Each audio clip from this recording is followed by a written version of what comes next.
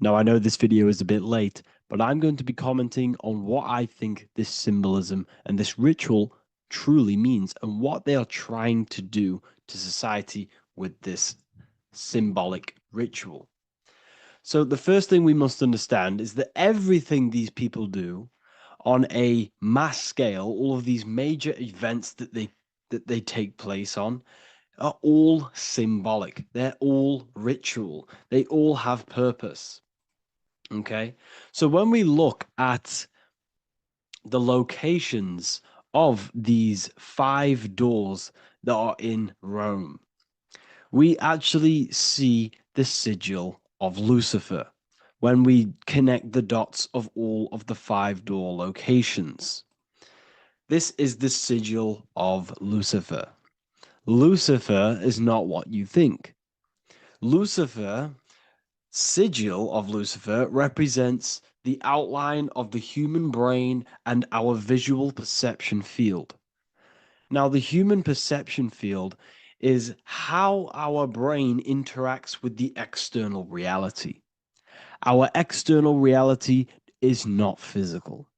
The only thing that exists outside of you is pure energy, formless, vibrational energy and light.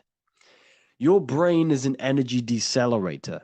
Your brain decelerates this light, this energy, into a material reality or perception that you can interact with. You don't look into the external world.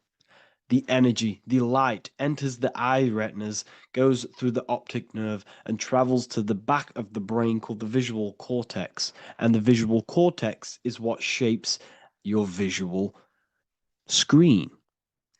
Now, if you are seeing the screen, this means that you are not the body, you are not the brain, you are the perception observing the screen that you are seeing. You are the eye behind that, you are the person behind that. So, what this is actually symbolizing is perception. This is a symbol of perception, of perceiving the material plane, of how spirit interacts with matter. Now, what's Lucifer? Now, the word Lucifer means the light bearer. He's known as the light bearer. The word Lucifer originates in Latin. Luci means light, and fer means to bring. It's the light bringer. The eyes, the visual perception of the light bringer to your reality. You see, everything outside of you is light. You are made of light. The word hue man means light. Hue means color, which is a form of light. And man means manifest. We're light manifested into material form. Every single one of us is Lucifer. When we fall for the material world, the external world, is an illusion. It is the false world. It can elude you. It can make you fall in love with the material things, material pleasures, lust, money, fame. These things make you fall. This is the fall of Lucifer. This is the mythological story. This is the symbolism behind Lucifer. It's you. Are you falling for material pleasure because you are a divine spiritual being from the higher planes, not from this plane? Now, if you let your divine being fall for this material plane and fall for the evil that can take place in this plane, then you are Lucifer.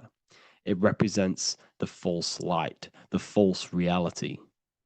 This symbol, the sigil of Lucifer, it symbolizes the interplay between light, consciousness, and the perceptual experience of the physical reality. The external world is truly internal. What we visually perceive is essentially light waves carrying information, which then gets processed by our brain, the central computer of our nervous system. Okay? So, how many doors are open? 5 doors. So 5 is the number of perception as well. 5 fingers on each hand, 5 points on the human body, 5 toes on each foot. We have 5 senses. 1, 2, 3, and 4, they're spiritual numbers. 6, 7, 8, and 9, they're material numbers. 5's the gateway. 5 is the middle bridge of how our spiritual self interacts with the physical self, how spirit interacts with matter. So this ritual is symbolic of perception. This is maybe bringing in a new perception. A new event will happen after this, a new perception of the world. Or personally, I think this ritual was to obviously shape the collective consciousness, because your reality is an externalization of your inner consciousness. It's simply just a mirror.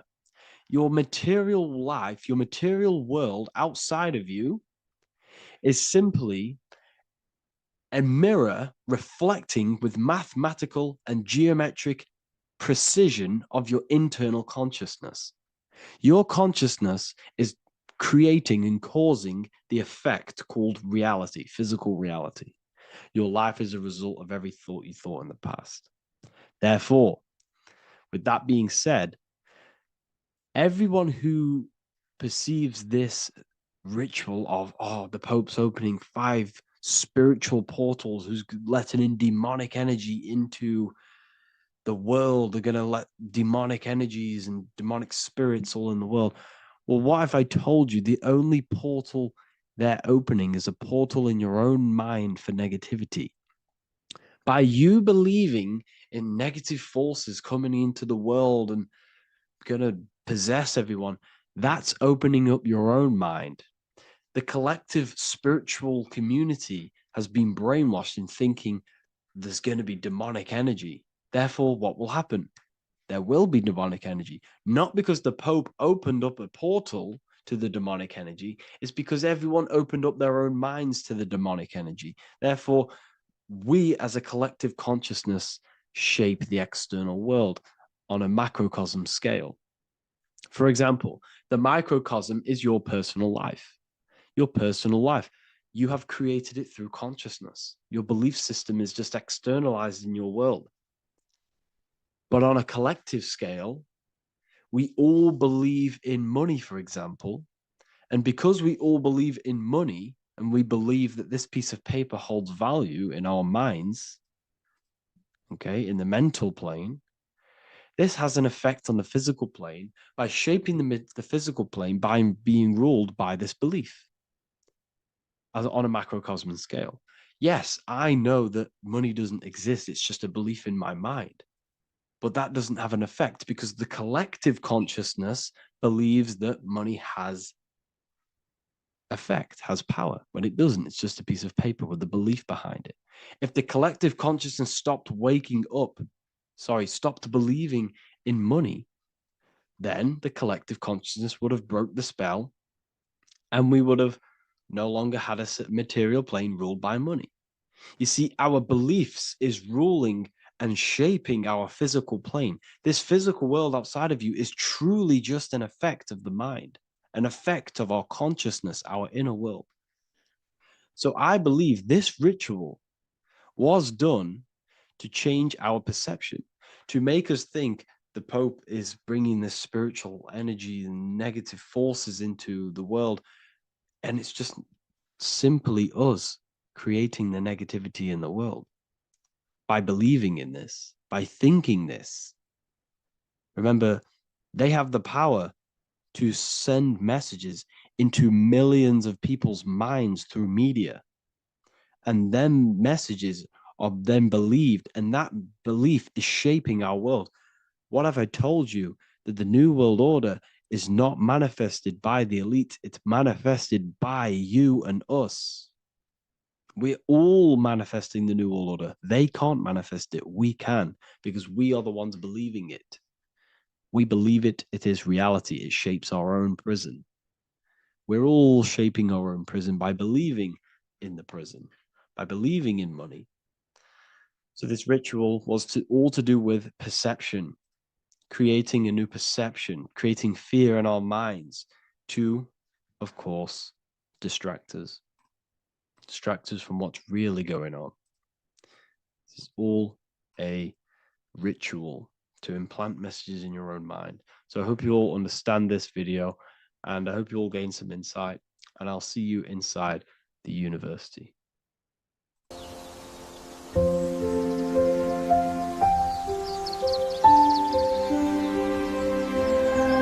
bookofwisdom.com. Visit today.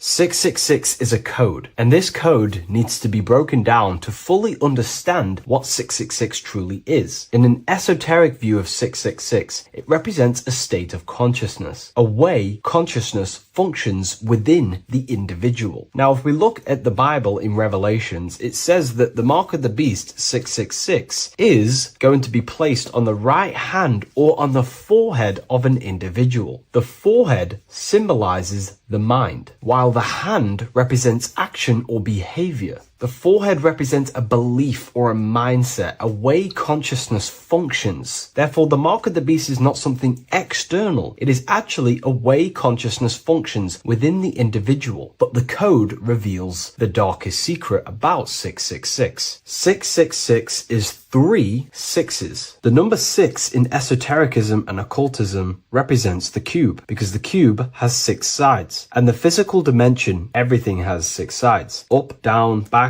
forward, left, right. Everything is 6-sided in this 3-dimensional world. The body is the cube itself. It is the number 6. And the number 6 is the number before 7. 7 is a divine number. It represents divine perfection, as there are 7 functions and cognitions of the mind, 7 energy centers along the spinal column, 7 major planets for the 7 days of the week, 7 days of creation, 7 visible light spectrums, colors. The number 6, therefore, is often understood as imperfection, as the body is imperfect. The physical form is imperfect compared to our divine spiritual nature. But let's decode the 666 code properly so you can understand this. Now you understand that the number 6 represents the material 3-dimensional world, or the physical body of consciousness. We can then look at the number 3 because there are 3 6s. The number 3 represents the 3 ways consciousness functions. Consciousness thinks, consciousness feels,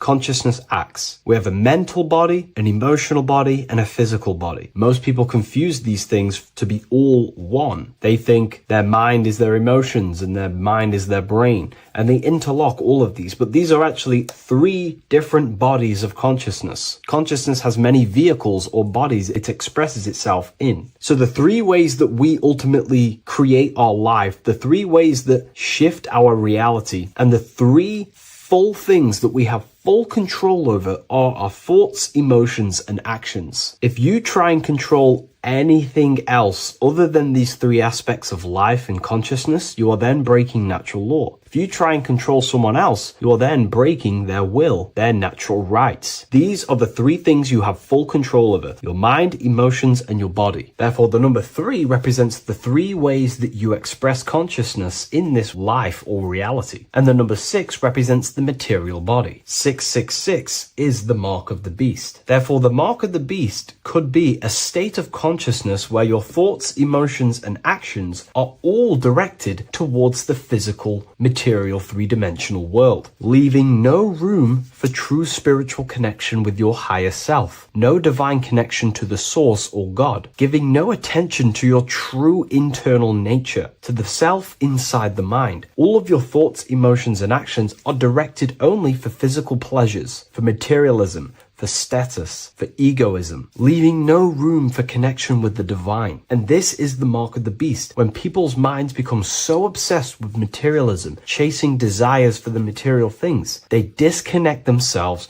from their true internal nature. And we can see this today. People are becoming so obsessed with materialism, money, becoming rich, whatever it is, they're gradually losing connection with their internal self. They think that they are the body. They think that they are these 5 senses. But ask yourself, if I remove my thoughts, if I turn off my mind, who am I then? Because who most people think they are is a bunch of beliefs in their subconscious mind. Their name, their job, their reputation, their friends. If you remove the mind and no longer think, who are you then? The observer, the pure awareness, beyond the mind, the body, the emotions. That is your true nature. You are the internal thinker. And when that internal thinker becomes so attached to the external physical body and does everything in its power to think, feel, and act only towards the material things, you become disconnected to your true powers, to your divine nature, to literally God. If you don't want to become the mark of the beast, then have balance. Now, I'm not saying materialism is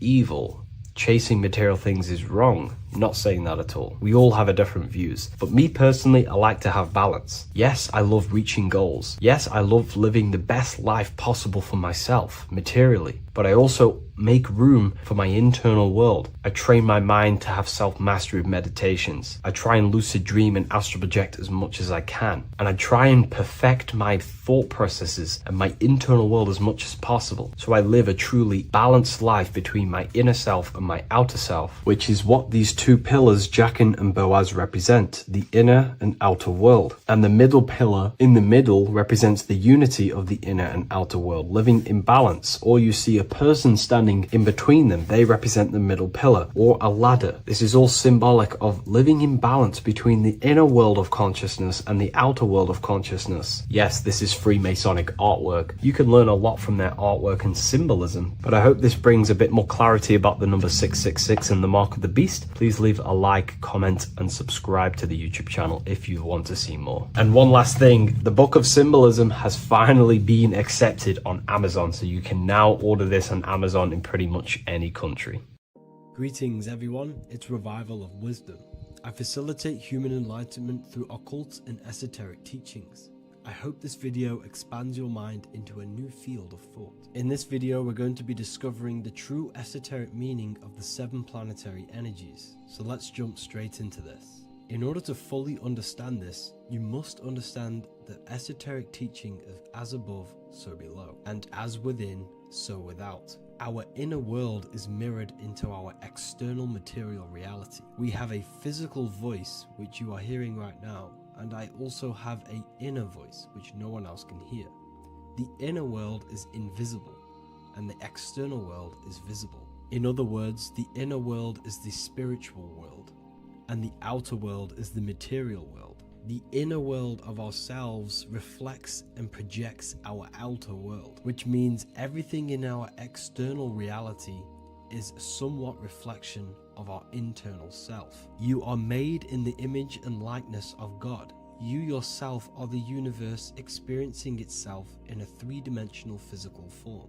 The Newtonian science has programmed you to believe that you are a physical being inside of a physical universe. They did this to limit your mind to only believing there is a physical universe and that you are separate from the universe or God. But you yourself are the divine essence of the universe, experiencing itself in a physical plane, which means everything you see is inside of you, including the stars, the planets, and the elements. As above, so below. As within, so without. An example of this is the 4 physical elements: fire, earth, water, and air. In the external world, these are physical elements. In our internal world, they represent the 4 bodies of consciousness. We have 4 different bodies. We have a material body, we have a spiritual body, an emotional body, and a mental body. The mind is not made out of the same substance as the body. The emotions is not made out of the same substance of the mind and the body. These bodies exist in 4 different dimensions, 4 layers of consciousness. With that being said, the 4 physical elements are inside of us. The earth is our material physical body. Fire represents our spiritual astral light body. Water represents our transformative and emotional body. Air represents the mental body, the communicative and thinking body. This is the teaching as above, so below. If that resonates with you and you can comprehend it, please leave a like and a subscribe to this channel to see more content. And feel free to leave a comment on any video suggestions. Okay, so now we've gone over the 4 physical elements and how they correspond with your inner world of consciousness. This is going to make it easier for you to understand what the planets actually are. The planets are a bit more in-depth and more detailed aspects of our consciousness. The 4 physical elements are generic, but the 7 planets go deeper. They are deeper aspects of ourselves. On a macrocosmic scale, the 7 planets rule the material realm. Every object, every animal, every plant, every stone, everything we see in this plane is governed and created under one of the 7 planets. I don't really like calling them planets. They are energies. They are spiritual forces that drive things into existence. An example of this is if we look at a tree. The roots of the tree are governed by Saturn. The stem of the tree is governed by the sun. The leaves of the tree are governed by the moon. Any offspring or fruit of the tree is governed by Jupiter. Any defense mechanisms of the tree is governed by Mars. The communication and networking of the tree is governed by Mercury. The smell and the look of the tree is governed by Venus. Everything we see in this material plane is governed by one of these specific energies. Everything material has a spiritual force that brings it into physical existence. This is the reason why we have 7 days of creation in the Bible. The 7 days of the week, all governed by the planetary energies. Monday is Moon Day for the moon. Mars governs Tuesday. Mercury is Wednesday. Jupiter is Thursday. Venus is Friday. Saturn is Saturn Day. And Sunday is for the sun. This is the reason why there are so many 7s in this physical plane. 7 days of the week, the 7 colors, the 7 chakras, the 7 diatonic musical notes, the 7 lamps on the Jewish candlestick, the G inside of the Masonic square and compass. G is the 7th letter. Now let's go a little bit deeper into every planetary energy. Saturn in the external material plane governs the foundational and enduring aspects of existence, such as roots of plants, the bones of our body, and even the insects that dwell beneath the ground. Saturn represents the dull, hard, and unyielding forces of life, symbolizing structure, limitation, and conditioning. Under Saturn's influence, things become rigid, bound by restrictions and boundaries. This is the reason why Saturn is known as Father Time, because Saturn rules anything that is a restriction and a limitation, which is time. The whole of this material plane is governed by time. You will be born and you will die. This explains why there is so much Saturn symbology in this material plane. Saturn is one of the most important planetary energies. You are a spiritual being in a physical body. Your light, your consciousness is bound to the physical body until you learn how to escape the physical body. The body is a limitation for our infinite minds and spiritual bodies. Our infinite mind is stuck in this material body, governed by Saturn's limitation of time, matter, and space. Now let's dive into what Saturn means to our consciousness within our internal world. We've gone over what Saturn means in the external world.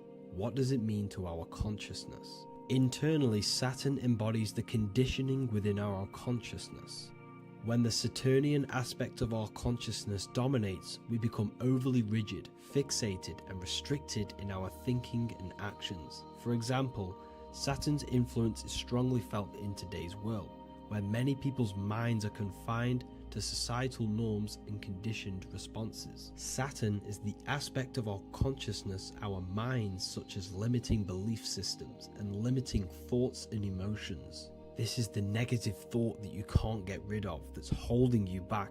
This is a Saturn aspect of our consciousness. However, this is not a negative thing. The Saturnian aspect of our consciousness is a great teacher, guiding us through difficult life lessons that ultimately lead us to growth and expansion. Saturn's energy allows us to experience and overcome fears and limitations so our minds can expand into new fields of thought, into new life.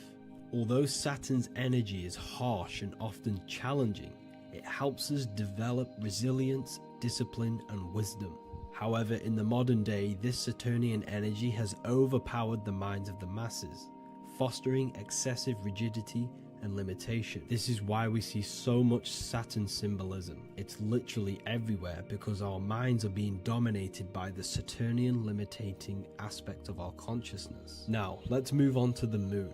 The moon, or lunar energy, in the external material macrocosm plane governs the elements of water, influencing the natural cycles such as the ocean tides, which rise and fall in harmony with the moon's phases. Beyond water, the moon also guides instinctual behaviors such as animal migrations.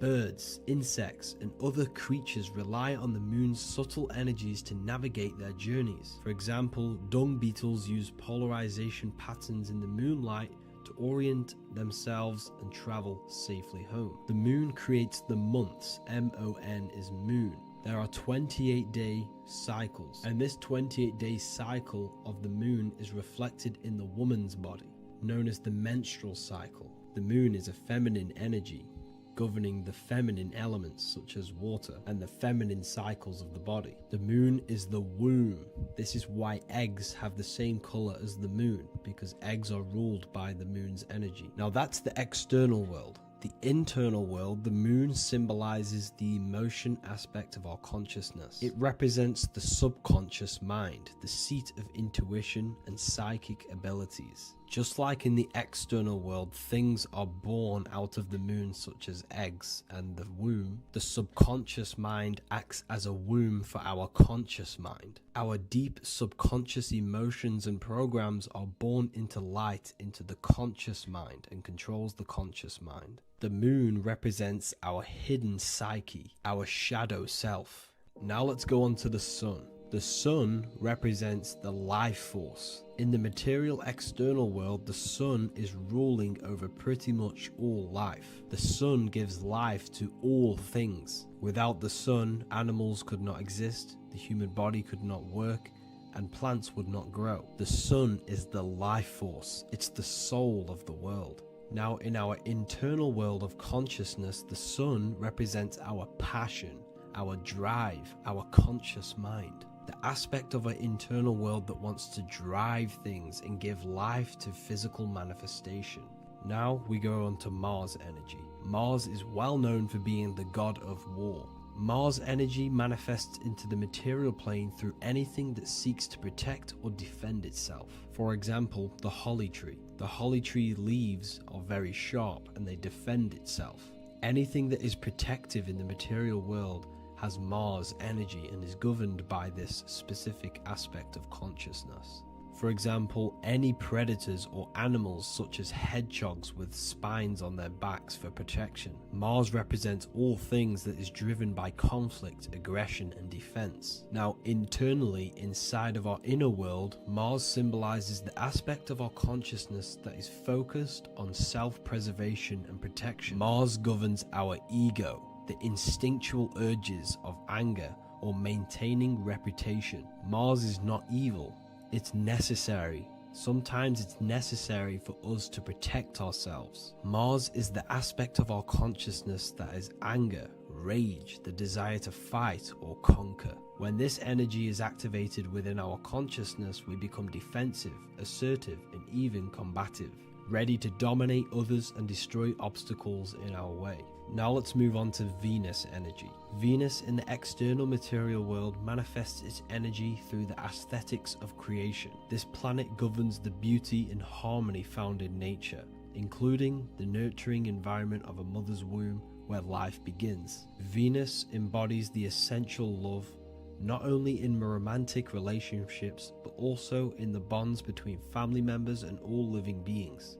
Venus represents relationships. We have relationships between plants, animals. They all depend on each other to give life.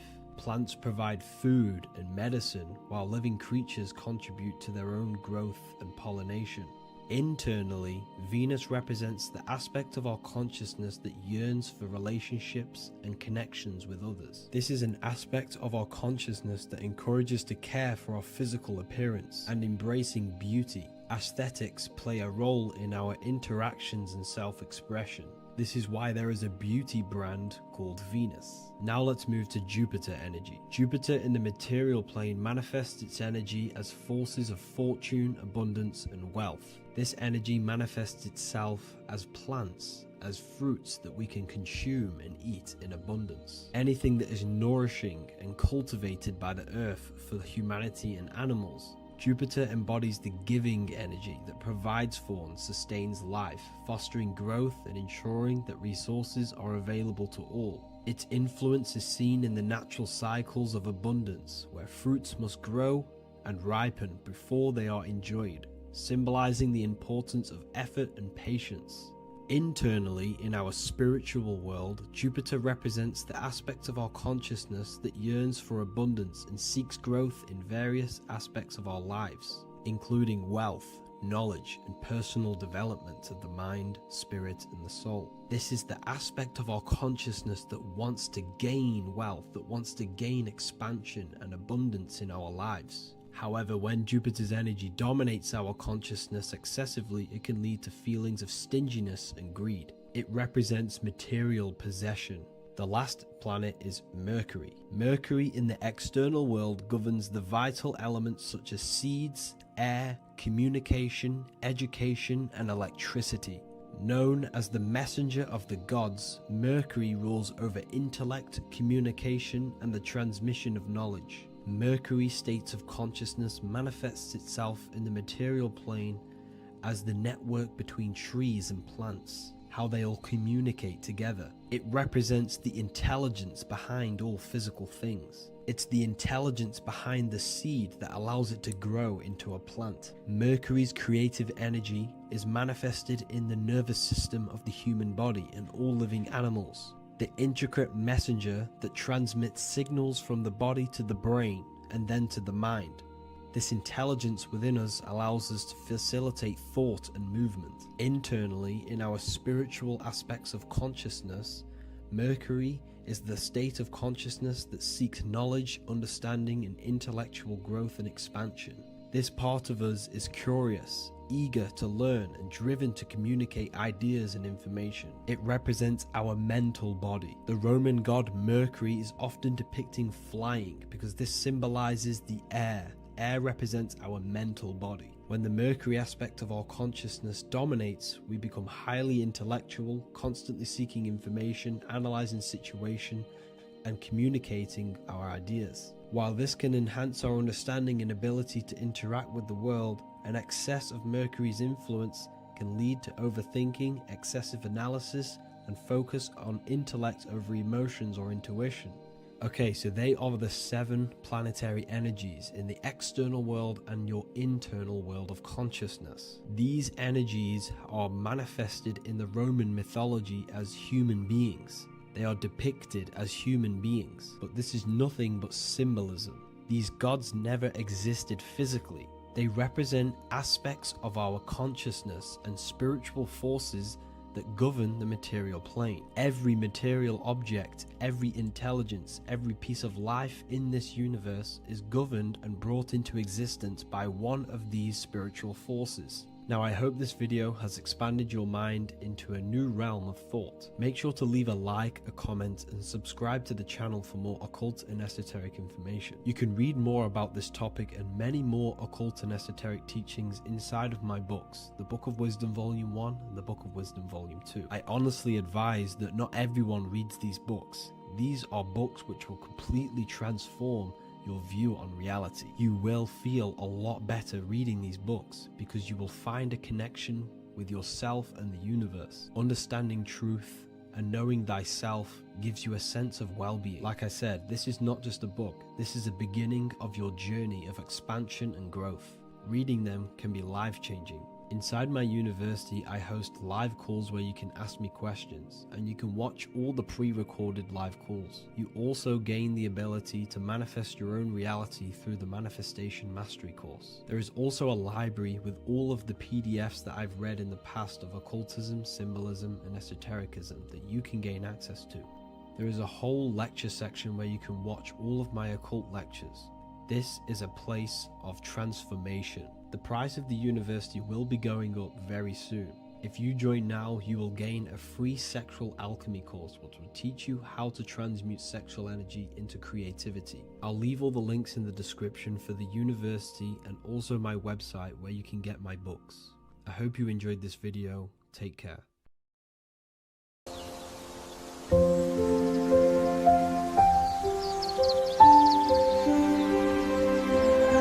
bookofwisdom.com. Visit today.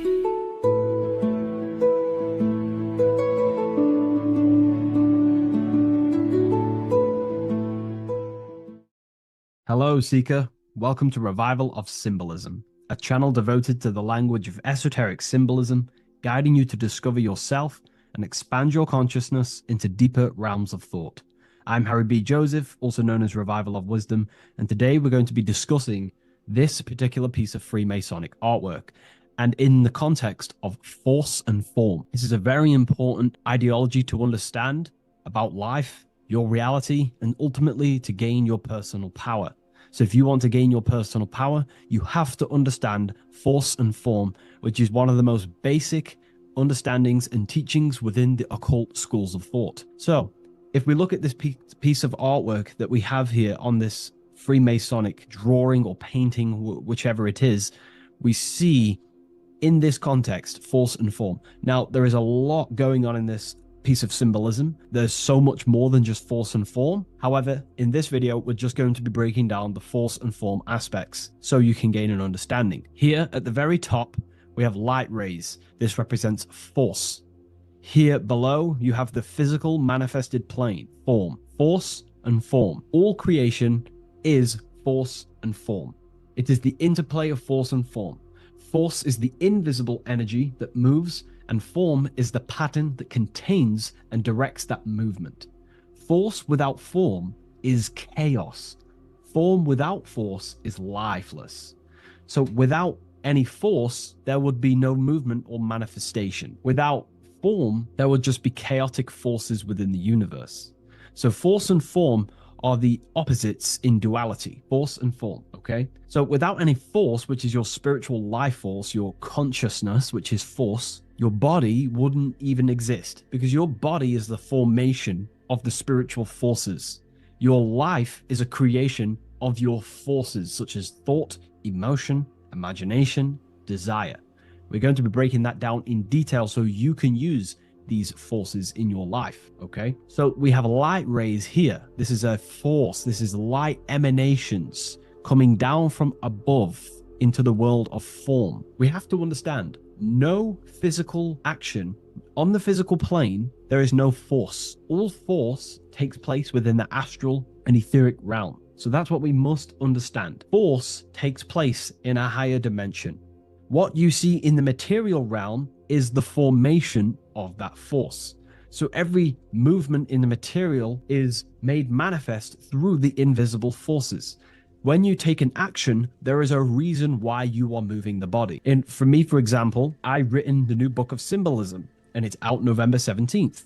The force that driven me to build that, to take the actions to build that, is a force, and that is an emotion or a desire. So that we all have a desire, which is the force that moves us. And that desire is not a chemical reaction within your nervous system. That desire is, in essence, a spiritual force that takes place within the astral plane. So we have the mental plane. Below you have the astral plane. Below that you have the etheric plane. And then below that you have the physical plane. All creation begins in the mental plane, what we think about. But then if we have a desire about a specific thought, we have a specific emotion towards a specific thought, such as, I don't know, making money. We all have a desire to make money, right? That desire then focuses down the mind, because you can think any thoughts you wish, but if you do not have a desire or an emotion towards it, the mind will not be narrowed down to one specific thought. So then that thought has an emotion or desire behind it, which then manifests itself. The thought descends into an astral form. The thought takes the body of an astral desire or imagination. That imagination and desire feeds the human heart. That human heart feeds the force through the physical brain, through the nervous system, and then allows the body to take physical actions. So each one of us has forces. So it's very, very important that these forces, such as desires, are not random and they are controlled. Because if you desire many different things, you are uncontrolled, you will have many issues in your life. You will have, if you have uncontrolled desires of lust, uncontrolled desires of vanity, uncontrolled desires of low pleasurable things of the flesh, your desire will not be controlled. Therefore, your force is scattered. So in order to gain self-mastery and to get what you want out of your reality, you have to control your desires, your force. So you have force and form. This is why down here you have people taking physical actions. You have, people running around taking action. And up here you have the forces. So it is the astral forces that is in constant rotation and interplay with the physical material realm, force and form. Force originates in the higher planes of consciousness and descends through the mental and astral into the physical. Within the mental plane, force takes the shape of thought. Thought is the first outline of form, the archetype that gives structure to creative currents. When one conceives an idea, the pure spiritual energy flowing through the consciousness becomes clothed in mental matter. This mental form is the mold through which all subsequent energies must pass. It defines the direction of movement and determines the quality of the outcome. Within the astral plane, the same force becomes emotion, desire, and vitality. Here, the mental pattern receives life. The astral body, being composed of the substance of feeling and magnetism, fills the thought form with motion and color. Force in the astral plane is dynamic, fluid, and responsive to rhythms of desire. If desire is pure and unified, it directs energy faithfully into the form conceived by the mind. If desire is scattered or conflicted, the astral force distorts the form, producing confused results in the physical world, confused actions, chaotic actions, if you do not have your desires and your heart under control and your emotions under control. Thus, the quality of one's emotional life determines how effectively forces passes through the pattern of thought. So the emotional quality of life, of your life, is determining your actions, because we all take action on what we care about, on the force that is driving us. So we must unify our heart with the higher mind, with higher thought, thoughts that are not selfish, thoughts that are not egotistical. In the mental plane, there are three subplanes. We have higher mental plane, lower, middle mental plane, and lower mental plane. Higher mental plane is higher thought. This is what people call the higher mind. A lot of people say the higher mind, but they don't know truly what it is. You know, a lot of spiritual people will just throw these words around. The higher mind is simply the mind that exists within the higher mental plane where higher thoughts take place. Thoughts that are guided with love, that are guided with selfishness, without being selfless, you know, thinking with, you know, without being egotistical. If you, for example, if you think, how can I make money? How can I gain? How can I do all this stuff? And you're thinking how to make money for yourself, for personal gain. That's a selfish thought, and that will manifest in the lower mental plane. If you want to become more of a powerful mind and gain your personal power, you want to think in a different way to penetrate the higher mental plane, because the lower mental plane, most minds in the collective consciousness operate in the lower mental plane, because that most people think unconsciously. Therefore, their minds are not trained to think in the higher mental plane. So most people dwell in the lower mental plane. This is where all the lower thoughts are. There's not very good ideas because the collective consciousness is there. Once you start to raise your mind, you then start to learn to think differently. Instead of thinking, how can I make money? How can I gain? How can I, get this? Think differently. Think on a collective scale to penetrate the higher mental plane. Think, how can I benefit the world? How can I do something that's going to benefit people? Because money will come as a side effect of that. That's just one example. So when you shift your mindset to use the higher mental plane and train your mind, you're gaining willpower. You're also penetrating the higher mental plane where better thoughts are. You receive better thoughts, better guidance through thought forms. That's a whole other lecture I can make. Thought forms, which are basically demons and spirit guides, what people call. They're just thought forms. So we truly do live in a mental world, and everything is force and form, symbolized by the light and the material reality. The individual who understands this relationship between force and form begins to work consciously with the descent of energy through the different planes of consciousness: mental, astral, etheric, physical. When you hold a clear mental image, you create the form. You fill that image with emotion and desire, you generate the force. When you act upon that energy, you complete the circuit of creation. The process is simple yet exact. Force always seeks form, and form always requires force to live. If the mind is undisciplined and the forms it creates are vague, force dissipates into confusion. Energy without direction creates turmoil in the astral body, manifesting as restlessness, anxiety, or inconsistency. If the emotions are intense but the form is weak, the force becomes misdirected, often leading to chaos in one's actions. Conversely, if the mind creates a strong form but the emotions are dull or lifeless, the form remains unanimated, a structure without vitality. True creation requires the balance and union of a defined mental pattern and vibrant astral current. So it's about aligning your mental and emotional states, symbolized by these two pillars here. Well, they are the extremes. So the moon would be your emotional state.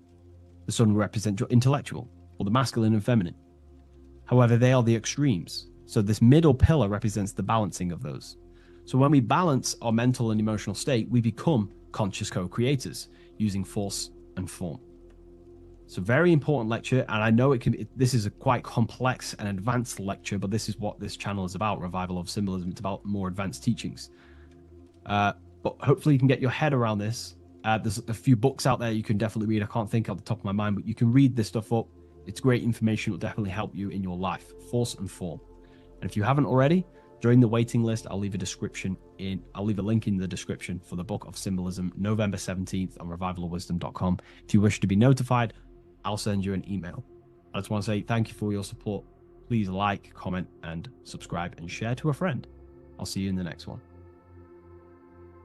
Absolutely. Let's refine that into your signature deep and esoteric.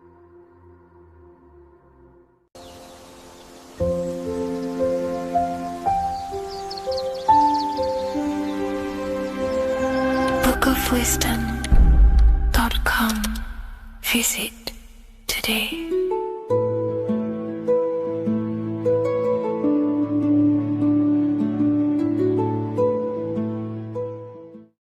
Hello, Seeker. Welcome to Revival of Symbolism, a channel devoted to the language of esoteric symbolism, helping you discover yourself and expand your consciousness into new realms of thought. I'm Harry B. Joseph, also known as Revival of Wisdom, and in this video, we're going to be discussing the symbol of the double-headed eagle, also known as the emblem to represent the 33rd degree Freemason. So let's jump straight into this. We have a piece of Masonic artwork here, which is what we call a complex symbol. A complex symbol is not just one symbol, but many different symbols in one piece of artwork coming together, forming a greater meaning. So we have many different symbols to break down here. And we're going to start off with a little bit of context so we can understand this symbol. This symbol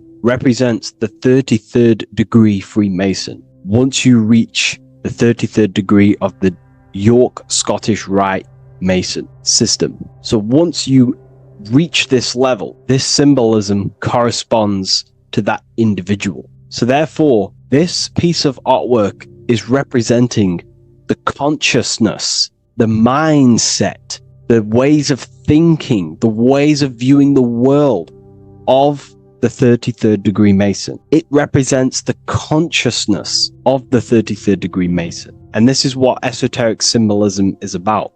Esoteric symbolism is symbols and emblems representing states of consciousness and teachings within the forces of consciousness. So let's jump straight into this. The first thing that I see when I look at this piece of symbolism is the double-headed eagle, okay? The double-headed eagle. What is this eagle doing?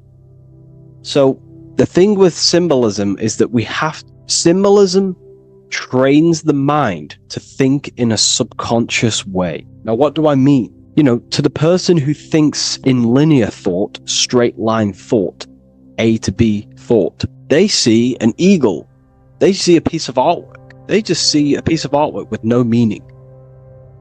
But to the person who is trained in the occult, these symbols are representing thought vibrations. One example would be in occult symbolism, what we're meant to do. These symbols represent thought forms in the mental plane, within the mind of the individual. Instead of me just giving you the answers, in the occult, they give you symbols.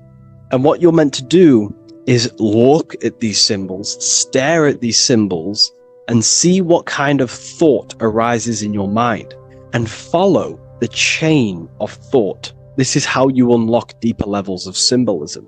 This is what we call the chain of thought. Now, what do I mean by the chain of thought?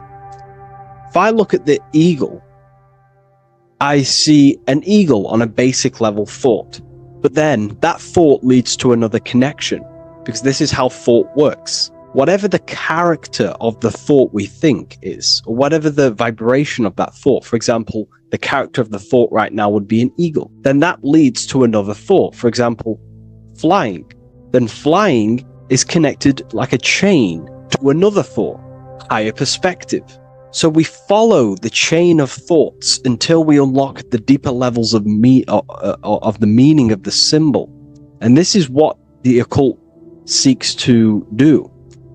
Symbols make and force the individual to go inward. You look at the symbol, it's not a direct meaning, but you have to go inward and start to think and follow the chain of thought that this symbol is connected to until you find its deeper meaning that relates to the individual, to you, to a teaching or a force of consciousness or a state of consciousness. Okay? It's very difficult to explain in words because symbols transcend the barrier of words. Okay? So what we're looking at here is a eagle. And what does the eagle do? Well, the eagle has the ability to fly above the earth. It looks down upon the earth. In allegory and metaphor, this represents a higher perspective of reality, a higher perspective of the world, of the self. So this is representing the consciousness of the 33rd degree Mason. They have a higher perspective of themselves. Why? Because they studied the mysteries. They studied the Kabbalah. They understand consciousness. They understand the human psyche. They understand the origins of consciousness, the forces of consciousness. They understand how the material world is created through the forces of consciousness. So the eagle represents higher perspective because it can fly above the earth. And here you have the earth, this circle here, this sphere. So it's flying above, symbolizing a higher perspective of reality, a higher perspective of the physical world, the physical body, and the self. Because ultimately, this is what it's about. Freemasonry is about, of course, self-mastery, building a better self. That's what the craft is. But it's ultimately trying to figure out the mysteries of consciousness itself and the origins of reality. We gain this insight through Kabbalah, the study of the Kabbalah tree. So let's not get off track here. So the eagle ultimately represents a higher perspective of reality because it can fly.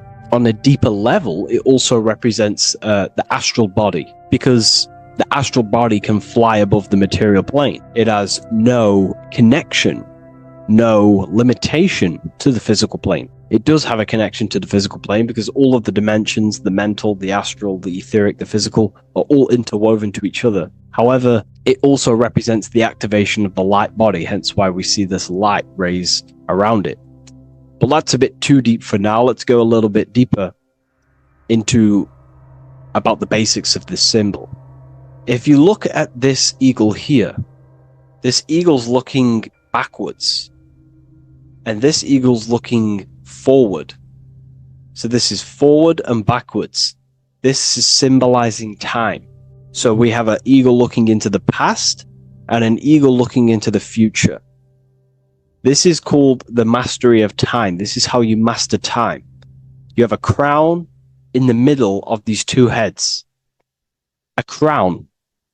A crown is something worn by royalty, and royalty has a lot of power. So this is symbolizing personal power and mastery. How do you gain your personal power and mastery over time, over the past and future? Well, it's very simple. In order to master time and master your future and master your past, you have to look at the forces in your past that have led you to this very moment. Here we have a triangle which represents the number 3. Remember, in this middle, which is the present. So you have to look into the past to see what thought, emotion, action, the number 3, the 3 expressions of consciousness. Consciousness expresses itself through thinking, feeling, and acting. That's how consciousness manifests itself in 3 different ways. You have to look into your past to see what thought, emotion, and action has led you to this very point in your life in the present moment. And what you can do now, which is your power, the present moment is your power, you can ultimately change your thought, emotions, and actions now to create a better future. You observe the past to see what thought, emotions, and actions created your present moment, you notice the mistakes, and you change the now through thought, emotion, and action to generate a better future. This is how you master time. Now, keep in mind, this is always in the mind of a 33rd degree Mason. Someone who is highly, mastered, they keep this in mind. Just like they keep in mind what thoughts they are paying attention to. 33rd degree Mason has a lot of self-mastery power, and they hold conscious thought. Most people think unconsciously and without power. A 33rd degree Mason is trained, their mind is trained. Therefore, their mind thinks powerfully. They do not think randomly, because they understand thoughts are the seeds to physical creation.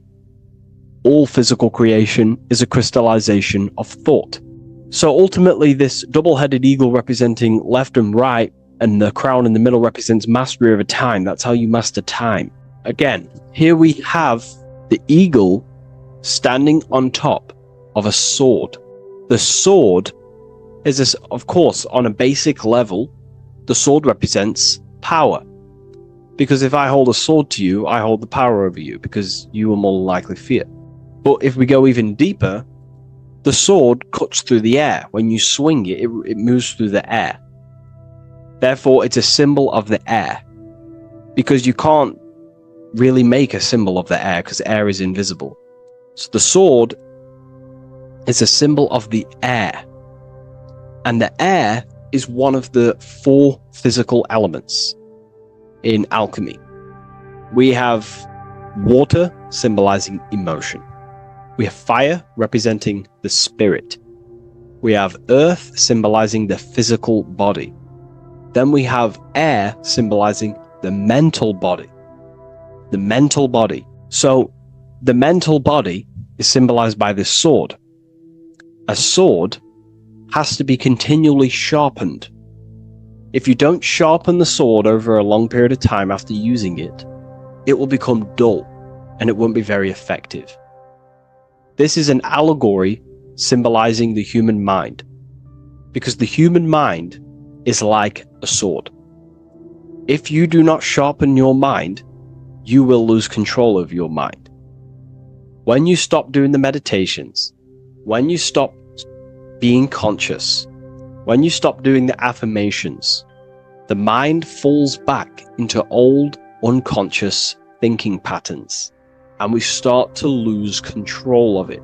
The mind is seen as a sword within the occult, because this is pretty much your tool. Your mind is your tool. This, just like the sword is a tool. Your mind is a tool to create reality. So we need to make sure this tool is always sharpened, that we stay on top of the mind, hence why the eagle is on top of the sword, symbolizing control over the sword, mastery over thought. This also goes into thought forms. In the occult, there's something called thought forms. Thought forms are basically taught to the individual and understood by the individual, who understands that the mind is not just in the brain. The mind is a part of a mental field. All around you, there is not just a field of energy. There's also a field of mind surrounding you. It's a mental universe. And this field of mind is what we call the mental plane. The field of mind is where all of the possible thoughts in the universe infinitely express itself. So each area has different thought forms. Each postcode, each place you go has different thought forms. This is why if you walk into a cathedral, for example, an ancient, amazing structure, your mind instantly becomes, you're amazed. You feel different when you walk into these areas, because all around you is a mental field. And there's something called thought forms. Thought forms are basically what religion call spirit guides or angels, helpers. This is what thought forms are. Thought forms are basically, if you dwell on the thought that you are going to lose your girlfriend, for example. Let's use a negative example here, because a lot of people can relate to this. Or your boyfriend. Let's keep it simple. Everyone can relate to this at some point in their life, hopefully. Or, if not, it's okay. No worries. It's just an example that most people can relate to. If you constantly dwell on the thought that you are going to lose your partner, what we have to understand is that the mental plane, what we have to understand is that the forces within consciousness, within what we call the universe, is always trying to give you what you want to create. That's your right. The universe or mind or consciousness, whatever you want to call it, is always trying to unfold what you want to create. It doesn't know the difference between something you don't want to create or do want to create. Whatever you think about is ultimately what this power of consciousness or the universe will try and manifest. This is why we have to gain mastery over our thought, because thought are basically the seeds that we impress into the dimensions. So we have a mental dimension, we have a higher, middle, lower subplanes of the mental dimension or the mental plane. Then that's just thought. The mental plane is just thought. Below the mental plane, thought takes the body of imagination, which is what we call the astral plane. And the astral plane also has higher, middle, and lower subplanes. Then we have the etheric plane. The etheric plane is basically an energetic copy of the physical plane. So you have an etheric brain, you have an etheric body. It's just basically an energetic, exact copy of everything that is physical. So if we think something within our mental body and we dwell on that thought, the more attention you give, the more you feel that anxiety about losing your partner, you're literally forcing energy and direction and attention into this thought idea, which manifests itself within your own aura. Your aura is basically, it's not just your electromagnetic field. Your aura has many different levels. It has a physical level, it has an etheric level, an astral level, and a mental level, layer. So it has a layer for each one of these bodies. If you dwell on this thought and you keep giving attention, power, you start to imagine this because you're worrying about it. You literally create a elemental or energetic substance that clouds your aura.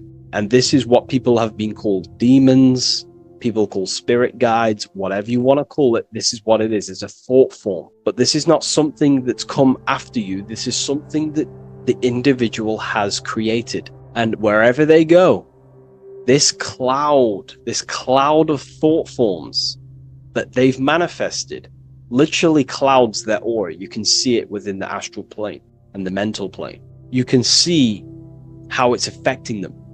Wherever you go, you start to randomly think about it. You keep thinking about it. It's infecting you. It's like a demon. It's tormenting you. But it's simply just a force, an astral force, and a mental cloud that they've manifested within their aura.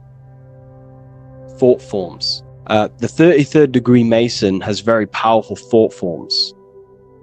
And this is, if you're a Mason yourself, and you're not aware of this, this is why it's great to be around a 33rd degree Mason within your lodge, because they have very powerful thought forms, and you being in the present of them, you're also taking on his thought forms, and they can assist you. We're all affecting each other through thought transference through the mental field or the mental plane. Okay. Now I'm not going to go too deep into that because, people can use that knowledge for really bad. But ultimately it represents thought forms also, symbolized by these clouds. Clouds are a symbol of thought forms, because they manifest themselves as basically like a cloud form energy within the aura of an individual. So this represents the mastery over the intellectual side of consciousness, of thought, sharpening the mind, gaining mastery. Then we have 33 in a triangle. A triangle in alchemy symbolizes, the upwards triangle, the upright facing triangle, symbolizes the element of fire. The downright facing triangle represents the element of water. So an upright triangle represents fire. Fire is very transformative. If you place, I don't know, a pencil into fire, the fire will burn it down into its raw material. And this is ultimately what this triangle represents. It represents the consciousness of the 33rd degree Mason, who has basically transformed themselves from ego consciousness, only dwelling within the limits of their ego, their old belief systems of thinking they were the body, only reacting to five sense thinking, linear thinking, low base consciousness, not knowing right from wrong. It's basically transforming themselves. They have burnt themselves down to their raw soul form, and they understand that they are a soul, and they've experienced this, by casting off all the attachments to consciousness.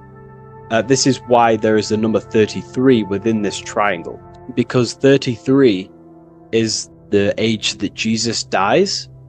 It's also the number of the Kabbalah tree, because the Kabbalah tree has 10 Sephiroths, 22 pathways, and one hidden sphere called Dot, which all adds up to 33. And the Kabbalistic tree of life, just to give you a bit of context, basically is a blueprint of how God manifested the world, and you are an expression of God. So it's also representing how your soul fell into matter, how consciousness creates matter. And it's also a diagram of how reality is not fixed, but it's ever unfolding creation through these forces of consciousness.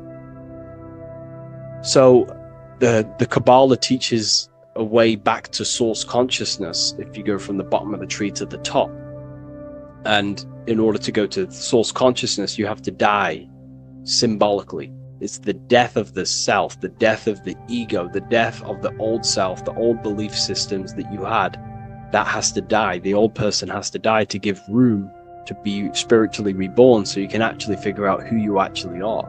Your ego has to die. Now, that's not saying ego death, but you have to basically give away all of your old belief systems to then be spiritually reborn. That's why Jesus dies at 33 and is resurrected. Ice melts from ice into water at 33rd degree. So it's symbolic of transforming. And again, the upright triangle is the fire element, symbolizing burning things to its base raw material.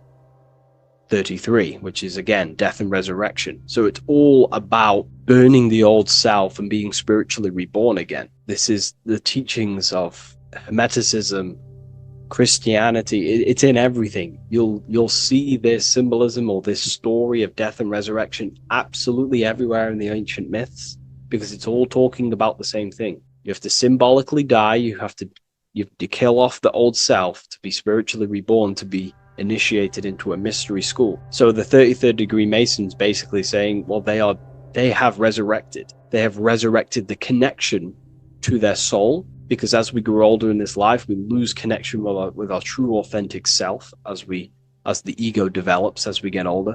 And if we don't stop developing the ego, we never actually connect with who we truly are, which is a divine, immortal, formless being who has the infinite power of creation. This is what you actually are. Okay, so it's also symbolizing the union of opposites, hence why we have a double-headed eagle here. It has opposites. Obviously, this is massive within the occult. You see this everywhere, union of opposites.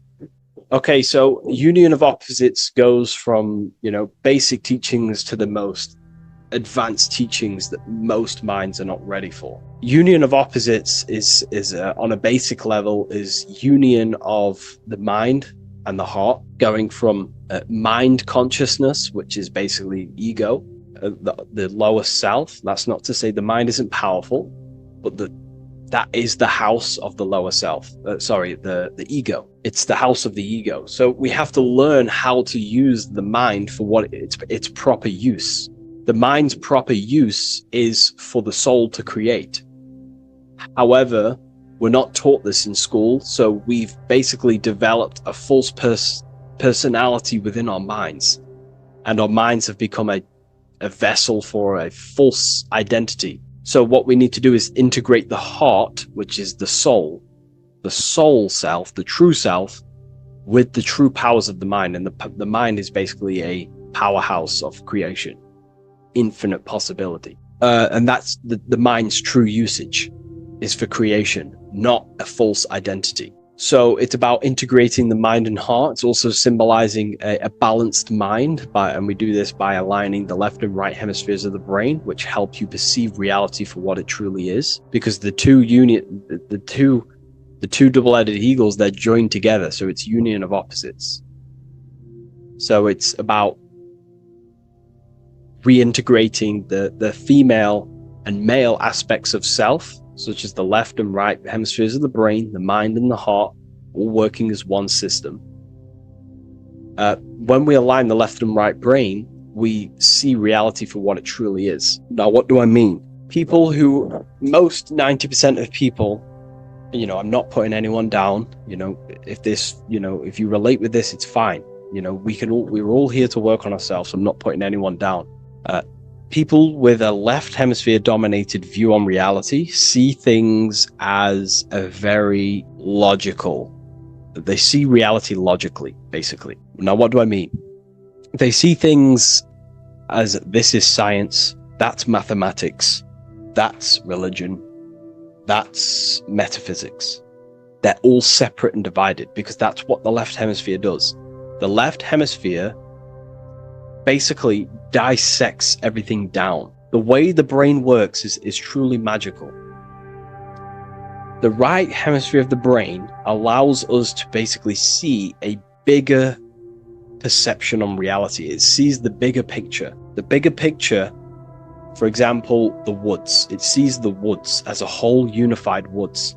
But then the left hemisphere of the brain takes that view and perception of the woods, dissects it down and analyzes it into individual branches, trees, leaves, animals, insects. But in reality, it's all one, because all is manifested from the one God, the one source, the unmanifested consciousness, the unmanifested force. So it's union of this. We have to view the world as in, yes, everything is one, but I'm also living in my personal consciousness.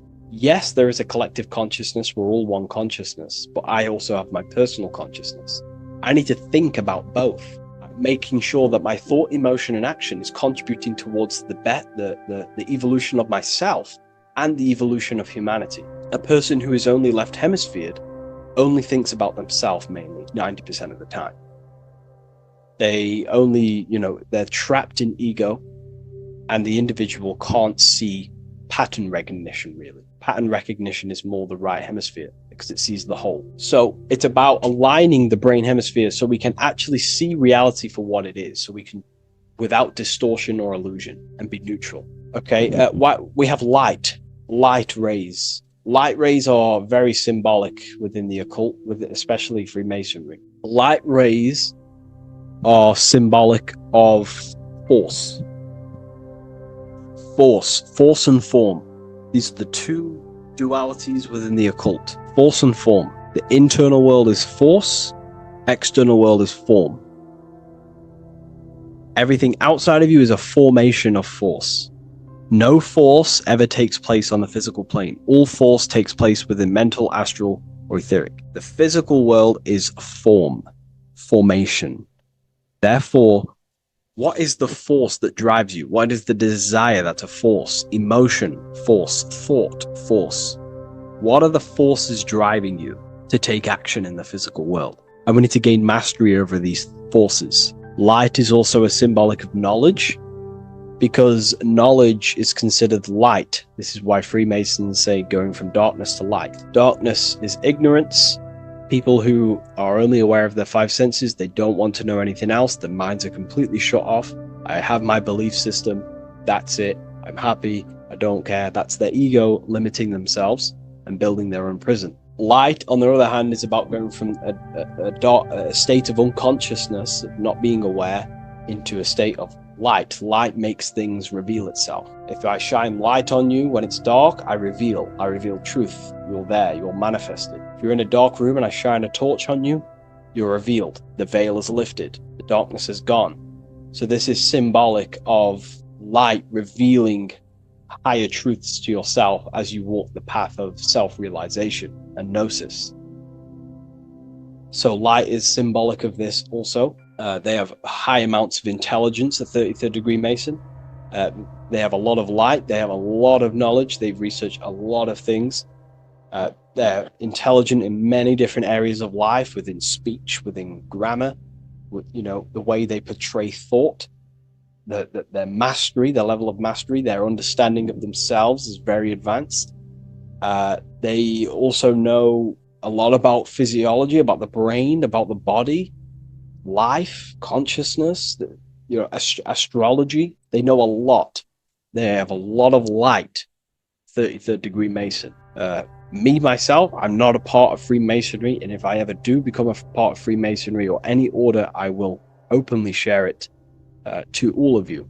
This information has come from following the chains of thought through self-study and self-realization, and studying Freemasonry from an external view. You can gain a lot of insight just by studying symbolism itself. Masonry is about being a builder. That's what the word Mason is. Mason is about building. The word Mason means builder, and it's about building the self. We're all building either our prison of our soul, or we're building our freedom of our soul. Every single one of you. Every time you reject something that if you did something wrong and you reject you being wrong, someone tells you were wrong, but you reject that, or they try to give you a piece of information and you reject it, you're building your mind's prison, stone by stone. But the person who has an open mind to all things is freeing their mind, freeing their soul. So we're all builders of our soul, and we're all builders of reality also. And we're all building Earth. This is the building project is Earth. We're all contributing towards it through our thoughts, emotions, and actions. These are our God-gifted powers: thought, emotion, action. These are our rights to operate in the world. These are your buttons to control the character in the game. So I hope this information has given you a lot of insight about this symbol. Please leave.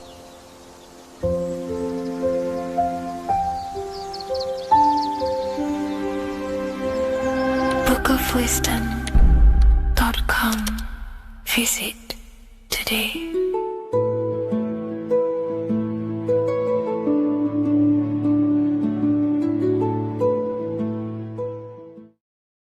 How are we doing, people? It's Revival of Wisdom. We're back today talking about sun worship. Okay? And please enjoy. Sit back and enjoy the video. First thing we need to understand is that the sun is the risen savior. It's the light of the world. Without the sun, we have nothing. Now, the sun is the Son of God. We didn't make the sun. No one owns the sun. But who created the sun? Obviously, the Creator created the sun. Therefore, it is the Son of God. And that is what Jesus is symbolizing in the Bible. The Bible is a metaphorical story. That's why it's called the greatest story ever told, because it is a story about the sun, the zodiac. It's about you, the systems in the body. It's about everything that is sacred in this creation. Now, you can see the suns behind Jesus' head in all of the ancient portraits, even the ones that are more modern. You still see a sun on the back of his head, because he is the sun. He's the light of the world, our risen savior. And this is what Christians are lost, because they don't realize it's a symbolic story, and they think Jesus was a historical person. He's not a historical person. Okay, this is what we need to get out of our mind. This wasn't a historical person. It's the Son, our risen savior. The Son is the soul. It's the soul of this creation. Because what is a soul? A soul is pure life force, pure energy. Whatever a soul inhabits, it gives life to. Like our soul feeds our body. The sun feeds the earth because the sun is a soul, and that's why the ancients called it Sol, because it's the soul and it's in you, and it's the light of the world. It's the light of everything. Gives life to all things. Here's Jesus and his 12 disciples. The 12 disciples symbolize the 12 zodiac signs. Aries, it rules the head region because the 12 zodiac constellations rule specific regions of your body. Aries, the ram, you have a cerebrum in your head. This is Aries on the head of the table. His Gemini rules the arms and the lungs. The two twins, Gemini. He's holding up two hands for the two hands and arms. The twins. Cancer has a knife in his hand. It's not so clear, but he has a knife in his hand. Cancer is the crab. Crabs have claws. And he's pointing at Virgo's Adam's apple, saying there's no Adam's apple there. It's a woman. Who's the sixth sign? The sixth sign is Virgo, the Virgin, the only woman in the painting. Now notice how there are 3 people in 4 groups for the 4 seasons and for the 3 months and 3 zodiac signs in each season: spring, summer, fall, winter. Matthew, Mark, Luke, and John with the suns on the back of their heads, because it's the 4 states of the sun. The 4 states of the sun. Now, 6th sign, Virgo, the Virgin, the only woman in the painting with no Adam's apple. Then we have the sun, Jesus, red and blue, red shift, blue shift. Electromagnetism. The ancients knew this. He's got one hand open, one hand down, because the sun gives and retrieves. The sun rises and it falls. It gives, then pulls away. That's what the sun does, and that's what he's doing. His arms are out, symbolizing the rays of the sun, casting down onto the earth, giving and then receiving. Libra, his 2 hands are equal, he's holding his arms out equally, because Libra is the 2 balanced scales. Libra is when the sun is balanced between the summer and the winter. It's being judged. The sun isn't balanced. That's what Libra is, the 2 scales. Capricorn is the goat. Goats have 2 horns, and you can see the 2 horns on his head here. See? So this is astrology. This what Leonardo da Vinci is depicting here. It's astrology. He knew the story of the Bible is all astrology. It's all based on astrology. The Son of God, the real sun. Now here are some Bible verses. I am the light of the world. Obviously, that's the sun. What other light is there that lights up the world? The moon can't do it. It's the sun, the one and only sun, our risen Savior. Because if the sun didn't rise, we'd all be dead. So it's our risen Savior. And it dies for our sins every night and then gets reborn every day. Now, Jesus calms the storm. Mark 4:35-41. The disciples are all on a boat and there's a heavy storm. But Jesus is asleep. The disciple says, Jesus is asleep. We need to awake him. They wake up Jesus, and Jesus got up and rebuked the wind and said to the waves, quiet, be still. Then the wind died down and it was completely calm. Well, when Jesus was asleep, this is the sun not being risen. It's not risen yet. Because in the night times, that's when the storms happen on the sea and the ocean. And when they awake Jesus, Jesus rises because he's the sun. He rises and everything calms. Because when the sun comes, the storms go. You see? So it's the sun. It's all about the sun. Here's another, Luke 22:10. A disciple asked Jesus, when will we know it's the end times? And Jesus says, as you enter the city, a man carrying a jar of water will meet you. Follow him to the house that he enters. Well, this is clearly talking about astrology, the topic that Christians think is satanic, when they don't realize the whole thing's based on astrology. Because the end times is the end of Pisces, which is the 2 fish, which is the age we've just gone out of. And you can see all these ancient churches here with 2 fishes. because they knew it was the age of Pisces. There's an ancient artwork with the two fish, Pisces, and the end times, as it talks about in the Bible, when Christians think the world's going to end or something. But no, it's just the end of Pisces. As you enter the city, a man carrying a jar will meet you. Follow him to the house. The house is the zodiac sign that he enters. And the zodiac sign is Aquarius, because that's what it is, a man carrying the water. We know this is astrology because a woman, that is a woman's job in the ancient times. In the ancient times, the woman used to get the water. You would never see a man collecting water back then. That was the woman's job, whilst the man builds the houses, for example. You see, so we know it's talking about astrology because astrology is the man holding the bucket of water. It's the end of Pisces. Now we are in Aquarius. And of course, Luke 24:36, the risen Savior, the Son. Now, the Son is also born on the 25th of December, a virgin, just like Horus, Mithra, Buddha, Krishna, Hermes, and thousands of other gods, all born on the 25th of December. Well, it's because the sun moves 1 degree northward on the 25th of December. And on the 22nd to the 24th, it stays in the same degree because it's moving south. But then on the 22nd, it stays in the same degree on the Southern Crux constellation. And the ancients called this the sun dies on a cross, because the cross is the Crux constellation, the Southern Cross. And it stays on that same degree for 3 days on the cross. The sun dies on a cross, and then on the 25th, moves 1 degree northward, bringing back the summer, the light, the warmth, the growth of crops. And this is the sun being reborn again, a virgin, because it's pure. And here's Mithra, another sun god before Jesus was around, before Christianity. It was Mithraism, and Mithra, Ra is Ra, the sun god, Egypt. It's all about Ra, the sun. You see the crown of thorns on Jesus' head, symbolizing the rays of the sun. And here are the rays of the sun on the back of Mithra's head. Krishna, the sun. Buddha, the sun. Horus, horizon. All born virgins, all did miracles, all resurrected. Dead for 3 days. Well, here he is, dead for 3 days on the cross.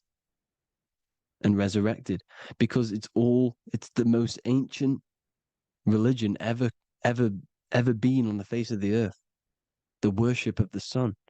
And we should worship the sun, because without the sun we are nothing. The sun feeds us, feeds the earth, feeds everything. Without the sun we are nothing. It's been reversed, and now we're worshipping man. When we're worshipping a man called Jesus, was never real. It's all about the sun, the most high, the most powerful, potent, celestial body in the sky, the orb that feeds us every day. It dies for our sins and rises every day. It's the sun.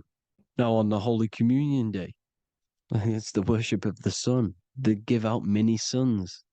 It's Jesus holding a sun.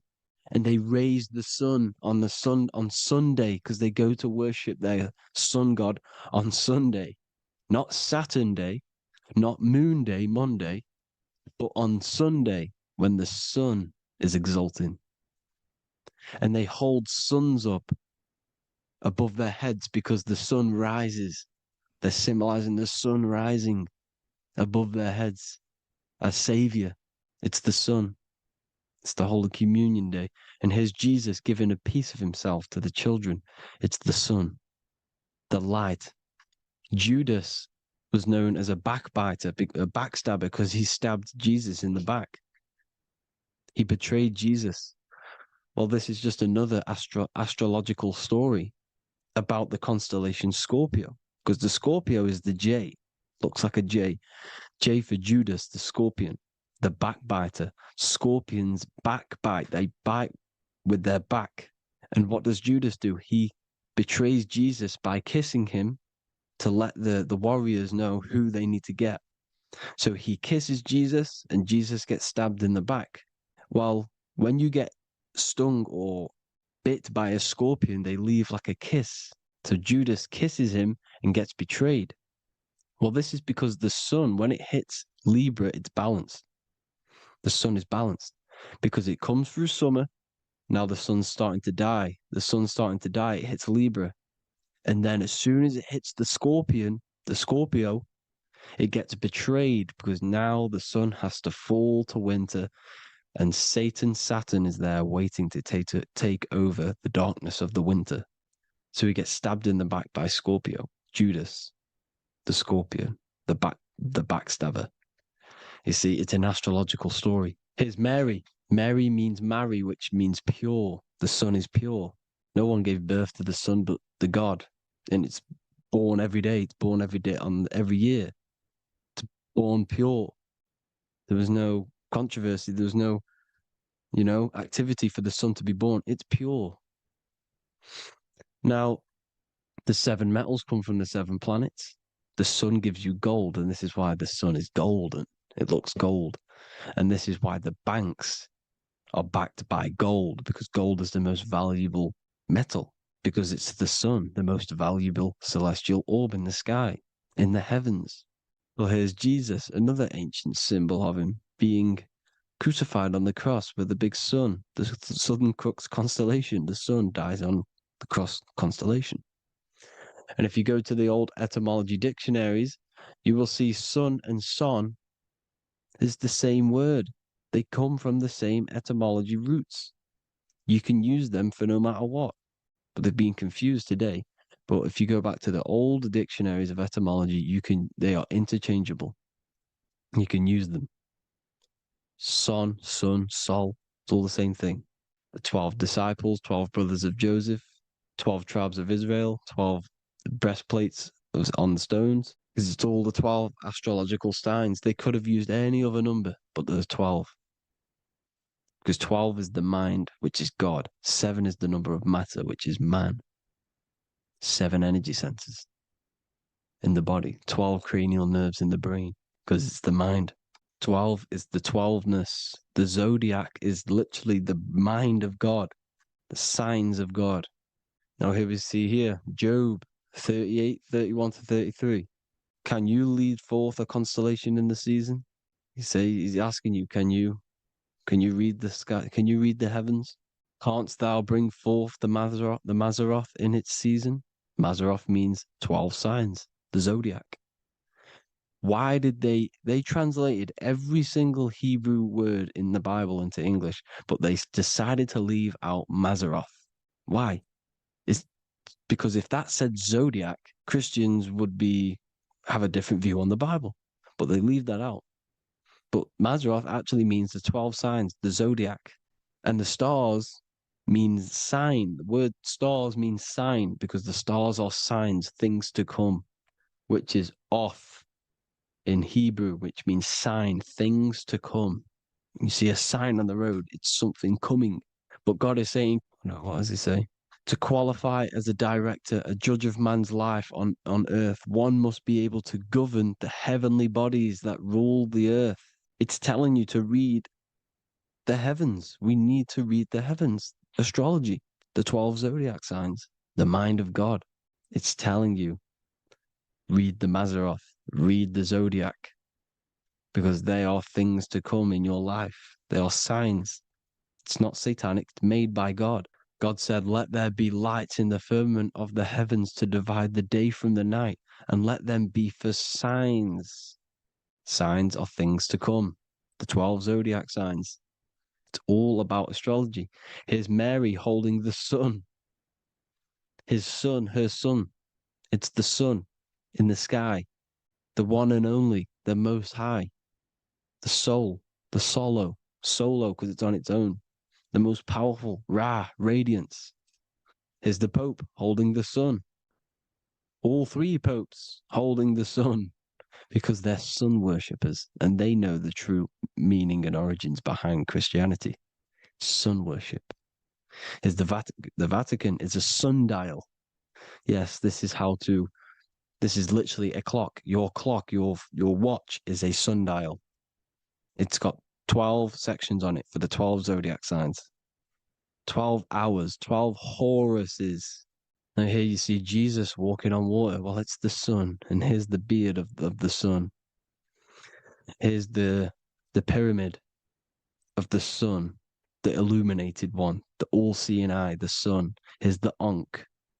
The sun creates these symbols. The ancients knew this. Now, when you see these headdresses, these are actually the days of procession of the sun. Aries, Cancer, Libra. It's all about the sun. Here's some more sun worship going back to Egypt. Ra, Horus, Osiris, and Set. Jesus and Satan is Horus and Set. The sun and Saturn.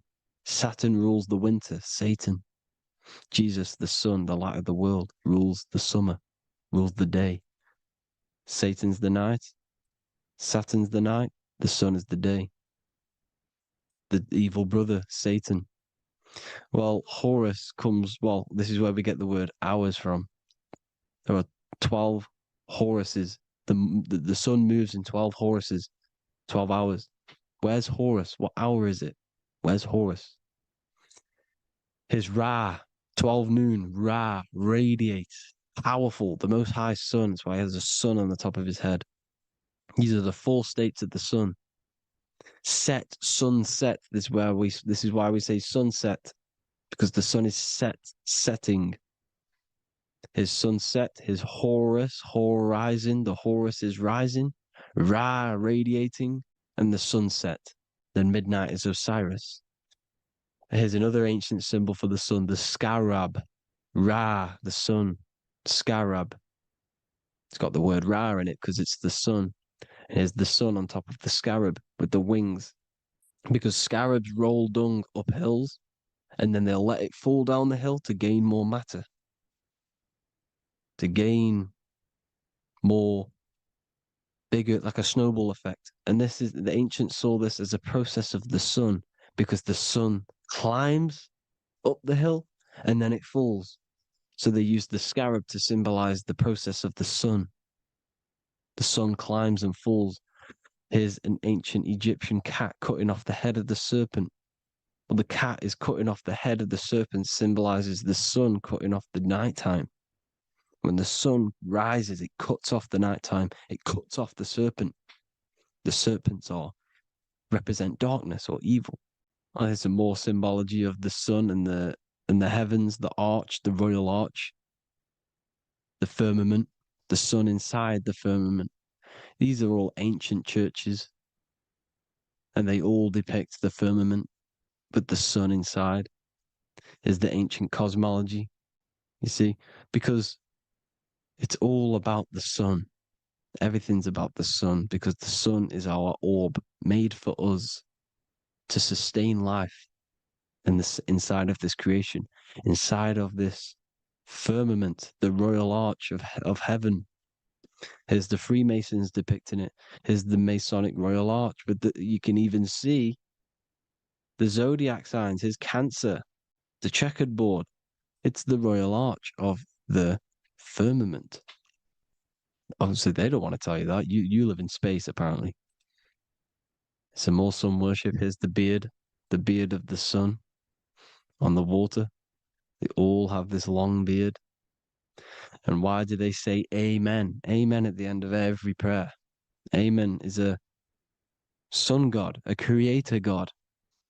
It's all about the sun. So thank you all, people. Hope you all enjoyed. Hope you all gained some knowledge and insight. Please give me a follow, drop a comment, drop a like. Have a good day. Love you all.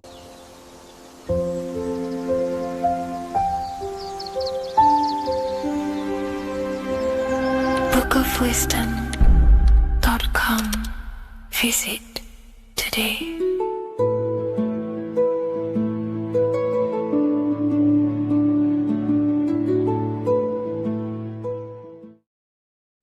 Today's topic is the binary code behind the universe. You will learn the fundamentals of the binary code, deeper understanding of reality, which will give you more of a connection to the universe, evidence supporting the existence of this code, and how to use the binary code to shape your reality. This is an important one. We have 0 and 1. This is the binary code of the universe. It underlies everything. It is the source of all creation. The universe is binary in nature, meaning it exists as both something and nothing, on and off, male and female, light and dark. Everything has its polar opposite. At its core, all that exists is zero, representing nothingness, infinite potential, and one, representing something, order. Zero represents the feminine, vast, formless, and infinite potential. It is the space from which all things emerge, the womb of creation, the receptive and expansive force. One represents the masculine, structure, form, and order. It is the active principle, the initiator, the force that defines and shapes reality. Together, they create the fundamental duality that underlines existence, the balance between chaos and order, the void and creation, yin and yang. We see this in the masculine and feminine bodies. This is deeply encoded into the fabric of reality. And once you see this, you will never unsee this. So please leave a like on this video if you love my content and you love the wisdom that I share with the world. So we see this with the masculine genital areas. Remember, this is the genital area. This is all to do with creation. These are the generative principles, the generative organs in the body that allow creation to continually outfold into new life. The genital areas are all to do with the code. The male is the one, the action. He's the initiator. The feminine is the zero, which is the infinite potential, the womb of creation. 0 and 1. This is why we have 10 numbers. 0 and 1. Masculine and feminine. We even see this in the bodies. The feminine body is made out of curves, which is 0, curves. And the masculine body is made out of lines. So please leave a like and comment if you love this. And if you have any lecture ideas, feel free and I can make a lecture on any suggestions that you have. So look at the word masculine. Masculine, line. Line is just one line, which represents order. 1. Feminine. 9. 1 and 9 equals 10. 0 and 1. The binary code of all creation. Why is feminine? Why the number 9 for feminine? Because the moon has to go around 9 times to create a human in the feminine's womb. And look at this image of nature. All nature is zeros and ones. Now you can tell the stick is a one. It's a line, and here we have curves. It's curves and lines. Curves and lines create reality. It creates matter. Everything is 0 and 1. We even see this with the sky. The sky represents zeros. They represent curves, the heavens, the heavenly bodies, the sun. These are circles, the moon, circles, the planets, circles. Down here is matter, representing the square. We have the Freemasonic square and compass, representing lines and circles, masculine and feminine. We see this with Leonardo da Vinci, with the circle representing the spirit, the void, the womb of creation, and matter, which is the body. This is the soul in matter, infinite potential in matter. This represents spirit over matter. This represents the architect of reality, zeros and ones, spirit and matter. This is all the same thing. Understanding this binary nature of the universe, where 0 feminine represents the infinite potential and 1 masculine symbolizes order and structure, can benefit you in several ways. Manifestation and creation is the first way it can benefit you. Now that you understand this, you understand that everything comes out of infinite potential. 0, infinite potential. 1, action equals manifestation equals creation. So you must pull things out of infinite potential. If you have ideas but don't take action, too much 0, nothing materializes. You'll never materialize if you sit there imagining all day, visualizing all day. You have to take action. They both come hand in hand. If you only take action without tapping into intuition and creativity, too much 1, your actions may feel hollow and misdirected. Using both effectively leads to greater success in life, work, and relationships. This is the 33rd degree motto, or this is on the 33rd degree of Freemasonry Scottish Rite logo, and it's called Order ab Chaos, order out of chaos. Chaos is the zero, infinite potential. Chaos is the dimension of the imagination. This is where this all ties in now.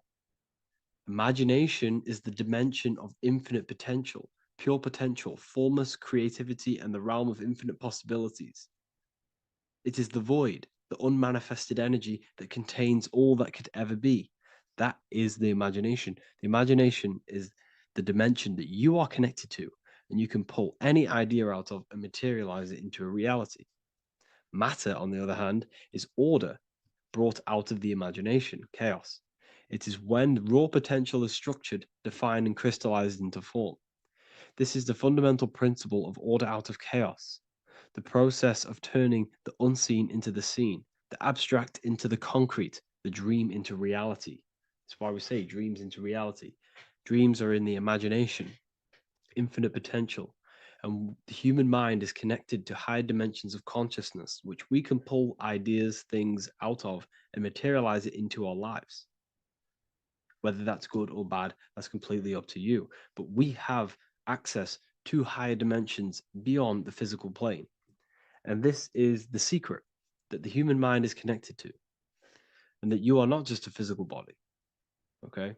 The universe itself was born from chaos. Before form, there was only energy and potential. Our minds function the same way. The mind is a microcosm of the universe. Our thoughts exist in an infinite field of possibility, but they only become real when we take action and give them form. If your inner world is filled with chaotic thoughts and impulsive emotions and negativity, then creating order within is essential for balance, clarity, and growth. What do I mean? Order out of chaos, 0 and 1. All creation comes out of infinite potential. The mind, the imagination, is the infinite potential. The material world is the order. It's the effect. Therefore, if your material world has chaos, if your room is messy, if your body is out of shape, if you do not look after yourself, everything in the physical world is just a reflection of what's going inside of you, what's going on inside of you. So if you have a messy room in a messy house, this reflects as a messy mind, a chaotic mind, and we must create order in our mind. So this applies to all realms of your life. This applies with your mind. It applies with your emotions. It applies with your manifestation. It applies with the physical world, with the masculine and feminine. 0 and 1 is heaven and earth. It's everything. It's duality. It's on and off. It's everything. So it applies to all realms of your life. Okay. So in order for this to benefit our lives, we must, one, have awareness and observe the chaos. Step back and observe your thoughts and emotions without reacting to them. Recognize that you are not your thoughts. You are the observer of them. You are the soul. You are in between them. You are the midpoint between the left and the right, the 0 and the 1. You are the soul. Journaling or meditation can help you identify patterns and negativity and impulsivity. So it's important that we recognize these patterns. We recognize the chaos within us and we transmute it. 2, implement structure, mental discipline, mindful practices, meditation, breath work, and slowing down your reactions. Cognitive reframing, replace destructive thoughts with constructive ones. This is so important. For every negative thought that you place attention to, place your attention onto 5 more positive. Never think about something that you don't want to manifest, because whatever you're placing attention on inside that mental field of consciousness, you're giving attention to it, which then can manifest into your action, and that will materialize into your world. Routine and ritual. Create daily habits that anchor you. Morning routines, exercise, or creative outlets bring stability. We must master the inner world. the inner world of thought and emotion. We must bring chaos into order. In order to create anything in your life, you're turning chaos into order. Order out of chaos. You're turning 0 into 1. This is the binary code. All things underlie it. 0 and 1. So it's so important that we master our minds, we master our emotions, we master our inner world so we can produce effect in the outer world. We cannot create consciously and effectively if we have chaotic thoughts and impulsive emotions. So I hope this has made more clarity to you so you can implement this into your life. I know I haven't given you much strategic things to implement into your life, but now that you have a better understanding of how this world is pulled out of infinite potential, you can use that. Everything in your life is pulled out of your imagination.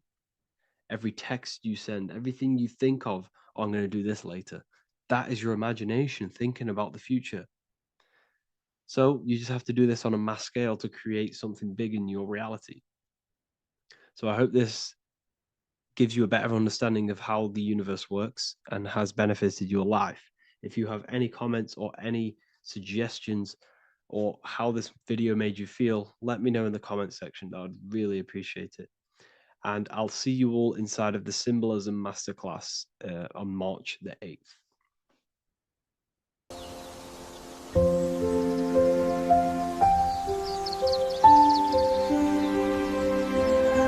bookofwisdom.com. Visit today.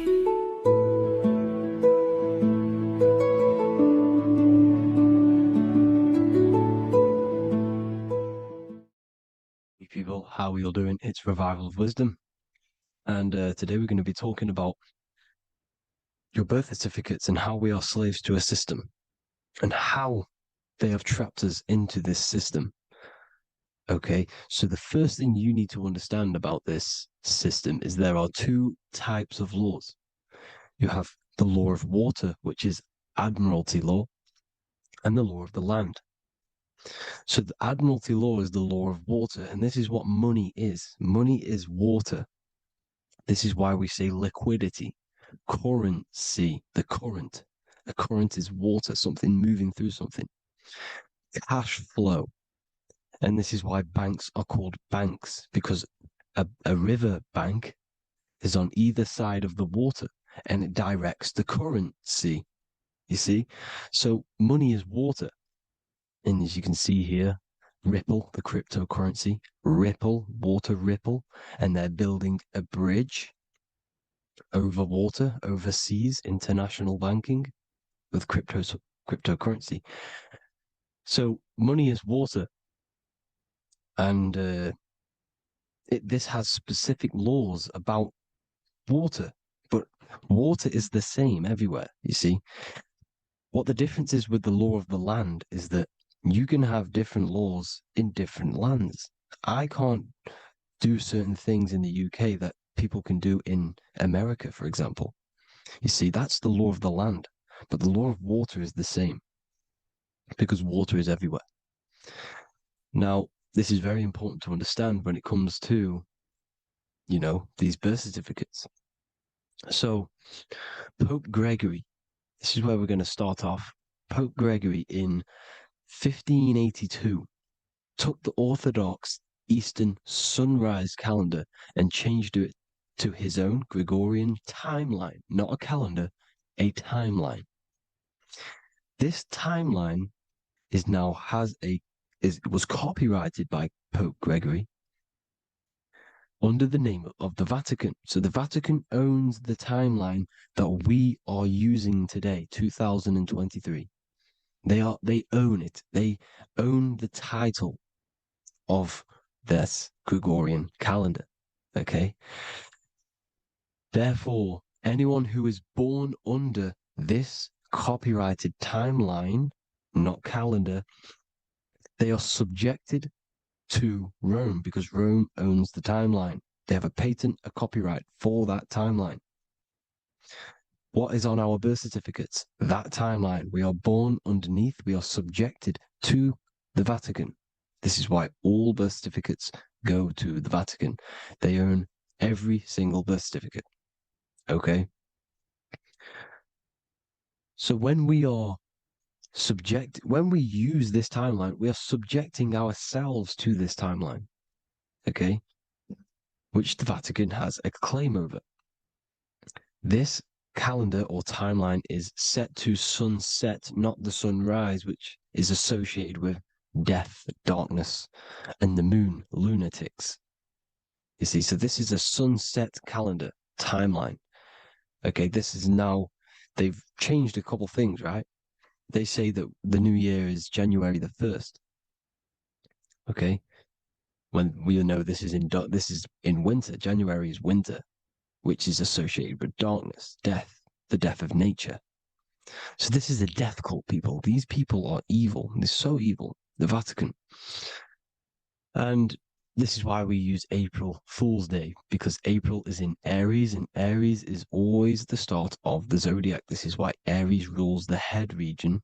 12 zodiacs, 12 systems of the body. Each zodiac is associated with each part of the body, and this is why Aries is the head, cerebrum.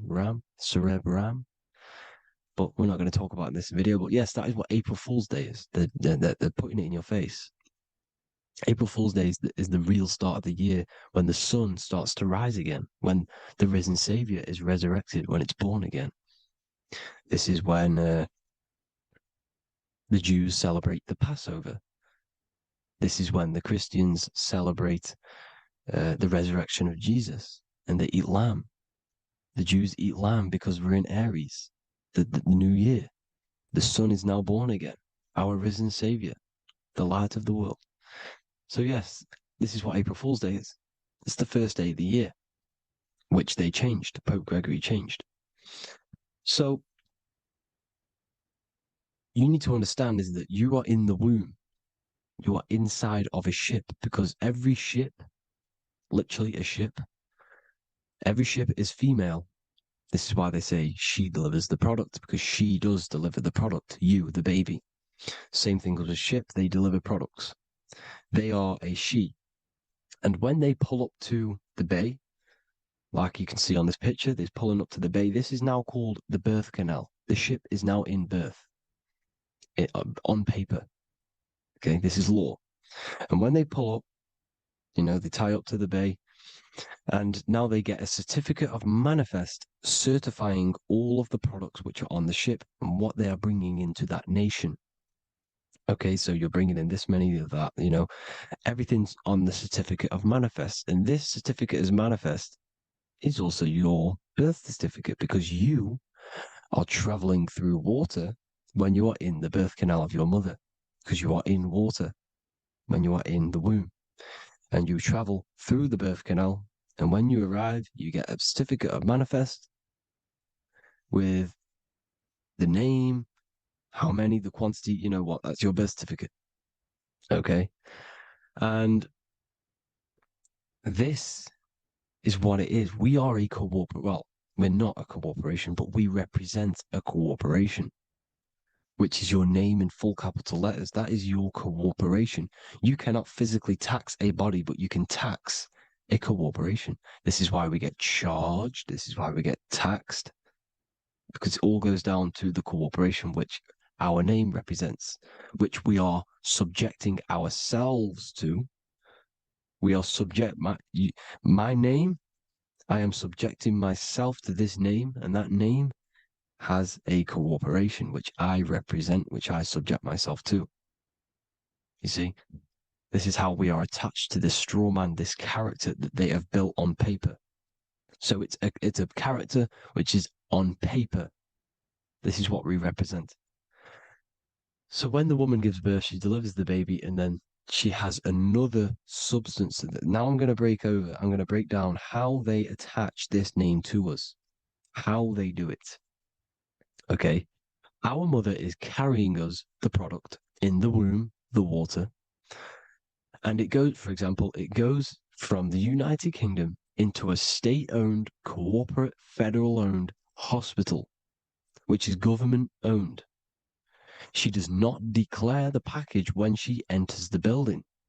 Aha, so keep that in mind. When she delivers the package in the federal territory, she does not declare the package either when she leaves. Therefore, there is no evidence that we exist when we arrive.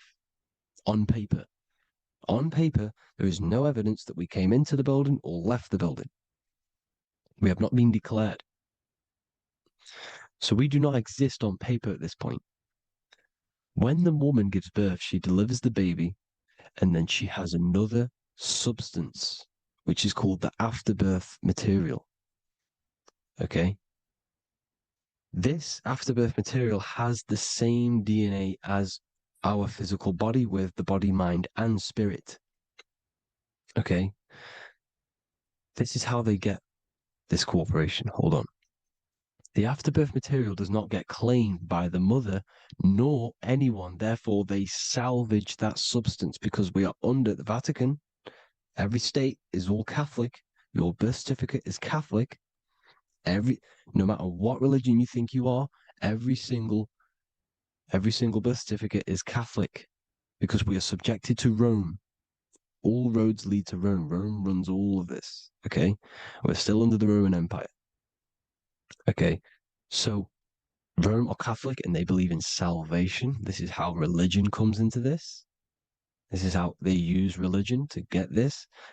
So they salvage the afterbirth material and they claim it and they salvage it and give it and charge it to Rome. And they give it a name. Here's the legal term, born alive. Here's what it says. Each product of such birth is considered live, born, and fully recognized as a human person. So each product of such birth, so that could be anything, the afterbirth, the person who actually comes out, the baby.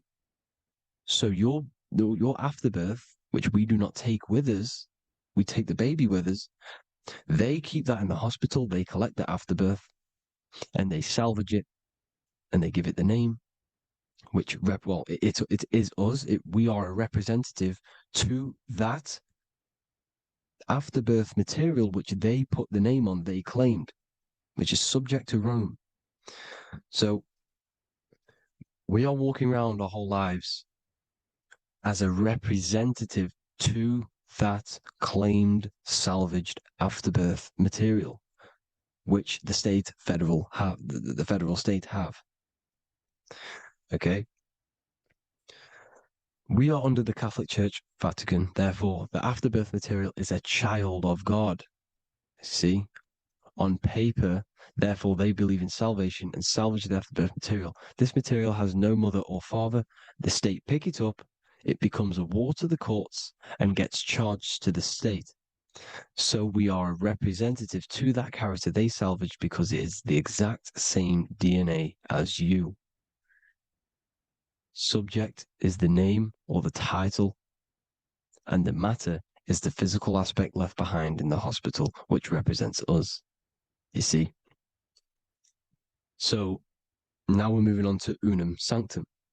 Unum Sanctum was in 1302, a very, very important year. Very important year. Unum Sanctum says this is basically how they claim everyone in the world. So the Vatican had all this power, all this gold, all these people under them. They need to get a claim for them so then they can rule over them and make them slaves. So what they did, they created Unum Sanctum. Pope Boniface VIII did this. And it says, the spiritual man judges of all things and he himself is judged by no man. The spiritual man, keep that in mind, unless he invent like Manichaeus, two beginnings, which is false and judged by heretical, since according to the testimony of Moses, it is not in the beginnings, but in the beginning that God created heaven and earth. Furthermore, we declare, we proclaim, we define that it is absolutely necessary for salvation that every human creature to be subjected to the Roman pontiff. So they are claiming us in Unum Sanctum, and it's in the vaults in the Vatican. They will put a spell on it because they are sorcerers, they are magicians. They put a spell on it, they lock it up, and whatever goes on that piece of paper goes. And this Unum Sanctum is claiming all of us. So what does it say in the beginning? The spiritual man judges of all things, and he himself is judged by no man. The spiritual man, the man with the body, mind, and soul, the first baby that comes out the birth canal. That's you, your body, you, body, mind, and soul. You have the Christ, which is I am, which is grace. Grace means here now, in the present. You have the Christ, which means I am. Therefore, you have a soul. If you can say I am, you have the Christ. You have a soul. But a creature can be anything with no soul. You see, so no man can judge the man with the soul. However, as it says in the second part, we proclaim, we define that it's absolutely necessary for salvation that every human creature to be subject to the Roman pontiff. So they are subjecting the afterbirth, not the man with the body, mind, and soul, but the afterbirth to the Roman pontiff, to the Roman Catholic Church. We are the ones who are claiming to be the afterbirth material, which is our birth certificate, which is our representative. We represent that because it is our DNA. This is how we are stuck. We are stuck because we represent this DNA, which is on paper, recorded. You see? So we, being untaught, uneducated in these subjects, we are subjecting ourselves to this system, to this slavery, because we just want to live. We just want to live happily, just peaceful. Think about it. Where's all this coming from? Where's all this war, all this killing, deaths coming from? We just want to live. It's coming from the Catholic Church, these evil death cult, which has subjected us, which has used us as slaves, and we are still slaves, and it's just going to get worse and worse and worse. So this is how we have subjected ourselves to be the slaves to this system. It's a lot to take in, and there's a lot more deeper stuff which goes into this. I'm just going over the surface. I'm going quite deep, but there is little details that I still need to learn myself. But this is the general how that we've been stuck to this slave system. So we are batteries, okay? This is why we get charged. When you go in a court, you get charged, okay? Because you're a biological battery. This is why cities look like motherboards, because we are feeding energy to this matrix. Okay, when we look outside of ourselves, when we give power to so-called Jesus Christ, worshipping idols outside of ourselves, where attention goes, energy flows. We are feeding the matrix with energy. By looking within, placing your attention within yourself, you are taking back your power. Because the I am is Christ. The you, the soul, is Christ. It's God. The awareness is God. Okay? However, we are subjecting ourselves to this system. We're subjecting ourselves to this system, and the feeding of our energy. So what we need to look for the future is that, think about it, with the end goal is to change our DNA, is to literally make us robots, transhumanism, slaves. This is why we have smart cars, smartphones, smart watches, smart meters, smart cities. And all of this is going to be connected by the smart grid, which is 5G. This is why 5G is rolling out. 5G is going to connect all of these technologies to one. It's like a big net system. And you know why they're doing this? It's because All of this is going to be connected through AI, through this 5G, and that 5G is going to be controlled by the elites. So you say anything wrong, you do something wrong, you say the wrong thing online, they'll turn off your car, they'll turn off your phone, they'll turn off your smartwatch, they'll turn off your TV, because it's all going to be connected and controlled by the smart grid. And this is what the Great Reset is, people. But they're going to trap us inside of these 15-minute smart cities, so we can't leave the area, because they're going to use climate change as a tool to enslave us to not travel because of so-called climate change and the fumes that we are putting into the air, which is all BS. They're doing this to push these new cities, to push all of it. But listen, they're trying to get inside of your body. The only way they can do that is to get you addicted and using this technology. First, they got on the body with the smartphone. Well, first of all, we use the technology. We get used to it with it in our hand. The next step for them was to get on the body, which is the Apple Watch, as you see down here. They have now successfully got onto the body. The next thing is to get inside of the body. This is the brain chip. You see how they've slowly lured their way in, slowly got you addicted to this technology, got you dependent on this technology. And what they're going to do is that they're going to mold society to be dependent on the brain chip. So in order, for example, if you want to go and pay for food, you're going to have to get a chip to pay for the food, because it's all going to be digital money. And that digital money will be connected to the chip, and you'll need the chip to pay for things. You see? So this is how they're slowly transhumanizing us. These phones, these apps, these things which are all we are all using was created by Freemasons. Mason means traveler, because they travel the depths of the mind. They understand human consciousness. They understand the brain. They understand the mind. By the deepest root cause, they understand it. This is what Masonry is. It's the occult. So these technologies is designed by these people. This is why they're so addictive, because they understand how it works. They understand how to get people addicted, because they understand human consciousness, the brain, the body, and the mind. So this is the advantage Freemasons have over us. And these secret societies, which have gone through the orders of Freemasonry and progressed onto these secret societies, which are the evil side, because I'm not saying Freemasonry is evil, okay? But the societies which they go beyond Freemasonry, because you can go beyond the 33rd degree into these secret societies, and they use this knowledge for the bad, to enslave people.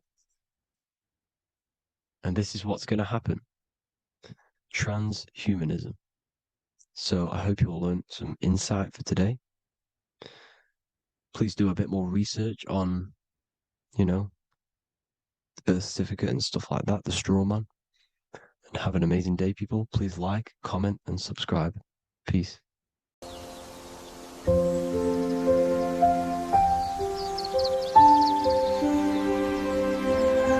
bookofwisdom.com. Visit today.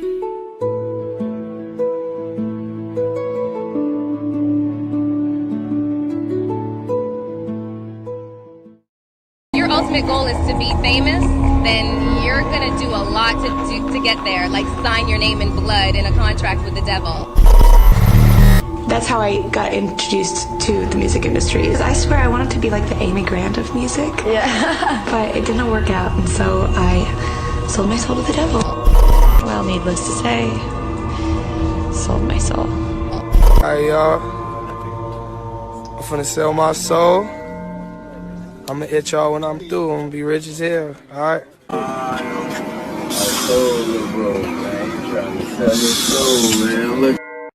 So what exactly is selling your soul?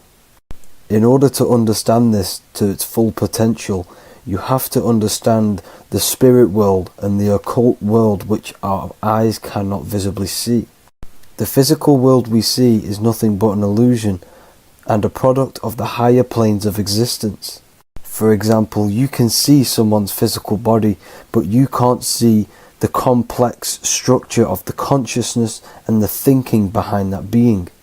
With that being said, there are forces and entities not attached to physical bodies, which they exist on the astral and etheric plane behind the physical plane. Now, there are numerous videos and music with artists talking about this. For example, I sold my soul to the devil and the price was cheap. Why do you still do it? Why are you still out here? Well, it goes back to the destiny thing. I made a bargain with it, a long time ago, and I'm holding up my hand. What was your bargain?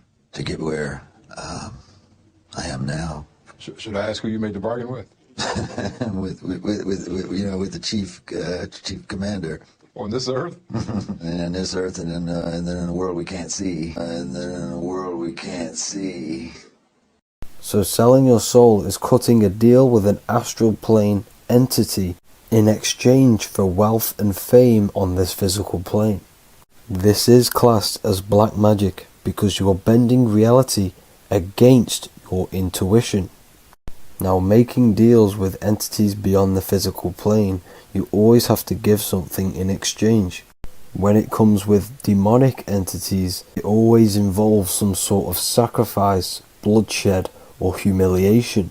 Now, there are countless of rappers who someone close to them have died just before their career takes off to the next level.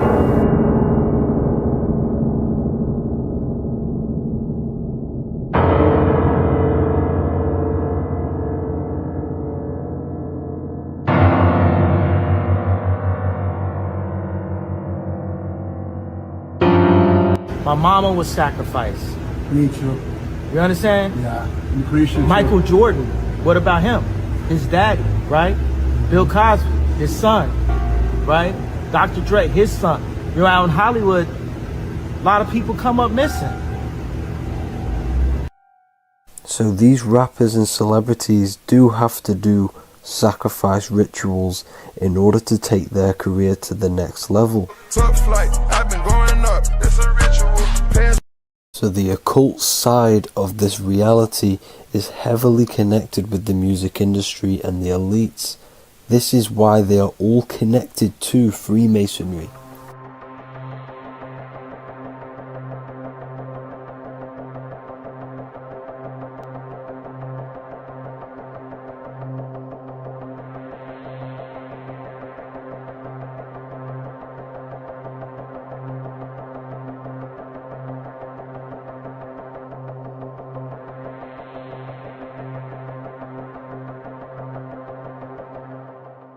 Now, this is why the music industry is one of the most important industries for the elites to stay in control and keeping the masses on low states of consciousness. Frequency is one of the most powerful things in reality because it's the only thing which can enter your soul and body without consent.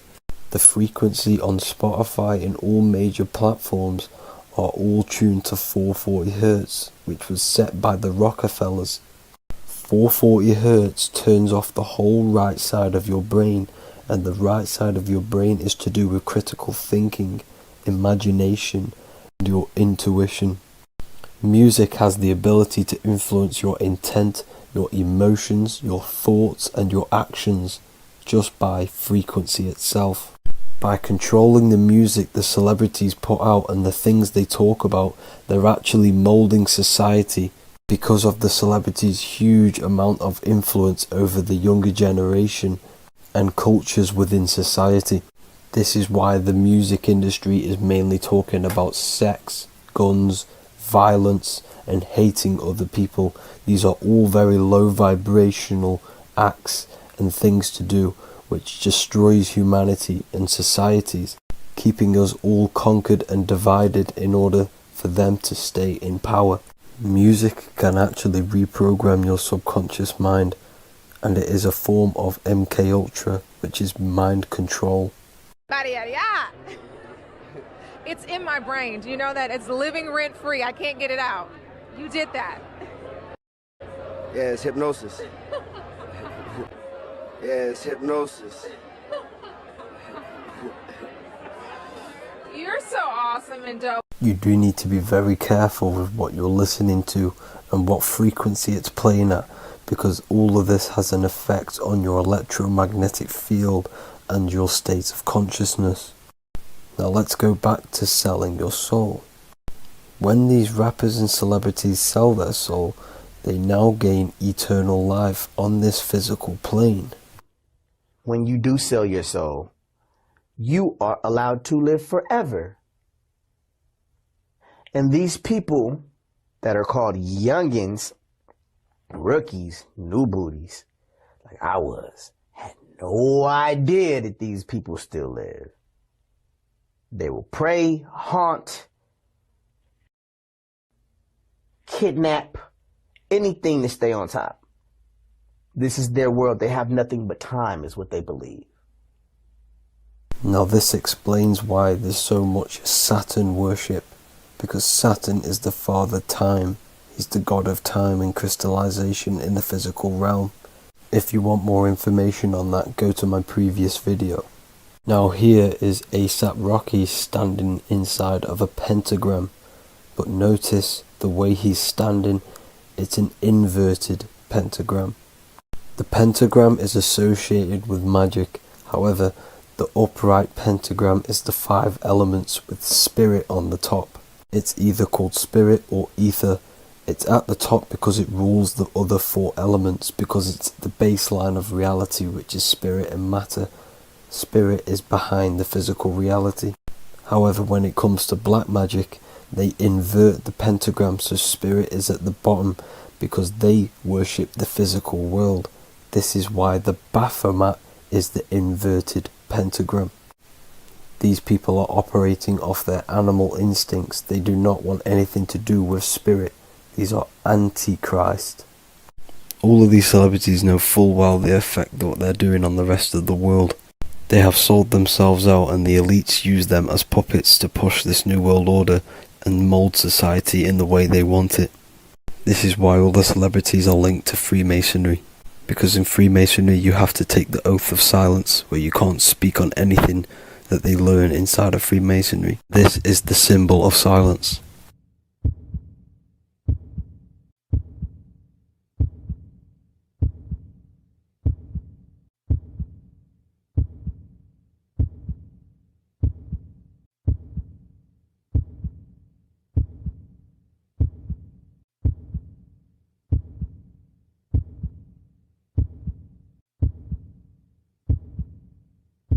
The elites need them under this oath, so they do not talk about certain topics and certain things to the public, because of the amount of influence they have on society.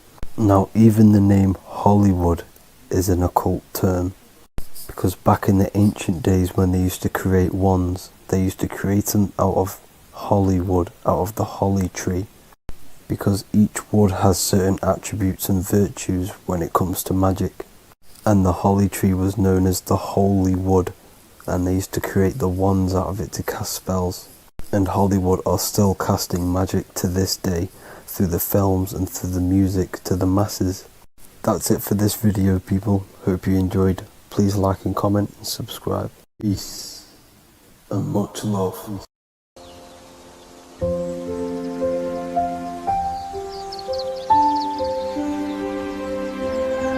bookofwisdom.com. Visit today.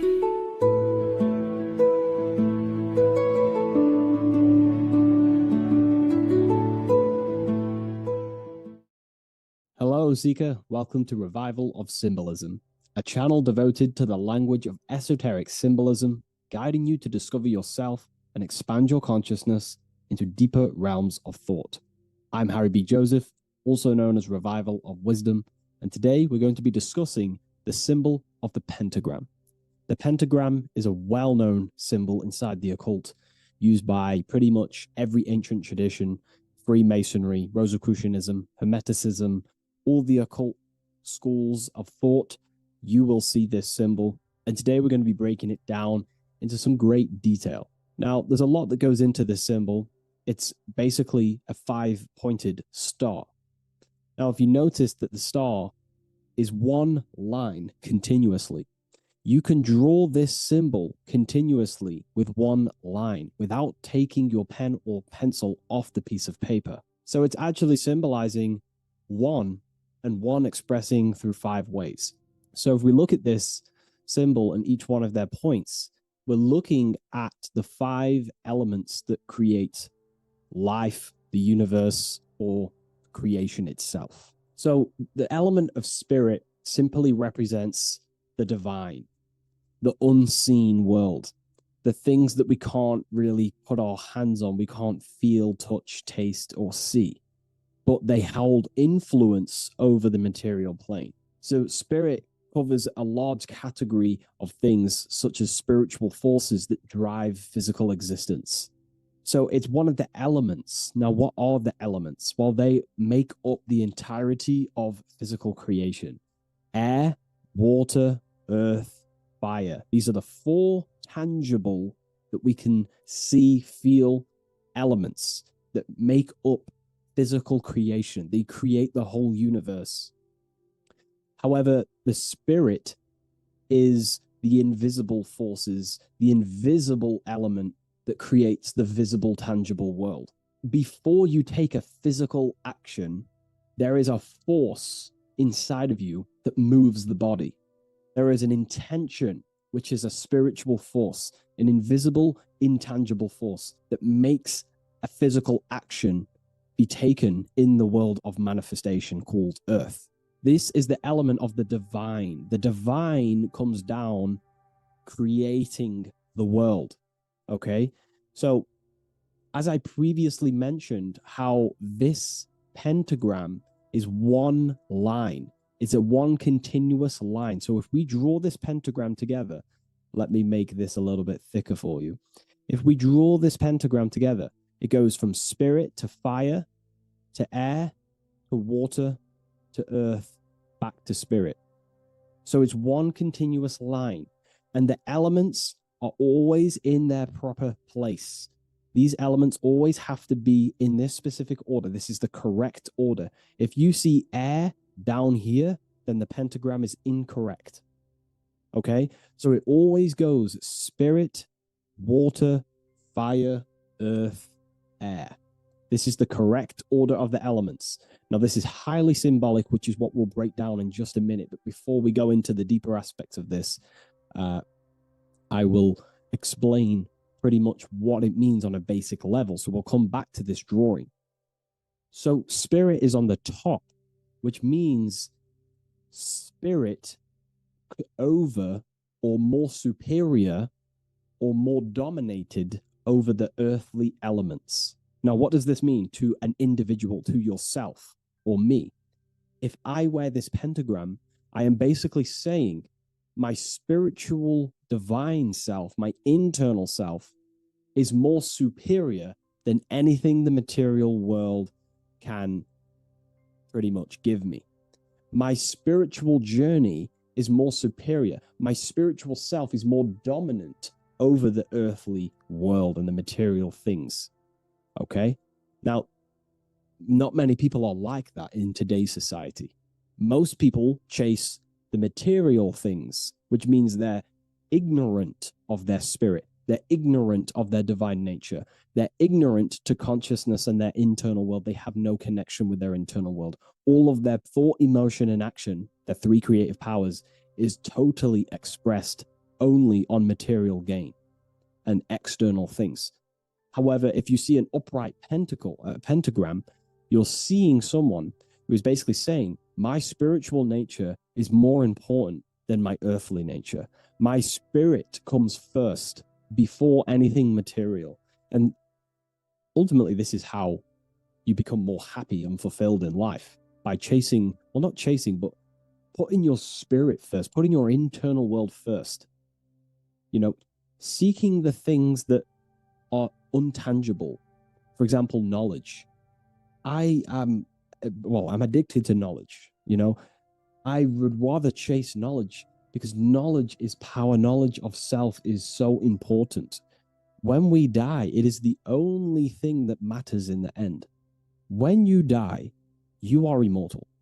And if you have no knowledge of yourself, then you're going to struggle in the afterlife. If you have no self-control over your thoughts and emotions and desires, then you will suffer in the afterlife because you have no control of your thoughts, and your thoughts will be creating your reality in the realm of imagination or the astral plane. But that's a whole other lecture. But this symbol is pretty much saying placing the invisible over the visible. So there's many different avenues we can go with this. So this symbol is also used in magic. We could use the symbol for manifestation. It represents controlling the inner world to produce then effect inside of the external world. You see? So we have to put this first in magic spirit. We have to change the internal so we can produce change in the external. Reality is created from the inside out. Okay? So this symbol is heavily associated with magic as well, which is a whole other lecture. In this lecture, I'm going to give you a good detailed explanation, but this symbol is so vast and wide, it would take many breakdowns to go into each meaning of the symbol. So it's representing the divine element of spirit coming down and manifesting the physical plane through that process of this. So as I mentioned earlier that I'd come back to this, what we're looking at is the process of spirit turning into matter. This is the process of how spirit condenses into a material form, how higher energy, higher forms, which are invisible, come down and manifest and crystallize into a physical object or a physical reality. So this pentagram is explaining the process of creation. So it comes from the higher realm, spirit, the source, the emanation. An emanation is a thought or an emotion or a desire, which comes down to fire first. Fire represents the will. This is the willpower. This is the willpower. It's still kind of more of an invisible force, but fire is the closest element that represents spirit. This is why we light candles in magic and rituals, because it's literally opening a doorway to spirit. It's the closest element to spirit. So this is why sometimes in alchemical artworks, they use fire to represent spirit. Because, it's quite difficult to use a symbol for spirit because it's totally invisible. So it goes down to fire first, the will. Then it goes up to the air, which represents intellect, the intelligence of the mind. This is thinking, mind, intellect, logic. Then it goes down to water. This is emotion. This is intuition. And then it goes into the earth, which is physical body action. Okay? So spirit represents an emanation. So an emanation is something descending out of the void, out of the nothingness. And the first thing that descends is will, then intellect, then emotion, then a physical action. Then everything returns back to spirit from earth. So it's showing you how spirit manifests into matter. It's also showing you the macrocosm, how the world is created. So ultimately, it's a symbol of the microcosm also. It's a symbol of you. If you put your body outwards, you would see your body in this 5-pointed star shape. So it's a symbol of the microcosm, because you yourself are a microcosm. You contain all of the elements: spirit, fire, earth, water, and air. You breathe air, you drink water, fire in your nervous system, which is electricity, and earth is your physical body. So you are a microcosm of the universe. And this is what the circle, when we see the circle around, this is representing the macrocosm, the circle. So why are you a microcosm? Because you know how the sun changes the earth with its different electromagnetic rays, depending on how far away the sun is to the earth when it's rotating. Well, depending on what model you believe anyway, the electromagnetic rays produce change on the earth. So when the sun is further away from the earth, or whatever model you believe, when the sun is further away, then the electromagnetic rays of the sun are weaker, which means that's what the winter is. The winter is the death and the death of the electromagnetic rays of the sun. We still get sun, but it's just not as powerful as summertime. So nature dies. But then when the summer comes back around, the sun is closer, it produces higher amounts of electromagnetic life force rays, which increases the growth again in the summertime. But this is also not only happening on the earth, it's happening within the body. The body goes through this rhythm. The same rhythm that the external world goes through, your body's going through this rhythm.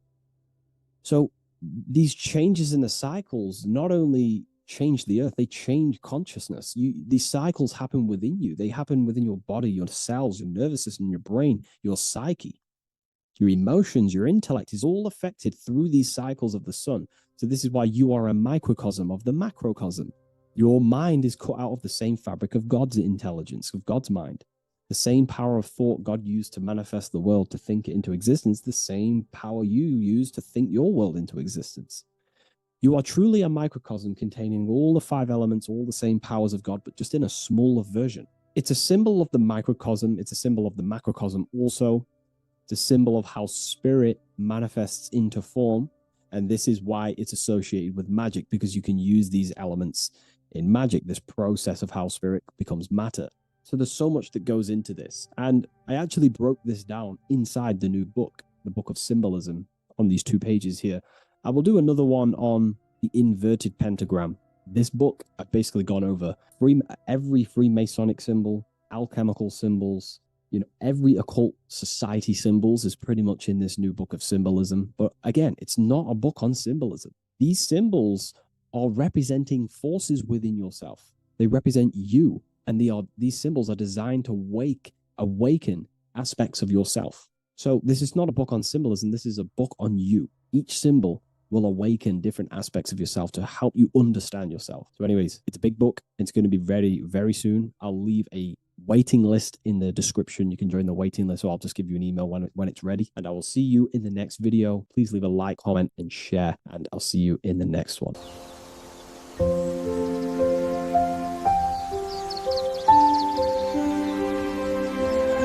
bookofwisdom.com. Visit today.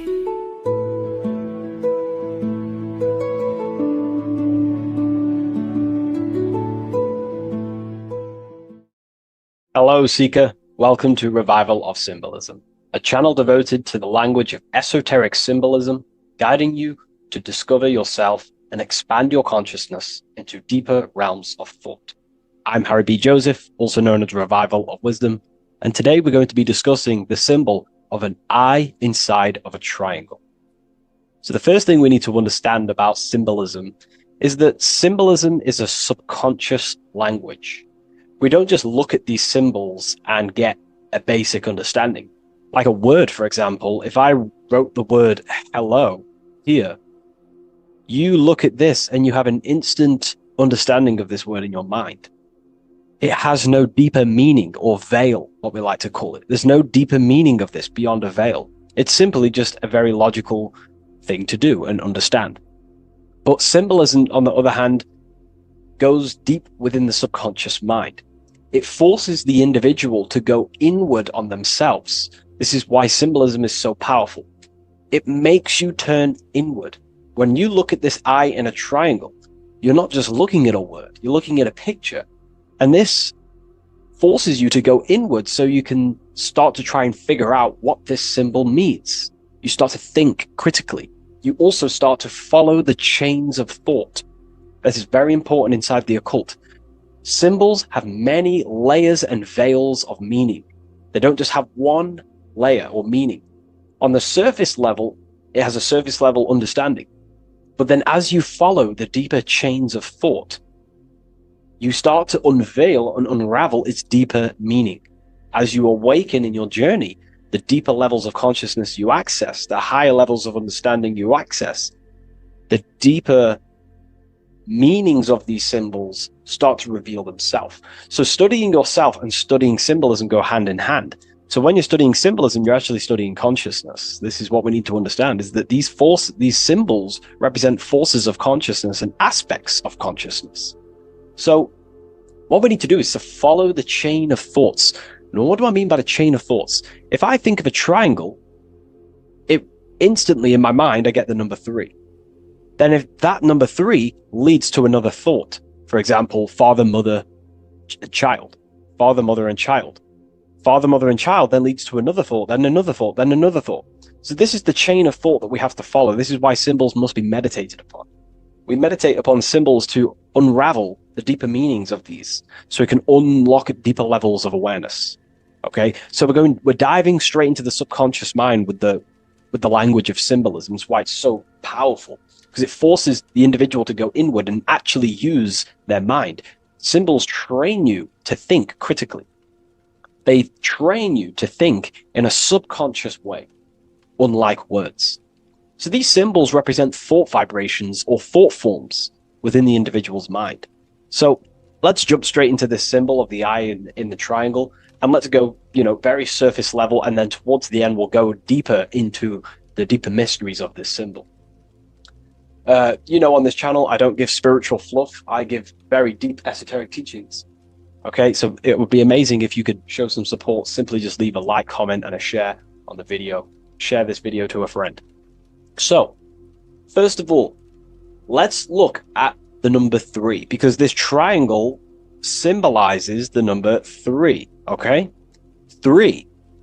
We have a father, we have a mother, and together they unify to create a child. So that's a triangle. So what does this actually represent? Father, mother, child. In order for creation, it takes 3 steps. We are born, we grow, we die. So this is how creation unfolds in a 3-step process. In order for you to have a child, you must have 2 people and then give birth to another. Number 3. Then when you are given birth, you give birth, you grow, you die, then you return back to your original state. So the number 3 symbolizes this transformation or creation itself, how creation is a 3-fold. We see this in Brahma, Vishnu, and Shiva. Brahma, the creator, you have the creator god, the preserver god, and the destroyer god. This is symbolizing the number 3. And inside the Christian tradition, we have Father, Son, and Holy Spirit. We're going to dive deep into that as well. But it simply just represents the 3-fold of creation, of how creation is a 3-fold process. Okay? So let's go a little bit deeper now. That's more exoteric. That's an external teaching. I've just taught you something that's very external. But what does this represent to the internal, to the esoteric? The number 3 is the 3 forces of the soul. The 3 forces of the soul. The soul thinks. It thinks. We have a mental field. We have a mind. All around us is a field of mind. We don't just have a mind. All around you is a field of thought and a field of mind. Okay, this is what we have to understand. A lot of people just think they have a mind. Your mind is attuned to the mental plane, and the mental plane is surrounding you. There are thought forms surrounding you. There are ideas. There are, all of these things in the mind that exist in an infinite field made of mental matter. Mental matter. So the soul thinks. The soul feels. It has feeling. We have emotion. And the soul takes actions. So the soul has 3 ways it expresses itself. Consciousness expresses itself through mentalism, through emotionalism, and through actions. This is how the soul is creating, through 3 different dimensions. Before you take a physical action, you don't just take the action. You first think, you feel, then you act. You only take action on what you feel, what you have a love towards, what you have a care towards. This is what the Freemasons call the generative principle. It's about, this is what generates your reality, your feeling. Because you can think infinite thoughts, but if you don't care about them, you don't take action on them. As soon as you have a care about a specific character of thought, your body then takes an action. Okay? So this is representing the 3 expressions of the soul. Now, the number 3 is actually the number 1. because this is all one line, remember, this is all interconnected. And here we have the number 1 in the middle, one eye. We'll go deeper into that. So the number 1 is symbolized by the eye because there's one eye. So pretty much what this symbol is the number 1 and the number 1, 2, and 3. So it's 1 and 3. The 1 is expressed in 3 ways, which is the soul expressing itself and creating reality through 3 ways: thought, emotion, actions. Okay? These are all actually one force. These are all one force. When we think, we feel, we act. When we act, this gives birth to a new thought and feeling. They're all one. They're all interconnected. So if I take an action, that can lead to a different thought. Or if I think, if I start to feel something, I don't know, hate, that then gives birth to a different thought or a different action. So you can see how each body of consciousness is actually affecting each of them. If we have an unhealthy mind, this will affect having an unhealthy emotional state and an unhealthy body. Because what we think, the mind holds power over the body. Every single thought commands 50 trillion cells in your body. Think of that for a second.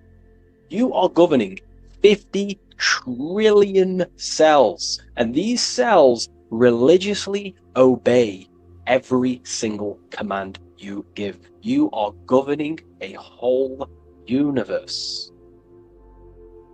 50 trillion living conscious cells. Okay? Think of that for a second. 50 trillion cells, and you are commanding them, and they religiously obey you. This is what we mean by you are a microcosm of God. Your body is literally a whole universe. There is living beings in your body that you are commanding and controlling, and they religiously obey you. Very, very powerful. This is how powerful you are. So each thought you command to the body is either destroying the life of the body or uplifting the life of the body, good and evil. So you're either creating more life or destroying your life of the body, of the health, of the body, of the cells. It's a whole civilization inside of your body, and you're governing it. You're the government. You are the master. This is why in the occult they say, you are the master. Everyone is a master of their own being, their own microcosmic universe that they govern. You govern a whole reality, don't forget that. But we've lost this knowingness and understanding, and we're now giving our power to the external government, man-made government. Okay? So that's what the word government means. Government, governed mind, mind control. But you are the government. You control your own being. You control your own universe. You control your reality. So, you are the creator of your reality. This is the context behind the symbol here. You are the creator. What is an eye? An eye sees things. What does that symbolize? So an eye on a basic level shows looking at something.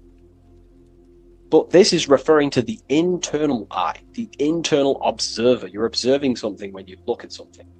So the inside eye is the person, the self that is looking over and experiencing our thoughts, emotions, and actions.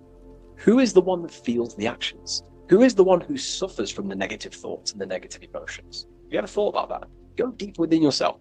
Who is the one suffering from your emotions? It's not your body. It's not your mind. It's this soul. It's the soul observing through these different bodies of consciousness, through the mind, through the emotions, and through the body. This is the observer behind it all. So, this eye is not closed. It's not closed. Very, very important. Every detail in symbolism is very important. It's not closed. It's open. It's looking, and it's conscious. I'm just giving you the key of what the symbol means. It's about remaining conscious. Now, this will go over people's head. They may not even understand this. Most people are unconscious, and it's fine if you are unconscious. We're all on a different level of our journey. All on a different level. I'm not trying to offend you. I'm just stating these facts. Most people are unconscious. They only think, feel, and act out of, reaction. They're not even aware they exist because they're so caught up in the external world. They have no idea they exist. They've never deeped how they exist, why they exist, what life is, what this piece of technology they're inside of is. So I'm giving you a bit of an insight of a person with a higher consciousness. A person with a higher consciousness is always looking, this is what the symbol means, always looking, not with the eyes, but with the internal self, because they understand these three powers, the triangle, is creating their reality. Thought, emotion, action. Person with a higher consciousness who knows mastered themselves is someone who is always looking and observing their thoughts and emotions and the actions they take in the world. I'll give you a bit of a key here. I'll give you a key. In my life, I like to govern myself, be my own master, through this way. Every action or decision I am about to make, every decision, I always say to myself internally, I remind myself of this symbol. This is what symbols are. You're meant to remember these things. There are tools to help you in life and gain control of yourself so you can ultimately live a better life and create your own reality. I remind myself, if I take this action, what is the effect that's going to come from this action? Is this action going to benefit me, or is it going to pull me away of what I'm supposed to do? And through that, I live through this law of polarity, law of cause and effect. We cannot escape that law. You have to deeply understand this. You cannot escape the laws of cause and effect. They are always infinitely creating your reality. Cause and effect. Every thought is producing an effect. Every emotion is producing an effect. Every action is producing an effect. Therefore, you must keep this in mind and stay looking. This is what the symbol means. It means stay conscious. Always look over your thought, emotions, and actions. Always look over them. Because if you are not looking at your thoughts, emotions, and actions, and you're living, you're thinking, you're feeling, and acting unconsciously, subconsciously, without conscious awareness, you're unknowingly creating your reality. You can reach a level of mastery. There is a level of mastery. I'm not fully there yet. I'll openly admit that. But it's a goal in mind.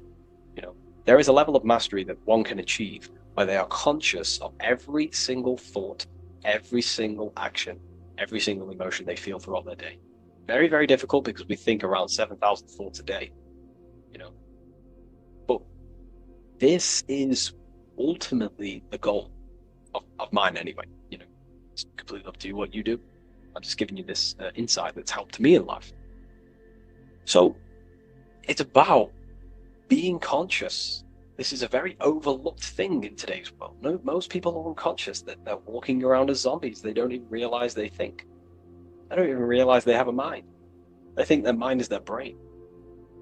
If the mind was the brain, then how can the mind go in the past, present, and future?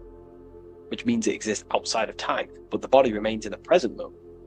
If the body remains in the present moment, that means it exists underneath time, underneath the law of time, but the mind transcends it, which means the mind operates outside of time, space, and matter. So,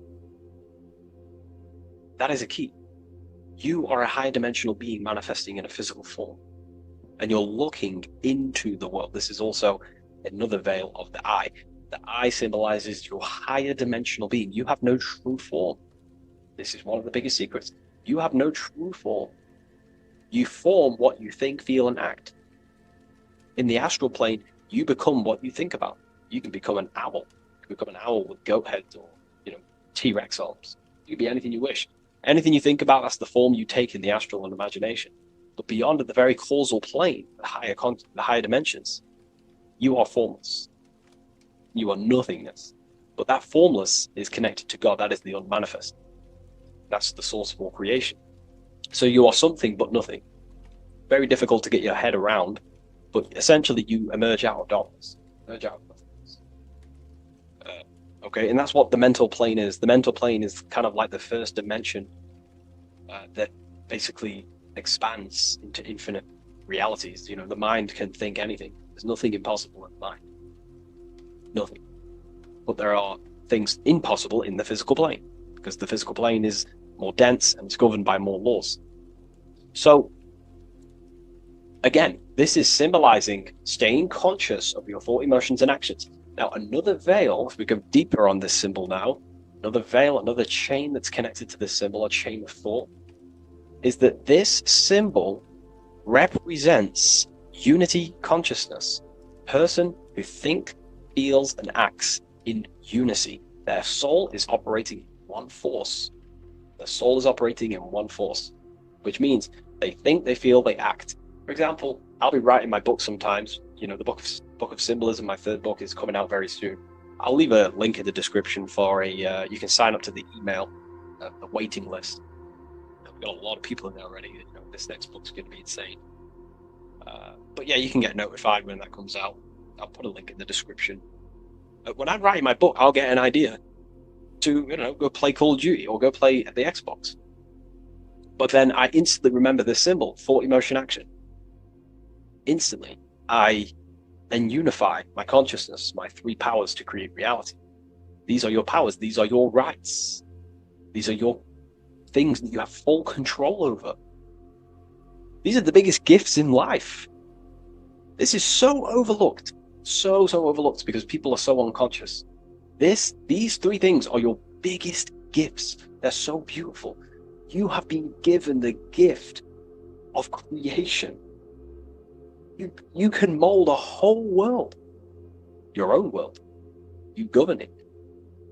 You can think infinite thoughts, no impossibilities, no limitations. You can feel.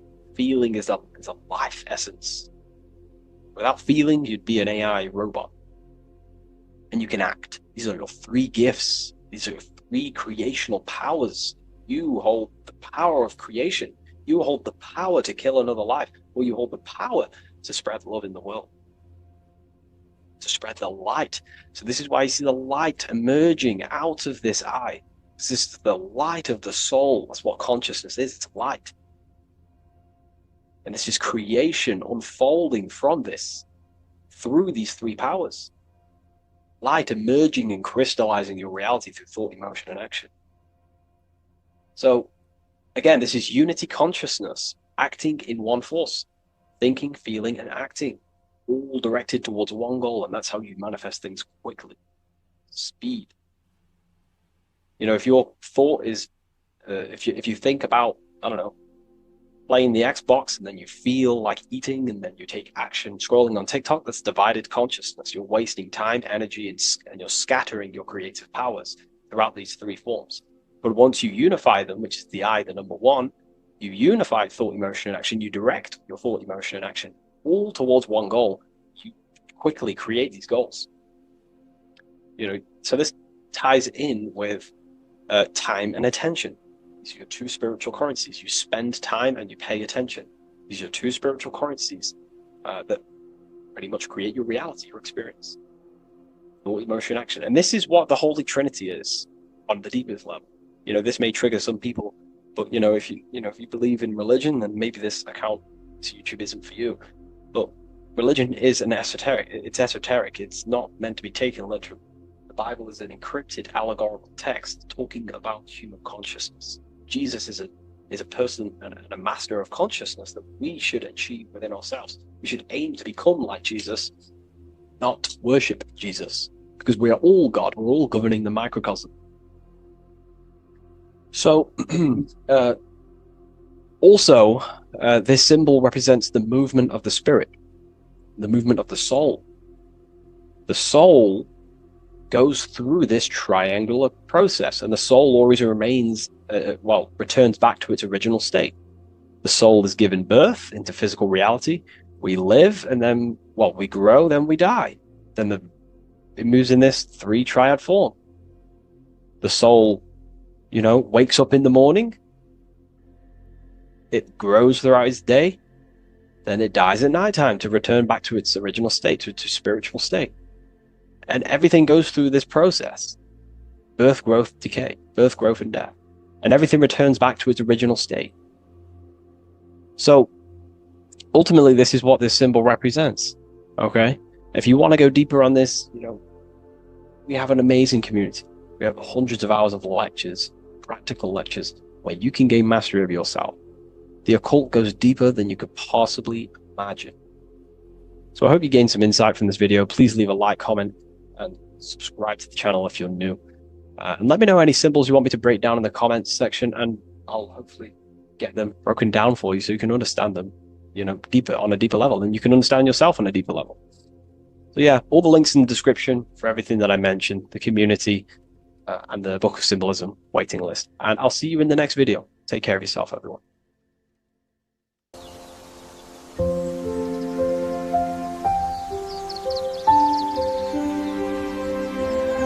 bookofwisdom.com. Visit today.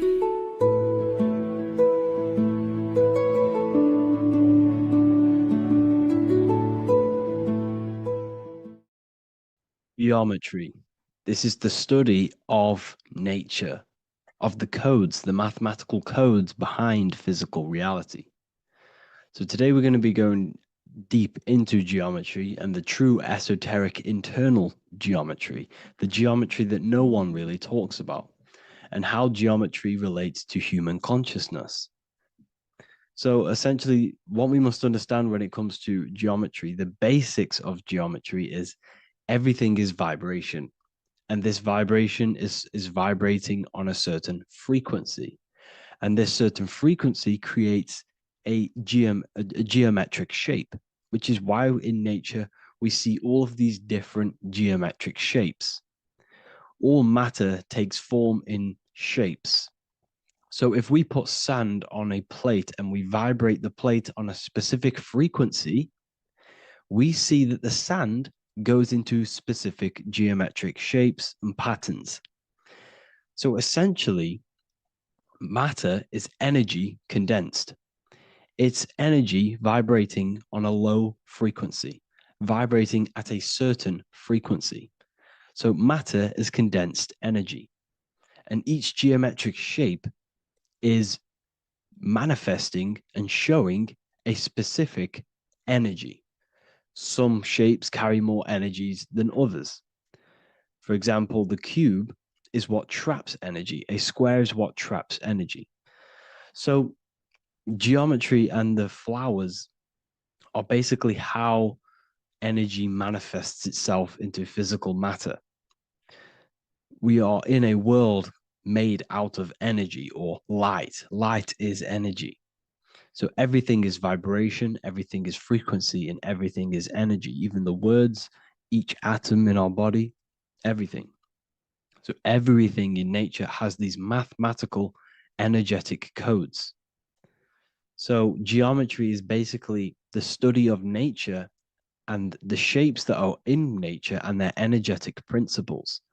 Because like I said, matter is energy. So this is what we call cymatics, when we place water in a petri dish and we shine light on top and we vibrate the water. And we can capture, this creates certain patterns. Each frequency, like you see here, has its own pattern. So what we are seeing here in the physical plane is essentially energy condensed into physical reality. We see it in the turtle. We see it in every single form in nature. Now, external geometry and normal geometry, we normally get taught that this is God's way of creating physical reality, which is essentially true. However, it's far more deeper than that. Far, far, far more deeper. Okay, so what geometry truly is, it's not God's codes to reality. What we must understand is what the brain truly is. And what we must understand is that we are not in the world. We are not in the universe. The universe is us ourselves, and the world is produced by our brain itself. Okay? So the way you must understand how the brain works, so what you visually see, so geometry is to do with what we visually see. And what we visually see is heavily connected with our eyes, which are an extension of the brain. The eyes are the brain. And essentially how we see is energy enters the eyes, and each eye goes to the optic nerve. And this energy is transferred into electricity, which travels to the back of the brain, to the visual cortex of our brain. And this is where the image is produced, what we see. Therefore, the world outside of us is truly inside of us. It's a projection from within the brain.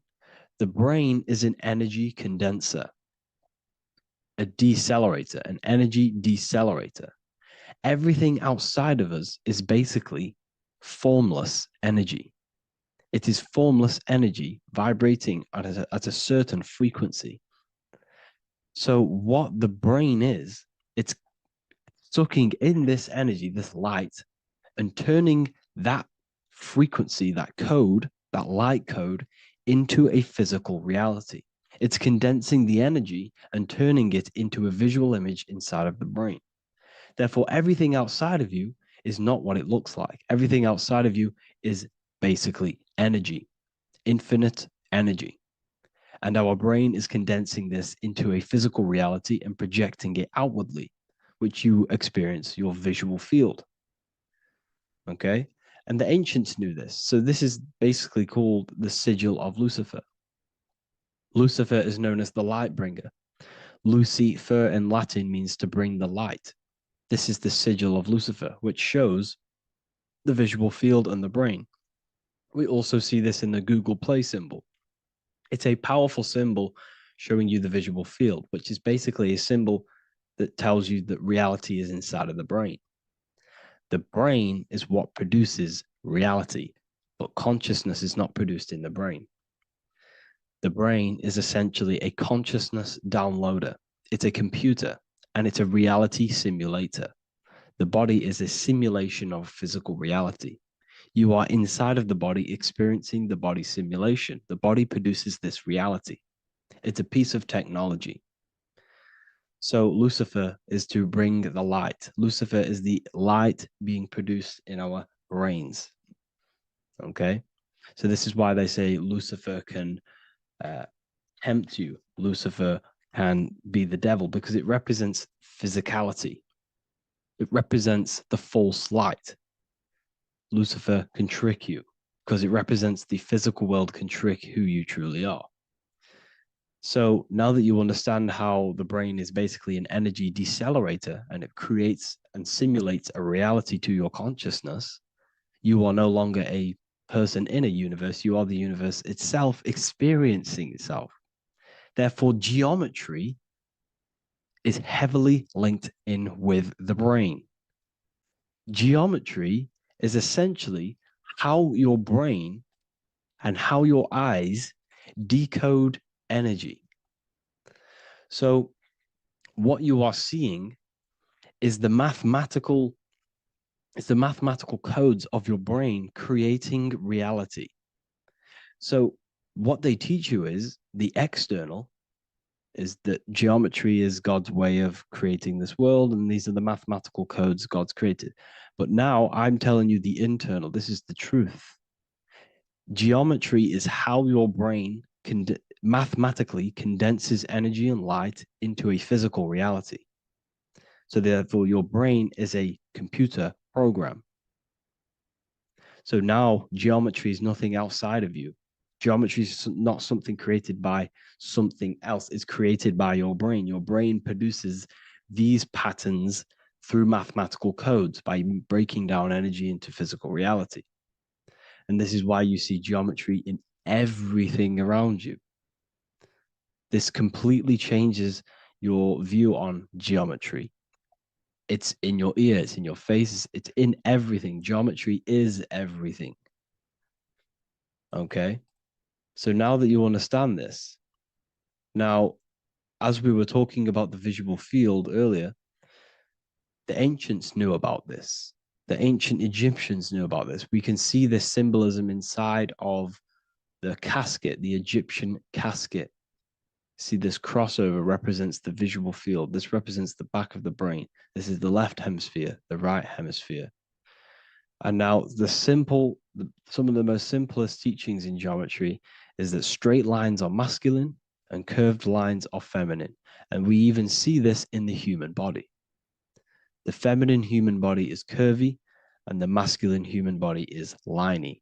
And even with the genital reproductive area, We have a line and a curve, 0 and 1, the binary code of all creation, 0 and 1, because that's basically all that exists. Nothingness and 1, nothingness and God, nothingness and consciousness. That's all that exists. Now that I've told you that, the basics of geometry and the line and the curve and the feminine and the masculine, what do we have here? You see this stick here? This is a curve. And what's the right hemisphere? The right hemisphere is the feminine, the feminine energy, the feminine aspect of our brain. Then we have a straight line. This is straight lines. Now this represents the left brain. So the Egyptians are showing you the left masculine brain and the right feminine brain because of the curve and the straight line. And this is the visual field, the crossover. So there's a crossover in the brain. The left eye is connected to the right brain. The right eye is connected to the left brain. Okay, so the left eye is connected to the right brain. The right eye is connected to the left brain. The solar and the lunar. So, like I said, everything outside of you is basically energy. Your body is basically a holographic avatar, condensed energy produced by your brain. There's nothing actually outside of you. Your 5 senses are electrical threads of light. And when you touch something, this is basically electrical signals in your nervous system, which are reporting back to the brain. Therefore, what you touch is actually, you're not touching. The feeling that you feel when you touch something is not the true feeling. That's your nervous system you're feeling. You're feeling your nervous system in the brain. It's electrical signals to your brain. So the 5 senses do not decode, well, what you're experiencing as the 5 senses is not outside of you. This is your brain interpreting electrical signals. You don't experience the world, you experience your nervous system and your brain. The nervous system is an extension of the brain. So this is the truth. This is not woo-woo spirituality. This is true consciousness science. But I'm teaching you here. Okay? So nothing is truly outside of you. It is a universe. You yourself are the universe, the fabric of the universe itself. The only thing that exists outside of you is essentially energy. That is it. And your body and your brain condenses this energy into reality. So when we look into architecture, why is architecture, the ancient architecture, so important? Because what did I tell you at the beginning? Shapes and physical matter is condensed energy. Each shape holds specific energy. Some shapes hold more energy, emit more energy. Some shapes condense energy. Some shapes transfer energy. Each shape, each geometric shape has an energetic principle because matter is essentially energy.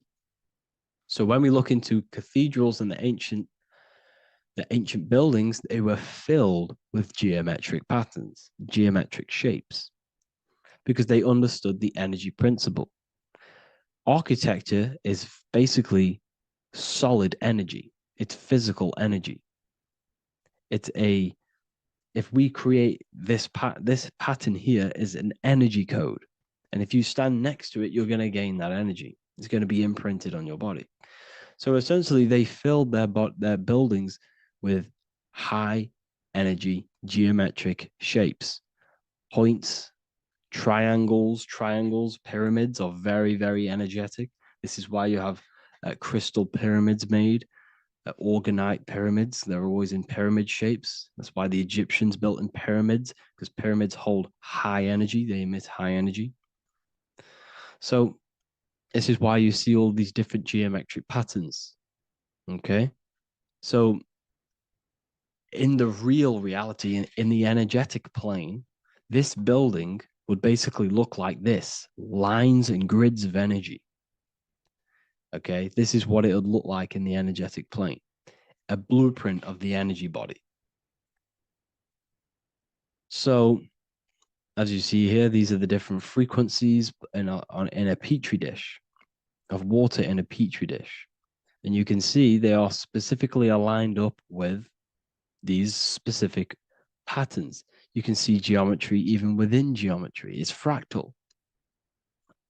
So essentially, when you would stand inside of these buildings, they would imprint the energy of the building in your body because your body is healed through energy. You have an electromagnetic field around your body. So by creating buildings with geometric patterns, we are essentially increasing the energy of the building because the building itself is energy. Okay. So when we fill it with geometric patterns, we're increasing the energy. We're giving it a certain energetic imprint. So when you stand inside of that building, you're being imprinted with that energy. Okay.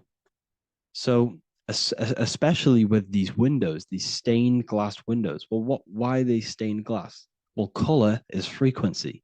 So when you have all of these different colors, and not only were they just painted, some of these colors are specific gemstones, crystals, natural stones, which all hold energetic principles. Each crystal is vibrating on a certain frequency. Wood has its own frequency. Metal has its own frequency. What you must understand is that everything in nature is not just a piece of matter. It's vibrating. The atoms of wood are vibrating on a certain level, which give it a certain energetic principle. Each crystal is vibrating. The atoms of the crystal are vibrating on a certain frequency, which give it a certain energetic principle, quality.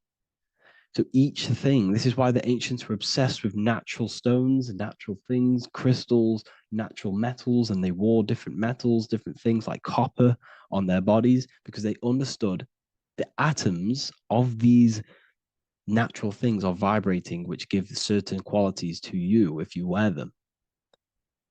So you're not wearing it, you're basically putting that frequency onto your body because they understood this is energy. If I put copper on my body, I'm not putting copper on the body. I'm putting the frequency and the energy of the atoms onto my skin. And that frequency of them atoms are going to vibrate my skin, that frequency, and heal my body. So this is why this is so important. So each building is an energetic code. Okay. So when you stand in these buildings, it can heal your body. This is why when people walk into these ancient churches, they feel like they've met God. They feel a certain way. They feel so amazing when they enter these churches. They feel holy, for example. It's not because God's there. It's not because these man in the sky dwells in these holy places. It's because the energy of these buildings affect our consciousness. They increase your energy. They raise your vibration. They heal your body. They heal your cells. They imprint the water in your body, especially with these stained glass windows. Like I went a bit on a tangent there, but these stained glass windows were encoded. Well, they use different gemstones, different lights, different colors. And when the sun would shine through this window, well, what's the sun? The sun is light. Light is energy. The sun's light would go through this filter of the window of the crystals and the different gemstones and the different colors, and the sun's light would be encoded, imprinted with these crystals, with these colors and these natural glasses, which have healing energetic principles. And when you are inside that building, the sun's encoded energy of the window would be imprinted into your body, into your energy field, and it will heal your energy field, and it would heal your body, your cells on a cellular level. Because your body is what? 60 to 70 to 80, some people say 80% water. And water is encoded with vibration. If you say certain things into water, it gives it a specific geometric pattern, like I broke down in the beginning. If you say love to a water and then freeze it, it will go to this. If you say hate, it will go to a distorted pattern. So when you are in these buildings, you're being imprinted by the energetic codes of these buildings, the energetic principles of the windows, of the structure itself. The ancients never used to build in squares. Their buildings, their insides were never square rooms because they understood squares trap energy. They always had pointed roofs so energy can escape. So there's many little things that we need to look into geometry. For example, when you see magicians, when you look at ancient magic, why do they stand in circles with different geometric patterns? They use different geometric shapes. Why? Because shapes are energy. They hold specific energy. So when the magician stands in a circle with a pentacle, they're working with the energy of that pentacle.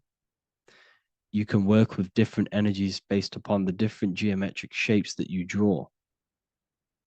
And you can use this in your structure, in your architecture, in your work, and it can influence everything. So this is the true geometry. I hope you gained a deeper understanding on geometry and how it relates with you and your consciousness. Like I said earlier, your brain produces geometry. It's basically how your brain decodes energy. It's not God, how God creates this reality. And no, you're in this reality. You are the reality itself. Your body produces the reality. Therefore, geometry is one with you.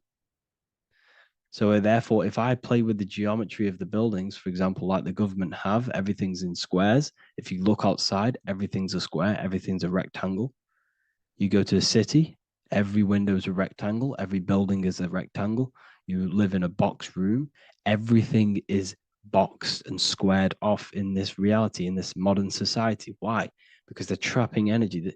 The box is the cube is the most simple geometric shape, which basically condenses energy and it traps energy. And if you subconsciously see squares all the time, your phone's a square, your TV screen, everything's a square, your keyboard, your desk. Go and look at the ancients. They never used to build in squares and cubes.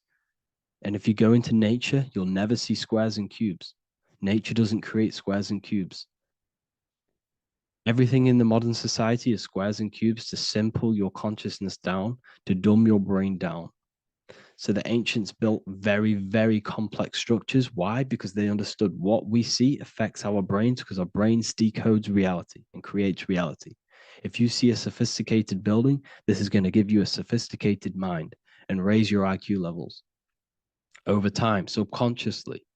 I'm not saying if you look at this building, you're going to become smart. I'm saying if every single building in your environment, ment is mind, mental, every single building in your environment was this complex and complicated, it would increase your IQ on a subconscious level.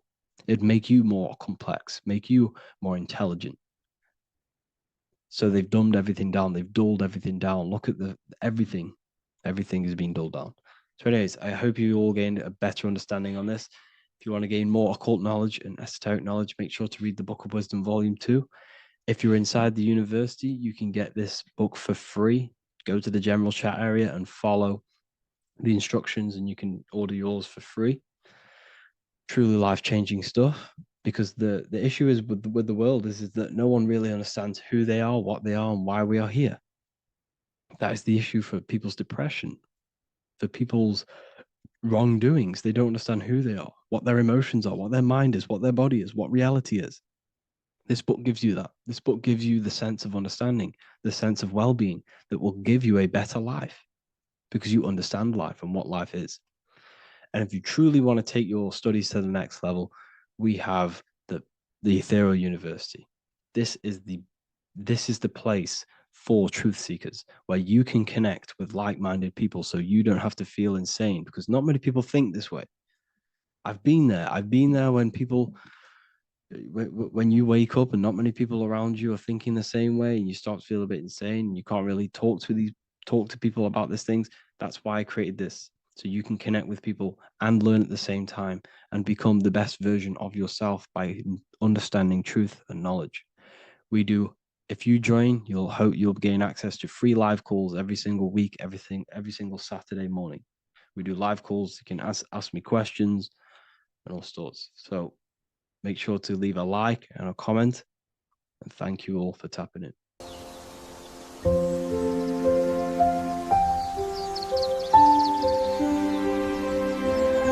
bookofwisdom.com. Visit today.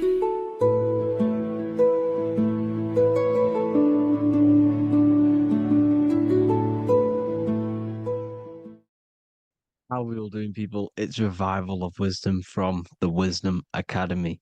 Today we're going to be breaking down God, consciousness, and the higher and the lower self, and how to overcome the lower self. Now, the first thing you need to understand is that you are the invisible intelligence within the brain, within the body. This invisible intelligence is known as the mind. But you are not the mind. You are the observer of the mind, which is the soul, the invisible entity. The mind is your intellect, your intelligence. Now, the mind is, it's hard to put this in words, but the mind is something that gives you the ability to explore the universe. And this inner self is the I am. It's the quiet, the inner self, the voice you see in you hear in your head. This is why within spells high twin, inside, internal. The I is also the number one, which is one line. Because the one and only, is the inner self, which is the I am. This is why you say, my name is Harry. You are not Harry, you are the I, the inner self, the intelligence. Okay, this is why Jesus in French is I am. You look with the two eyes and you see with the inner eye. I and I, the same thing. Okay, because the I inside is what gives you the perception of what you're looking at. So when someone's trying to explain something and then you catch on saying, I see now, it's because you're seeing with your inner eye, the one that gives you perception, gives you intelligence, gives you the ability to understand things. This is the internal eye, the invisible self, which the physical body is nowhere near as complicated as this inner self. Is in infinite potential. God, G-O-D, generator, operator, destroyer, soul, mind, and body. Brahma, Vishnu, Shiva, the Father, the Holy Spirit, and the Son. They're all, the reason why you see God is always a triad is because it represents yourself. Your invisible intelligence is God. Me and you are the same invisible intelligence. We are the invisible intelligence experiencing the program being run by the central nervous system and the brain. I always say this in my videos, but I have to, in order for you to understand the things that I'm going to say later on in the video, you need to understand this concept, is that you are the consciousness experiencing the nervous system, the tree of knowledge of good and evil, which is you here. You would be in this invisible intelligence right here in the center of the brain. Now, this is why the ancient Christians show God is in the brain. This is the brain stem. This is the brain. This is also the brain stem and the brain. The brain stem and the brain. It's all depictions of the brain because the brain's the computer, the electromagnetic computer, which decodes the demands created by the invisible intelligence, the I, the inner self, you, your true self. The person moving, if you observe what someone moving, this is going to sound, but if you observe someone walking, it's not the body. The body is moving, but the thing telling it to move is the invisible intelligence. Before you kick a football, a decision is made within your invisible intelligence, your mind. And this consciousness, this invisible intelligence, is either stuck between the lower self and the higher self. Okay? When the invisible intelligence, meaning the true self, identifies itself with the physical body, it will trap its mind within physicality. This consciousness that we have is either operating in the lower self or the higher self. It's either feeding the material body or it's feeding the spirit. Okay? But because we are physical and spiritual, we need to be even. We don't want to be meditating all day long because we do have a physical body as well whilst we are here. We are playing a game in physical matter. Okay? Now, the reason that you incarnated here is to learn a lesson, because the mind can manifest anything it wants within the astral planes, within the world of imagination. It can manifest anything it likes, but it incarnates into matter, into this game, so we can understand labor, because anything in matter you have to labor to manifest. But in the astral, you can manifest at the click of a finger. You come here to learn the knowledge of good and evil. And your consciousness, I came out a bit off topic there, but your consciousness is experiencing the lower or higher self. The lower self is manifested in the lower parts of the body. Sex, food, and power, the lower three energy centers. These centers are like mini brains. You are literally thinking with these centers. And when your mind is stuck within these lower centers, you'll think, have you ever heard the term of thinking with your penis, or thinking with your, you know what, as a man? Even females maybe, but mainly this is a boy saying, you're thinking with your penis. This is a truth. It's truth in plain sight. You think with these energy centers. When you're living off the lower three centers, all you care about is sex, food, and power. Eating, sleeping, and greed. Power's kind of like greed. Now, when we move up to the higher parts of the body, when we live our life within the higher parts of the body, this is considered heaven. Love, expression, intuition, and wisdom. This is what we need to be aiming to do, moving out of the lower half of the body and living our life within the higher self, the higher parts of the body, thinking with the higher energy centers, thinking with love, expression, intuition, and wisdom, spreading love, expression, intuition, and wisdom to others. Heaven is even. This is why Jesus is pointing at the heart chakra, always pointing at the heart. Earth rearranged his heart, because in Earth you're manifested as a physical being. You're in the heart, good and bad. You need to be balanced between the good and bad, because love can be a demon too. That's a whole nother video, but love can be a demon. Now, the seven chakras are known as the seven seals in the Bible. When the Lamb opened the seventh seal, there was silence in the heaven for about half an hour. This is a verse from the Bible. The Lamb is Aries, which is the higher brain, the cerebrum, Ram, Aries. Because when the Ram opens the seven seals, you enter the kingdom of heaven. Because these chakras seal your invisible intelligence. They seal your true self. You are behind these seven seals, your true invisible self, your true consciousness. Because behind these seven seals, you do not think about anything materialistic. Your intelligence is not material. It's not physical. It's not from the physical world. It does not desire the physical world. The body is the beast. The body's the animal, the lower self, which can corrupt our intelligence. It can corrupt the intelligence. Okay? Now, we need to balance these chakras so that we gain a deeper connection between this intelligence and the brain.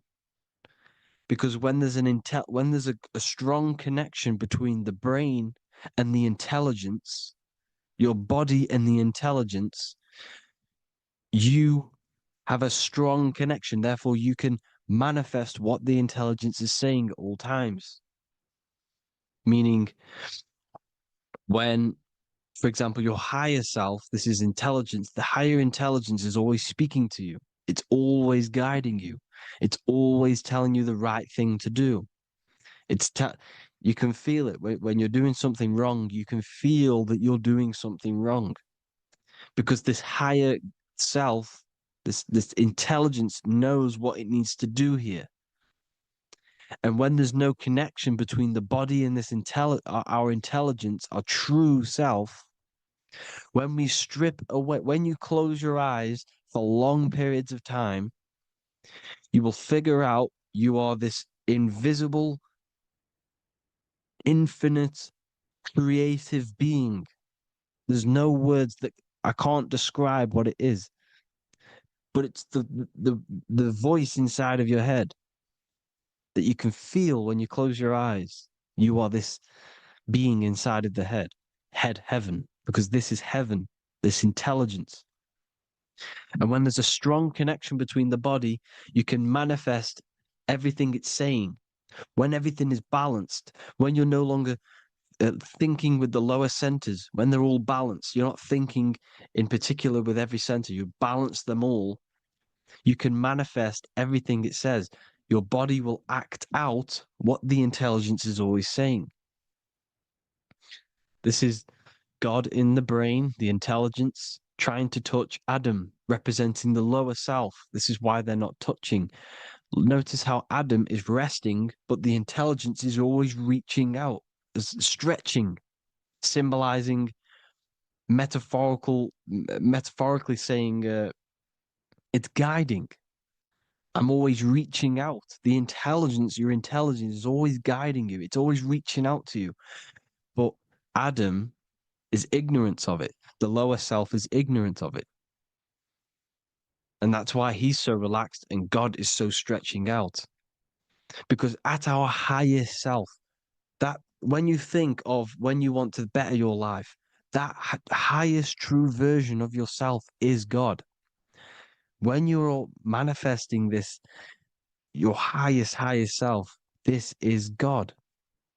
Your truest form, your most perfect form, that is God. Your highest version of yourself, that is God. Emotions are not what you've been taught. Emotions are not something that should be reactive, okay? You should not let the emotion be you, except that you should experience them instead of letting them become you. You need to understand there's a separation in our consciousness. You have the soul, which is the person who is observing your thoughts. When you think a thought, who's the one observing that thought? The soul, you, the I am, the I, the inner self, the one and only. And inside of every single body, inside of me, inside of you watching this video, there is this same intelligence that is inside of me, inside of you. And it's the exact same intelligence, experiencing a different body. And this is what we mean by the universe is mental. We are all sharing the same ball of consciousness in a different body. The animals, the fish, the cells, all expressing this one consciousness. Me and you are the same. This is why the golden rule is treat others like others should be treated, because I am you and you are me in a different body.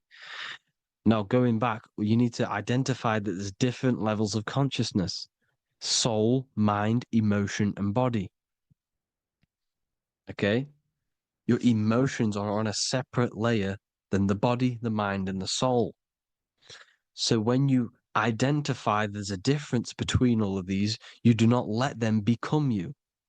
You do not let your mind rule you, because your mind can be corrupted. Your soul is the one that is pure good, pure love, but your mind can be corrupted. Okay? Your emotions can be corrupted. The body can be corrupted, but the soul can never be corrupted, only layered on top. You can only throw piles of programs within the subconscious, layering the soul down, but deep down inside of it, every single one of you, there is a loving being. Because love comes from the heart. Love is the universal emotion, expression. Now, your thoughts can become bondage, your emotions can become bondage. Now, what do I mean by bondage? By conquering the lower self, we need to conquer our own mind, because the mind is what's manifesting the lower self. When you're thinking with the lower half of the body, when you're becoming your emotions, you need to experience the emotion, not become the emotion. Do not let the emotion become you. Do not let your thoughts become you, because your thoughts are tools that you can manifest. Your thoughts are the idea. Your emotion is the energy that you can use to manifest that thought. Your emotion is energy in motion, emotion. You use emotion to manifest, to feel as if you already have the thought. Therefore, you become that vibration. Therefore, your emotions are actually a creational force that is given to you to manifest things, because you're a human, a manifester. You're here to manifest things. You're a creator. You are a god. Your inner self, your intelligence, your I am, the one and only inside of you, the inner self, the quiet one, the one that's deep, deep down, the invisible intelligence, is it's creating things all the time. All the time. Speak no evil, see no evil, hear no evil. This is the astronauts, they're Freemasons, but they understand this, because thinking, seeing, and hearing can corrupt your mind. And when you have a corrupted mind, you'll have a corrupted subconscious. The subconscious will manifest into the body, because 90% of your behavior comes from the subconscious mind. So you got to speak, see, and hear no evil. A sin, what is a sin? To overcome our lower self, to overcome our lower self, the 7 deadly sins are not something that goes against an external God. A sin is something that goes against your inner guide, your inner conscience, the inner self that is always speaking to you. It's always telling you the right thing to do. A sin is something that goes against this inner guide. And this is why you can feel something where you can feel you're doing something wrong, because the inner guide is speaking constantly. And when you commit these 7 deadly sins, which are 7 internal states which keep your invisible intelligence bound to your physical body. Because evil, right? Evil love bondage. This is why they stay in this realm and they control this realm, because they love the bondage of the body. They like matter. They want to stay in matter for eternal life. They don't want to ascend back into the heavenly realms where you do not have a physical body. You can explore the universe within the astral planes. They stay bounded to the body, bounded to the 3D construct of the physical world. They have greed, lust, envy, gluttony, wrath, sloth, pride. They want all of this. And if you want that, that's okay. But deep, deep down, you don't want that, because your soul is always telling you the right thing to do.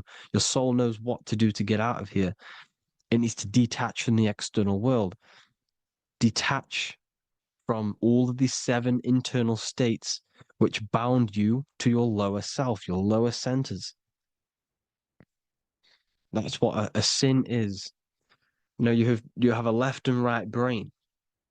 The left brain is always analytic. The right brain is metaphorical. So the right brain is producing a holistic view of reality. Now, what do I mean? And not view, perception.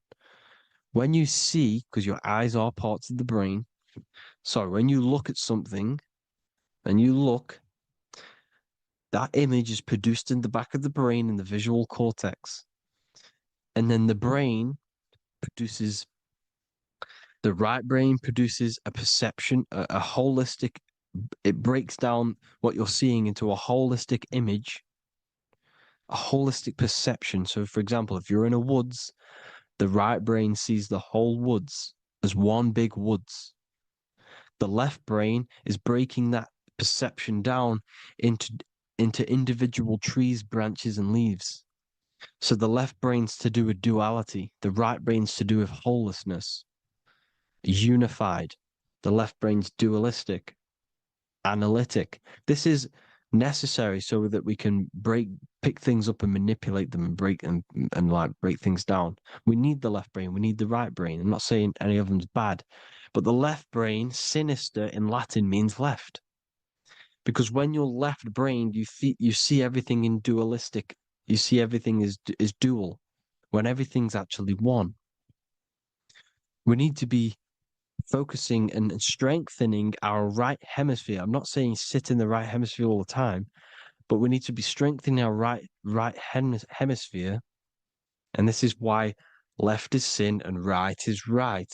Because when you focus on the right hemisphere, you see the holistic perception of creation. The right hemisphere sees humanity as one unified consciousness. The left hemisphere sees everyone as individual persons and egos. Because the left hemisphere is dualistic. And this is why the Bible says, cast the net onto the right side of the ship and ye shall find. John 21:6. What does that mean? Cast your energy, cast your perception into the right hemisphere of the brain, and ye shall find unified consciousness. You shall find your higher self, the one and only. If then you have been raised with Christ, seek the things that are above, where Christ is seated at the right hand of God. Wow. Powerful. What does this mean? Seek the things that are above, where the Christ is seated at the right hand of God. God is your consciousness, your invisible intelligence between the two hemispheres. The right hand of God is the right hemisphere. Seek the things that are above the heart. Love, intuition, expression, and wisdom.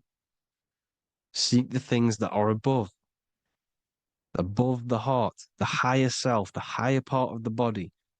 Because when you seek the things of love, expression, intuition, and wisdom, you create a strong aura. You attract the same frequency. And this frequency is heaven, God. This is the Sumerian artwork showing the lamb. This is a step symbolizing stepping upwards, raising up. He's stepping over the lamb up to the bird. His hand is going to the bird. The lamb symbolizes the lower self. Okay? The bird with the wings is in the sky. It represents the higher self. This is why angels always have wings, because it represents the higher self in the sky. The lamb is a ground animal, symbolizing the lower self. He's stepping over the lamb to the bird, his higher self, his invisible intelligence. Horus and Set, Jesus and Satan. Look, Horus has an evil brother, Set, just like Jesus and Satan. Horus is a bird, higher self. Set is a ground animal, lower self, which is the devil and the angel on your shoulder. You see? The right and the left hemisphere, the two wings. So the devil and angels always speaking to you.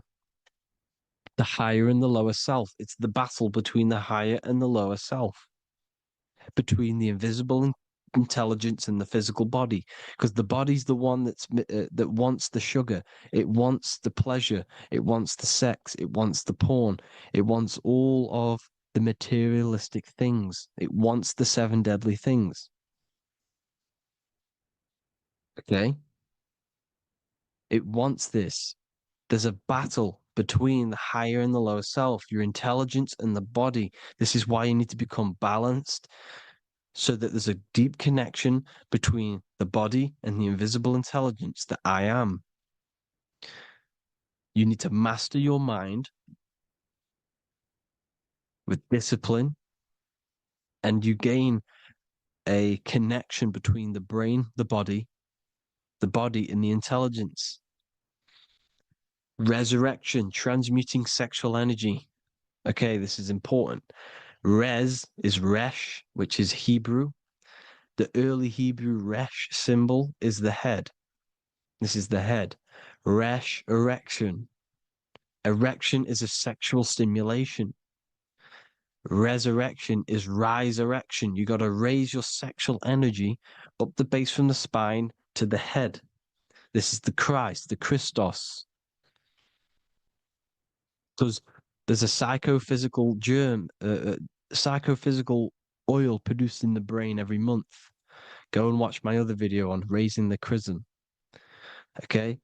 And every month there's this fluid produced in the brain, which takes 2 trips, because one's produced by the pituitary, one's produced by the pineal, magnetic female, magnetic and electric charge. And it takes 2 trips down the spine to the solar plexus, the bread of life in the Bible, or Bethlehem in the Bible, because the River Jordan's your spine. Goes down to Bethlehem. It gets born in Bethlehem, just like Jesus.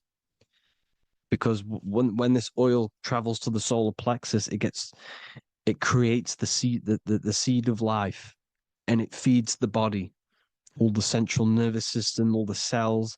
It regulates the blood, does all sorts of good things for the body, this oil. Now, when you save your sexual energy and you raise your resurrection, you awake the Christ, you raise it from the solar plexus or the sacrum bone up to the brain, you activate 100% of the brain, and this is the true resurrection of Christ. Instead of wasting the energy and giving away your sexual fluids, because behind the fluids is the energy. So when you release that fluid, the energy is out there. You've released the energy. Your sexual energy is the most potent emotional force a human could possibly feel. Same with any animal or anything. The sexual urge, the sexual emotion is the most powerful, potent emotion that you can feel. It takes over the whole body. When you feel sexually aroused, it takes over everything because it's so potent. And when you fight the serpent, when you fight the sexual energy, which is shown here in the Egyptians, the cat cutting off the head of the serpent, or Hercules fighting the serpent, or in the Greek mythology fighting the 7-headed dragon, the 7 chakras. The serpent is your sexual energy because it symbolizes your kundalini. When you fight it and you transmute this energy, instead of releasing it, instead of acting sexually on it, you can transmute the energy, transfer it from the solar plexus up to the brain. You can also do this with other tasks. Instead of releasing it, instead of raising it from the solar plexus to the brain, you can use it for other things. So, for example, you want to think critically. You can use it for critical thinking. You can use it for going to do exercise. You can transmute sexual energy into anything. But you can do this. You can raise the sexual energy, and you can use this energy to push the cerebrospinal fluid from the solar plexus up through the spine, up the 33 vertebrae to the brain, and it'll activate 100% of the brain. And this is the resurrection of Christ. Jesus was never dead. Jesus was never rose from the dead. It symbolizes the Christ, Jesus Christ. Christ is Christos, which means oil in Greek. The resurrection of the Christ, the Christos, the oil. When it activates 100% of the brain when it's raised, and it can regulate all the systems, it can regulate all the blood, it can regenerate the body.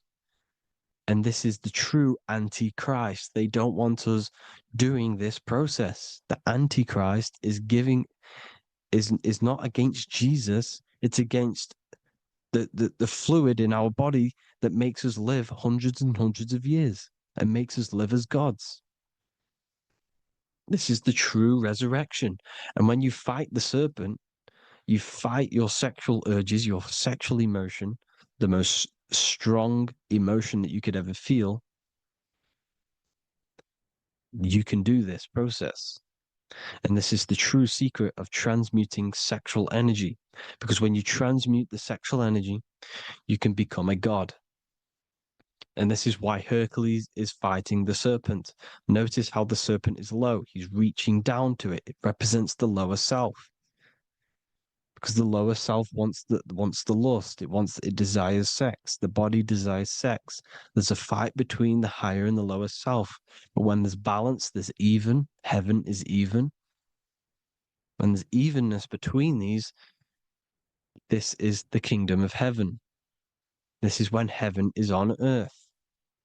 So at our highest levels of ourselves, the highest level of our intelligence, this is God. God is something that we manifest. We need to achieve Christ consciousness by battling the body. There is no battle outside of the physical body. It's an internal battle. Jesus and Satan have been externalized. Nothing exists outside of you, because I explained in the beginning how you are the consciousness experiencing the central nervous system. Therefore, there is nothing outside of you. It's all internal. Jesus and Satan have been externalized. Why? Because it's business. The church is a business. It's all a business. They've created these figures to be historical when they're not historical. The Bible's not historical. It's all externalized. It's called exoteric, when the truth is esoteric, internal teachings. So anyways, people, balance the chakras, balance the two hemispheres of the brain, balance the conscious and the subconscious. Balance is perfect, the yin and yang. You are spiritual and physical. You live in day and night. You need to be balanced. Oneness. Seek oneness. And this is the true kingdom of heaven. And when we all realize that we are all the same intelligence, the same consciousness expressed in different bodies, when we all realize this, we all realize we're all one. Doesn't matter what race you are. It doesn't matter what race you are, where you're from, your nationality, because none of you are actually from here. None of you are from the physical world. You're manipulating the physical world through the physical body. You are the I am. We all have a soul. Every single one of you has a soul. We all have souls. The reason why they say some people don't have souls is because they're trying to suppress your mind. They don't want you to know that you have a mind. That sounds crazy, I know. But a lot of people haven't realized that they have an infinite intelligence called a mind. And behind that mind, if you can observe your thoughts, the person who is observing the thoughts, you have a soul. Everyone has a soul. Don't listen to all these people saying some people don't have a soul, some people do. We all have a soul. Every single one of us. So anyway, you need to break the lower nature of yourself. At our highest levels, we are gods. Our intelligence, our universal intelligence, the I am, the intelligence that's inside of the brain, is God. Our minds are being corrupted within believing that you are the body, and the result of this is a society like today, because everyone thinks they're the body, and everyone's living in the lower nature of self, where everyone only cares about themselves. But when we realize we're all one big consciousness ball, we're all the same consciousness expressed in different bodies, there will be peace. So thank you all, people. If you do want to learn more, if you do want to read my book, it's called The Book of Wisdom. I'll put it in the description. It's an amazing book, people. It's going to give you the best understanding possible about creation, yourself, and the world. It's amazing. The Bible, everything. I have just launched a new cymatic library. A friend of mine has just added this to the website. He creates beats and he creates the purest beats. So they are actually the frequency that it tells you. Most of the stuff on YouTube and Spotify and Apple Music is all, it says it's a certain frequency, but we know these major platforms are all playing with the frequencies of the app. So if you want a real binaural beats, solfeggio scale frequencies to meditate on or listen to throughout the day, join the Occult Library. You can get a 2-day free trial. I'll put the link in the description. Thank you all, people. Hope you all enjoyed this video. God bless you all.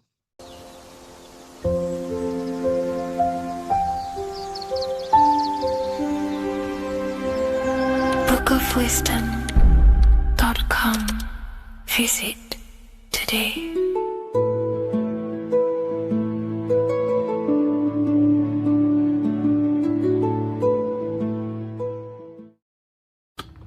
Okay. Is manifestation real? Of course it's real. You've just manifested that sentence. You turned a thought into an action and then generated a physical experience. You turned the invisible thought into a tangible reality. That is manifestation. You just have to learn how to do that on a mass scale, on a bigger scale, to generate something bigger. You know? So yeah, of course, manifestation is real. That's all you're ever doing. Creation is not created. It's in an ever state of becoming. You are in a continuous state of becoming something in the present moment. You know, so you're always molding creation through thought, emotion, and action.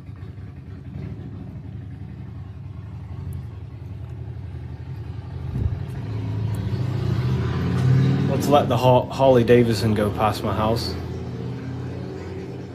It's a very loud bike. It's a cool bike. But yeah, you're in a continuous state of creation. And that's what this symbol ultimately represents, right? Hi, if I order your book today, will it be here before next Friday? You mean not this Friday, but next? Yeah, it should be there, for sure.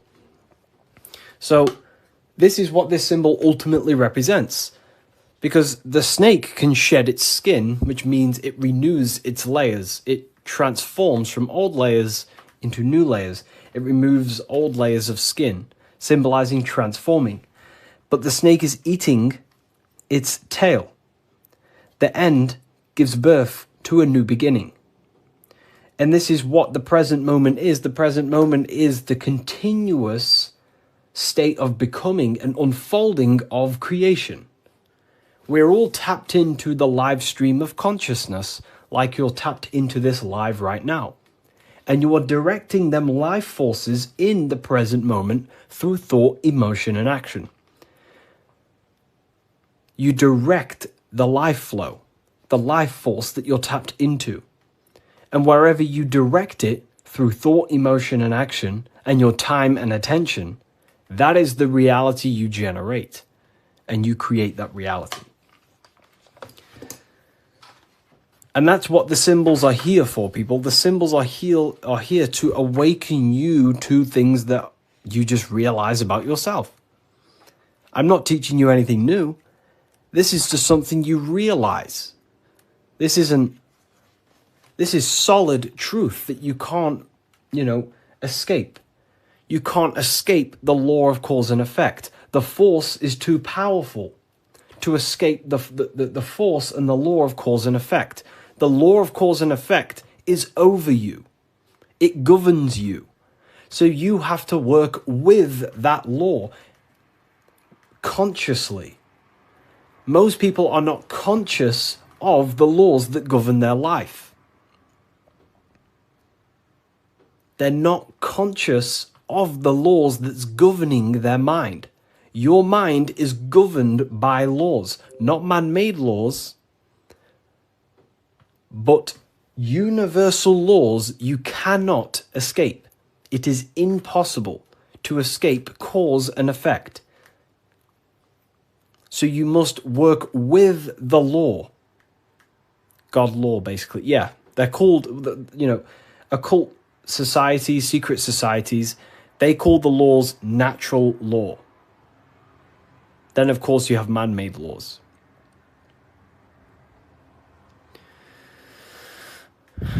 So you have to work with the law. If you do not work with the law is going to be working anyway. And it will probably work against your favor. But these laws that are in place are there to give you what you want, to create your will, to create your desire.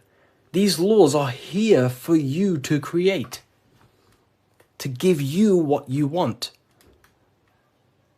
Okay?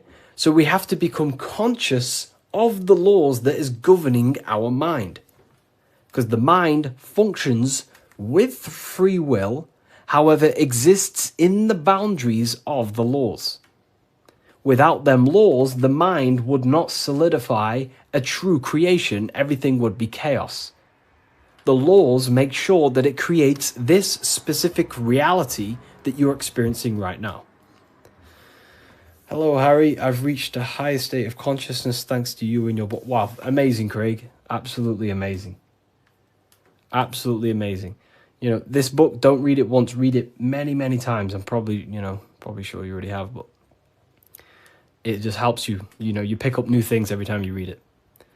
What do you think about getting a pentagram tattoo or a different symbol? I mean, the pentagram's a great symbol. It's just how you use the symbol. I gifted your book to a friend. Wow, amazing. Which book? The new one or the older ones? So we can influence our reality, of course, through thought, emotion, and action. You have free will. You have full control over them three things. If you try and control anything other than your thought, your emotion, and your action, you are going against natural law. God has given you the permission to only control your thoughts, your emotions, your actions. If you try and force anything on anyone else, you are then breaking natural law. They are the forces that consciousness expresses itself through the mind, mentalism, through thought, imagination, through emotion, through feeling, intuition, and through action, willpower, taking physical actions. That is how the force of consciousness expresses itself in three distinct ways. And that's how you create your reality, through thought, emotion, and action. And that's how you gain your personal power, by controlling your reality. How do you control your reality? Very simple. Is this the Book of Wisdom? This is not the Book of Wisdom. This is the Book of Symbolism, the brand new book, only available on my website. So here it is. Here it is, people. This is not the Illuminati. This is not the Illuminati, people. Let me make something clear. Everyone has demonized this symbol, and I think they use this symbol on purpose. Because this symbol unlocks your personal power, and that's what the Illuminati is. The Illuminati are illuminated people. That's ultimately what it means. Illuminated. What is illumination? Light. That's why there's light surrounded around it. Light in the eye. What is the eye? The internal perception. The mind that allows you to perceive information. The internal eye. The person in your mind who thinks. That's the real you. That is the real you. The person in your mind who thinks is truly formless. Okay? The Illuminati are illuminated people. They understand the secrets of the human mind and human consciousness, and other people who do not understand the secrets of the human mind and human consciousness are ignorant, and the people are using the knowledge they know against them. If you know psychology, right? If you know the deepest secrets of psychology, you can then use that against someone to manipulate them. That's how the system works. It runs on information, knowledge, and power. And the power comes through the information. The people who have the most information about how you function have more power. Why? Because they can use you, because they understand you more than you understand yourself. You see? That's what the Illuminati is. The Illuminati are people who understand the secrets of the human mind and how to manipulate the secrets of human consciousness to make them do something and create something in their agenda. You're all creators. This is what you need to understand. That's what consciousness is. Consciousness is a creative force. It creates through thinking, feeling, and acting. The triangle. But that thought, emotion, and action are just three expressions of the one force of consciousness. Thought, feeling, and acting are in fact one actual force. Because it's the force of the universe. We're all using the same force. And that's the same force that Yoda uses in Star Wars. In Star Wars is all talking about the force. That is the force, and that force is running through you right now in the present moment. You have the ability and the free will to direct that force through thought, emotion, and action into a reality. So, the Illuminati is just simply people with a high understanding of consciousness and the human psyche, and how to actually create reality. You think something, you feel, and if you have a feeling towards that thought, you take the action. As soon as you lose feelings to watch this video, you will scroll and take action to find another video you have a feeling for. That is how reality creates. That's how reality unfolds. Okay? So the eye in the triangle is showing you the ultimate state of consciousness to create reality. 1 and 3.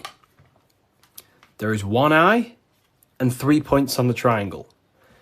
The 3 expressions of consciousness that creates reality: thought, emotion, and action. In one, unified. Most people do not have a unified consciousness. They think about creating a business, their emotions feel like watching TikTok, and their actions are eating food. That's divided consciousness. That's the checkered board. That's the Masonic checkered board. Their mind is divided in black and white, different personalities, different ideas, different desires. Their mind is not solidified on one creative project. The mind is divided within duality. Okay? That's what the checkered board is. The checkered board is simply a divided mind. Because this checkered board is all, this whole piece of artwork you see here of the Freemasons is showing you how someone's mind functions. That's the secret. Very simple. Symbols, occult symbols, Freemasonic symbols are basically showing you mind states, how you think. Divided pillars, left and right pillar, sun, moon. Sun is masculine, the masculine mind, and the feminine mind, the conscious and the subconscious. But here, there's an eye in the middle, unifying them in the middle. Unification. Unifying with the true being inside of you. Not being left or right. Not being too masculine, not being too feminine, but unifying the masculine and feminine principles to become a unified consciousness so you can create your reality. The masculine principles symbolized by the sun, and this left pillar symbolizes willpower, your will. Your willpower is very, very, very powerful. Willpower is ultimately everything you create, your will.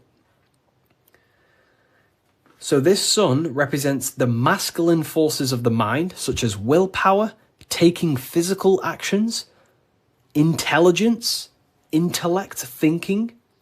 That's all the masculine. Then on the right side, you have the feminine qualities of consciousness on this right pillar, symbolizing imagination, emotion, desire, intuition. These are the feminine forces of consciousness. And what happens when a male and a female comes together? They give birth to a new creation called a baby. What happens when you merge your masculine and feminine qualities of consciousness? You merge your willpower, your thought with emotion and action. You give birth to a creation, a baby. The same principle. It's the same principle. Freemasonry is very simple. It's about bettering yourself, working on the temple, and the temple is symbolic for you, for your mind. The stonework Freemasonry, Freemasonry is about stonework, and that stone is you. You're perfecting a stone, and that stone is your mind. You're perfecting the Temple of Solomon, or you're rebuilding the temple, which is rebuilding yourself, because you are the broken temple. The thing is, your teachings is destroying my life. It's not destroying your life, it's destroying your old view of the world, which will then give birth to a whole new, beautiful life. You have to go through destruction. You have to go through the darkness to see the light.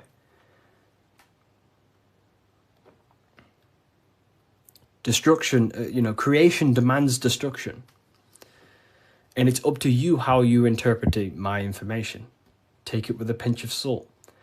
Go and do your own research. I'm not saying everything I'm saying is, take what I say and apply it to your life and see if it helps.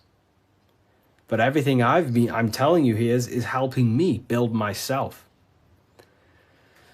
and build my own reality. But it's very simple. It's about building yourself, because when you create change in your own psyche, you see change in your world. What happens when you start to awaken? You start to think differently. And when you start to awaken and spiritually awake, what happens to your friends? Your friends say, oh, you've changed. You see? So the external world is always mirroring your internal world. If you create change in yourself, you will see a change mirrored outside of you. That is as above, so below. Okay.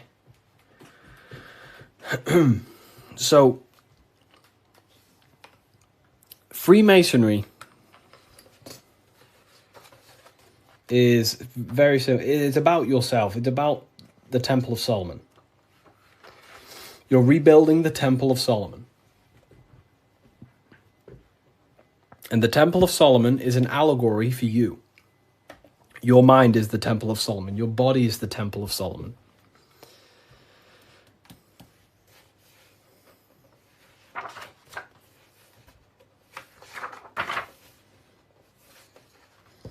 So why is it the Freemasons wear this apron, right? So you see the Freemason here wearing this apron. Well, this apron originates from stone masonry. Stonemasons. What are stonemasons? Stonemasons chip away stone, and then they use the stone to put on a building or, wherever. But Freemasonry teaches in metaphors. So this stone, this apron, was worn by the stonemasons to protect themselves from flying chips of stone hitting their genital area. So this is symbolic of doing the Masonic work, perfecting the stone, perfecting your mind. Every day you are either building your mind or building your mind's prison. Every day. You wake up, you're either destroying your mind or either help freeing your mind. You have the option, right? And they also wear this apron on the lower half in the genital areas because you think with every chakra. The chakras are basically spinning energy vortexes. This is what you see here, right? These chakras.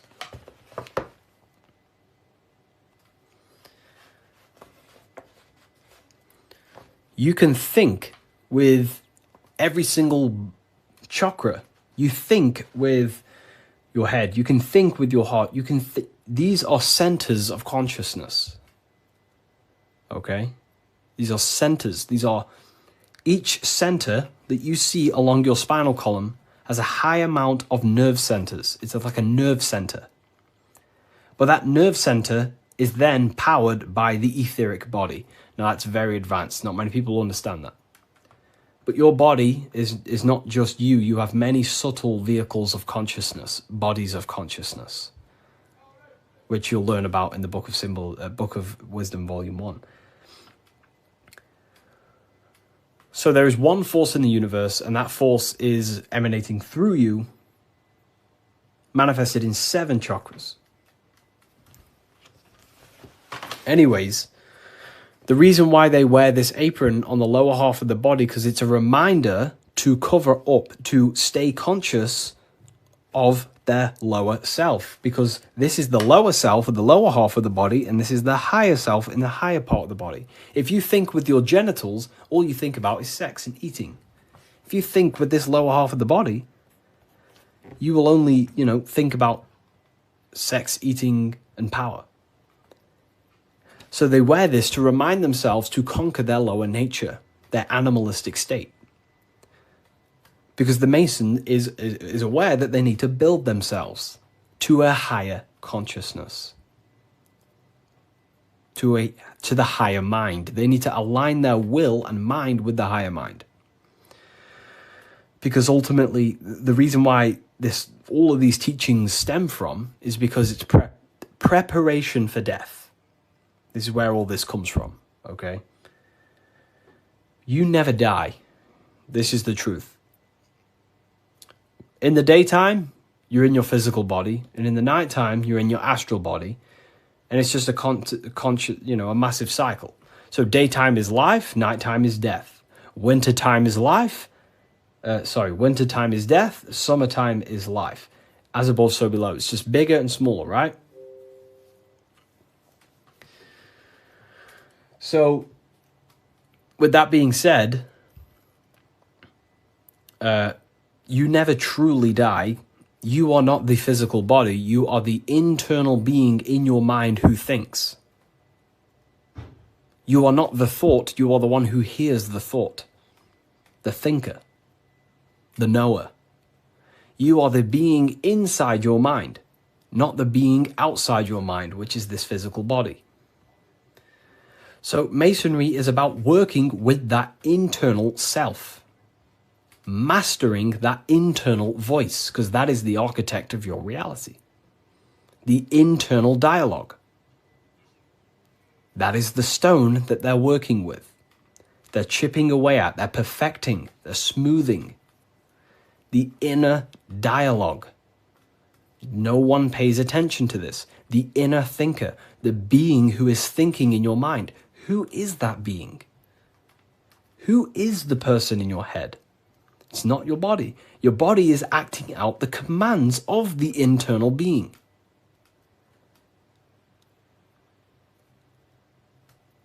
So, this is what we have to connect to and master the inner dialogue, the inner thought processes, because the thought is the architect of reality. Thought creates everything. Thought creates everything in the whole universe. The whole universe originates from thought. So Freemasonry is basically about mastering the inner dialogue and working on the inner self, the person in your mind. And the deeper you get to know that inner voice, you start to realize that there are many different vehicles of consciousness. You don't just have a physical body, you have a physical, etheric, astral, and mental and spiritual body. You know, the physical body is just the lowest dimension there is. The physical plane is the lowest dimension there is. Your mind operates above all of them. A thought is just a thought. It has no true form. That thought takes on the body. That thought wraps itself in imagination. So the thought alone is just a thought. But then that thought then wraps itself in something we call astral matter, which is your imagination. The light, the screen in your mind that allows you to vision a specific object. The thought wraps itself in astral forms. That astral form becomes like an emotion in your heart because you want to then take action to generate that mental image you created.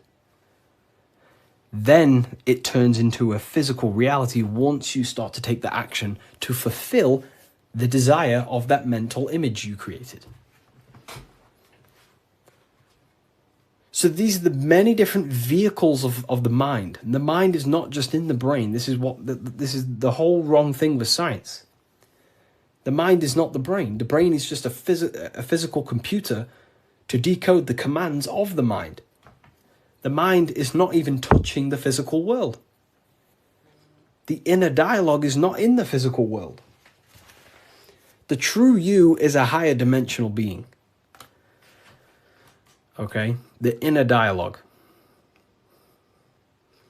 And we're working with that inner dialogue to master it, to ultimately master your reality. So again, Freemasonry is all about cutting stone, but it's not about actual stone. This book by Harry B. Joseph, right? Yeah, I am Harry B. Joseph. I wrote these books myself. This book is my brand new book, the Book of Symbolism. And it's only available on my website. You will not find this book anywhere else. The Book of Symbolism.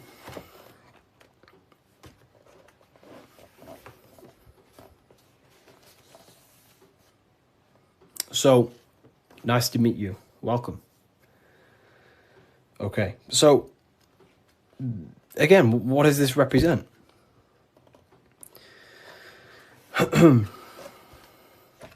The rough stone is a symbol of the self, the unrefined self, the unenlightened aspects of our mind. So the rough stone represents the uncontrolled aspects of our mind. We have many different versions of ourselves in our minds, right?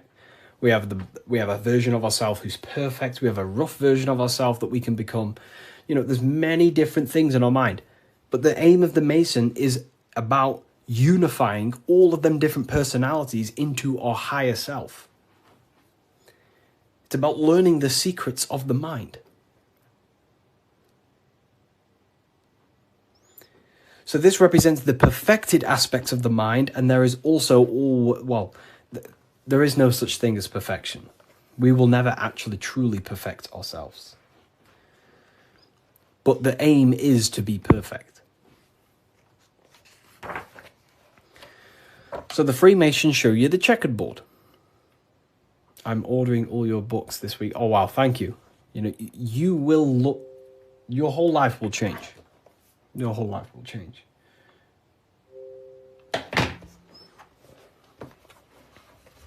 Okay.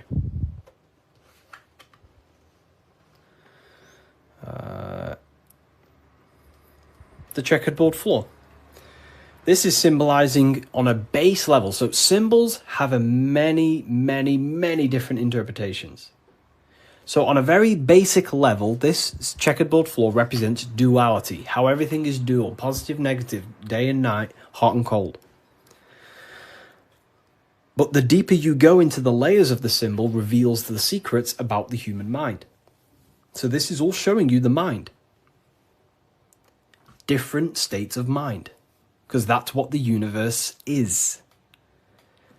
The universe is one singular consciousness expressed in many different forms, in many different clothes, what we like to call people.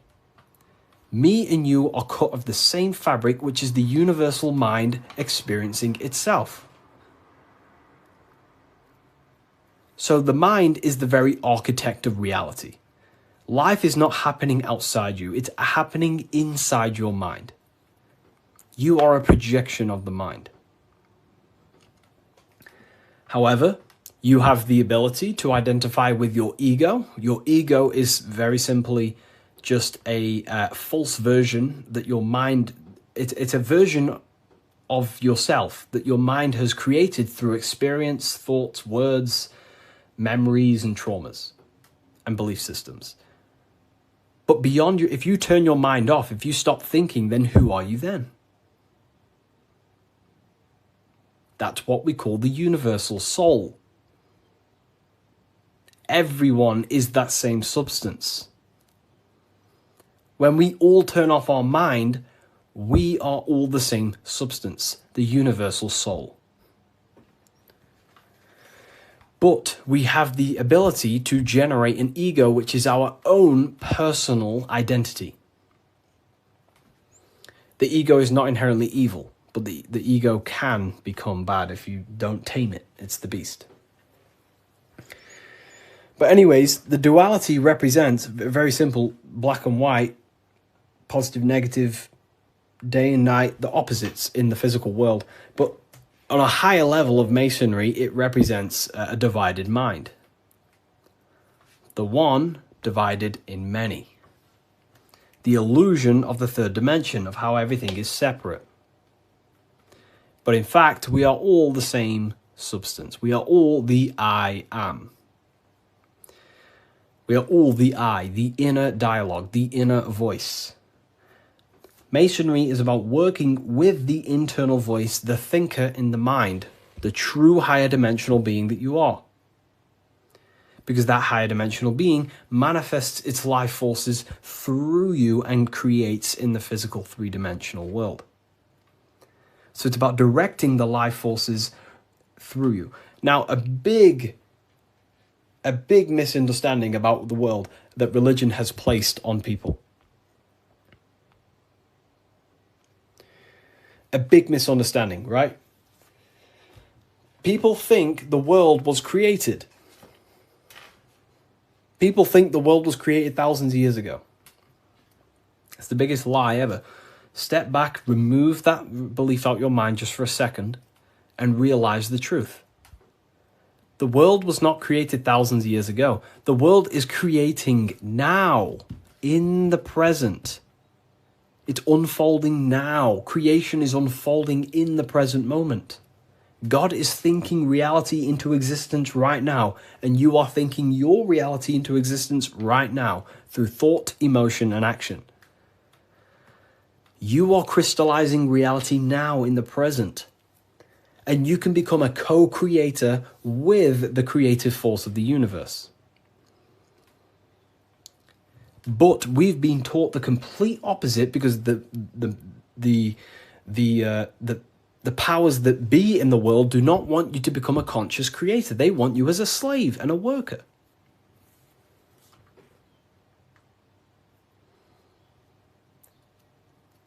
You see, so we have to understand that we are all co-creators of this world. We're all contributing towards the building project of Earth right now. But the elites make you think that the world was created thousands of years ago, and now you're just experiencing it. Now you become an experiencer. You're not an experiencer. You're an experiencer and creator. You mold it. And when you do not understand this, someone else who does understand this will use you to create their agenda. Because they understand this. And look what's happening in the world today. We are creating the agenda of the government. Why? Because we believe their lies. We don't have to, but we choose to. We all have free will. Everything else is just an illusion. Money is an illusion. It's a belief in the mind. Harry, are you a part of Freemasons? I am not. And if I ever do, I will be transparent about that.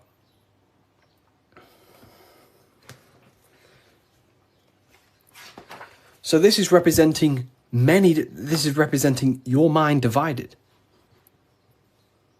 divided consciousness. Now take a look here. What are the Freemasons trying to show you here? Squares to circles.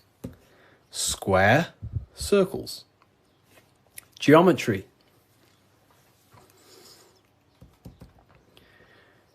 Geometry. Harry, my book came, thanks. It's a pleasure. It's an absolute pleasure. Enjoy the book. Take your time, read through it, enjoy it, read it over and over. You know, I can't wait for you to read this. Was it the third book you got? The 3 represent alignment, the black and white represents conscious and subconscious. It can represent that, yeah, that's one layer of symbolism. But you got to remember that the symbols don't represent one thing. There are many different layers to the symbols. Many different layers.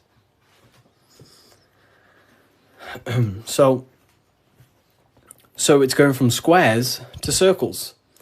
So you have to understand geometry for this. There's different codes to this. A square. Can you measure the surface area of a square? Of course. Very easy. You just measure this side and that side and times it. Right? Very simple. Then you have the surface area of a circle, of a square. But can you do that with a square? No. You can't find the surface area of a circle. It is impossible. You can get very close by using pi and different, different mathematical equations, but you'll never exactly find the exact surface area of a circle. So what are the Freemasons trying to show you? Measurable and immeasurable. What you can physically touch and measure down here, the squares, and what you cannot touch and what you cannot measure. And there is a ladder going from what you can measure, the physical world, the squares, up to what you cannot measure, the circles. So this is about the upliftment of the mind. This is about the mind raising from only a physical state of awareness, raising the mind so it can function as a spiritual mind and use the higher dimensions of consciousness, such as imagination, thought. Most people's minds are stuck in the measurable, the squares, limited. They think inside the box. You have to raise your mind and think outside the box. This is what it's about. Raising your mind and using the higher dimensions, which is imagination. You cannot measure imagination. It does not exist in the physical plane. You cannot measure thought. It does not exist in the physical plane. So it's about raising consciousness to actually use the cognitions of the mind. Most people are not using the mind. Climbing in consciousness. We're going from squares to circles, measurable to the immeasurable. Okay? And that's the key. Look at the key. How do you go from the circle, the squares to the circles? You got to go through the woman, the green woman. Who's the green woman? Who is the green woman? The feminine. The feminine aspect of consciousness. You cannot just go from low consciousness to high consciousness. It is impossible. It takes a lot of work. Doing work on your mind is way harder than any labor or work you could possibly imagine. The work on yourself is not easy. And I never will say it's easy. It is very, very, very difficult to change your mind because it is literally programmed. Very difficult. So you have to go through the woman. And what's the woman? The care, the desire. You have to have a desire to climb the ladder. You have to have the love and the care to do so. If you do not have the care, you will not climb the ladder. If you do not have the care to watch this live, you will continue scrolling. You have to come into contact with the feminine, the heart. You have to care to reach the higher consciousness, to take the actions that are necessary to generate that consciousness. That's the key to open the door to the upper room Jesus mentions. Jesus is always talking about the upper room, the kingdom of heaven. This is what it is. It is a higher state of understanding, a higher state of self-mastery. That is what it's all about. So in order to climb the ladder from the immaterial to the material to the spiritual, you have to care. If you do not care, you will not reach that higher level of consciousness. Because why? It takes a lot of self-work. A lot of work. A lot of reprogramming the self. A lot of meditations to gain control over the inner dialogue. A lot of reflection. A lot of sacrifice. Yes, very well said. Very well said, Timon. It takes a lot. It's not easy. Constructing, working on your mind. It's very difficult. And you don't see the benefits for a very long time. But when you do start to see the benefits, the benefits are massive. So this is what it's about. It's you. This is all you. And what are we chasing? We're chasing the I. What's the I? The I is the eye is open. It sees. That's the inner observation, the inner being who observes everything, observes the thoughts, observes everything. But we're chasing a higher I, a higher perception of ourselves by raising consciousness, a higher understanding of what you truly are beyond your human form, which is a higher dimensional being. We're chasing the I. The I is a higher perception of ourself. Yes, very well said. You see? So this is what this is why if you read symbols, you become very powerful. That's why I wrote a whole book on this, so you can learn this too. Everything I've said and more, you can learn. The Book of Symbolism, the only place it's available is on my bio. revivalofwisdom.com. I just released this November 17th. But it breaks down everything about Freemasonry, of how you can learn this knowledge and gain a higher consciousness. But anyways, if we get this to 50k, I will drop some coupon codes for you all, and we'll carry on. I'll drop some coupon codes so you can save some, some money. And we have worldwide, we have, this is powerful knowledge. Powerful, powerful knowledge. What do you think about the Golden Dawn? I have a friend, well, not a friend, but I know him through, he's an Instagram creator, and he went through the Golden Dawn system, and he is a very famous author now. You've probably heard of his stuff. It's called The Serpent Rising. He went through the order of the Golden Dawn, learned about Kundalini and stuff like that. Golden Dawn Society, yeah. How can I buy your book? There's no link in your bio. There should be. There's a link in my bio. Revivalofwisdom.com is the only place you get the Book of Symbolism in English, French, German, Italian, Spanish. Okay, so let's carry on, right? So we've broke this down. You now understand that we're going from squares to circles, which is going from the measurable to the immeasurable, changing the mind from a state of reaction, because this is, okay, the circle cannot be measured, but the square can be measured. So this is the material, this is the spiritual, this is the seen and the unseen. This is the cause, this is the effect. The cause, effect. What does the sun do? The sun causes effect on the earth. That's why there's a sun here. It's showing cause, effect. The sun produces changes in the plants and the nature on the earth.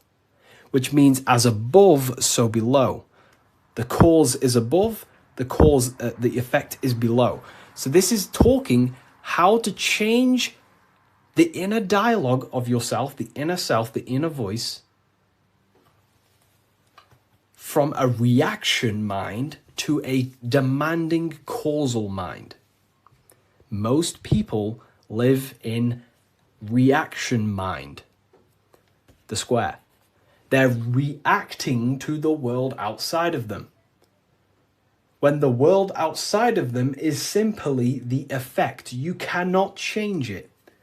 It's already affected. It's already manifested. The only thing you can do to change the world is to change the cause. The inner world is the cause, the mind is the cause, the external world's the effect.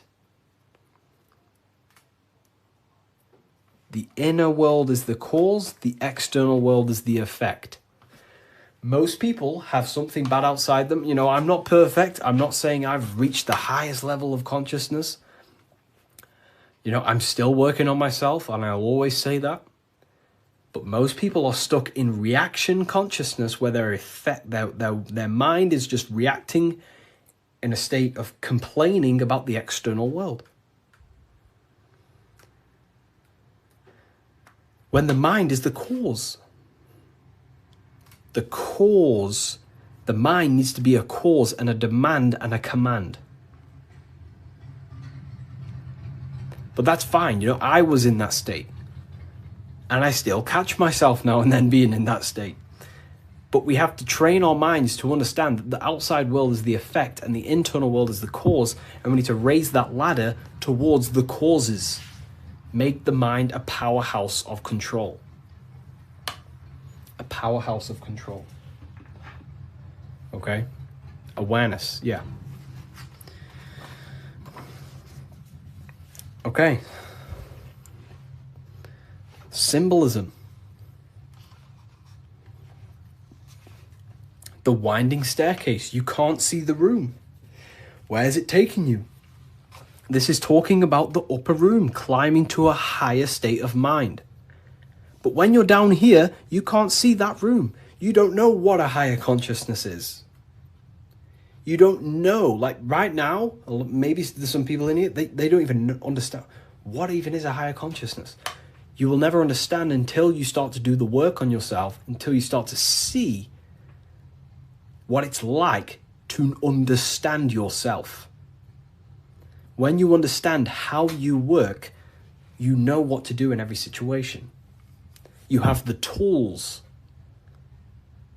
to use in life. So this is about climbing the staircase of higher consciousness into the inner room that you can't see. Beyond the curtain. The curtain is the veil. This is about entering in yourself. Walking past these two pillars is about walking into the internal self. It's a journey inward. You have a self outside the mind, this body, and you have a self inside the mind, the inner being, the material and spiritual. That's why you're an individual. You have a dual nature, inner and outer. So when you're walking in between these pillars, you're walking, it's symbolic of walking in your mind. Walking in a journey into the self, and we're working with the inner self. This is what Freemasonry is about. But it's a winding staircase, which means you can't see where this staircase is taking you. You don't know what a higher consciousness is, what it's like to be in a higher consciousness or a higher understanding of reality in the self. So you must have faith. Faith, not faith in a God, but faith that the staircase or this journey, this work you're doing on yourself is going to lead you somewhere. You must have willpower. It takes willpower to walk the stairs. You must have care. Faith, will, and care are the three forces that help expand the mind into higher levels of consciousness. So it takes faith, will, and care to walk this staircase, to walk this path, to do the work on the self, to master the self. And a spiral staircase also represents time. It takes time. Time moves in a spiral. Yesterday there was 12 o'clock, but today there's also 12 o'clock. But today is higher than yesterday. So it's just a continuous spiral upwards. Yesterday was 12 o'clock, today there's 12 o'clock, and we're just going to continue this spiral. This is time. It takes time to walk this staircase. It takes time to reach a higher consciousness. It takes faith, will, care, and time. It's not an overnight process. Okay? So I hope this understands, hopefully you people are taking this on. Darkness to light. This is a massive phrase in Freemasonry, from darkness to light. But what is the darkness? Darkness, you can't see. When the room is dark, your eyes can't see. Symbolizing ignorance. There are parts of yourself that are in darkness. You are not aware of these parts of yourself. Most people are not aware of their imagination and the powers of the imagination. That means it's in darkness. Darkness to light is about becoming conscious of the things inside you, the aspects of yourself that you may not be aware of. Exposing a light. If I turn on a light on something, you expose it. You see it clearly. So Freemasonry is about going within the self and finding the things that you are unaware of and becoming conscious and using them as tools to help you in life. Your imagination is a guiding force to shape your future. Your intuition is also a guiding force.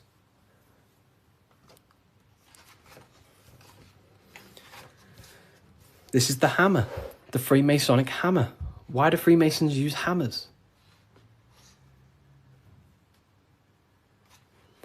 The hammer, the force. What is your hammer? What is the force that drives you? What is the force? What is the desire in you that makes you go through life? We all have a hammer. My hammer is to help as many people understand themselves as possible. That makes me take my actions. That's the force inside of me that takes action. The reason why I'm on this live is to take action to help people. That's my force. That's my hammer. You have to have a hammer in life. This is a tool. You have to have the hammer. Here's some more secrets. Force, form, very powerful. Not many people understand this one. But like, I could sit here all day and talk about all the different symbols in this, but there's many different symbols that you can go over. Force and form. Okay, so we have hit 50k, by the way. I did promise people earlier, we have hit 50k, that I would give out a coupon code. I did promise people. So I'm going to have to give that coupon code, and then we'll carry on with this, breaking this down for you. Okay? Let me know in the comments if you want a coupon code. Just say the word yes or something. And if I know people want it, then I'll give one out. If not, I'll just carry on. Okay. I'm going to give you a 20% code. In fact, no, I'm not going to give you 20%. I'm going to give you 30% off. Wait, let me just test something. I don't want this to mess up for you. I want to make sure it's working properly. Okay, 2 seconds. Let me just test the website to make sure the code works. I don't want to give it out and then people, don't end up working and then people start, So let me just test it.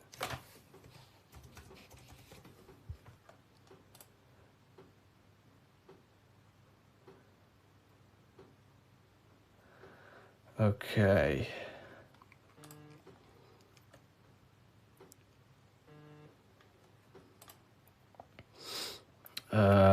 2 seconds, people.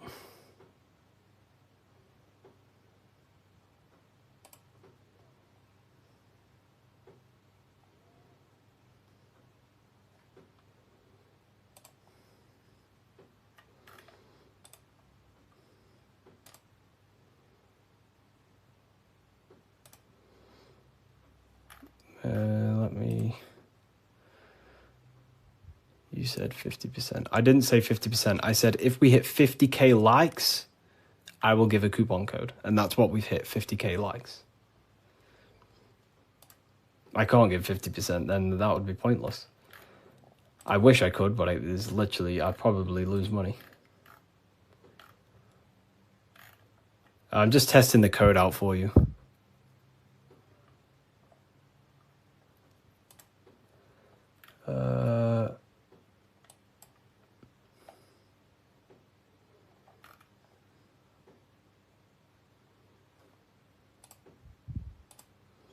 We worship you. I don't want to be worshipped. Please don't worship me.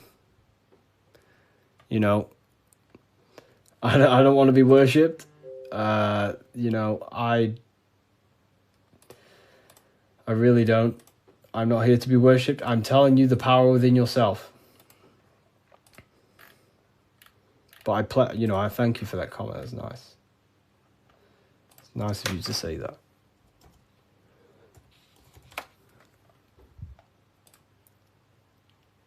Okay, so it is working. Okay, nice. So the code is working, and the code is, I'm not giving you 20%, I'm going to give you 30%. Do I have a pen? I can write it down for you. The code is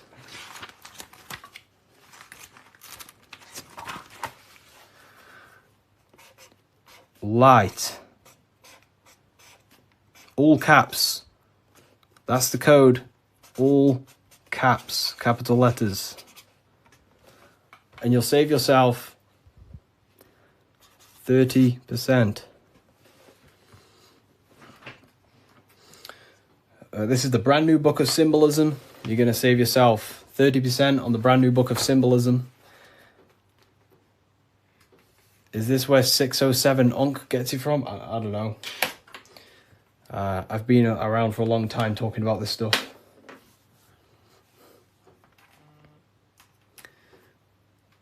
I don't know.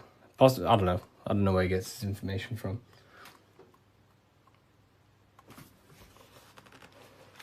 Fulson form. Here it is. Website name, revivalofwisdom.com.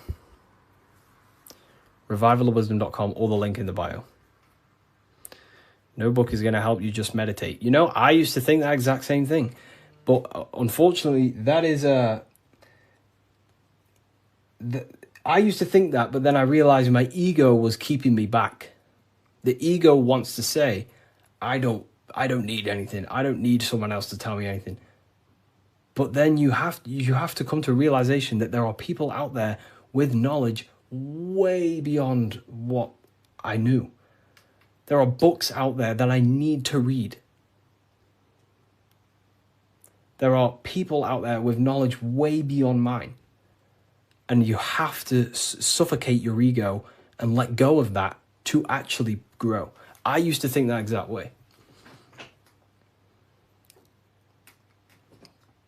But it depends what you want, you know. You don't have to go down this path. You can just meditate. That's completely fine. You know, it depends what you want, I guess, as well. So you are completely right.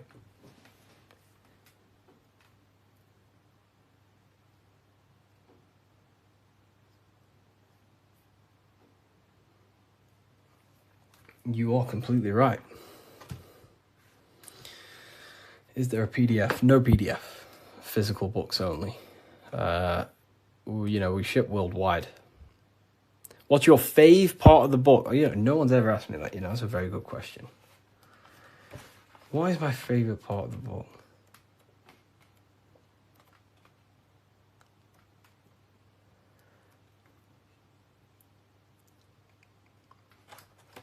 I love this part. I love this part. How quick is delivery? Delivery, it depends where you are. UK is around 7 days. US, pretty sure it's about 7 days.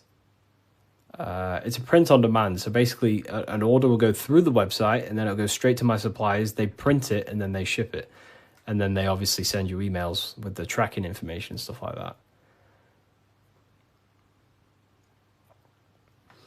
you know. But this is probably my favorite part. Is it UK based? It's not. So the suppliers that I have, they have printing warehouses all around the world. I'm pretty sure they have one in the US, one in the UK.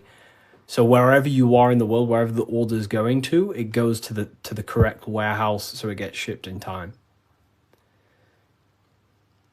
That's basically how everything's set up. Because I don't actually stock them all. I mean, I do have quite a lot here. I'll show you. I have quite a lot of them here. These are all Book of Symbolisms. This is what they look like. Explain everything about Freemasonry, pretty much. Everything you can imagine about Freemasonry. That's the first book. That's the second book. This is the brand new one. Which this is the one we're going over today, pretty much. They will be on Amazon in the next, I don't know, 2 weeks, 3 weeks maybe.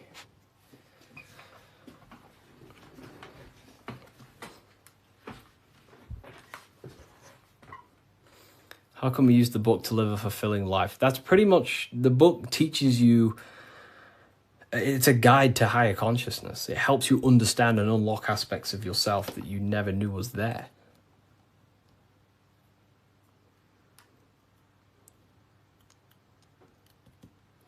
What are the 2 pillars in Freemasonry? Great question. So the first part of this book goes over that for a very long period of time. So the first whole section of the book goes over the Jachin and Boaz pillars, right? The different symbolism. So it basically represents the masculine and feminine forces of consciousness. But it ultimately represents division as well. The number 11 is a dividing number. It's left and right, right? It's left and right.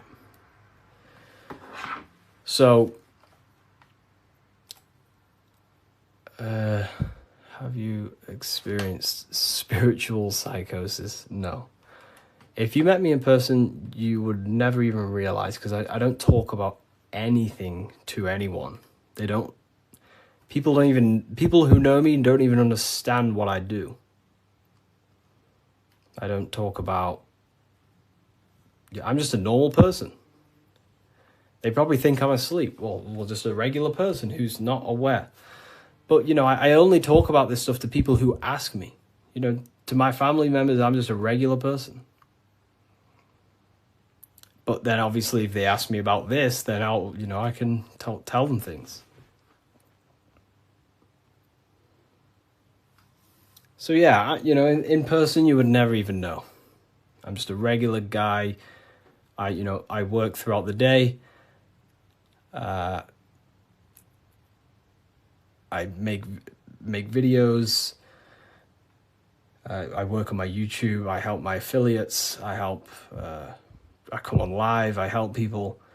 I speak to my university students. And then I go to the gym, see some family members, and, I'm just a regular person.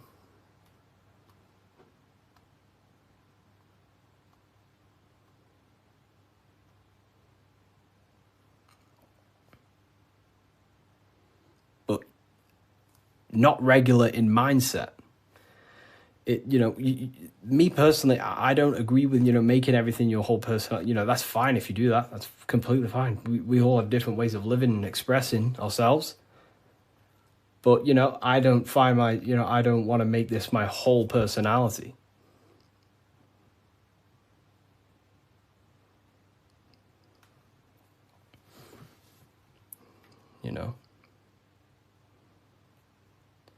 I love to read books in my spare time. I watch a lot of, listen to a lot of audiobooks.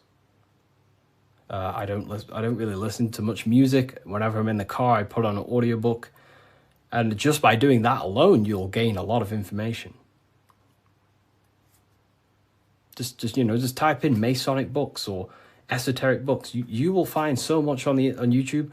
Just listen to everything, and over a period of time, you'll start to develop pattern recognition, and you'll start to decipher your own truth. the Bully Slayer was cloned.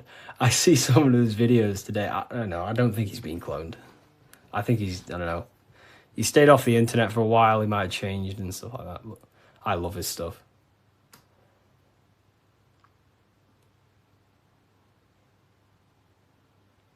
How long did it take to change your reality to your desired reality? Good question.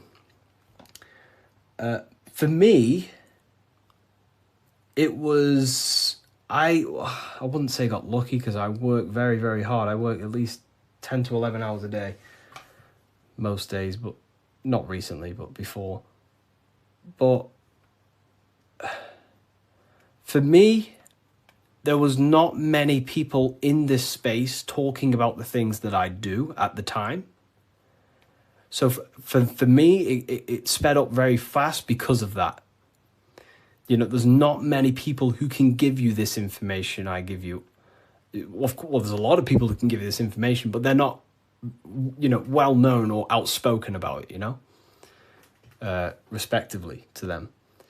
And luckily, my stuff started to gain a lot of attention, and my life changed in a matter of a year. But, you know, it can take longer. For years before that, I was trying many different things. Many, many different things. But whenever you preach about mind control, I realize I'm in a prison of my own thoughts. Yeah, a lot of people live in their own prison. Like I say, every day you wake up, you're either building your mind, you're either building your freedom of your mind or building the prison of your mind. Every day. You're either building your prison or your freedom. How long have you been on this path, Harry? Long since way before 2020. Way before 2020. I was talking about, I can't say the thing on here, but you know, the virus. I was talking about the virus way before 2020. And there may be some people in this live who watched my very first lives. I used to go live all the time. But I was looking into conspiracy theories when I was year 7, year 8. And then I got really deep into like conspiracies 6 years ago. And then after about a year of that, I started to switch into like esotericism. And then for like the past 5 years, since 2020, it's been all esoteric stuff, pretty much. You know, like Masonic, the psyche, human psyche, human consciousness, metaphysics, symbolism. So the last 2 years, it's mainly been symbolism, because I'm obsessed with symbolism at the moment. But yeah. Do you believe in God, Harry? I believe in a form of energy that gives rise to all things, yes. And we are a part of that energy source, that conscious energy. We are an emanation of that. We are cut of the same fabric of that. It is one consciousness clothed in different beings. Harry, you said faith, will, and care and time. Didn't you say time doesn't exist? Can you explain this? You know, time is the present moment. It's an eternal now. But, you know, it takes, that's what we call time. The movement of that.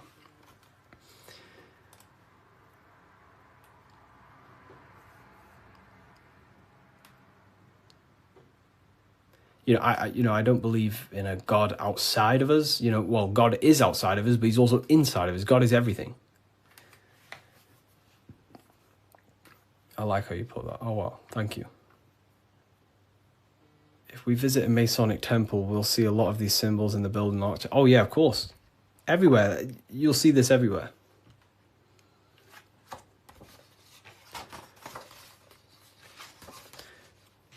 And look here. This is the gate of Europe. 2 pillars.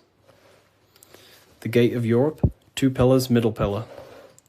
Here's the gate of Europe again, 2 pillars, middle pillar, with the person in the middle. Here's George Washington, 2 pillars and the middle pillar. You are the middle pillar. You are the middle pillar. You're the middle pillar. You are the balancing pillar between the masculine and feminine.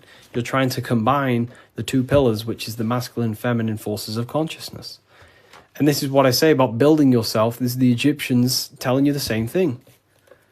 They're building the middle pillar. They're building the self. They're building the mind. That's what Masonry is all about.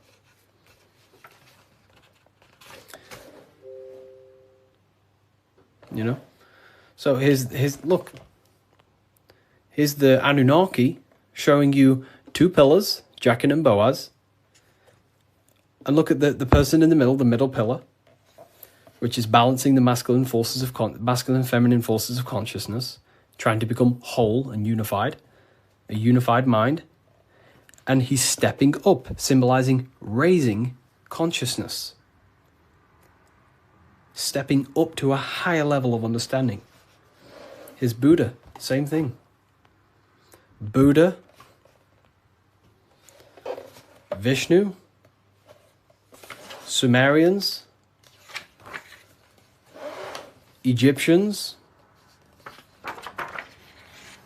Wait on, we still got more. Jesus with the 2 pillars. Egyptians again, they're building the self. This is what it's about. It's about building the mind.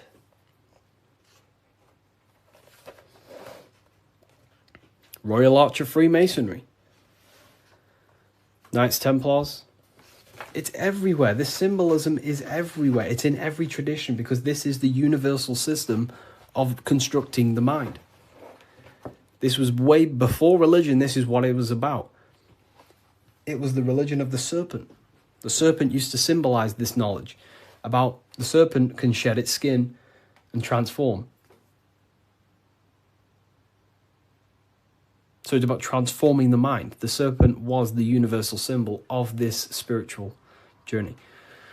What does the G mean? So here, you see the G. It wasn't a religion of the serpent. I wouldn't say religion, but I in my conclusion, you know, you can take this as a pinch of salt. In my conclusion, I think the serpent, you know, found in every religion. It's the Vatican. It was in the Garden of Eden. It's in every religion you can possibly imagine. There's a serpent, and it's serpent symbolism all around the world. I personally think the serpent was the symbol for gnosis, for the well, I don't like calling it religion, but a spiritual system that was universal before religion. It was the wisdom of Kundalini. It was the wisdom of awakening. It was the knowledge of the self. And then I think the serpent got demonized because then religion took over and started to externalize all the spiritual teachings and then following man-made gods and gods in the sky and stuff. But before all of that, I believe that me personally, I believe the serpent was a symbol for the universal spiritual system of knowledge that was before all the religion. That's my interpretation. It's about self-transformation. Yeah. Someone asked about the G.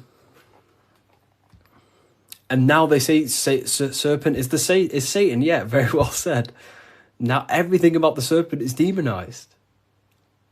And it's crazy to me when you realize, well, everything's inverted nowadays. You know, so, you know, I guess we'll never know, but based on my symbolism studies, that's what I think it is. I could be wrong, but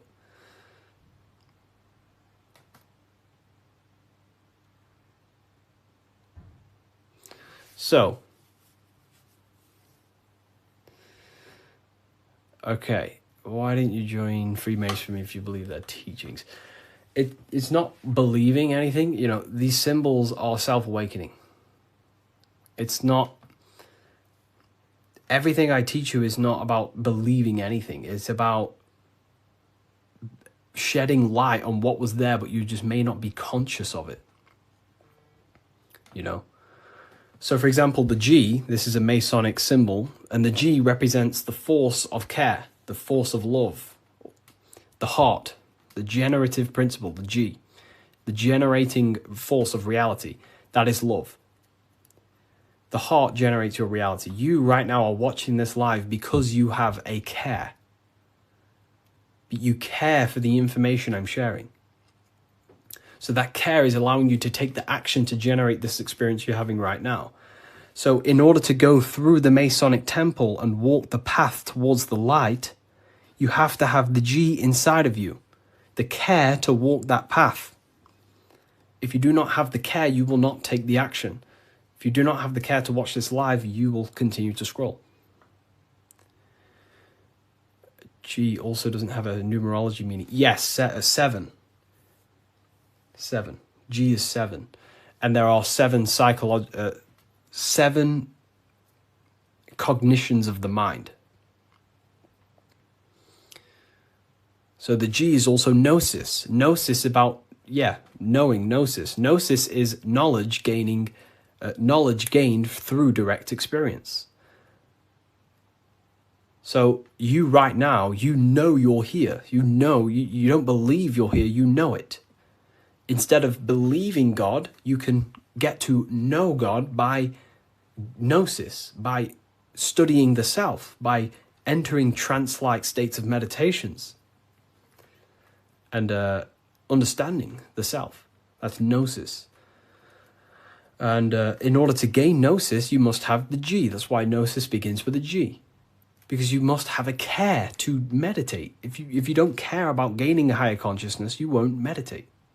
If you don't have a care to reach the light, which is just a higher state of understanding, you don't have the G. If you don't have the G inside of you, you will not take the actions to walk up this path, up the mountain. It's a difficult path of self-mastery. So that's the G. It's the driving force of your reality. And if you don't have the G, you won't walk up this hill. You know, so the teachings that I teach is, you know, it's about shedding light on something that was already there.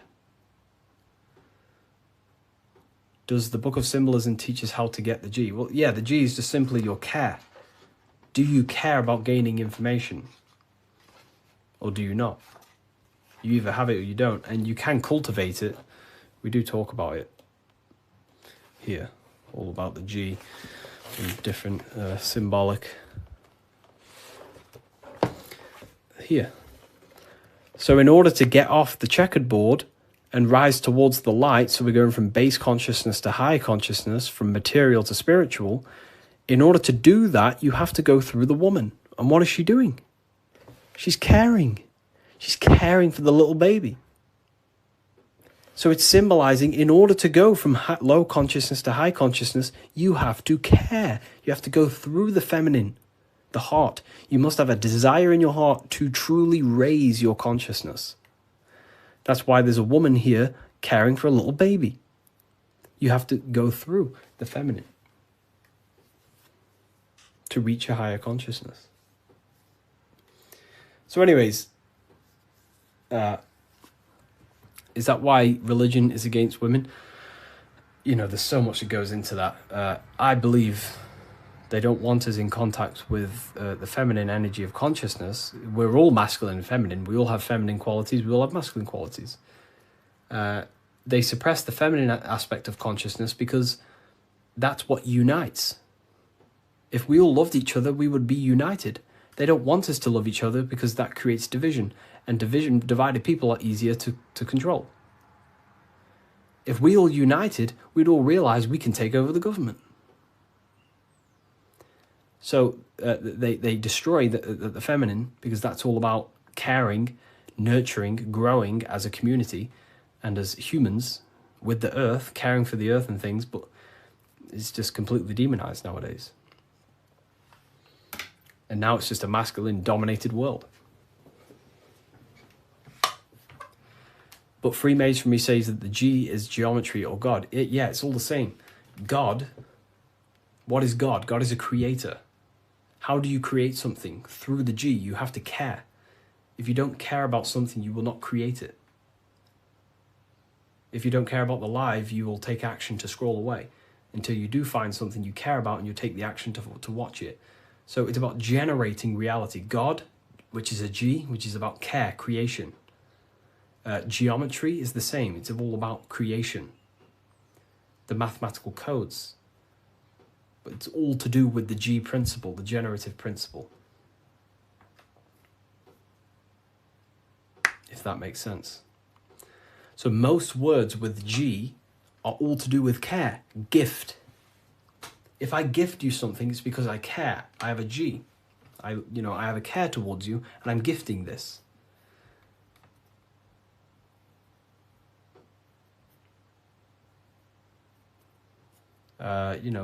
Geometry, God, generation, Genesis, all about creation and care. The whole world is built on love, and when you see it, you can never unsee it. The whole world is built on love. All creation is built upon the principle of love. That's why the earth is called heart.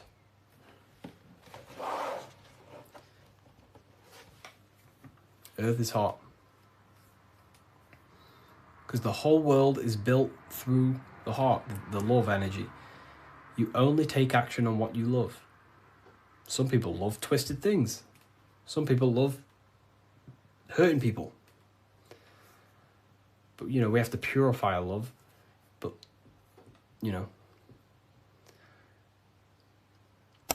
The Book of Wisdom by Harry B. Joseph has really piqued my interest. It's 119 pages of curated spiritual insight. This book has really piqued my curiosity. And regardless if I believe in everything I read out of here or not, I am just so mesmerized by a lot of these topics. It's all, some of them are controversial. Some of them are based in Christianity. Some are not. But it's just a really insightful book. And I'm super excited to check it all out. If you want to check it out too, I'll link it for you. Get your copy. Visit bookofwisdom.com. What if I told you that reincarnation is real and that there is a metaphysical, spiritual science behind this? Most people leave this world just as lost when they entered it. That they carry their fears, attachments, and addictions with them, only to be born again trapped in the same cycle, repeating the patterns of lifetime after lifetime. This lecture is not just about preparing for death.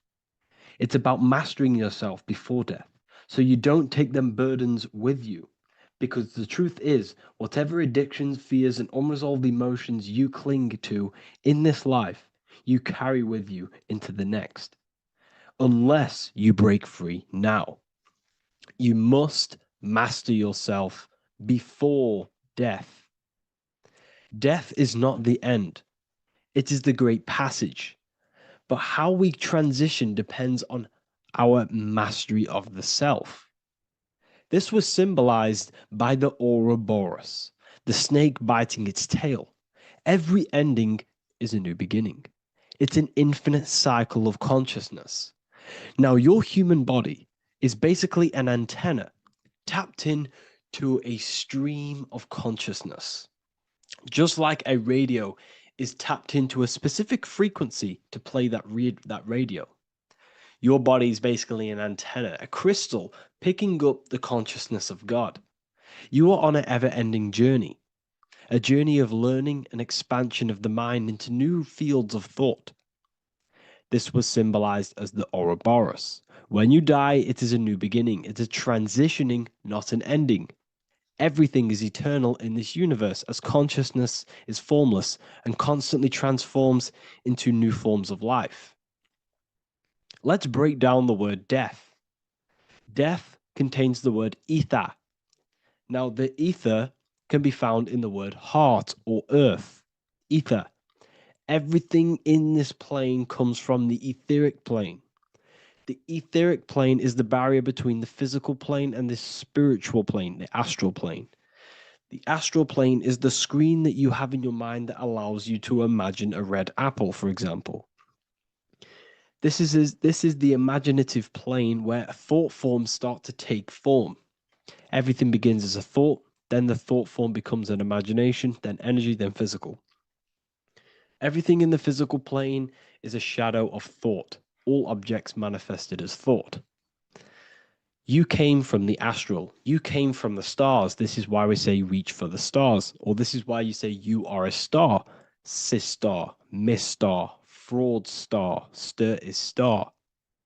And when you become famous, you become a superstar and you gain a star on the Hollywood floor. You are a star. The ether. The ether is the infinite energy source which all things come out of and return back to. This is the cycle of life and death, summer and winter, day and night, sleep and awake.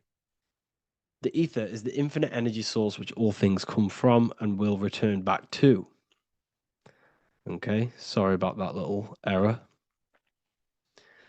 The ether is the boundless source of energy from which all things emerge, to which all things return to. We can see this in the cycle of the sun. The sun does this wave of creation. It rises and it falls. We have the day and the night. The daytime represents our conscious mind when we are alert. The nighttime represents our subconscious mind when we are inside the spiritual realms. The nighttime is spirit, the daytime is matter, spirit and matter. Awake and asleep, conscious and subconscious. We see this in the yearly cycle. Summer is life, winter is death. Spring is the morning, summer is midday, autumn is evening, winter is the night. Everything is a macro and a micro cycle of being born out of the ether and returning back from life and death. Life and death is manifested within the cycles of the sun and everything outside of you, as within, so without. This is why we say sleep is the cousin of death. The macrocosm is death. The microcosm is sleep. Every time you go to sleep, you are essentially it's a miniature death. You're entering into spirit and then returning back into matter in the morning when the sun rises. Everything is a reflection of the macrocosm cycles. Preparation for death. The first thing we must do in order to prepare for death, for life after death, in order to stop being reincarnated in this cycle of materialism, in order to progress as a soul, because remember, you are a soul in a body. Just like the sun gives power and life to the earth, your soul gives power and life to your body. When you say I, you're referring to the soul. And your soul can be stuck underneath layers of false identifications. Who you believe yourself to be is merely a collection of subconscious programs running within your mind. Now that's very deep. That is very, very deep. Who you think you are is a part of your thinking mind. Your name, your job, your reputation, your family, your friends. These things are not you. They're all aspects of the thinking mind. What happens if you meditate and you turn off the mind? Then all these things do not exist. You're left with the pure soul, the pure awareness, the pure observation. If you turn off the thinking mind, you're no longer your body, you're no longer your reputation, you're no longer your friends, you're no longer your job and your labels. You are the soul. That's the true you, the observation of the mind, not the thinking mind. The ego is the echo. It's an echo of your true self. The ego is your mind's perception of itself, shaped by experiences, trauma, emotions, and beliefs. It is merely an echo of your true soul self. The ego is not you. Your mind is not you. You are the soul. And this is the true self that we must express within our life and we must connect with before we die. Because when we die under the echo, under these false layers of the emotions, the traumas, the experiences, the addictions, the emotional attachments, when we die underneath all of this, when we don't know our true self, the soul is still hidden. The true you is hidden underneath these layers of false identification. We must remove these layers of false identifications. We must remove them. We must destroy the echo. Remember the ego. You never had an ego when you were a child. When you were a child, you were pure. You didn't, you didn't show off things. When you were a child, you were pure. You expressed yourself freely with you didn't hide anything. You didn't hide any aspect of yourself. You didn't suppress any aspect of yourself to fit in as a child, as a baby. Because the ego was not here when you came here. The ego grows with experience. The ego is a false perception of yourself while being incarnated in this material world. It's your mind's perception of itself and it's created through your experience. Remember, you are unconditioned consciousness, and your experiences, thoughts, traumas, emotions, and beliefs have conditioned your consciousness into believing you're only a physical body, but you are the soul. We have to remove these layers. How do we remove these layers? Like I said, the best thing, meditation. Meditation. There is a great meditation that you can do every single morning and every single nighttime. You can sit there and repeat over and over before you meditate. You can repeat that you are not this, you are not that, you are not this. You can label them one by one. Start with, I am not my body, I am not my job, I am not my name. And then detach from absolutely everything until you are left with nothingness. And when you start to meditate, detach from everything. Nothing matters. I am here right now. And what will be left? The only thing that will be left is the language that your mind is using. Now, this is very deep. Not many people will tell you this, but I've lingered in meditation many times. And I can tell you from experience that the only thing left once you detach from everything is the language that your mind is attached to. So whether that's English, Italian, French. Once you detach the language of the mind that that little voice in your head's using, you're left with the soul. Once the mind is switched off, you're left with the soul, and you have detached from all of these external things. You're left with the soul. That's you. That's the power. That's the source of all creation, where everything you've ever done has come from. Every thought, every idea has come from your soul. Number two, that's meant to say number two. Sorry about that. Mental addictions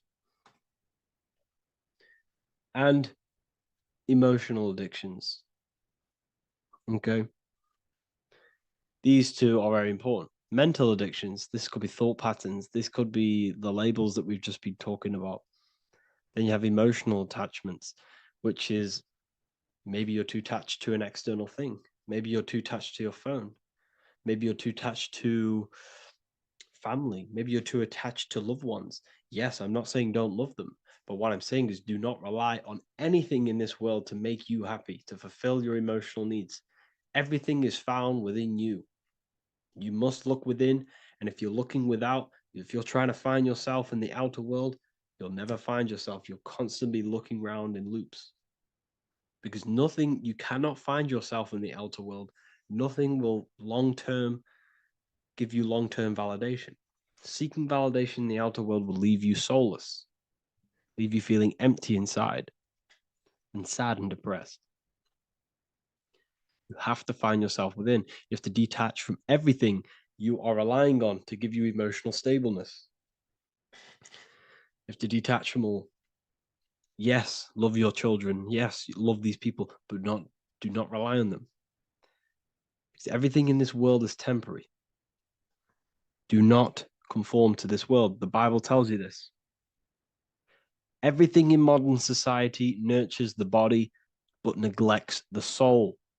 They keep you addicted to as many things as possible. Smoking, you have to detach. Drugs, you have to detach. Alcohol, detach. You cannot rely on anything. This is why this path is very, very difficult to walk. But I'm showing you the way. These are the things you must do before death. You have to detach from absolutely everything. If you die and your mind and soul is still addicted to these worldly things, then guess what? You're going to reincarnate. You're going to reincarnate because your mind is still thinking about these material earthly things. And if you are operating in that vibration, you're going to project that vibration and come back here. You have to detach. You have to master the soul and master the mind. Like I said, the Matrix is designed to keep you addicted to as many things as possible. Your phone, food, smoking, drugs, alcohol, clubbing, all of these things. Everything in society is made to trap your soul and reincarnate in this world. That's why it's very, very, very difficult to walk this path. Very difficult. Matrix, matter tricks. John 2:15 to 17. Do not love this world, nor the things it offers you. For when you love the world, you will lose God. Do not love this world, nor the things it offers you. Do not conform to the pattern of this world, but be transformed by the renewing of your mind. Great quote. Do not conform to the pattern of this world, but be transformed. Let this world transform you. Learn from this, expand from this. But do not be mentally and emotionally attached. Okay? What good will it be for someone to gain the whole world yet forfeit their soul? Like I said, everything in the Bible is telling you the truth. You just got to read it correctly. This is spirituality. This is spirituality. The Bible is spiritual. It's a spiritual text. We must disconnect from everything outside of us and connect with the true soul. Here we have the Egyptians showing you the soul leaving the body. Here we have the soul here. Here we have the Masons showing you the soul coming out. The soul is real. You are the soul. And when you leave this physical plane, you will go into the astral plane. That's where you came from. You came from the astral. You came from the stars. You incarnated into this physical body. Your consciousness fell into this material form to experience limitation, to experience a 3D world. So in order to ascend properly before we die, we have to let go of all the attachments. Every addiction you have, write them down. And one by one, tackle them. Before you die, you have to, or else you will reincarnate. This is the teachings of Egyptians. This is the teachings of Masonry. All of these addictions contribute towards life after death. Everything must be controlled. And we must be attached to the soul. I'm not saying I'm perfect. I'm not saying I'm perfect, people. We're all not perfect. We're all under psychological operation by the government. We're all in a very difficult situation with this awakening. I'm simply pointing out what I know from my journey and what I've been learning through occultism and research and reading lots of books and many different things. I'm on this journey just as you are. Maybe I'm further. Maybe you're ahead of me. We don't know. But this is what I'm sharing with the world. This is what I'm sharing with my research.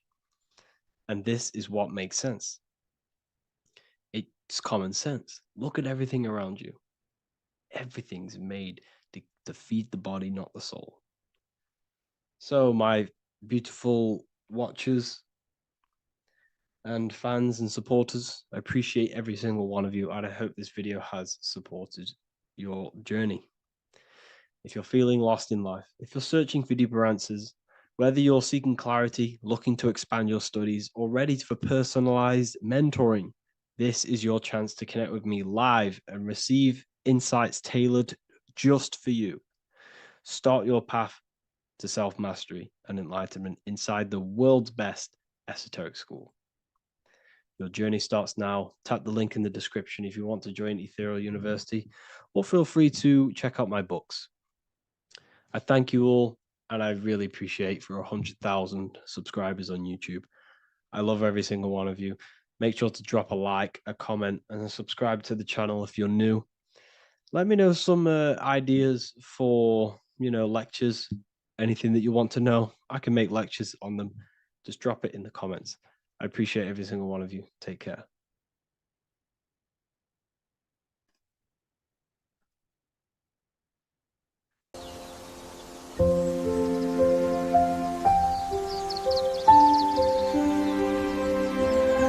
bookofwisdom.com. Visit today.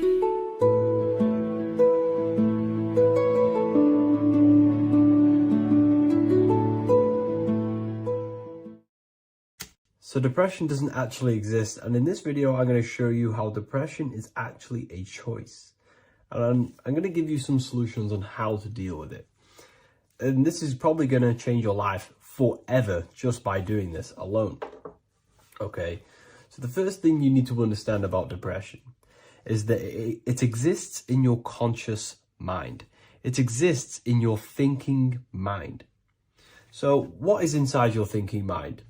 You have your body, your name, your reputation, your trauma, your memories, your family, your worries, your interests, your bills, your passion, dislikes, goals, right? Most people identify their lives with this. They identify their lives with their thinking mind. They think they're their name, their job, their reputation, their memories. But this is not who you actually are. Who you actually are is the observer of that. What happens if you stop thinking? What is left? You're left with unconditioned consciousness. You're left with the self, which is what we refer to as I.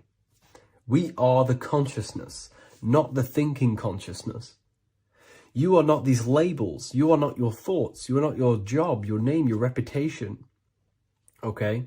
And the reason why I'm telling you this is because it's very important, is that we are something beyond this body, beyond this name, beyond our thoughts. We are the consciousness. So depression exists inside of the thinking mind, the conscious mind. Okay? So if you want to get rid of depression, you must learn how to escape the thinking mind. And not only just escape, but that's step one. In meditation, you do meditations, right? We sit still and we have to learn how to control the mind and turn off the thoughts. And when we turn off the thoughts, depression goes out the window because there's no thought present in your mental field of consciousness to be depressed. Okay? You must understand, who is the one suffering from the negative thoughts? Who is the one suffering? Your mind is not suffering because the mind is producing the thoughts. Your body's not suffering from the negative thoughts. You are suffering. And who is you? You are a soul. You are that feeling. You are that person beyond the thoughts, beyond the feelings, beyond that. You are the one experiencing. You are that. Meditation gives us the ability to turn off the thinking mind. This allows us to escape our thoughts. Okay? And it gives us, over a long period of time after meditation, you'll be able to turn this switch. And this switch will be able to turn off your thoughts. And by doing this, we will be able to control our conscious mind directly by the hand. So when you notice yourself gaining them negative thoughts, we can then turn off the switch of turning off the conscious mind and rising to our authentic self and knowing the thoughts are just illusions. Now, let me tell you something that's very powerful. Most of your thoughts are coming from beliefs. Most of your feelings are coming from beliefs. So if you have a feeling of lack, this is coming from a belief that you don't have much. If you are feeling alone, this is coming from a belief that you are alone. So what we must do is restructure ourselves We must restructure the subconscious mind, and we do this in many different ways. We can do this with meditation. We can do this with visualization, visualizing our desired reality as if we are living it. We can do this with affirmation. Now, a lot of people think, oh, I'm trying to speak something into existence with affirmation. No, you're not using vibration to try and change reality with what a lot of these new age people will teach you. Vibration, your words will not have much an impact on reality. That's the truth. But what they do have an impact on is reprogramming and recrafting and refining your mind. If you repeat, I am wealthy all day long, your subconscious mind, that word will be lingering inside your subconscious, and you will start to mold that into your conscious. You'll start to be consciously thinking about this.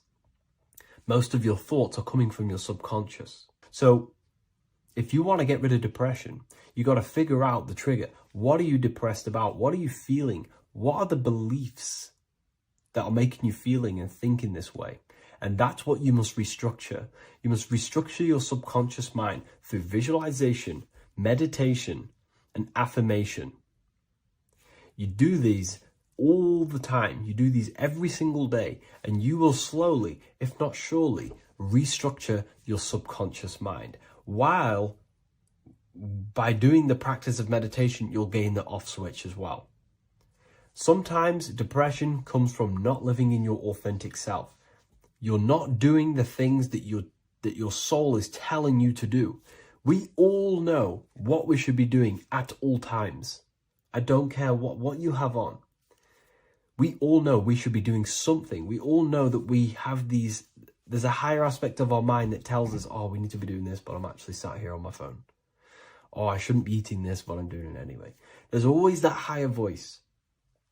And that is the voice that has to be connected to. And when your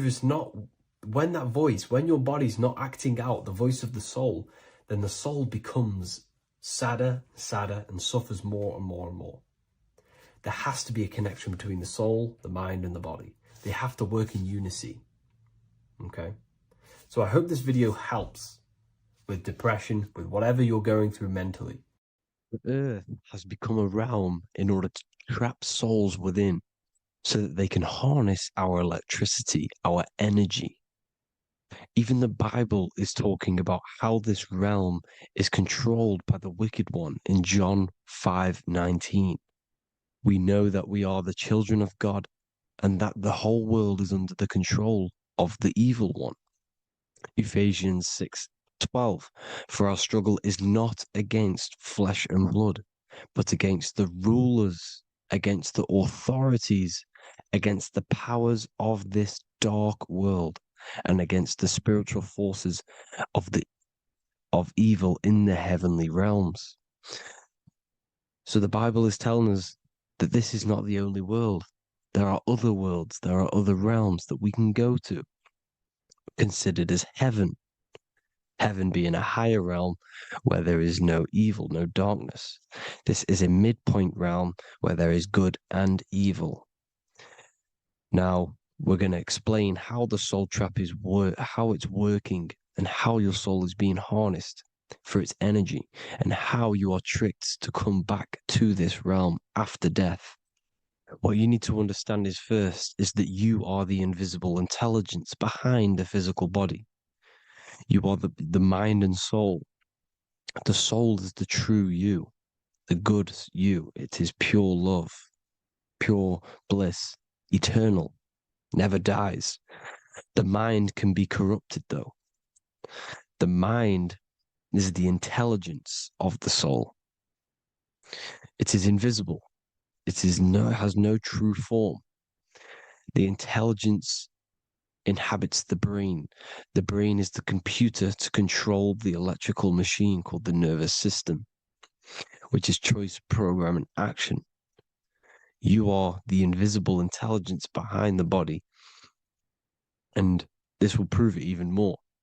You do not even see into the external world. You are seeing an image produced by the brain, because the light is being sucked through the retinas of the eyes. The image is produced in the visual cortex at the back of the brain. What does this mean? This means that we are the consciousness in the center of the brain, in the pineal gland, that is experiencing the program being ran by the central nervous system in the brain. This is the sigil of Lucifer. Lucifer in Latin is Lucy. Lucy is light in Latin. Lucifer is known as the light bearer. This is how the eyes work, people. It's not a demon or a devil. The sigil for Lucifer is how the eyes work, and how the left eye is controlled by the right brain. The right eye is controlled by the left brain. There is a crossover. It's the same with the body. The left side of the body is controlled by the right brain. The right side of the body is controlled by the left brain. There's a crossover with our hemispheres in the brain.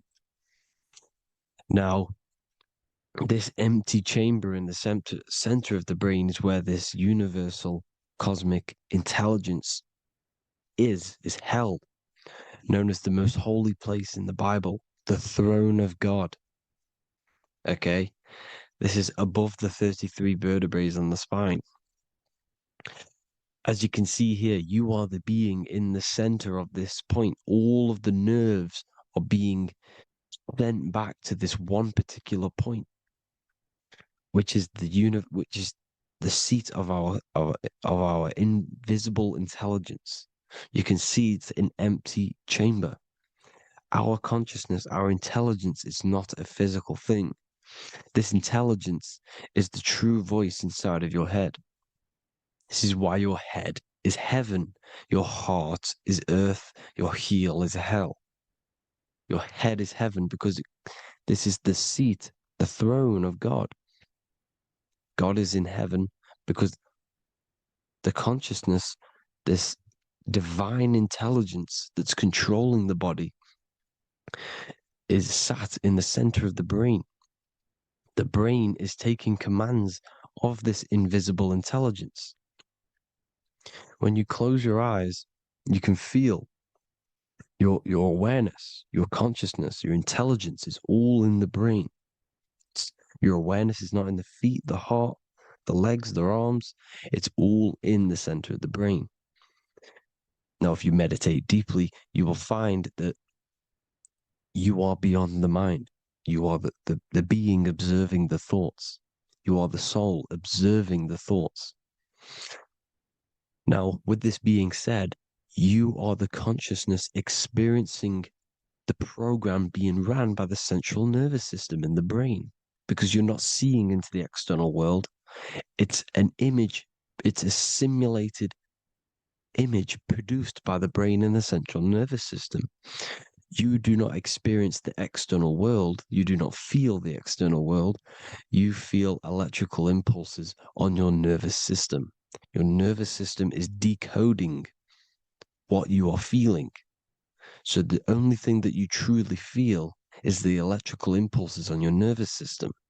This is why the nervous system is the tree of knowledge of good and evil, because it gives your invisible intelligence, your mind, the knowledge of good and evil. It can detect good things, it can detect bad things. If it's hot, if it's warm, if I need to go, the nervous system is doing this. It is the tree of knowledge of good and evil. Okay? Now this universal intelligence is symbolized as the single eye. Okay? Matthew 18:9. It is better for you to enter life with one eye than to have two eyes and to be thrown into the fire of hell. What does this mean? It's symbolic, it's metaphorical, people. It is metaphoric.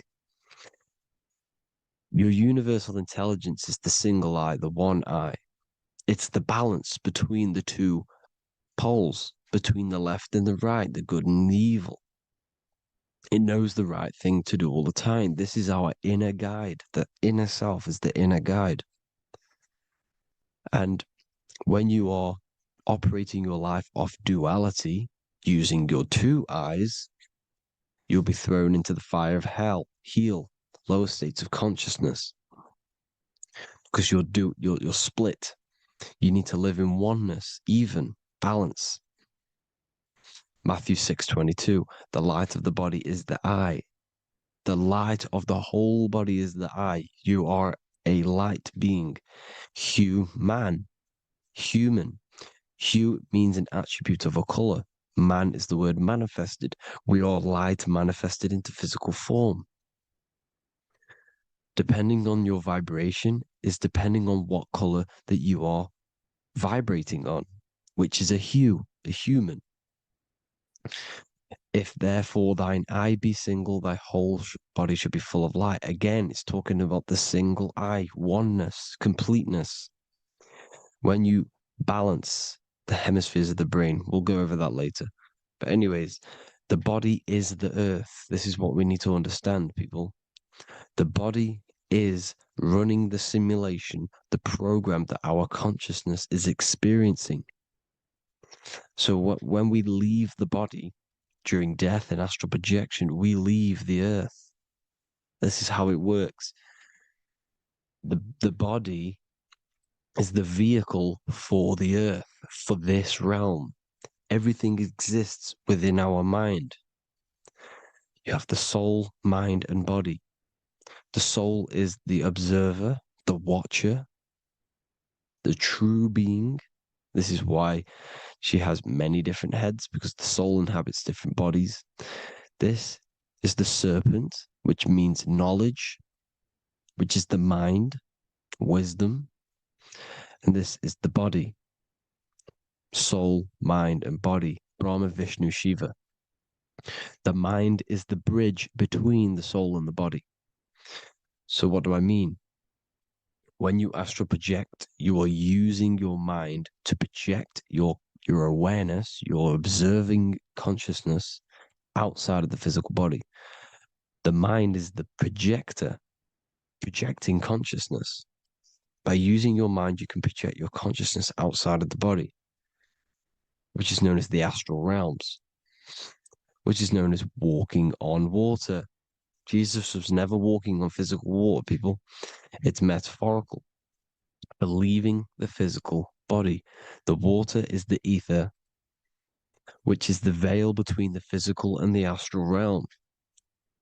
It's a fluid substance. It's on either side. It's physical and astral. The ether is the fifth element that they hide from us. Why? Because they're trapping you in the physical. They are hiding all of these realms. Etheric, astral, and mental. People think their mind is their brain. It's two separate dimensions. These are completely different dimensions.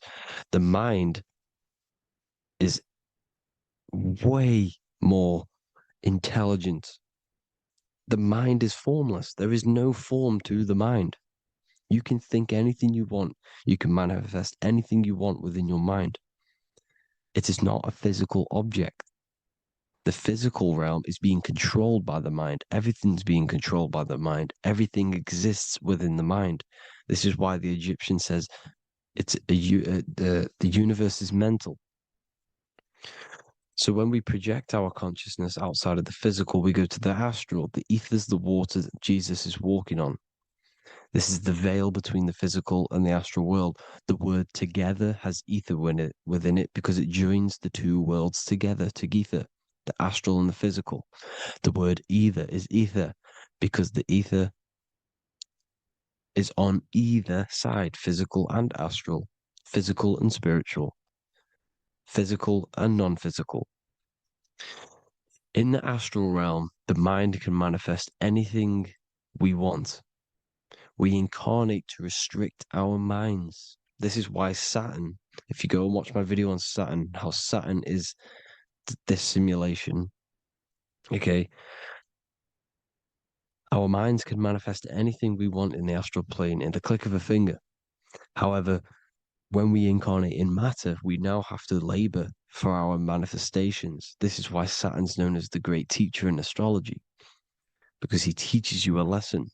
When your mind incarnates into matter, it's teaching your mind a lesson, the knowledge of good and evil.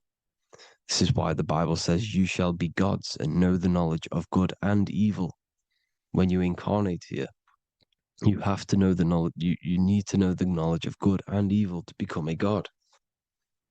Okay? Now, the square is the physical plane.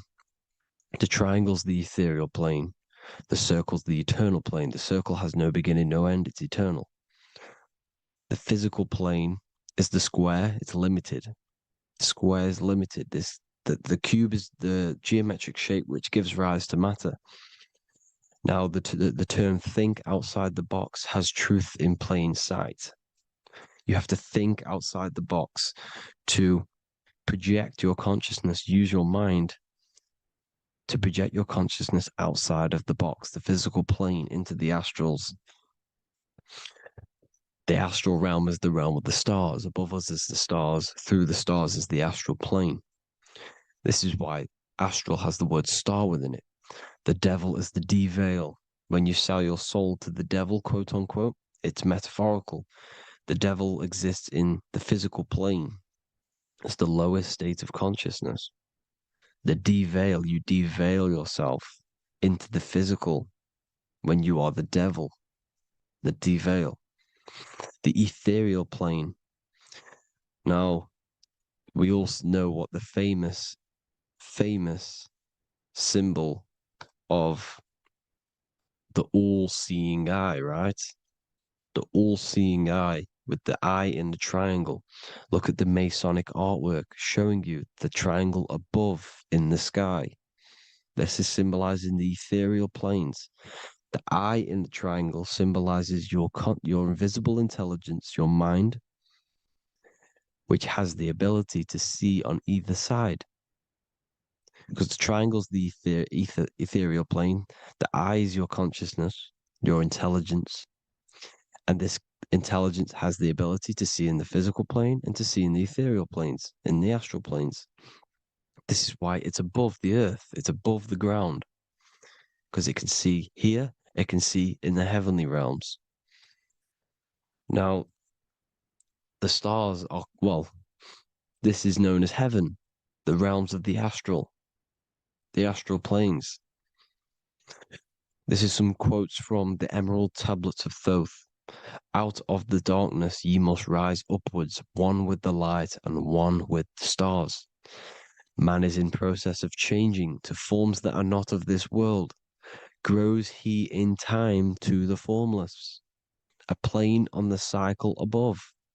So there's other worlds. The Bible's telling you there's other worlds, there's other realms. Know ye must become formless before ye are one with the light, the astral light above, which shining through the stars. Not of the earth are ye, earthy, but a child of the infinite cosmic light.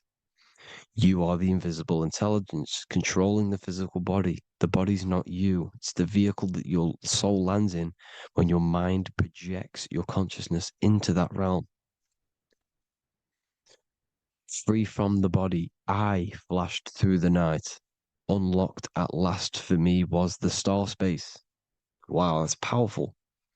The star space, the astral planes. This is what it's talking about. We are all a star. We descended from the astrals, which is the star. We are all a star. Look at the ancient paintings of Jesus' birth. It's the star beaming his consciousness down into the physical plane. Here's another one. Here's some Freemasonic artwork showing you, again, the ether, that invisible intelligence, the eye, manifesting itself inside of here, in the physical realm, where the people are. You see? It's the same here. This is Jesus. Here's the bird symbolizes the Holy Spirit, your invisible intelligence, descending into the waters, the ether, the ethereal, everything. The ether is the base of all physical matter. Here's Truth in Plain Sight. Mr. Bean, the famous TV program in England, in the UK. He begins the program like we all begin the program from falling from the stars. He falls down with a beam of light. And this is Truth in Plain Sight. This is false. The aliens don't exist. They're a lie, alien. But this symbolizes the star beaming our consciousness. And when we die, this star will suck us back up. Just like this UFO is doing. It's Truth in Plain Sight. So this is some more Freemasonic artwork going from duality to singularity. Sun, moon, masculine, feminine. Right hemisphere, feminine, left hemisphere, masculine. The consciousness in the center, the balance point. Here's another more Freemasonic artwork. The two pillars, left and right hemispheres, and the invisible intelligence between the left and right hemispheres, the light of the body. This is why light's coming off it. Because it's light, it's pure light.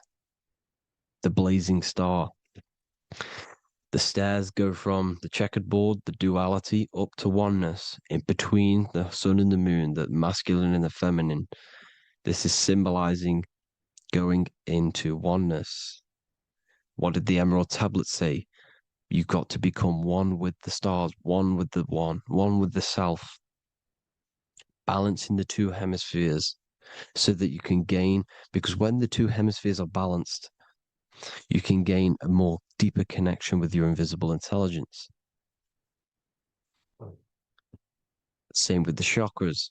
When the chakras, the 7 seals in the Bible, these are 7 seals because when you conquer the 7 chakras, when you balance the 7 chakras, you then gain a more deeper connection with your internal self.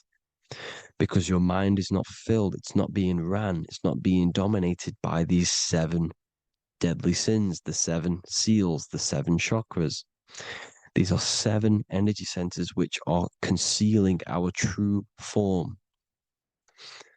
Balance makes us have a stronger connection with our true cosmic intelligence. Heaven is even. This is why Jesus is pointing at the heart. The even point is the heart. You got to balance the chakras and live from the heart because the heart is the earth. You're in good and evil. The body manifests the lower and the higher self. The higher self is in the higher parts of the body. Wisdom, intuition, expression. The lower self is in the lower parts of the body. Sex, food, and power. This is how they are trapping your soul, people. Like I said, the mind is the bridge between the soul and the body. So by tricking the mind, not giving it the right knowledge, and keeping the mind stuck in the lower 3 centers, thinking about power, food, and sex, this is low vibrating energy. It's going to keep your mind addicted to the physical realms. Okay? This is why you need to go even, balance, heaven. Okay? I will explain the soul trap in a second, how it fully works. But I'm telling you all the science behind it so you can understand. When you are doomed, you are domed. This is the dome, the firmament, the firmament, the mind. Ment is mind, firm is firm. A firmament is doomed under the firmament. You must have a loose mind, an open mind to expand your consciousness beyond the stars, beyond the ethereal barrier. You have to vibrate higher than this world. Your consciousness must be expanded more than the physical plane. You need to learn how to astral project. You need to learn how to leave the body, how to operate outside of the body, so that you, when you do leave the body, you will have recognition. You'll have knowledge. You'll have practice. But this is as above, so below. The woman's belly is the earth. It's as above, so below. It's a microcosm of the macrocosm. We are the children in the womb. We are the people in the earth being ready to be born into the heavenly realms. As above, so below. It's a microcosm, macrocosm. Everything is in everything on a bigger and a smaller and a larger scale. Now, when the baby figures out that there is a world beyond its mother, what happens? The baby starts to move around and tries to get out of the mother. Because once it starts to hear the external world, starts to hear people, it's going to wonder, what's outside of why am I in here? What's outside? So the baby will force its way out of the mother. It's the same with our minds, as above, so below. When our minds figure out that there are other realms beyond this world, we will seek a way out. This is the womb, the Mother Earth, Mother Nature. It's the mother. We're in the womb. We can be born out of this world, which is being born again in the Bible. When you are doomed, you are domed under the dome, under the firmament, the firm mind. The firm mind will keep you under the firmament. Due to the law of polarity, there has to be other realms. There has to be. Because the law of polarity works in this world, and it will work on every scale possible. It's universal laws. These are universal laws. The law of polarity means that there are other realms polarizing this realm. There is a hell, there is a heaven. There is a midpoint, which is Midgard, which is the one we are in now. Earth, heart. Earth is the heart. Heart is the center, good and bad. The balance between good and bad. Your reality is your level of realization. Your mind realizes other worlds, you will seek a way to them worlds. It's that simple. The soul trap is to keep you stuck in this physical body, which is the earth. This body is the earth. It's running the program, like I said at the beginning. It's running the simulation that your consciousness is experiencing. You are an electromagnetic being, and you're hidden in a cage, your rib cage, and you're stuck in cells, a prison cells. Look, you're in cells. We produce electromagnetic energy. Your soul produces this energy. And by trapping your consciousness inside of this physical realm, they harness this energy within the astral realms. They're using you to manifest demons, because your mind creates demons through emotions and mental thought energy, which is a whole nother video. I can make a video on that. You're manifesting everything for them because they're trying to create a hive mind. This is why they want everyone to believe in one belief system, one government, one belief system, one religion, because they're creating a hive mind. This hive mind will manifest and be summoned within the astral planes, because the mind manifests the astral plane. The astral plane is the realm of imagination. The mental plane is the realm of just thought alone. The etheric plane is the energy. The physical plane is the matter. So all of our minds together are manifesting these demons within these subconscious realms, the astral. Now, how are they keeping you stuck to this realm? Well, when you die and you're stuck in your lower three chakras, okay, when your mind and soul detaches from the body, which is the earth, when you leave the earth, you're still going to have these mental addictions to the food, the sex, the materialism, the phone, the cigarettes, everything. This is why they get you addicted to everything possible. The TikTok, the YouTube, they get you addicted to as many things possible. Because when your mind is addicted to these things, and when this mind leaves the physical body, you're still going to have these addictions. Okay? You're still going to have these thoughts. And you will be manifested into the lower astral realms because you're thinking materialistic, you're thinking negative, because your level of realization was your reality. You were manifesting hell on the earth. When you leave the body, you're going to manifest hell in the astral planes, which means you'll be vibrating on the very low, which will put you in the lower astral realms. So guess what? You're going to come back.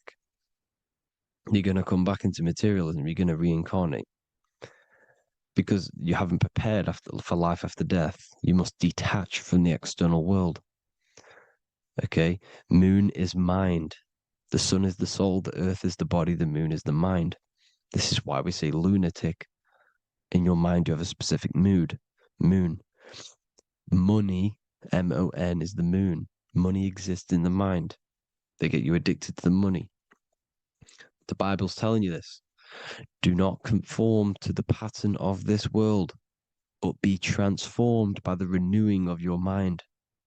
It's telling you. Of this world, but be transformed by the renewing of your mind. Who knew that the Bible was this deep? Matthew 16:26, what good will it be for someone to gain the whole world yet forfeit their soul? James 4:4, don't you know that friendship with this world means enmity against God? Therefore, anyone who chooses to be a friend of this world, of the world, becomes an enemy of God. John 4:4, dear children, are from God and have overcome them, because the one who is in you is greater than the one who is in the world. It's talking about the invisible intelligence. It's greater than the physical world. John 2:15, do not love this world, nor the things it offers you, because this world will create you to, if your mind has attachments to what this world offers, sex, money, and power, pretty much, you will reincarnate here. You will come back here, because when you leave the body, your mind will still have these addictions. Do not love the world, nor the things it has to offer you. All of this is in my newly published book. The paperback versions are now available. Finally, for all the people who have been waiting, the Book of Wisdom. All of this knowledge is inside of the Book of Wisdom. The paperbacks are available. There is worldwide shipping. You can get it anywhere, pretty much, any country. My new website, it's amazing. There's going to be some amazing products coming on the new website. But I thank you all for the support. Before I leave, I need to explain what is going on with the soul trap. Like I said at the beginning, the mind's the bridge between the soul and the body. The body's the realm. By tricking your mind with false knowledge, they are keeping your soul stuck to this realm. They get you addicted to all the physical things, and that is it. As soon as you're addicted and you die, you're going to come back. So by tricking your mind, which is the bridge between the realms, they keep your mind stuck within this body. They keep you in physicality. They deveil you, the devil, the deveil. Thank you all for the support, people. If you do want to join the Academy, all the links will be posted below this video for the book, The Academy. Thank you all for the support, and have an amazing day.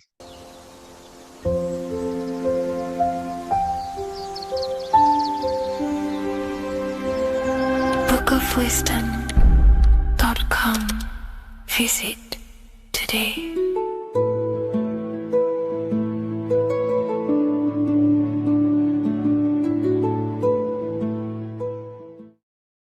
Welcome people, we're back with another video. I will now be keeping track of my YouTube and trying to upload every week. In this video, we'll be talking about the chakras. The chakras are the 7 attributes of God, and they are the 7 planets. These are literally vortex portals within us that connect us to these vices and characteristics of God. Each one of these energy centers are a spinning wheel of energy which controls the cells and organs in that particular area of the body.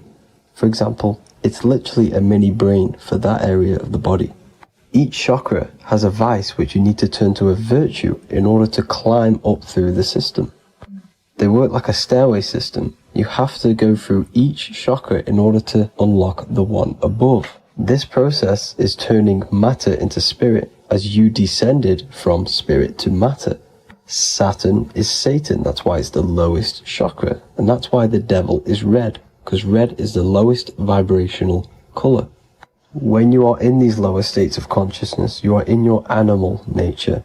This is your physical side of your nature, and you are mainly being driven by your animal instincts or your ego. Moving back to your higher self or your spirit self is not an easy process. It takes a while. However, with discipline, consistency, and motivation, you can achieve this, and this is what the ancients called Christ consciousness. Once you have achieved this, it is basically a state of mastery of the mind. You no longer lust for the lower animal nature things. Now, let's start with the root chakra. This is located at the base of your spine, and you can feel this chakra by tensing your anus. This energy center is in control of your survival needs, your vitality, your stability, and security. Now, if this chakra is unbalanced, you will feel insecure, fear, anxiety, unstable, low self-esteem, anemia, over or underweight, and constipation. In order to balance this chakra, you need to feel grounded, embodied, stable, calm, centered, a sense of safety, and trust in yourself and the world around you. The next chakra is the sacral chakra, which is located around the belly button area. You can feel this chakra just by sucking in your belly. This chakra is to do with relationships, self-worth, creativity, empathy, and most importantly, sexuality. This is the most important one in order to start to raise your vibration overall, is giving up the over-sexualized nature. In order to balance this chakra, you need to come into harmony with all the toxic relationships that you have. Get rid of the fear, the anxiety, the isolation, and 100% get rid of the over-sexualized nature. Lust is one of the most lowest vibrations you could possibly feel. It is literally manifesting hell. In order to work on this chakra, you need to feel self-worth.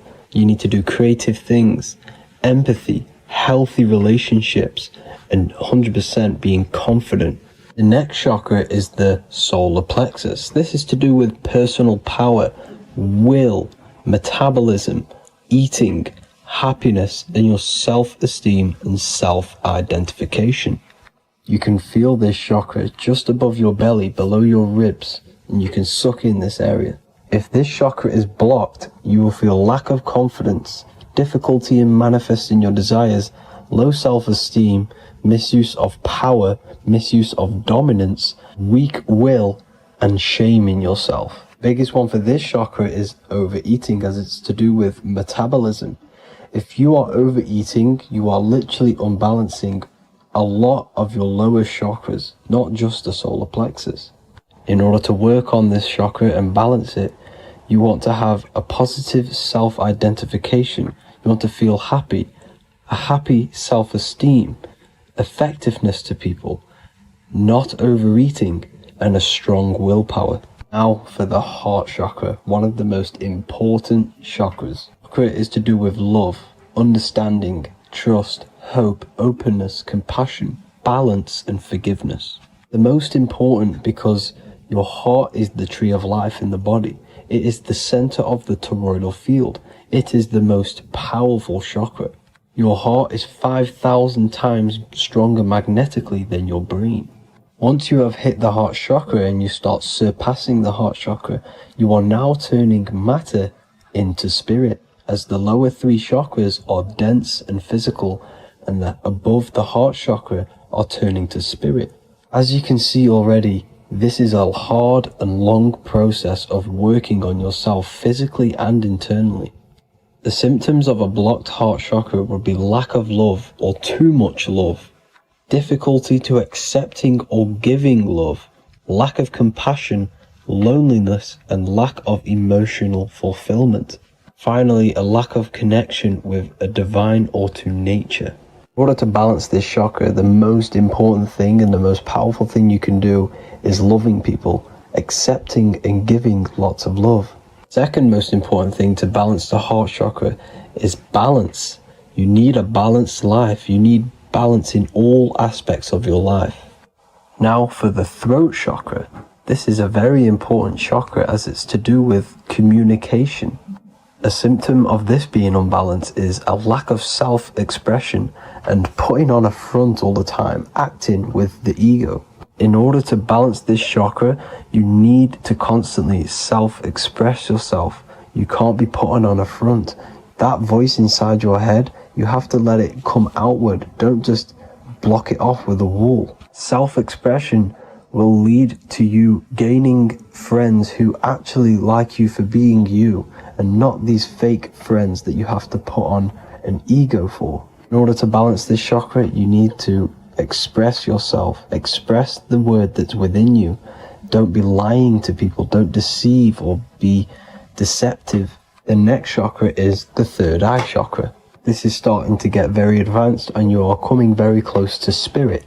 Just before we head on, I want to announce the PDF is now available, containing all the presentations I've ever made, all into a condensed 38-page PDF. The link will be below this video for you to access. And if you want to learn how to create reality using your mind, how to attract your desires, how to get out of the situation you are in, the link will also be there for the Manifestation Mastery course. Now for the third eye chakra. The third eye chakra controls the pineal gland, which is your first eye. It's to do with your psychic abilities, channeling, telepathy, astral travel, visions, and connection to the higher self. You need all of the chakras aligned to get the full potential out of your third eye or pineal gland chakra. For example, if you're astral traveling and you fear something, you will be instantly shot back to your body. So you need to master all of the chakras before you go on and try and do these higher spiritual activities. Symptoms of the third eye chakra being blocked is lack of imagination, lack of vision, lack of concentration, blocked or clouded intuition, can't see the big picture, and especially overly reliant on logic and intellectual thinking. A good way to work on this chakra is imagining things, vision things. Trust your intuition at all times. Always follow that inner voice. Cut out the tap water, which contains fluoride. Fluoride blocks the pineal gland. And cut out all junk food, because all of this is affecting your pineal gland. When in meditation, you want to focus your eyes and your attention to the center of your head between the two eyebrows. This is where the pineal gland is located. This will help and awaken the pineal gland over time when you keep doing these meditations. Finally, for the crown chakra, this is to do with universal consciousness, all-knowing, enlightenment, cosmic connections, the God source. This chakra is blocked by being cut off from spirituality, plagued by the senses, being tricked into the five senses and being tricked into thinking you are the body. In order to work on this chakra, you need to feel grounded. You need to know yourself, your real self, the voice within you. Have common sense, have specific decisions that you're making, be very direct. Now we've got out of the way all of the chakras, I can now introduce methods and meditations which will help you unblock them spiritually. When meditating, you want to get into the present moment in a nice, comfortable position.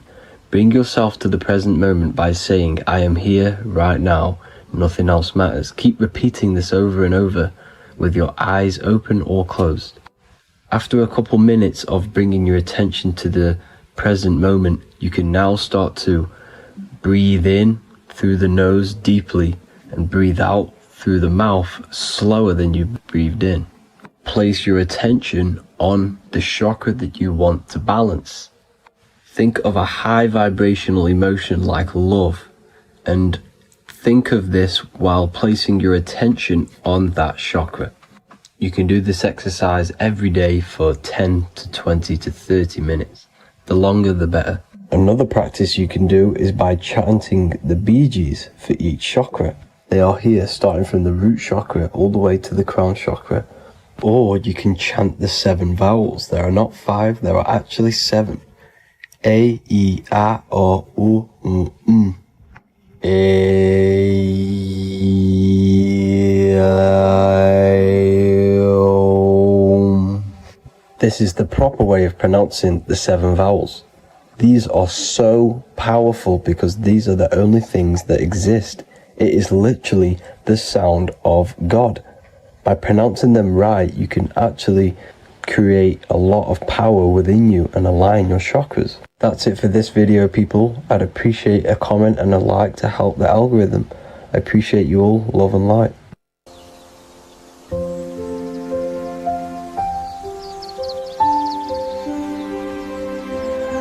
bookofwisdom.com. Visit today.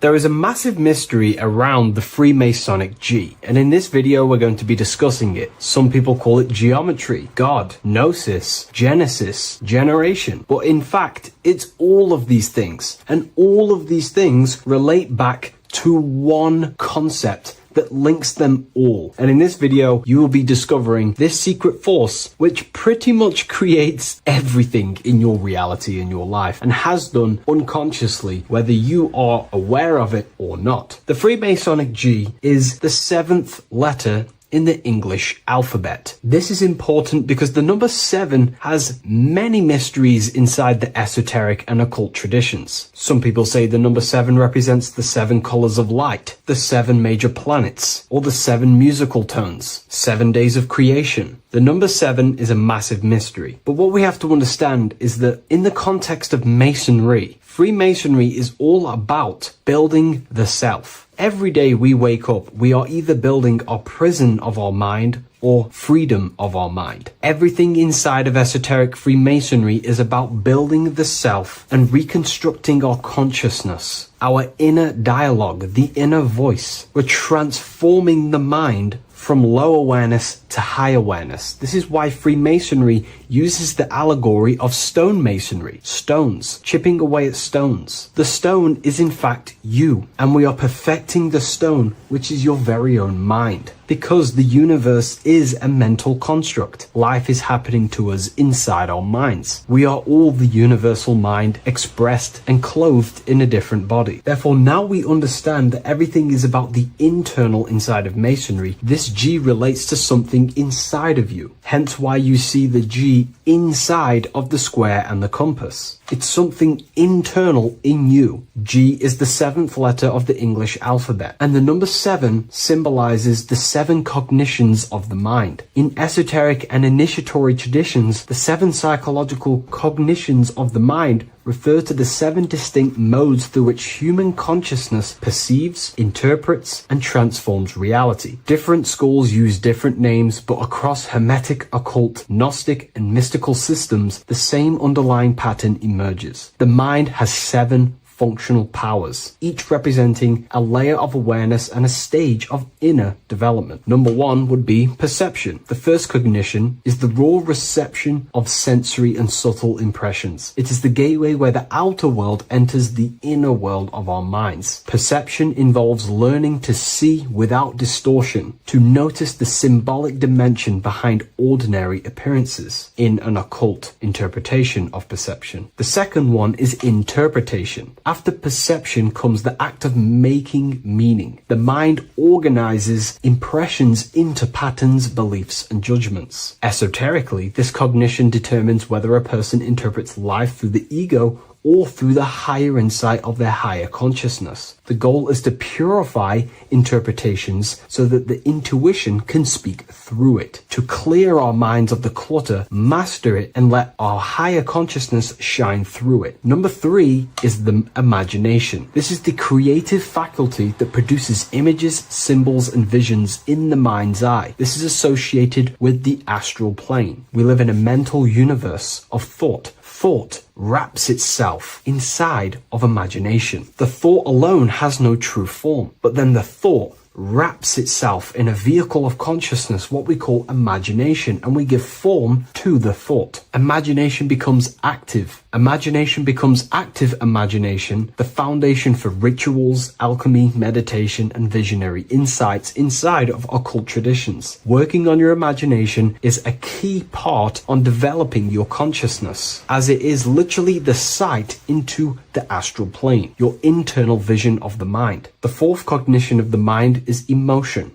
Emotion is energetic response that gives intensity, direction, and magnetism to thoughts. Emotion fuels the magical will. Unrefined emotion binds us to lower impulses. Refined emotions become devotion, compassion, and the inner fire to transform thought into a tangible reality, to become a conscious creator. The fifth cognition is will, the faculty of intention, decision, and directed energy. Will is the power that aligns personality with the higher self. It is the driver of discipline, transformation, and the capacity to act consciously rather than react unconsciously. Most people walk through life as an unconscious zombie, living day to day, running off subconscious programmings, never actually using their conscious mind. We develop our will and try to align our will with the highest will possible so we can align our will with our higher mind. So the higher mind can manifest through us in the material plane. The sixth cognition of the mind is memory, the storehouse of experience, impressions, and archetypes. It shapes identity, determines how one repeats and transcends past patterns. Memory includes not only personal memory, but also a deep strata of the subconscious and the collective subconscious field, what we call the Akashic records. Memory is a massive quality that you must work on inside the Masonic system. You are required to remember certain rituals and certain things so that you can regurgitate them to pass on along the degrees. Based off my research, I myself personally am not a Mason. The seventh cognition of the mind is intuition, the highest cognition possible. It's direct knowing. It bypasses the linear reasoning and reveals truth as the inner illumination. Intuition is the voice of the soul. It is the guiding force, guiding our physical vehicle of consciousness through this physical experience, providing revelations, insights, and even sometimes gnosis and higher understandings.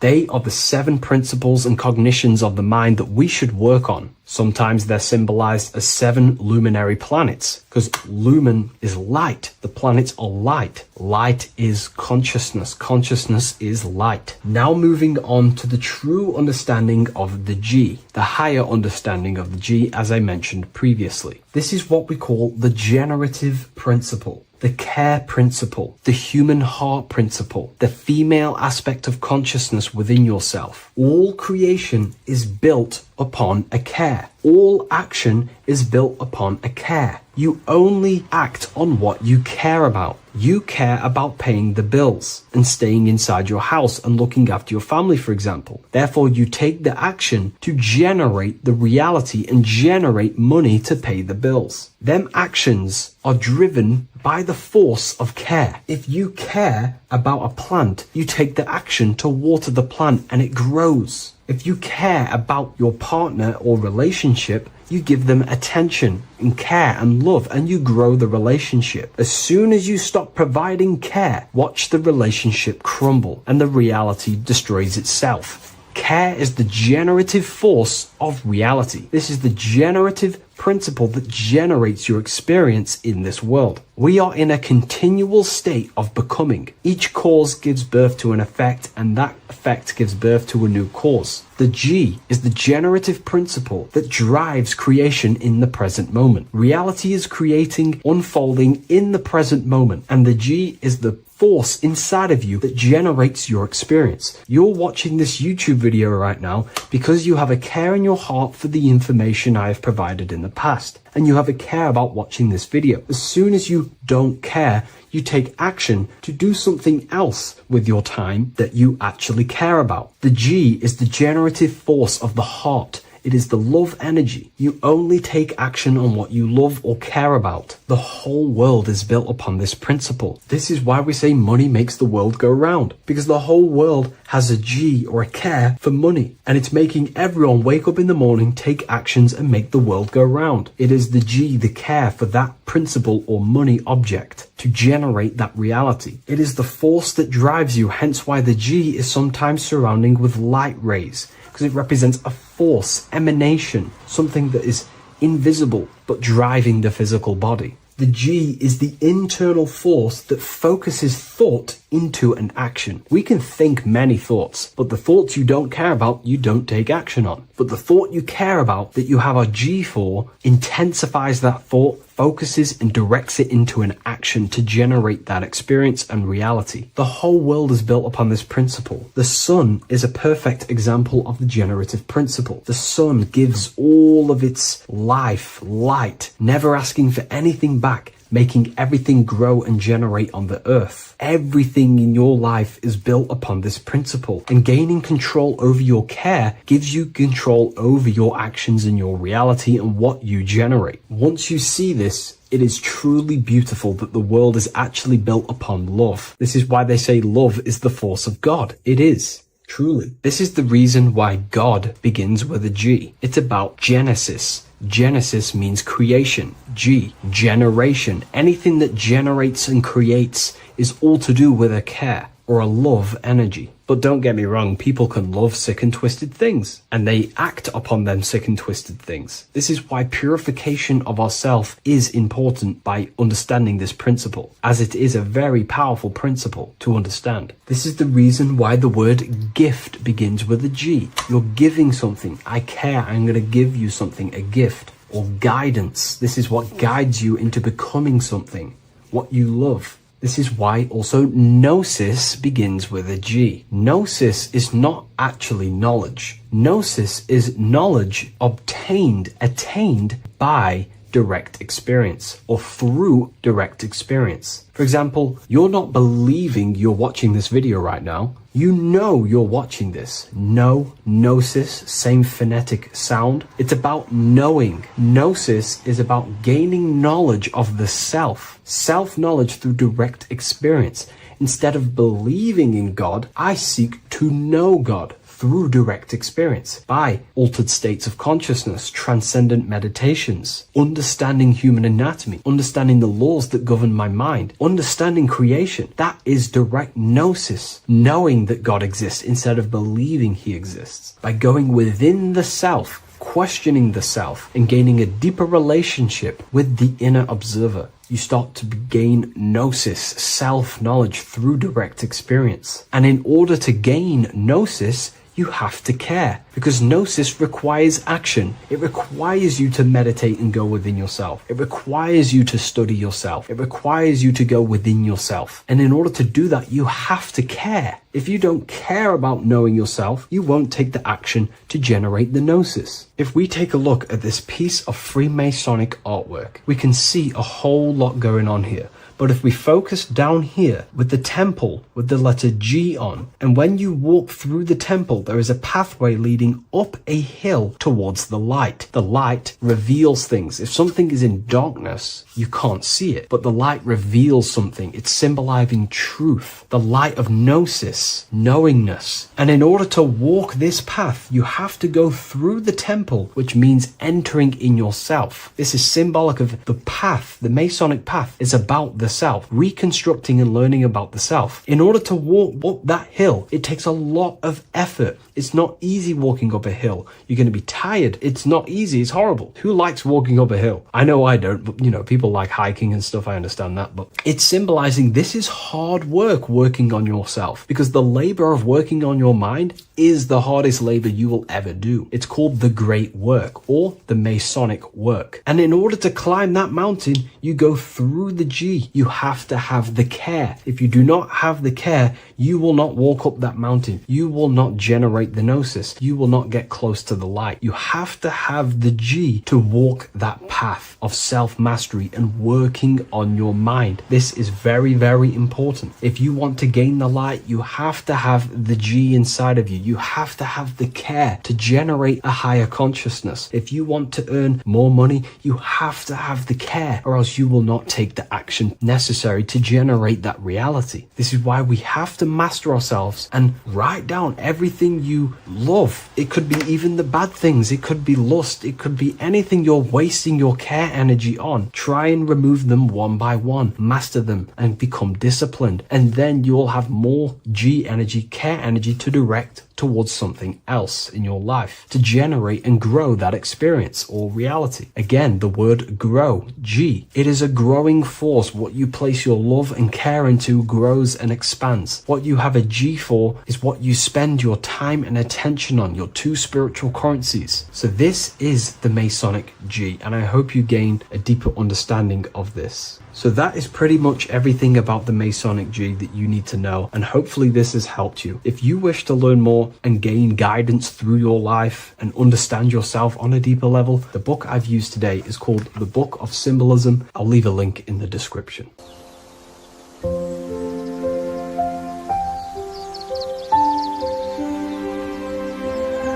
bookofwisdom.com.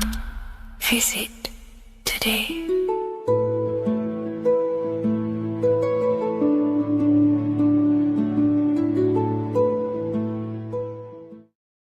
You're living in 4 planes of existence right now, but most people are only aware of one. And that's why they feel lost, disconnected, and stuck in cycles they can't explain. If you don't understand the blueprint of reality, you'll keep trying to fix the physical, while the real causes lie in the unseen dimensions that you have direct access to. You must understand that the universe only exists in the mind. Everything is a projection of consciousness. Therefore, consciousness produces everything. Our internal world is consciousness. Our external world is this physical body, physical world. Everything is an externalization of consciousness. For example, this was a thought. Now it's made physical. But before this was invented, it was existing in someone's mind, in consciousness, invisible. Then it was made manifest, made physical. So everything in this physical plane is the effect. The cause is consciousness, mind, the mental plane. So now I'm going to explain these different dimensions of consciousness. You don't just exist in this physical plane. The physical plane, in fact, is the lowest plane there is. It's the illusionary plane. So first of all, we have the Buddhic plane. This is the nothingness. So think of it like this. Absolute nothingness. If you turn off thoughts, there is nothingness. This is the void. And out of the void springs infinite potential, which is the mental plane. Now, your mind has no limitation. It can think anything, be anywhere, anytime, any place. In the whole world, there is no limitation with the mind. This is the realm of infinite possibilities. This is the realm of thought. Thought is a dimension, information and thought. To go a little bit deeper on this, there are pockets of thoughts, what we call in the occult fields of thoughts. Your mind does not think thoughts, it receives them. Your mind is like a radio. Whatever the mind is tuning into, setting its mindset, setting your frequency or setting your mind, you will receive thoughts based on that set, whatever you set your mind to. So there are pockets of thoughts that we penetrate in the mental plane. The mind is the mental plane, the infinite possibilities. This is the spark of creation. This is where all things begin to manifest as an idea in the mind as a thought. So if you want to gain certain information, you need to meditate or do thought exercises where you are penetrating that dimension of thought, that pocket of thought. For example, if you want to find a way on how to make financial wealth, you would use your mind, set your mind on wealth and money and think, close your eyes and think about that specific topic and see where your mind takes you. And you will expand your mind into different pockets of thought and gain information. So this is the mental plane. This is how you can use the mental plane. You can use the mental plane to do this. Then we have the astral plane. We have higher, middle, and lower astral plane. The astral plane is the body for thought. So every dimension, physical, etheric, astral, mental, Buddhic, is a body for a dimension above. Each dimension below is a product of the dimension above.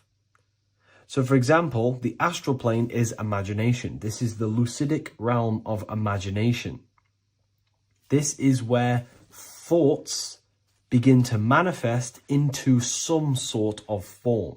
It's not a physical form because this is physical, but imagination is a lucidic form. It's not really physical, but it's there. It's a projection of light. It's astral matter condensed by the willpower of the mind. So depending on the vibration of that thought will depend whether it manifests in the higher astral plane, middle astral plane, and lower astral plane. If you think about more material things and visualize material things, this will manifest on the lower astral plane because material matter is low vibration. Now, that does not mean it's evil. That does not mean it's bad. Okay? It just means low vibration just means more material. But if you think and imagine more spiritual things, this manifests on the higher astral plane. So the astral plane is the screen in your mind that allows you to vision an apple, that allows you to vision anything. It's that mental projection that's inside of your mind. Now, this is what we call the third eye. It's an eye because the eye is the mind, and the mind can see into the astral plane. It perceives this spiritual world, this lucidic realm that we have access to. This is where also infinite potential takes place. This is the realm of spirits, demons, jinns, whatever you want to call them. Spiritual entities exist in this because this is where thought forms manifest into form. This is where thoughts create bodies.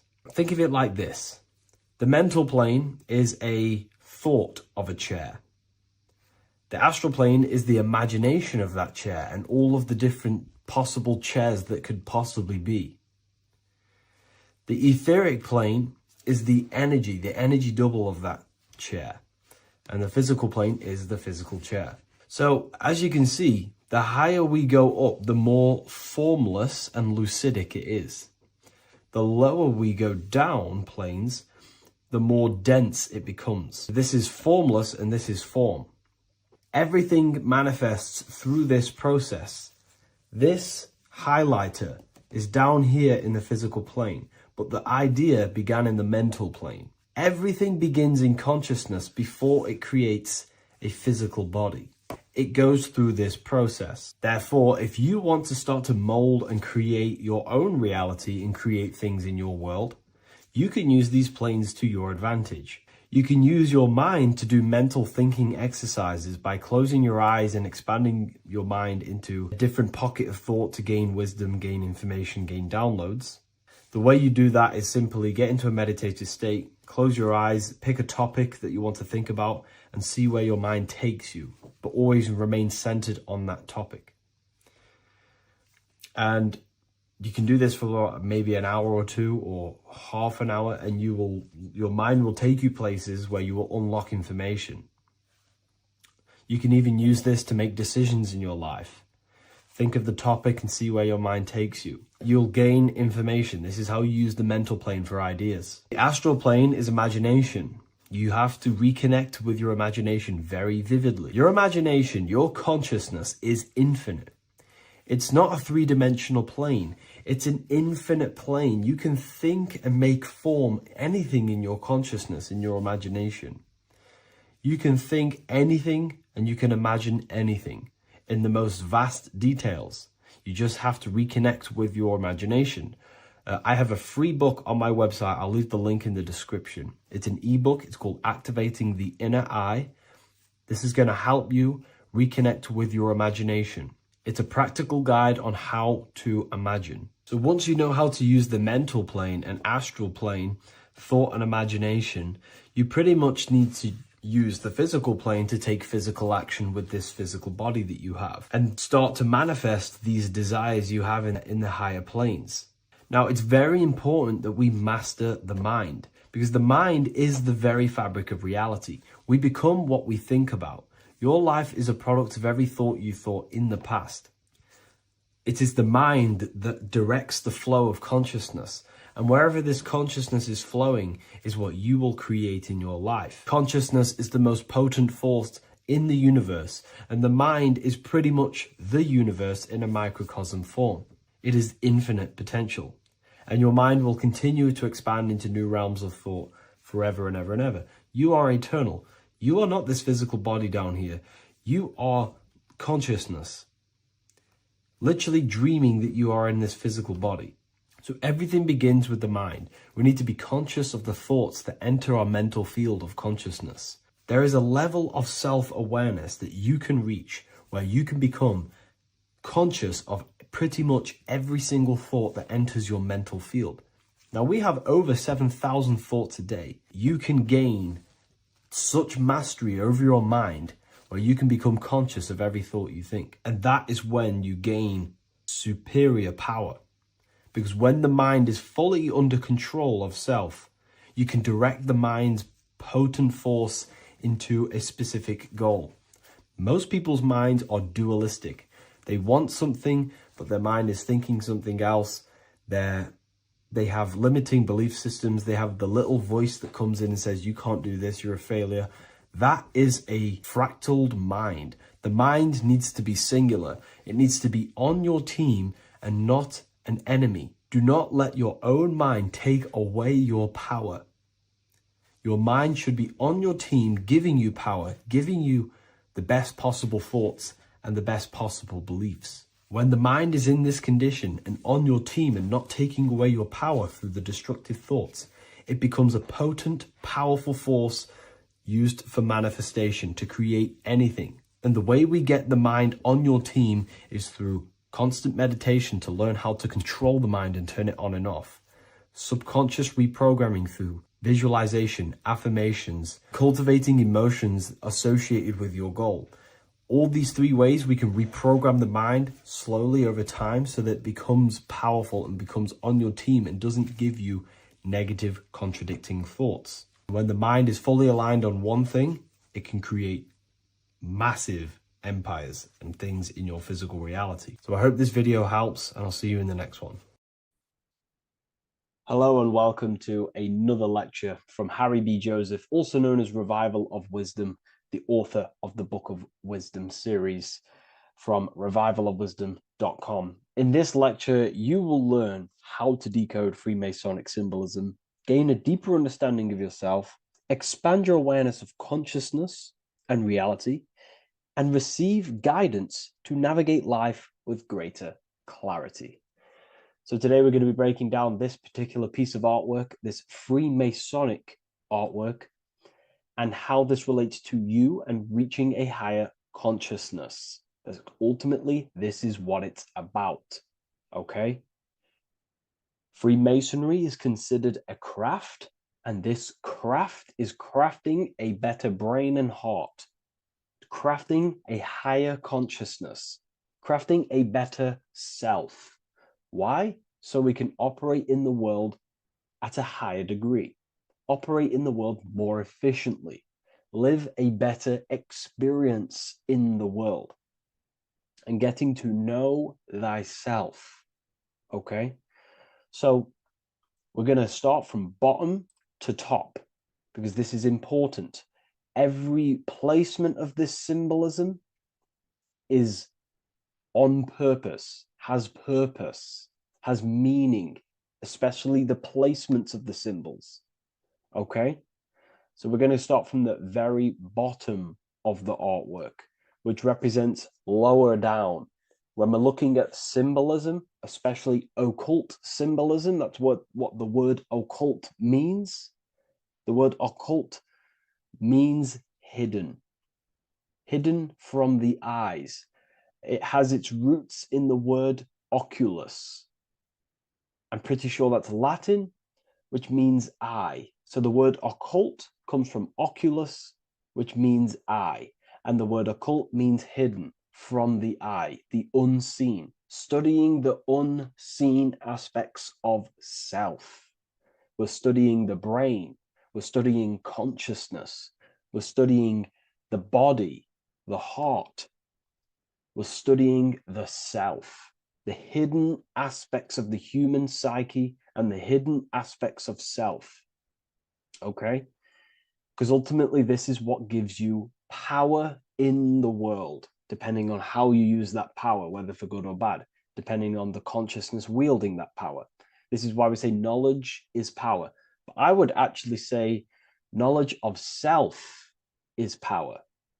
Because when you know how you function, you gain power. You gain personal power. You gain mastery. Ultimately, this is what Masonry is about. Self-mastery. Crafting a higher consciousness. So at the very bottom of this artwork, we have a checkered board with a coffin. The coffin is the beginning of the artwork, the very base. This is the foundation of consciousness. The coffin symbolizes unconsciousness, the state that myself was in, maybe yourself, before we woke up and before we came conscious of our spirit, before we came conscious of ourselves. That ignorant state of acting without purpose, acting unconsciously, experiencing the world and not actively living in the world, simply reacting to external circumstances. This is an unconscious state where one is ignorant. 80% of the world is in this unconscious state. And this is symbolized as the darkness, the tomb. Look at how the tomb is fully blacked out, representing dull, no emotion, it's dark. This represents the darkness of self. The spirit is buried. The spirit is in the tomb. They're not even aware that they possess consciousness. They think they're the material body flying on a ball millions of miles per hour through space, and the sun is, they think they're a monkey evoluted.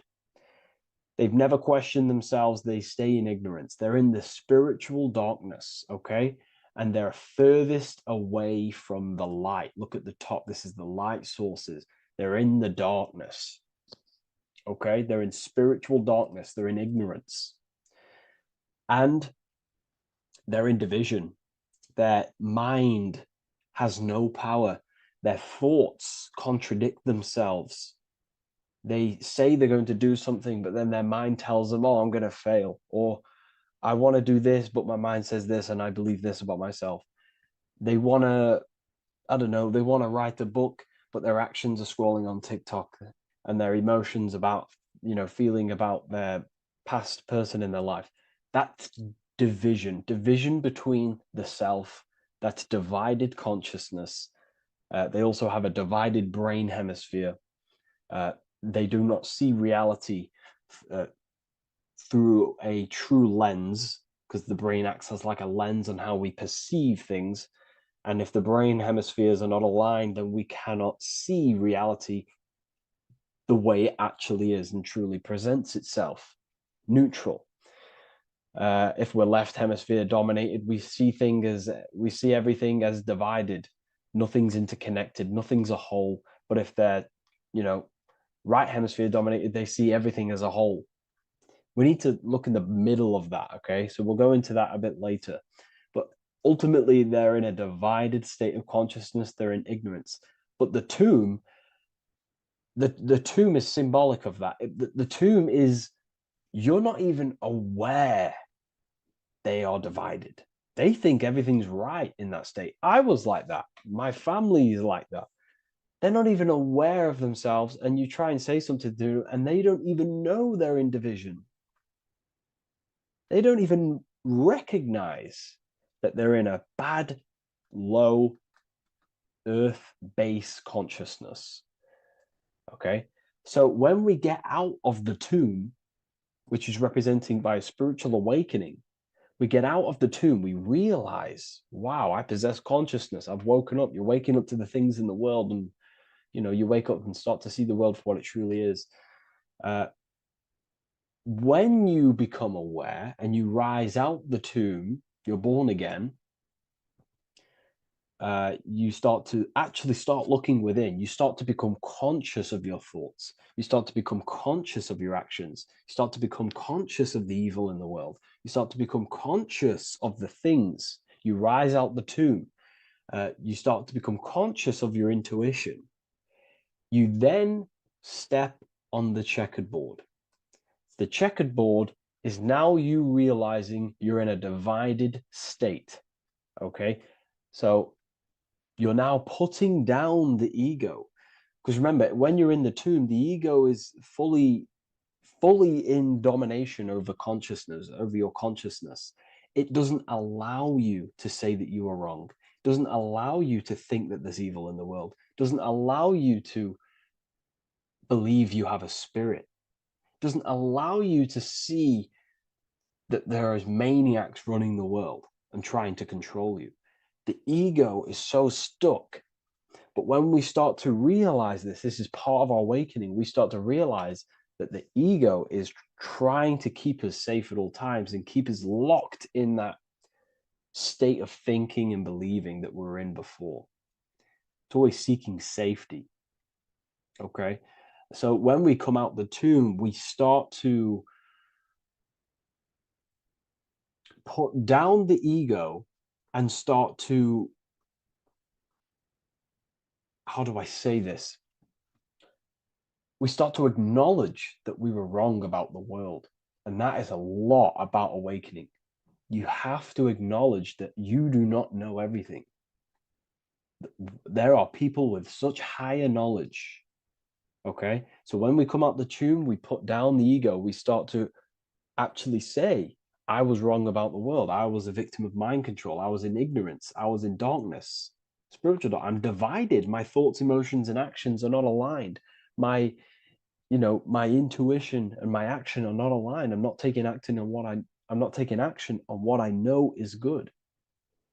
I'm taking actions against what I know is good. That's a sin. That's a sin against the spirit. Okay? So when you acknowledge this, you acknowledge you're in division, you then take the first 3 steps, which is the Freemasonic Blue Lodge degrees. These 3 steps. Okay? Ultimately, this checkerboard represents illusions as well. You're in an illusion. Okay, this is why we see it heavily used in the music industry. It represents base consciousness, base level awareness, 5 sense thinking. It represents you versus me thinking, walking down the street and thinking everyone's trying to hurt you, and it's always you versus me, judging people in your own mind. That's low thinking, lower thought. And not to notice squares. Squares are an unnatural state. They're an unnatural shape. We do not see squares or 90-degree angles in nature. It's the lower mind. So it represents base consciousness, base level awareness, only aware of the physical body, only aware of the 5 senses, never looked within. That is the base. And this is the foundation we have to rise up to the light from, up to higher consciousness. So this gives us a strong foundation when we realize this about ourselves, that we were in division. Our thoughts, emotions, actions were not aligned. Our brain hemisphere was not aligned. I'm not thinking with love of the heart. Okay? So that is the state we're in. Now, hopefully that's cleared things up about the chessboard. Before we move on, please leave a like, maybe a comment if you wish for me to discuss anything in the further lectures. Please smash the like button, and it would really help me out. And share this with a friend who is interested in the occult. Okay, so the steps are the first steps of the Freemasonic degree, the 3 Blue Lodge degrees. Now, this can be represented as the number 3, a very powerful number, a very symbolic number. Number 3 is the 3 expressions of consciousness. How do we express consciousness? How does consciousness express itself? Well, there are 3 ways. We think, consciousness thinks, consciousness feels, and consciousness acts. They are the 3 expressions that we express our awareness and consciousness. So we're looking at thought, emotion, action. We're also looking at the 3 brains. The reptilian brainstem, the mammal limbic brain, and the neocortex.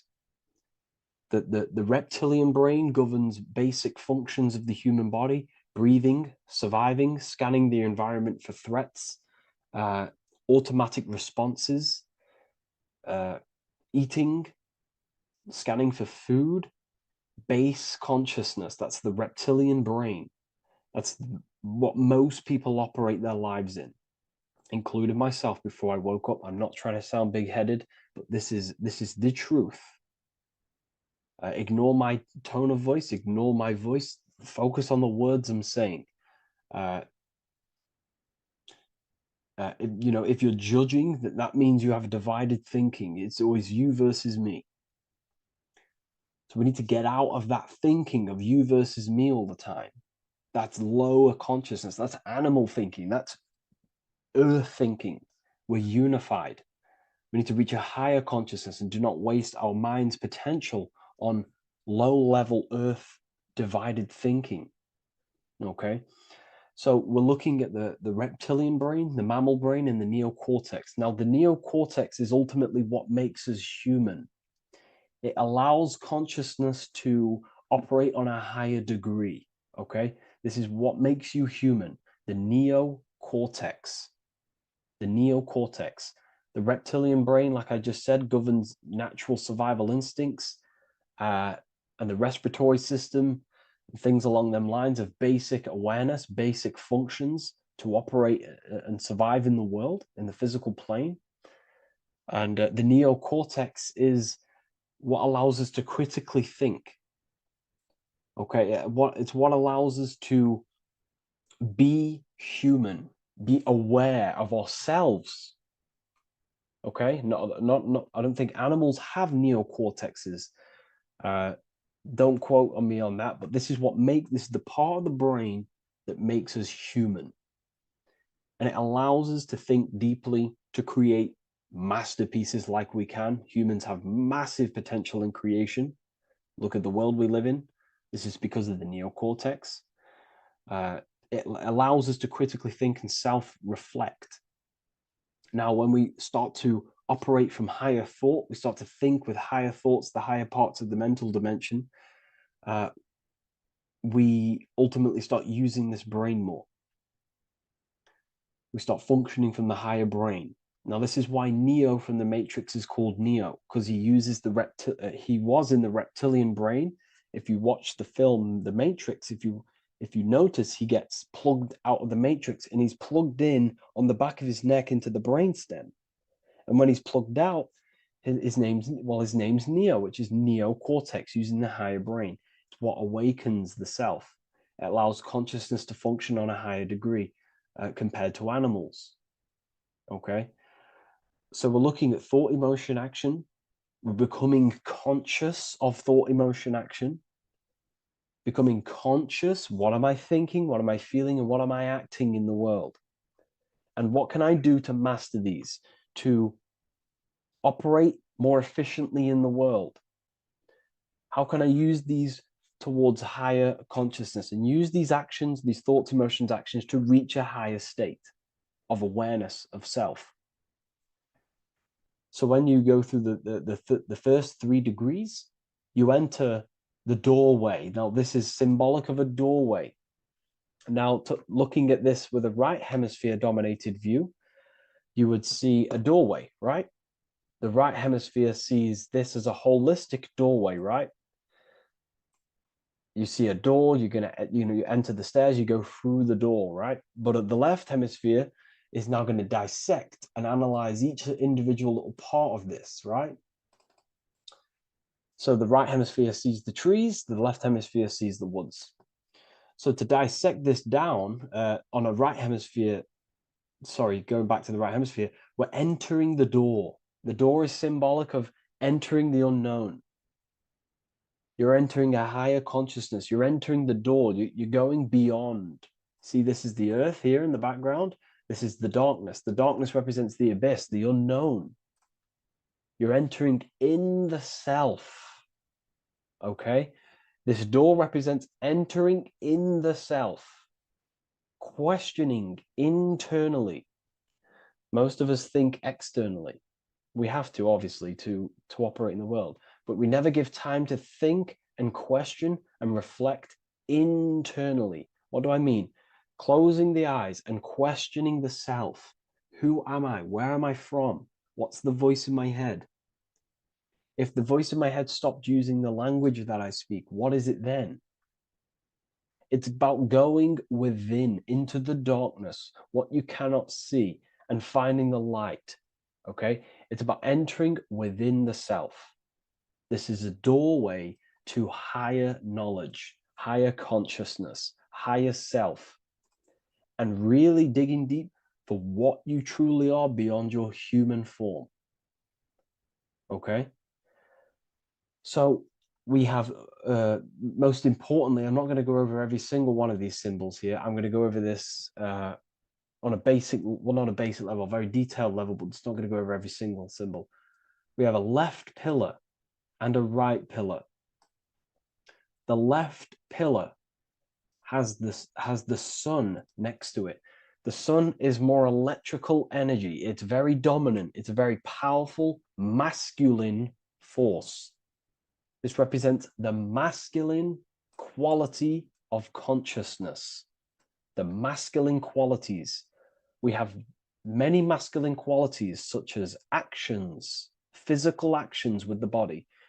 We have thinking. Thinking is a very masculine force. We have the left brain, analyzing brain, the brain that's very logical, that's trying to figure things out. That's the masculine pillar. Okay, so this is the masculine qualities of consciousness. It also represents what we can see, the sun. The sun allows us to see, to visually see in the world. So the sun represents the external world, the world outside the self. When we close our eyes, we have a self, an internal dialogue, an inner voice. We have an inner world, outer world. This represents the world we take physical action in, the material external world outside you. Okay, the world we can see. And then on the right pillar, we have the moon, which is associated with feminine qualities of consciousness. Now, the moon is in the night, what we cannot see. The moon is the nighttime. The darkness symbolizes what we can't see. So it's representing the internal world, the world of the self, the immortal world. Okay, the self in the mind is immortal. When you close your mind, you go in the mind, that self inside you is immortal.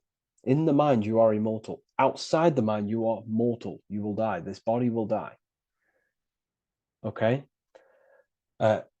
so this is representing the internal world on a holistic understanding.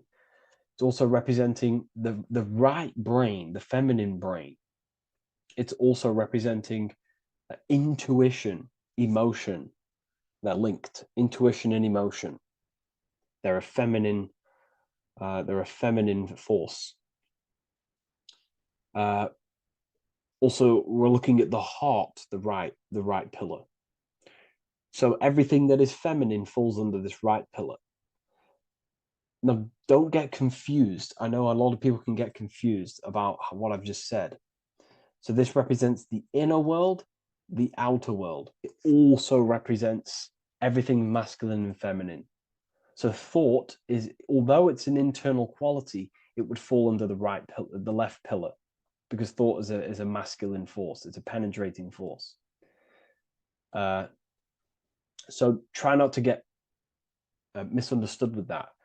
On a holistic scale, it's also represented inner world, outer world, and how they are reflections of each other. Now, these pillars, they're the same height, they're the same structure, but just different in sun and moon, which represents their reflections of each other. Their reflections, the inner world reflects in my outer world. My external world, what I see outside of me, is a reflection of my thoughts and my internal world. So the inner reflects the outer. The inner reflects the outer. As within, so without. So we're also looking at the right and left brain. I've already gone over that. So what we need to do is build the bridge between the two to reach higher awareness of self. Because ultimately, remember, we're still divided. We came from the checkered board, we entered up here, we've just entered within the self, started questioning the self. We're still divided. We need to build the bridge. And this is what they're crafting in Freemasonry. The bridge, the arc, the agreement, the great work. This is the crafting of aligning the left and right brain. We're also aligning intuition, feminine, with the actions. Because ultimately, the higher self is always guiding us. That's our true spirit guide. Our true spirit guide is our higher self. And the higher self ultimately exists in a higher dimension. This is going to sound crazy to some people, okay? But who you are is not your human body. And your higher self does not communicate through the language of the human material world. It doesn't communicate through English, doesn't communicate through thoughts. It communicates through intuition and communicates through dreams and symbolism. So it's all associated with the right pillar. This is the things we can't see. The higher self is always guiding us to awakening and to our purpose on the earth. Okay, so this left pillar also can symbolize what we're born into the world with, our circumstances, our external world. What are we born into? You know, our family, our current financial situation, where you're located in the world. So it's also symbolizing this. It's also symbolizing the qualities you bring here, the natural abilities you have when you're born, and what we need to do with our environment to ultimately reach a higher consciousness and reach our and transmute our environment we're born into to realize who we were and why we came here. Okay, so we need to build the bridge between intuition and action, and always take action on what we know and feeling is right at all times. That's unity consciousness. And when we do this, we gain the light. We gain more light, symbolic of more information of the self. Because the higher self is always guiding. It's always watching over. And it's always trying to give us knowledge of awakening, of why we came here. And when we take action on what we know and feel is right at all times, it's like a domino effect and a stepping stone that pushes you closer and closer towards your life purpose. Okay? We're also aligning the right and left brain to perceive the world in truth, to see the world in its true form, to see the world in what it actually is, instead of any distorted left or right hemisphere dominated beliefs or thoughts. We ultimately do that by acknowledging that, yes, you have a self, you have, you know, the left brain is more ego, this like divided thinking, everything's separate, and the right hemisphere is more holistic.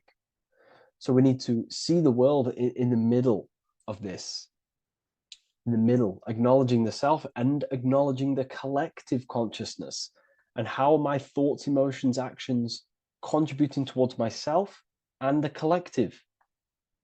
We always need to keep the collective in mind. Why? Because we are experiencing this world together. It's not just you. And your actions also have a ripple effect on the collective. We're experiencing the world as a whole as well.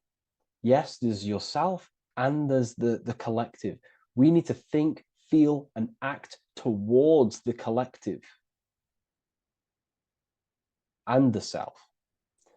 So aligning our brain hemispheres allows us to do this. It allows us to think holistically and individually and see reality in this. And when we do align the left and right brain, what do? We gain higher insight, the eye. We build the bridge between the left and right pillars. We gain the eye. The eye is what? Insight. The eye requires light to perceive and see the material world. So this is symbolic. This is the inner eye, the inner self, consciousness. And when consciousness has light, which is symbolic of truth, knowledge. Light is a massive symbol in Freemasonry. And light represents knowledge of self, information. And when we gain information and knowledge of self, when we align our left and right hemispheres, our actions take action on our intuition, we gain higher light, higher knowledge of self, ultimately. And this is why we also have the square and the compass. Okay? We have a square and compass here. The square and the bottom, base consciousness, also representing masculine qualities. This is the masculine qualities because squares are masculine. And the compass creates circles. So we have the circle on top of a square. Circles are divine. This is oneness. The circle is one line. The square is 4 lines. It's divided. So we need oneness over division. We need to unify the masculine and feminine qualities. Masculine and feminine qualities, okay? This is in the middle because the compass would fall on the right pillar and the square would fall on the left pillar. And it's unifying. It's representing unification of these 2 pillars of masculine and feminine qualities of self to ultimately rise towards this light, out of the darkness and into the light. Okay. Let's go back. The G. This is very important. This is one of the most important teachings I could possibly give you about the G. The G is the generative principle, is what generates things. And the force within you that generates things is care and the heart energy. The heart ultimately expresses our actions. We think, if we care, we act. Everything in your external world is in front of you because your heart cares. You care about the video and gaining knowledge. You're now here watching this video. That's the care energy expressing actions. So in order for us to truly get out of this divided consciousness, we have to go through the G. We have to go from base consciousness, the square, divided, we go through the G, because we have to care. And if we care, we'll reach the higher mind and gain higher self-knowledge and master the self. You cannot do this if you do not care. And if you do care, you will take action towards it. If you're watching this and you don't actually truly deeply care, you won't take the action. You'll just gain the knowledge, which is ultimately useless. You have to take action on this knowledge. And if you do not, there's no point watching the video. It's difficult. It's difficult. It's not easy. And things, throw us off our path sometimes. I understand. I'm not saying I'm perfect, but we ultimately have to give care towards reaching higher knowledge. Seek and you shall find. If you have the care about reaching higher knowledge of self, you will seek it and you will take actions towards it. Okay.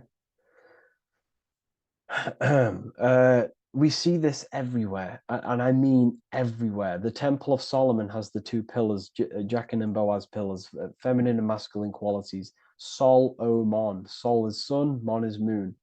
It's building the temple, which is the temple is the inner self, ultimately. It's symbolic. The temple's not a real place. The temple of self, building the Temple of Solomon and reconstructing the Temple of Solomon, is about reconstructing the self through masculine and feminine qualities. We see it everywhere. And this is very symbolic, you know, like very symbolic. We have the two pillars, we have building the bridge, and we have a stairway that goes to what you can't see, because it's going to the unknown. You have to have faith. Okay? What I'm about to say is very important. You don't know what higher consciousness is, okay, until you get a little bit higher. This is hard to explain, but I didn't know what everyone talks about, what higher consciousness is. I can't give you my higher consciousness. It doesn't work like that. You have to enter in and go within and have faith, going into the unknown, because you're ultimately going into something you do not understand. Higher consciousness, I cannot give it you. You have to enter the door and take action and think, feel, and act towards it, and you will go to the place, and then you will understand what higher consciousness is. Ultimately, what higher consciousness is higher knowledge and understanding of self, what you actually are. Okay, that is what's being symbolized here. It's again in the Masonic art. We have the darkness. We have to have faith to leap into the darkness, into the unknown. We see this everywhere. Like, you know, you'll see, when I say this everywhere, and I mean everywhere, you'll see this. Every doorway has this symbolism in the ancient world, because ultimately this is what it's about, people. The door represents going within, into a new light, a new room, a new level of understanding of self. Okay. Here we have Astro World. Now, this is obviously a darker aspect of this, but again, we have the two pillars. See you on the other side. That's the doorway. The other side. And I'm not going to break down, you know, this ritual, but you can guess what I'm on about here.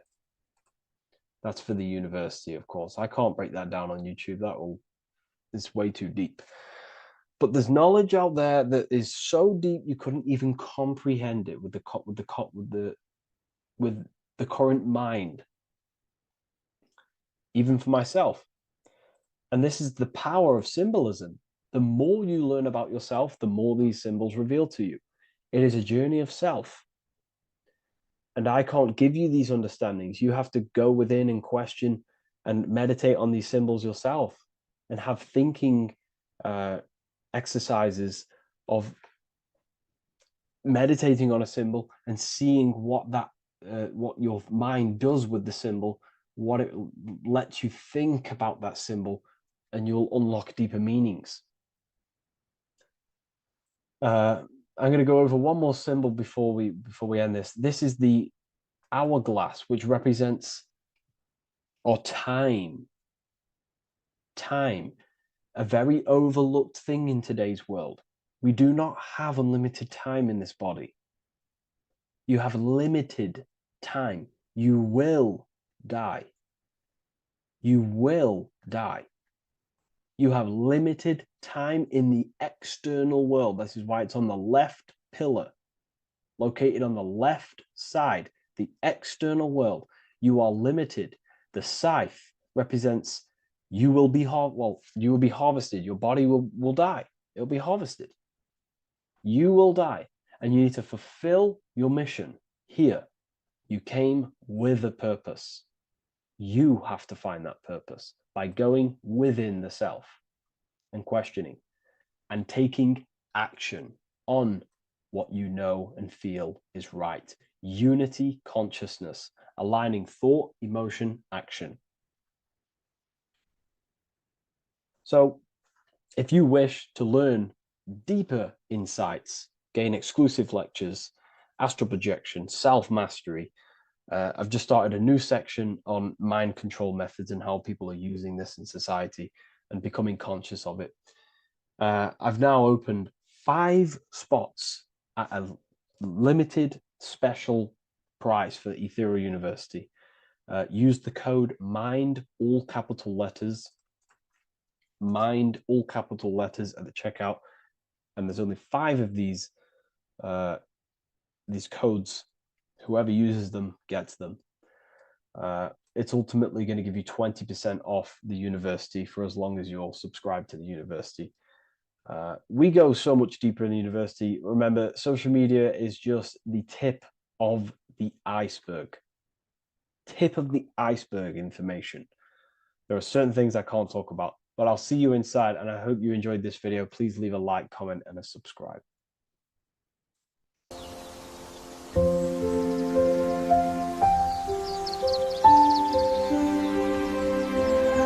bookofwisdom.com. Visit today.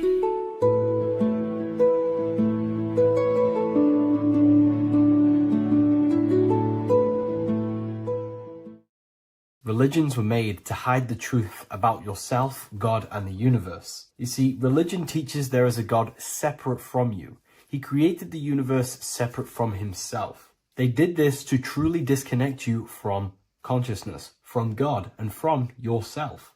Now let me explain. It's going to be very difficult to understand this from a left hemisphere dominated perception. The left hemisphere sees everything individual. The right hemisphere sees the whole. For example, if you're walking through a woods, the left hemisphere sees individual trees, leaves, twigs, and branches. The right hemisphere sees the interconnectedness of the whole woods. We've been trained our whole life to be trapped in the left hemisphere, to think logically, scientifically, with evidence. This way of thinking traps you in illusion, division, and separateness from everything. Plus, in science, they teach you the universe exists outside of you. You exist in a universe, and the universe exists whether you exist or not. This is completely false. You are the universe experiencing itself. There is only one person in the universe. There is only one awareness in the universe, and that is God. That is your consciousness. Not your name, your job, your reputation, your thoughts, your beliefs. That is not God.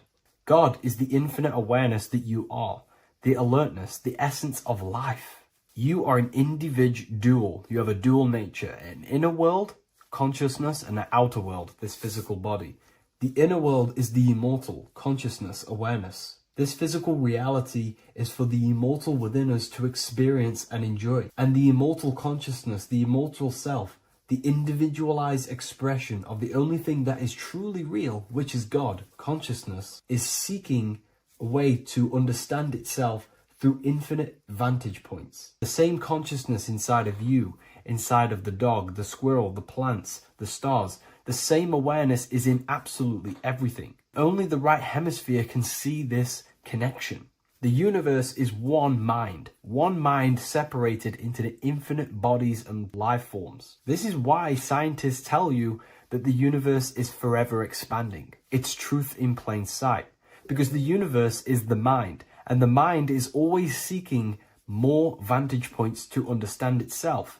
And the mind is always expanding into new realms of thought. The mind cannot be filled up. It does not exist in space. However, human awareness, human consciousness is very sacred. And the reason why I say that is because humans possess a two-way consciousness, unlike a dog, an animal, or a squirrel, for example. The dog looks in the mirror. It is not aware of itself. It doesn't look in the mirror and see that it needs to improve something. However, humans, we can look in the mirror and say, who am I? Where do I come from? And I need to change this aspect of me. I'm lacking in this area.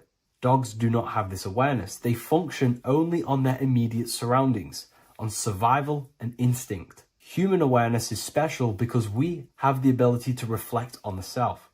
We can question our consciousness. We can question, who am I? Where do I come from? And where am I going after this? The human mind has no limitation. We can surpass our animal nature and rise to a godly nature. This is the whole purpose of reaching Christ consciousness, which is just an ideal consciousness where we have control over self and we know who we truly are. Humans have been given the tools to awaken. Our 5 senses are locked only to perceive the physical world.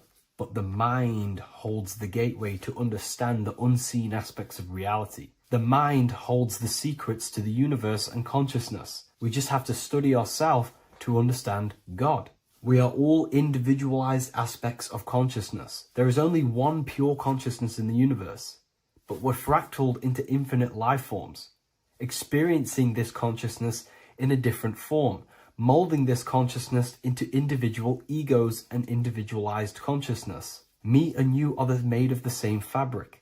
However, I have thought different things, believed different things, experienced different things, which has conditioned my consciousness to be my own individualized aspect of God. And that's what makes me, me, and you, you. God is the creative power within us to turn thoughts into physical reality, to create things. We are a creator. Each one of us is a miniature earth, creating and building in this physical 3D reality. Our consciousness holds power over the 3D reality. We can mold it and create anything we wish. However, we have been conditioned to live like an animal, living in our animal nature, eating, surviving, lusting, and these low-level desires keep us trapped from figuring out our creative power. This is why the ancients always depicted God inside of the brain. Even in ancient Christian artwork, William Blake, Anton Raphael, all depict God inside of the brain. Why is this? Because God is our creative power. The spinal column acts as a type of ladder of consciousness. If you just think about sex and act on sex, eating, consuming, and living in a survival animalistic state, then your consciousness is functioning on the lower end of the spinal column, where your reproductive organs are and your gut organs are to consume food. In order to activate the God within us and to us to truly know God, we have to be aligned with the God consciousness. We have to unlock the God within us so we can truly actually experience God and understand it. However, God exists beyond our personal consciousness, beyond our human identity. In secret societies, satanic rituals and satanic societies, they are seeking a way to escape the human identity through ritual work, meditation, and trance-like states. A trance-like state is like the state that you enter just before you fall asleep, where there is no thought present in your mind, because you are not the mind, you are the observer, you experience the thoughts. And when we escape the human identity through rituals, meditation, or trance-like states, we can actually experience beyond the veil of this material world. However, satanic rituals do this in a negative way. Satanic rituals include ways to make the human mind tap out by pushing the human minds to the limit through pain, suffering, and even torture, to allow the mind to pass out so you can temporarily pass on the veil of the physical world and escape the limitations of the human identity and the human thinking mind. Now, you do not have to do it this way. You can experience the divine and beyond your human identity through many different ways, such as deep, deep meditation, rising above your thoughts, and setting 3 alarms, one for 6 a.m., one for 6:30, and one for 7:30. And when you wake up at these times, what you need to do each time you wake up is allow your mind to stay awake but your body to fall asleep. And you will enter this trance-like state. And you can gain ideas, experience lucid dreams, and maybe even astral project. All of these rituals in secret societies and satanic societies is all about escaping the human identity and experiencing the divine planes beyond the physical. To wrap all of this up, this is all about consciousness. Consciousness is the infinite awareness of the universe, just fractaled into separate bodies. And this consciousness is seeking a way to understand itself in infinite angles and vantage points. And religion was made to cut off your connection to the divine planes beyond this world and beyond your self-identity. Therefore, if you want to know God, you have to study the attributes and qualities of God, such as geometry, numbers, consciousness, the mind, the subconscious, human anatomy. All of these things are aspects of God. We have to study ourselves and study nature so we can see God. God is the infinite awareness of the universe. If you love this video, please leave a like and share it with a friend. I'll leave a link in the description for the Book of Wisdom, Volume 2. What if I told you many people around you have probably sold their souls? It's more popular than you think. And it's very easy to do. Selling your soul is not something that you can just go and meet the devil and do it. It doesn't work like that. But before I tell you exactly how you can sell your soul and how not to sell your soul, what is the soul? So looking at Jesus, we always see two lights surrounding his head, one surrounding the heart. And as of course, if you've been watching my channel, you know Jesus represents you. He represents the divine essence of the universe made in human form. Each one of us possess a fractal of God's infinite consciousness. We are all God. We are all God experiencing himself in a three-dimensional divided form, separated from his oneness. God wanted to experience himself, so he made this world. So each one of us possess a soul, and the soul is the spark of God's infinite loving consciousness, filled with God's loving moral law. So the reason why Jesus is always have a light above his head and a light on his heart is because this represents the brain and the heart. The brain is not the mind. The heart is not the soul. The brain is the physical manifestation of the mind. It is the physical mechanical computer for the spiritual mind. The heart is the physical manifestation of the soul. The heart is a brain. In fact, it contains 40,000 specialized cells, which are the exact same cells found in your cranial brain. Yes, your heart is an emotional brain. Your cranial brain is a thought brain. It's a computer. Okay? Everything that exists physically exists non-physically. This is what the ancients called spirit. Just means invisible force. The mind, the thoughts are not made of atoms. You can't touch, you can't find tangible thoughts, imaginations. These things exist spiritually in metaphysical counterspace. It's the same with your emotions. The emotions are spiritual. They are not physical. You can't touch them. So thoughts are the language of the mind. Emotions are the language of the soul. Sometimes we can become eluded by thought and we can become eluded by emotion. If we are led purely by emotion, we can create illusions in our perception. The same if we rely only on thought. We must balance these two. Okay? So the mind is the creator. The soul is the operator. Every thought we think is being judged by our soul. The soul is the judge. The soul tells you what is right, what is wrong. And even the Freemasons depict this spirit and matter in their black and white checkerboards. White is spirit, black is matter. Matter is dead, spirit is life. This is what this represents. Physical reality is not just physical. For every physical object, for every physical manifestation, there is a spiritual force bringing it into existence. Consciousness brings everything into existence.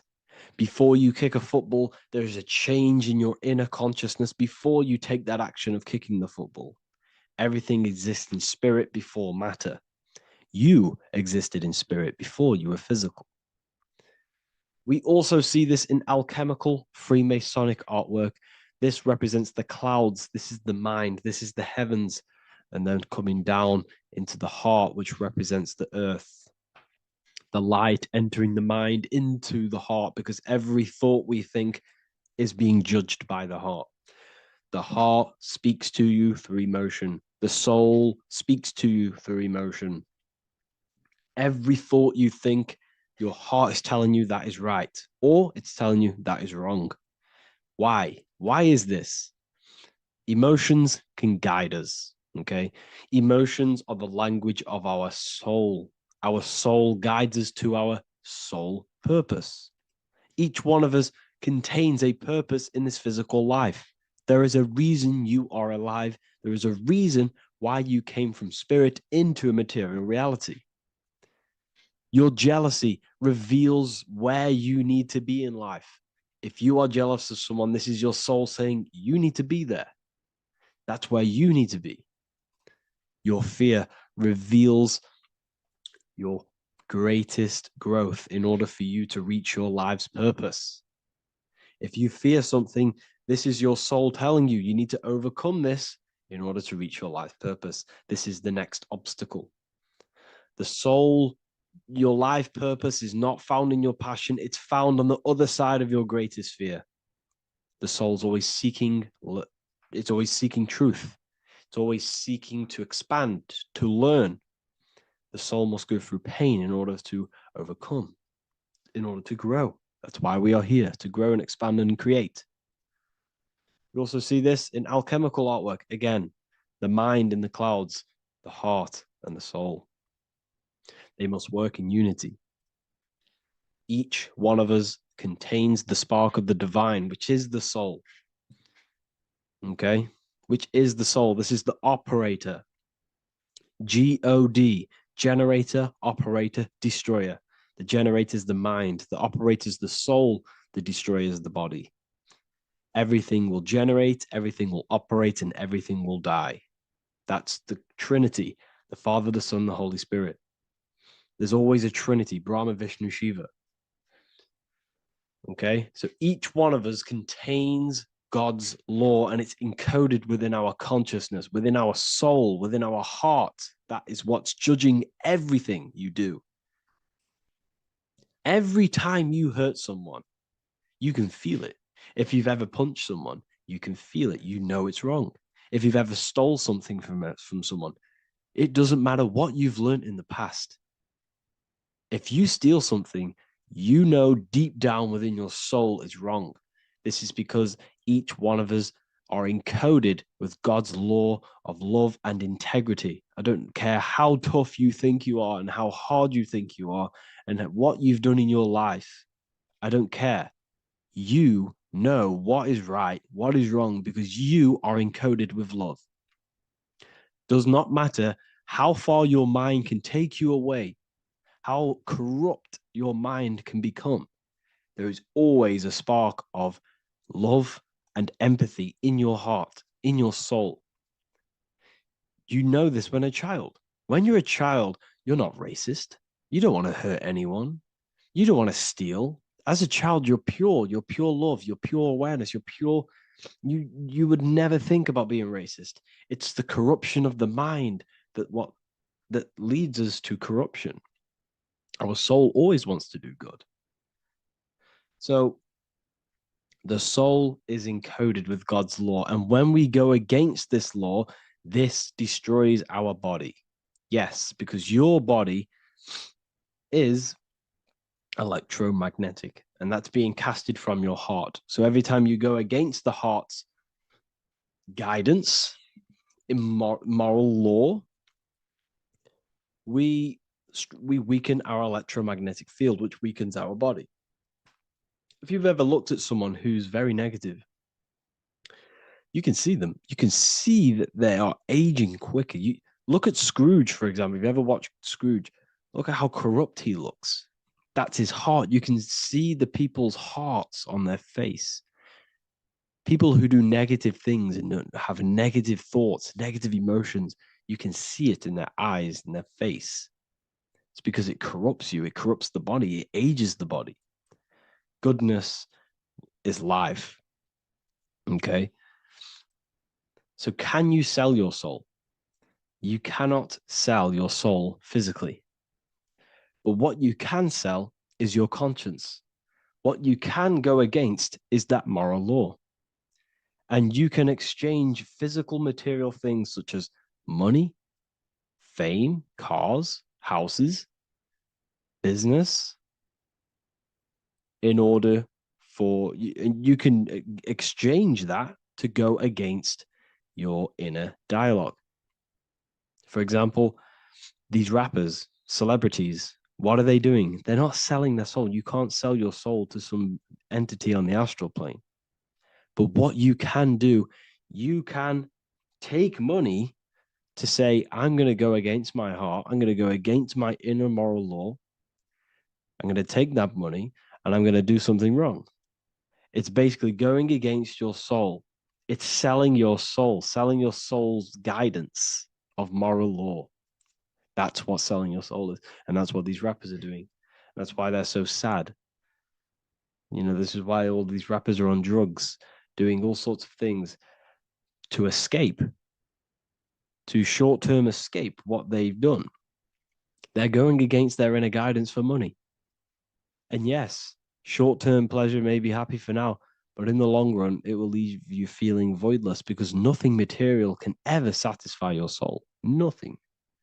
You could gain £1 million tomorrow, guaranteed within 2 weeks, you'll be back to the exact same position, mentally, emotionally, as before, because nothing physical can ever satisfy you. Guaranteed, if you received $1 million, if you received $1 million now, in a week's time, you'd be hunting for the next million because it does not satisfy you. There's a reason why these billionaires don't stop working, because they're so addicted to earning and earning and earning.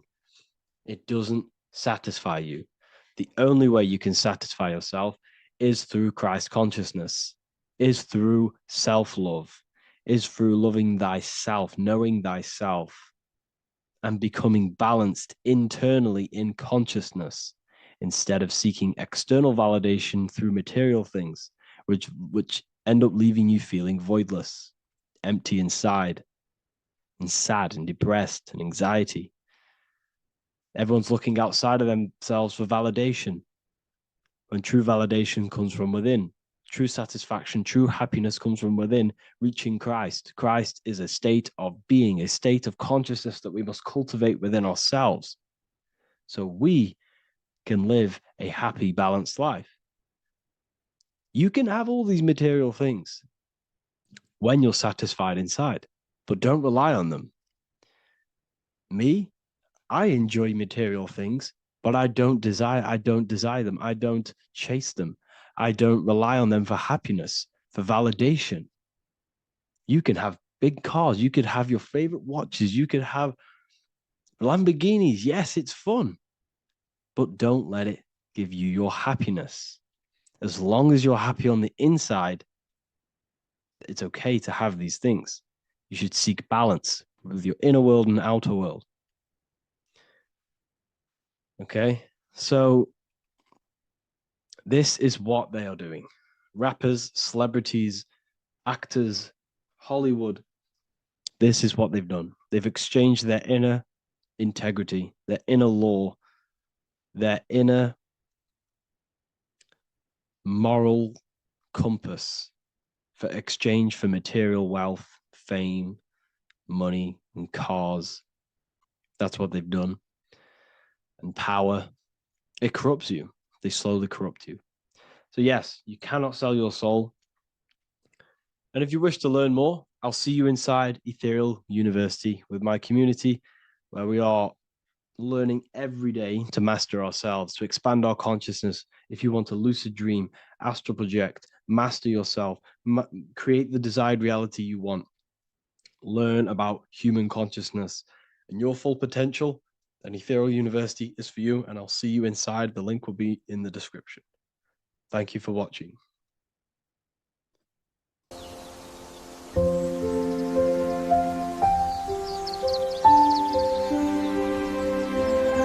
bookofwisdom.com. Visit today.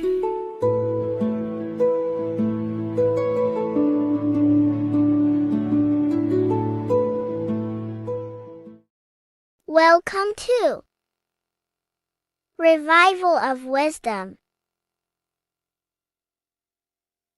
Welcome people, we're back with another video. Please make sure to hit that like button, subscribe, and turn on notifications to never miss a video. The Earth is a giant torus field consisting of a positive and a negative pole. The Sun being the cathode with positive charge and the Moon being the anode with a negative charge. This is why the sun rules over the day, giving you lots of energy, and the moon taking your energy from you, making you go to sleep. Now, the plane that we live on is called the plane of inertia, and at the center of this plane of inertia is the North Pole. This is where the two electromagnetical energies meet. Now, this is where the most electromagnetic energy is stored. This is why all compasses will point north, because it's the most magnetic place in this reality. So the sun and the moon is spinning around this center point, which is stirring the ether of this reality and making everything move in circles, meaning this is a cycle. Everything's recycling itself. It's an organic simulation. The ancients also knew about this sacred land at the center of this reality, known as the North Pole. As you can see on this map from the 1500s of the North Pole, you can see 4 islands around this center black rock. Ancient civilizations like the Mayans, the Buddhists, and ancient Chinese also depict these 4 islands. The endless symbology of these sacred lands at the center has been going on for thousands of years. These sort of secrets are now kept by the elites, but as always they have to show the truth in plain sight, and this is what they are doing with the Windows symbol and also the Wizard of Oz. Now in the Wizard of Oz, as you can see, there's something called Munchkin Land. Munchkins are these unusually short people. Then on the ancient 1500s map it says pygmy, and then the pygmy people in mythology are also these unusually short people. Just like Santa and his elves, they come from the North Pole, and elves are these unusually short people. These stories that we are told about Santa and Munchkins are putting truth in plain sight about this sacred land. This sacred land at the center of the earth is where the aurora borealis comes from and is being emitted from this black hole in the center, also known as the black sun. The aurora borealis is the earth's aura, hence why it has the word aura inside of it. It is the life-giving essence to all life within this realm. As this dualistic reality we live in consists of both physical and spiritual, the black sun is like our sun for the spirit. It's our spiritual umbilical cord, connecting us to the spirit realm. And the rising sun is the opposite. It's our sun for our physical 666 carbon suits, known as our human body, our physical aspect. As it states in the 40,000-year-old emerald tablets, deep in Earth's heart lies the flower, the source of the spirit. The flower of life is as thine own place of spirit, and streams through the earth as thine flows through thy form, giving off life to the earth and its children. So the North Pole is the core of this spiritual reality, and the closer you get to it, the more spiritual and lucid it becomes. So the elites have covered this up in order for us to forget the true nature of this reality. And they did this cover up by introducing the globe model. Nicholas Copernicus was around in the 1400s, and he introduced the globe model. As you can see, he is a Freemason. He depicts himself with a globe and a Masonic compass in all of his paintings and portraits. Galileo was also a Freemason, as you could see in all of his portraits with a globe and a Masonic compass. He was also a massive part of introducing the globe model after Nicholas Copernicus. So yes, the globe model was a spiritual and political move to gain more control over the masses. After the globe model was then introduced, they introduced the theory of evolution by another Freemason, Charles Darwin. See how these two theories go hand in hand? They both degrade humanity, and they make you confused of where we actually came from. By hiding the true form of this divine creation and hiding the true power of each and every one of us, they maintain control over the masses. Now this is order out of chaos, known to be the 33rd degree slogan of Freemasonry. Now this is the Masonic cosmology, and as you can see you have the checkered board for the duality, the 5-pointed star for the 5 elements, the 4 corners for the 4 pillars, the all-seeing eye, which is Polaris, the sun, the moon, and the 7 stars. So even Freemasons are taught the flat earth cosmology and the true form of this reality. Now the true nature of the sun, the moon, and the earth is shown and reflected through the Masonic compass. The Masonic compass is the sun, the moon, Polaris at the top, and the black sun at the bottom. It makes sense why all the scientists who introduced the globe model all used the compass and the globe together, because it's truth in plain sight. As I explained in my other video, all Freemasons have to take the oath, so it goes to show, why are we all learning these theories from Freemasons who can't talk about certain topics that they learn about? Why should we believe their theories when they're holding back the real truth about this reality? Now going on to NASA. NASA means to deceive in Hebrew, and they are also funded by the government. They are not a private company. The old owner of NASA, Werner von Braun, on his grave has the Bible verse Psalms 91. The heavens declare the glory of God, and the firmament showeth his handiwork. Now why would the owner of NASA put this on his grave? Seems a bit suspicious to me, alongside with the NASA astronauts are all Freemasons. And not to mention the countless mistakes they've made on their live videos in space stations, the moon landing, and the CGI footage of the Earth, which is obviously photoshopped. Just by tricking the masses that they live on a spinning ball, the elites gain the perception of the masses. Not only does it hide the divine creation we're inside of, it hides the divine spark within you. It hides the creator, the source. And by believing in space and we live on a spinning ball, it makes people come to the interpretation of that we are a coincidence and we do not have any purpose. And of course this is false. When you come to realization that we are all a divine creation, and we can create our own divine life in this reality, life becomes more sacred and you start to enjoy little things. The elites want you to believe everything exists only in the 5 senses. They want you constantly looking outside of yourself because they know that will keep you on lower states of consciousness. Now this brings me to our next point. By tricking the masses into the heliocentric model, the elites started to advertise aliens in the movies, in cartoons and magazines in the late 1940s. Now this is subconsciously programming us about aliens and extraterrestrial threats, which then they can use to their advantage. And this is something called Project Bluebeam. They are more than likely going to fake an alien invasion to push this 2040 agenda, which is for one government and one ruling currency. That's it for this video, guys and girls. Hope you all enjoyed. Please make sure to leave a like and a comment. God bless you all.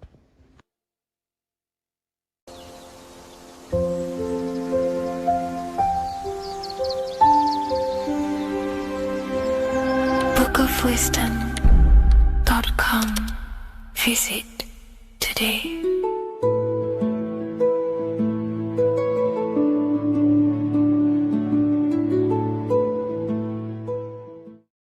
What if I told you that the pentagram can unlock the secrets of creation and make you manifest any reality you want? Hence why the pentagram is used heavily in magic and witchcraft. We have to understand that the pentagram has been heavily demonized. Religions, churches claim that this symbol is associated with Satanism and witchcraft. I personally believe this was intentionally done so that people do not gain their personal power over reality and their life. The pentagram reveals so much about you and it is one of the most important symbols to understand inside the occult studies. It is one of the most common symbols that you will see across all occult esoteric orders and different occult traditions, such as Freemasonry, Kabbalah, Rosicrucianism, alchemy. You will see this symbol everywhere. And in fact, you even see this symbol, the pentagram, on old church buildings, statues of Jesus next to church buildings.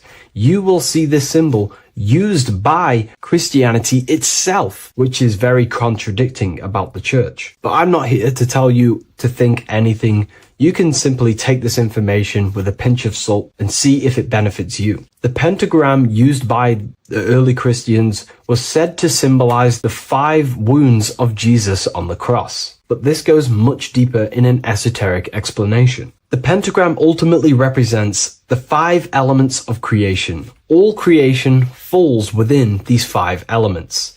We have spirit on the very top, then you have air, water, earth, fire. This is the correct placement and order of the elements. Air is always on the left, water is always on the top right, earth very bottom left, fire bottom right, and spirit placed on the tip point of the pentagram. It's a 5-pointed star drawn with one continuous line. But this actually reveals much deeper things, and we're going to be going into how to use this symbol for magic and creating your reality towards the end of this video. But now we're going to give you a basic understanding of the pentagram. It's showing you the 4 physical elements symbolized as triangles and spirit symbolized as a circle. The 4 physical elements are made out of the base element, spirit, or what the ancients call ether. Ether is the underlying base of all physical matter. This is the substance that animates physical matter with life force. All physical matter has its origin in the etheric substance, or spirit, what we want to call it. It is simply the life force that animates the physical thing.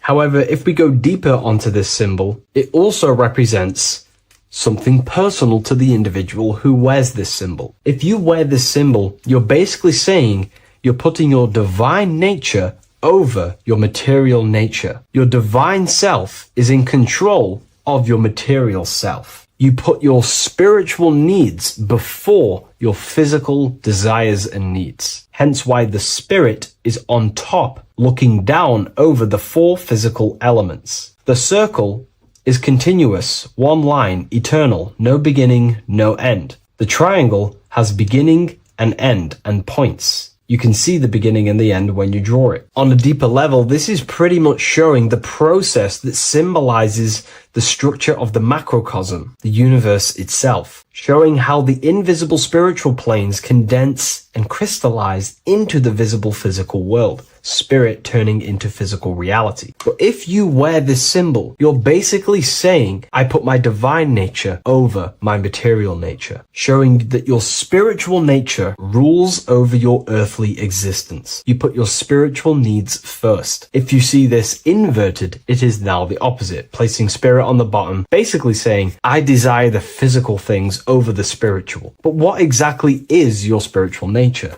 Well, your spiritual nature is simply your internal self.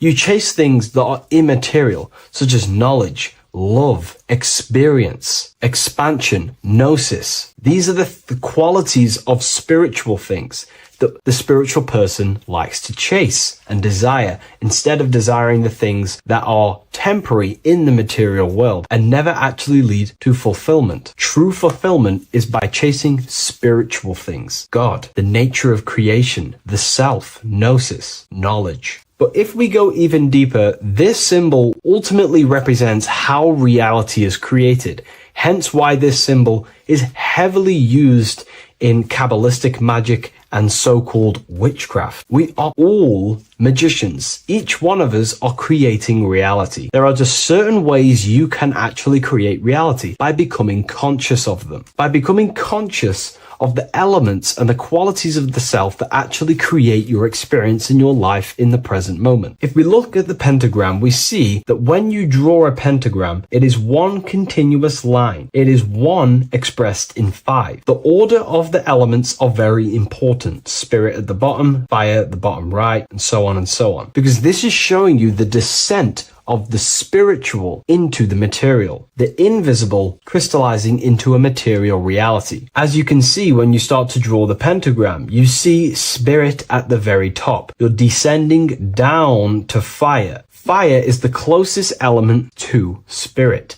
Hence why in magic and witchcraft, people like to use candles. So you're descending first into fire, then into air, then into water, then into earth, then back into spirit. Because of course, the cycle of creation unfolds itself. When you die, you return back to spirit, and then you reincarnate yourself back into physical reality if you wish and desire to. Everything is under this process of matter spiritual. In the daytime you wake up, you're in your material body. When you go to sleep, you enter your astral spiritual body. Everything's in this continual process, renewing itself in spiritual, then material. But the reason why this is associated with magic so heavily is because each one of these elements corresponds to a different body of consciousness, a different vehicle of consciousness. Consciousness has many different vehicles it uses to create the tangible self, the physical reality. For example, consciousness has a spiritual nature. The spirit element in this case symbolizes the emanation, the descent of the one power, the one force that we are all using. Each one of us is using this one power, the power of the source consciousness, unfolding its creation in the present moment. This represents the source, the emanation, the descent of this continuous flow of energy through us that we are tapped into, like a live stream in the present moment. This descends first, the force descends into fire. Fire symbolizes the willpower, will. In this aspect or vehicle of consciousness, the will is the being that directs intention, initiates action, shapes reality through focus, determination. It sets direction, holds intention, projects a desire into form, and aligns your inner world with the outer creation. The will comes out of the force, spirit. Then the will goes with intention to air. Air symbolizes the mental vehicle of consciousness, the mind, the psychic man. The psychic aspects of your consciousness is thinking, imagination, mental images, logic, using the thought or the mental vehicle body of consciousness. Then that thought has an emotion, which is then water. So it goes from the force to the will to the intellect to the water, the emotional body of consciousness. The emotional vehicle of consciousness amplifies the thought into an emotional desire that you want to take action on. No one takes random actions, and if we do, we say we're very bored and we don't care. The water is the energy, the emotion you have to fulfill something. And that emotion then descends into earth, which is the physical body to take the physical action in the present moment, to fulfill that desire, to fulfill that will, that thought, that desire. And that is how reality is created all the time. Now, there is much more that you can go into with the pentagram, because true magic is about changing consciousness at will, not casting random spells. It's the ability to change the direction of consciousness using the power of the will to direct these forces to create change in the internal world so it can project outwardly in the external world. Because consciousness creates the external reality. What happens within us, we see change outside of us. So true magic is about manipulating the forces and the vehicles of consciousness that exist within our own mind to produce a change in the material world. There are other ways you can use magic, by purifying each body of consciousness or banishing each body of consciousness. Other forms of magic, you can dissect each body of consciousness and work with that specific body. If you think you're using your mind too much, you can start using banishing rituals to banish the power of the mind, to stop overthinking, for example. Or if you have lack of emotional connection with your emotional vehicle of consciousness, we can dissect this body, tap into this body, and invoke this body and strengthen it. We're dissecting each body and vehicle of consciousness so we can work with it to create a specific change inside ourselves, then to be mirrored outside of us. So pretty much this pentagram represents the descent of the spiritual turning into a material reality. Hence why sometimes we see a human figure standing in the point of a pentagram, because it ultimately represents the microcosm. You are the microcosm. You represent the entire process of spirit into matter, the invisible into the visible, the formless into form. The pentagram, drawn in one unbroken motion, captures this divine act of creation, showing how consciousness flows downward through the elements or the vehicles of consciousness to bring forth the material reality. The Book of Symbolism will teach you all about this. It was released November 17th. A lot of people have taken advantage of this. You also gain a free ebook with this copy. Every order comes with a free ebook. And if you wish to get your copy of the brand new Book of Symbolism, you can find it in the description or revivalofwisdom.com. Thank you, everyone. I'll see you in the next video. Creation demands destruction. Every time you release your sexual fluids, you're destroying a part of yourself to create an extension of yourself. For example, if you want to create a business, you have to destroy your time, attention, and energy in order to create the effect of the business. All creation demands some sort of sacrifice or destruction. This falls under the law of polarity in the universe. It's the same with your sexual fluids. Your sexual fluids, especially as a man, contains minerals, all the minerals in your body. It contains your vitality. It contains your DNA. It contains the blueprint of you, and it can create a whole new human being. You are literally playing with the power of creation if you are releasing your sexual fluids too much. Sexual fluids also extend beyond the physical plane. They contain astral forces because all physical creation is a mental creation. We live in a mental universe. Everything begins as a thought in the mind, then the thought takes the form and the body of imagination, which is an astral force. Imagination turns into etheric emotional energy. Then the etheric emotional energy turns into the physical action and the physical manifestation. We live in a mental universe. Therefore, these dimensions do not exist separately. They are permeating and mixing in with all. Your physical body has an astral body. Everything physical has astral forces behind it. Semen is known as the astral fluid of the soul. It feeds nerves, the channels of life force and consciousness within the body. And every time you release it, you're destroying a part of your vitality, your brain, your nerves, your energy levels, your creativity, and your DNA to create an extension of you. Therefore, it is a sacred fluid within your body and not something to be played with and to be released too much. Think about it. This is a very creative energy, your sexual fluids. It can create a whole new human being. This is how powerful it actually is. It is the power of creation, and the misuse of this power can destroy your own vitality and your life of your body, because that life you are giving in order to create an extension or a child is the same life you could keep inside of you and not waste to recycle and regenerate the body. Sexual energy has been for thousands of years associated with regenerating the body, longevity of life, and maintaining youth. Not only that, every time you release your sexual energy, it floods the brain with dopamine. Dopamine is the brain's reward system, created within the middle of the brain. It releases every time you've achieved something. However, sex or an orgasm is the most powerful feeling you can feel. It's the most amazing, intense feeling and release of dopamine you can possibly feel as a human. Therefore, if you flood your brain with this high amount of dopamine every single day, you are getting the epitome of human feelings every single day. Therefore, you will become numb to everything else in reality. You won't be able to enjoy the small things in life. And I know this firsthand because I experienced this myself. As soon as I stopped, this is when I started to enjoy the little things in life, seeing family, and I actually gained more energy, more ideas. We'll get into this a bit later. It is a creative energy. It creates a whole new human being. Therefore, if we maintain this energy, we can maintain our creative power within us, because that's what we are. We are all creative beings, moving energy from higher dimensions of consciousness, the mind, into lower dimensions of consciousness, the physical world. You hold the power to create. You are not in a world. The world is working through you. You do not possess a life. Life is working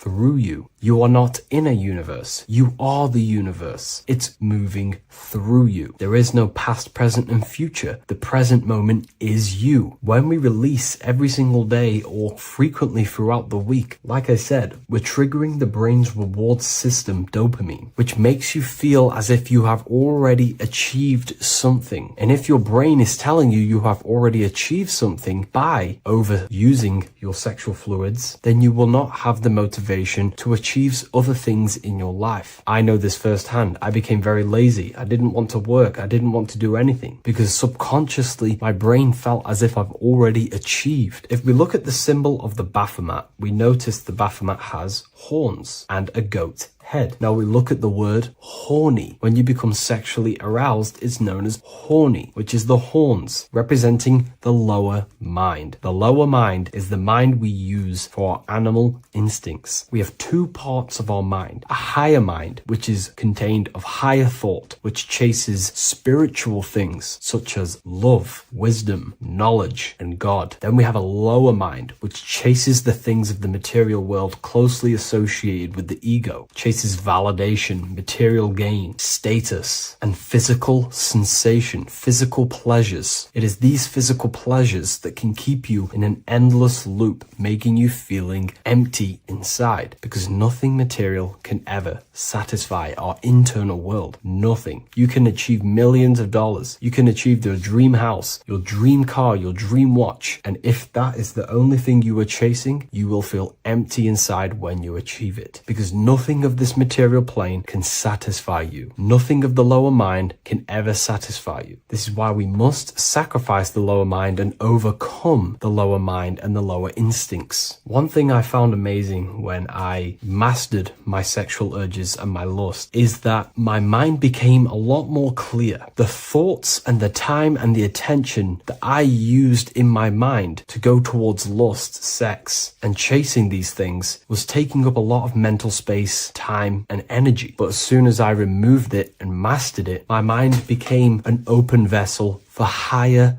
thoughts to be received from the higher mind. The mind is like a radio antenna. Whatever we attune it with, that's what we receive. If we're constantly thinking about lust and low-level pleasures, we're going to just receive low-level thoughts. But once we remove all of the lower mind and we conquer our physical body and physical urges, our mind becomes an open channel for divine thoughts and spiritual thoughts. This is what most people call today as downloads. You receive wisdom from your higher self. Not only do you receive more wisdom, you just receive more power to create. The male and the female come together to create a child. That's how you were created. Now, the law of correspondence teaches as above, so below. It refers to everything in the universe. Therefore, in order for you to create a reality, to give birth to something, you have to bring together the masculine and the feminine. Your masculine forces are willpower and actions. Your feminine forces are emotions and imagination. When you combine the willpower, action, emotions, and imagination and combine them together, you can give birth to reality. But it's important to only give birth to things that are spiritual, that are good,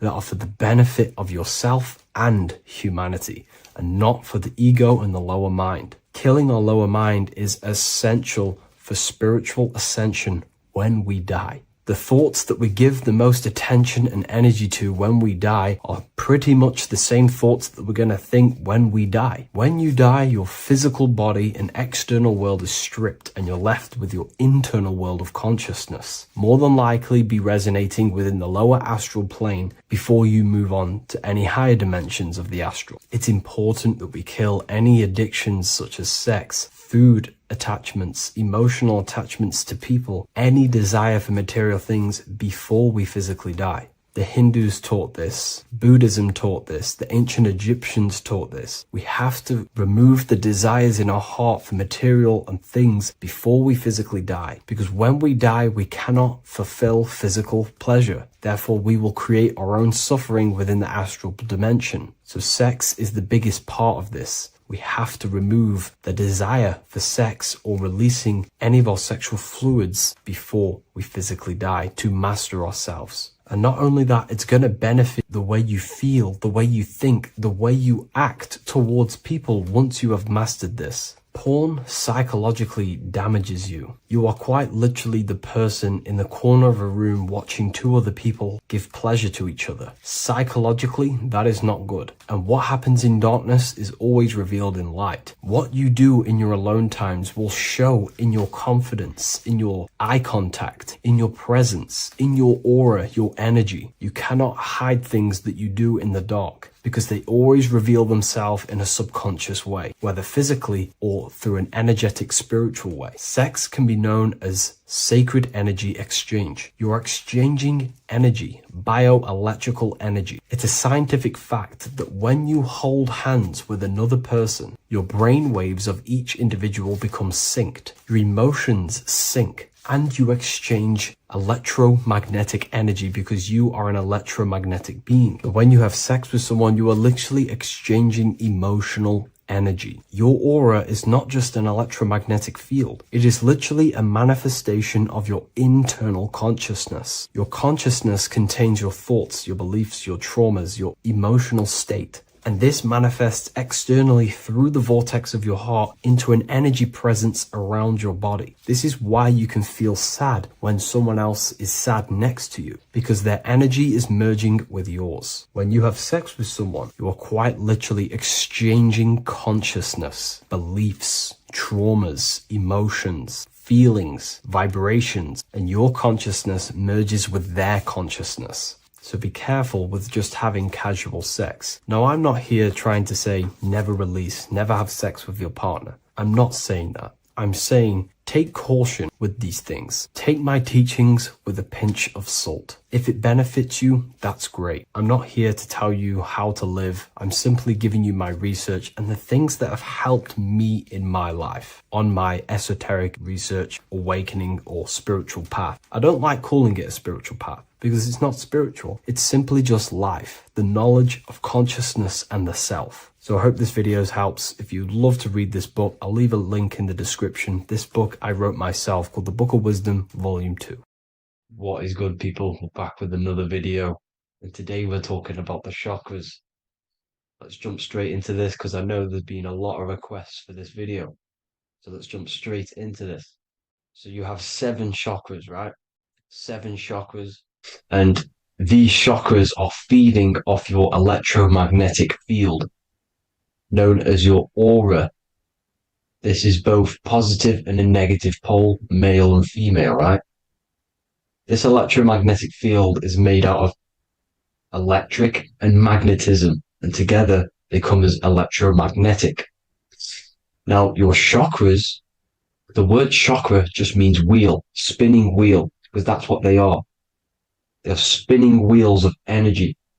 They do not exist on this physical plane. They exist on the etheric plane. Okay. Now, these energy centers are known to regulate your emotions, and each energy center controls the organs and cells in that particular area of the body. So, for example, your sacral chakra will control the cells and organs of your sexual reproduction area. Okay, the navel chakra or solar plexus will control the digestion in your body. Same with the heart, same with the throat, right? So they are like mini brains for each center of your body. They run along up the spine, but notice the crown chakra exists outside the body. It's just above the head. Now, this process of the chakras is obviously the 7 colors of the rainbow, starting from red, which is the lowest vibrational color, all the way to violet, which is the highest vibrational color.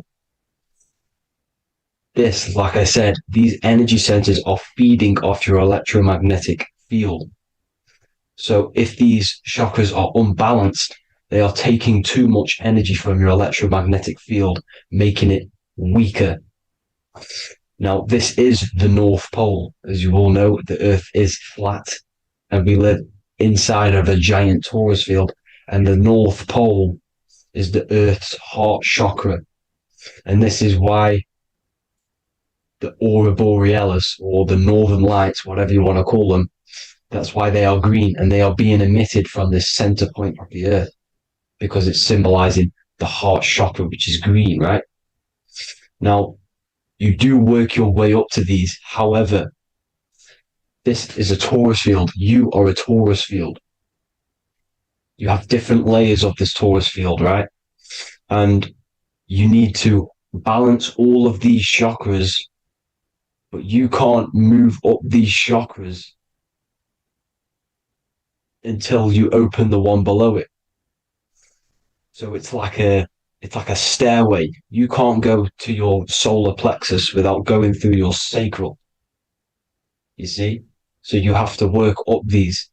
However, you have to work up these and then live from the heart, because the heart is the center of the Taurus field. It's the balance between male and female poles, positive and negative poles. So you have to balance all of these chakras and then bring them all into one, which is the heart chakra. Now, they exist on the etheric plane. They exist on the etheric plane, and the etheric plane is a layer of the material plane. It's the one higher than the material plane. And then after the etheric plane, it melts into the astral plane. So they exist just between the physical and the astral aspect. Now, this is the yin and yang matter, which is the lowest root chakra, physical matter, and then to spirit, because high vibrational matter turns into spirit, low vibrational spirit turns into matter. So they're interchangeable. This is the yin and yang. Now, when you see ancient paintings with the halos, you see this is like a toroidal field coming out the top of his head, you see, with a halo. This was symbolizing in the old days, in the ancient days, that they've aligned their chakra, they've reached Christ consciousness, which is God consciousness, right? Now, this electromagnetic field is the apple that we bit out of in the Bible, because you see that apple is a Taurus field. So they were metaphorically or personifying the Taurus field. That's what the Bible is. It's a massive personification. It's all metaphors. You have to read it properly. It's got a greater meaning behind it. Now, when we bit from the apple, we ate from the tree of knowledge, which is good and evil. Our lower mind took over, so we materialized to feed our physical bodies. We materialized through Saturn. That's what Saturn does. Now, if you don't understand that, go and watch the video previous to this one called Occult Secrets of Saturn. And that will show you how Saturn is the materializer. Now, this is one of the secrets behind the Masonic compass, electric and magnetic, male and female, duality, positive and negative. Now, like I said, they teach you about the Taurus field, about a magnet in school, but they don't teach you about your electromagnetic field. Everything alive has a Taurus field. It is the building block of this creation. Absolutely everything has a Taurus field. There's not one thing without it. And as you can see here at the center of the apple, that's where the seed is. That's where the life is. The reproduction of that organism. As you see, this is where the most electromagnetic energy is stored, in the center, because this is where the two duality, this is where the field meets at the very center. This is why the seed is at the very center. Now, your spine is a elongation of the brain. The brain is heaven, and the bottom of the spine is hell. So this is Saturn, which is the root chakra. The 7 planets are associated with each chakra. Moon equals mind. Okay. Now, Saturn is physical matter, as I've just explained. This is the lowest vibrational color. And they want you trapped down here, which is your hell state, your animal nature, your physical nature. They want you to identify as the physical body. They don't want you to reach these higher states of consciousness. Okay? Now, In the brain, you have 12 convolutions. Now, this is what they were symbolizing in the Bible with the 12 disciples. And obviously in the Bible, it says the upper room where Jesus met with his disciples. This is heaven, the brain, the higher states of consciousness. Now, this is your North Pole. This is Jacob's ladder. Okay. This is why you have 33 levels of Freemasonry, because it's symbolizing the 33 vertebrae, which are these little things here on the back of your spine. Because once the Kundalini energy from the bottom of your spine rises to the top, this is when you get enlightenment and opens your third eye. Spiritual enlightenment. As you can see here, this is Jacob's ladder. This is the Kundalini symbol, right? And they're even showing you this in the medical symbol. They're putting it in your face. But the serpents are wrapped around the spine. Now, the serpents symbolize how the energy moves around the spine, because it's a torus field, you see? At the center of the torus field, it wraps around the center pole. It wraps around it, and this is how the energy moves up. So they're symbolizing it with the serpents. Okay? Now, every religion has a sacred river. For the Egyptians, it's the River Nile. For Christianity, it's the Jordan River, right? This river is the canal, the energy canal at the center of your spine, all the way leading to heaven, to the Holy Land. This is the chamber which the energy rises up, right? Now, they used to say the gods descended from heaven to man. This is just heaven. This is the mind state. And they said the gods were connected by a rainbow bridge. That's the chakra system, the rainbow bridge. Okay. Now, the ancients called this place Midgard, Earth, where both evil and good live, right? Midgard. But you can go to heaven, which is a pure mind state, because once you're in heaven, nothing negative can ever bother you. That's completeness, pure Christ consciousness. Now, this is why Jesus dies at 33. He didn't actually die, but it's symbolizing the death of the physical body. Not the death of the physical body, but his consciousness rising above the physical body to, as I said here, matter to spirit. Matter died off and he came spirit consciousness. This is symbolized by the 33 vertebrae, which is obviously the 33 levels of Freemasonry. And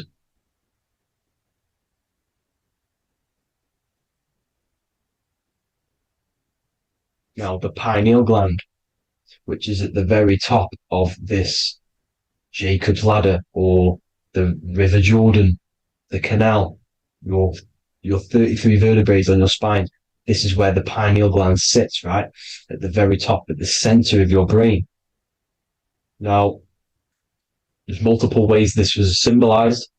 The Eye of Ra, which is used by the Egyptians. Now, this pineal gland is the seat of consciousness. This is where your consciousness is stored, right? And the ancient Sumerians used the pine cone, hence why it's got the word pineal gland, the seat of the soul consciousness. It produces DMT, dimethyltryptamine, which is known as the spirit molecule. And the pineal gland is wrapped in microcrystals, and we all know crystals transfer frequency and energy. Now, radios use crystals. A radio is a frequency transmitter, turning a frequency into a frequency that we can hear with our ears, right? Because all the radios are actually playing right now in your ears. However, our ears can't pick it up, so the radio transmits it into a frequency that we can hear using crystals. So this is the power of crystals, and this is what our third eye is wrapped in, crystals. Now, this third eye is not actually your third eye, it's your first eye. When you're being materialized in your mother's womb, this is the first gland that is produced and everything's built around it, because it is the consciousness. It is your consciousness. Your consciousness never dies, ever.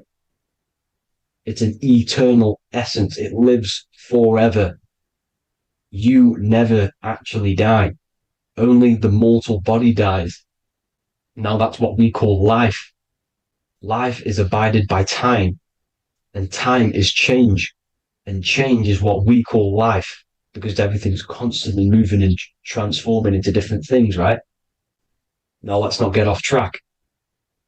The pine cone is obviously, this is in the Vatican here. The pine cone is symbolized as the pineal gland, pine. And this is the opened pine cone. The opened pine cone means, or symbolizes, the awakened man, the awakened third eye. But the ones here, which the Sumerian gods are holding, these are shut pine cones, symbolizing the unawakened man. But let's not get confused, people. These gods were not gods. They are human beings just like you. They reached Christ consciousness. They are nothing more special than you. They just had the ability to reach Christ consciousness. And obviously their knowledge was far more intelligent than ours, far more advanced than ours. They knew the truth about this reality to the depths. Now, the ancient Hindus had a goddess called Kundalini, which is said that she descended by the means of a ladder or a cord from heaven, which is symbolizing the spinal cord. Now, this is what hickory, hickory dock, the mouse went up the clock and came back down. This is all these stories, like Santa as well. Santa comes up and then down the chimney. This is symbolizing the Christ oil. There's an oil which is produced in your pineal gland, right? And this oil travels down the spine. And once it's down on the spine, you must have to raise your consciousness, just like I said, with the chakras. You have to raise your consciousness, raise your vibration to heat up this oil and turn it into a gas. And it travels back up the spine through like the serpents up the spine, and this awakens the third eye once it's coming back up the spine and hits the pineal gland. This is the secret behind Santa and hickory hickory dock, because Santa comes down and feeds the presents and goes back up the chimney, and he lives in the North Pole, the positive pole. This is the North Pole, people, and the presence is your sacred oil. This oil, your physical body is the furnace. It's the spiritual furnace, which you have to heat up this oil by raising your frequency and turning it into a gas to rise up this chamber, the River Jordan, to your third eye, right? Now, this is an alchemical process. Your body is the alchemical furnace.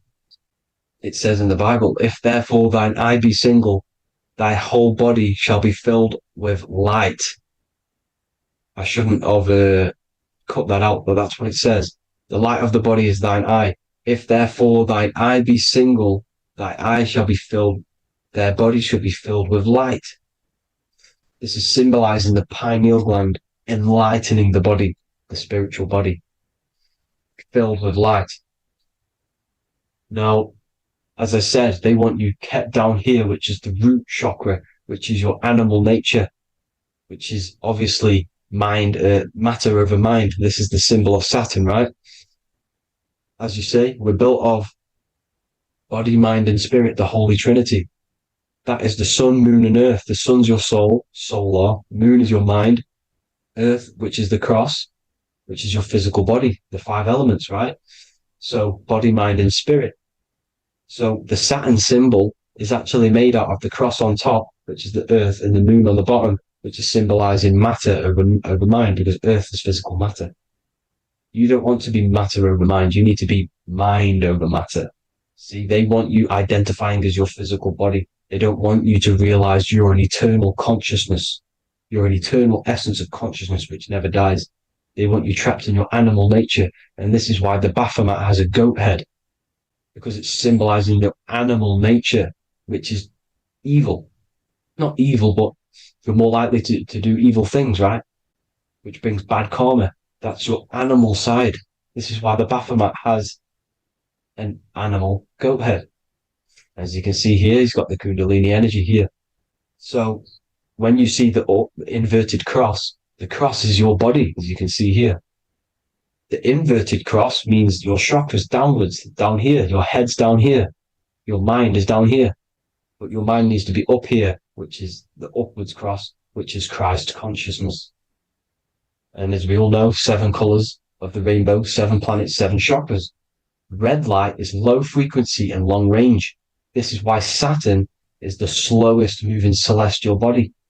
And it's the lowest chakra, because it's low frequency, long range.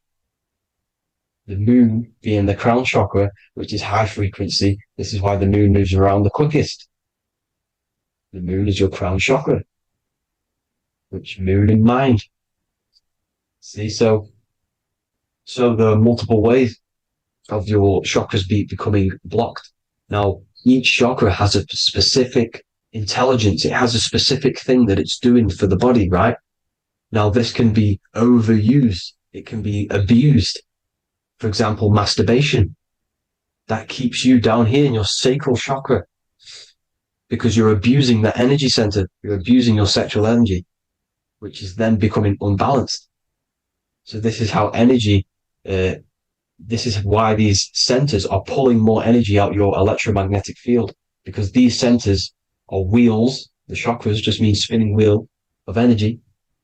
So when you're abusing these certain centers, you're pulling energy out of your electromagnetic field, which is making your field weaker, which is making your frequency lower, which makes you prone to diseases, prone to lower negative energy, right? So you need to align these chakras.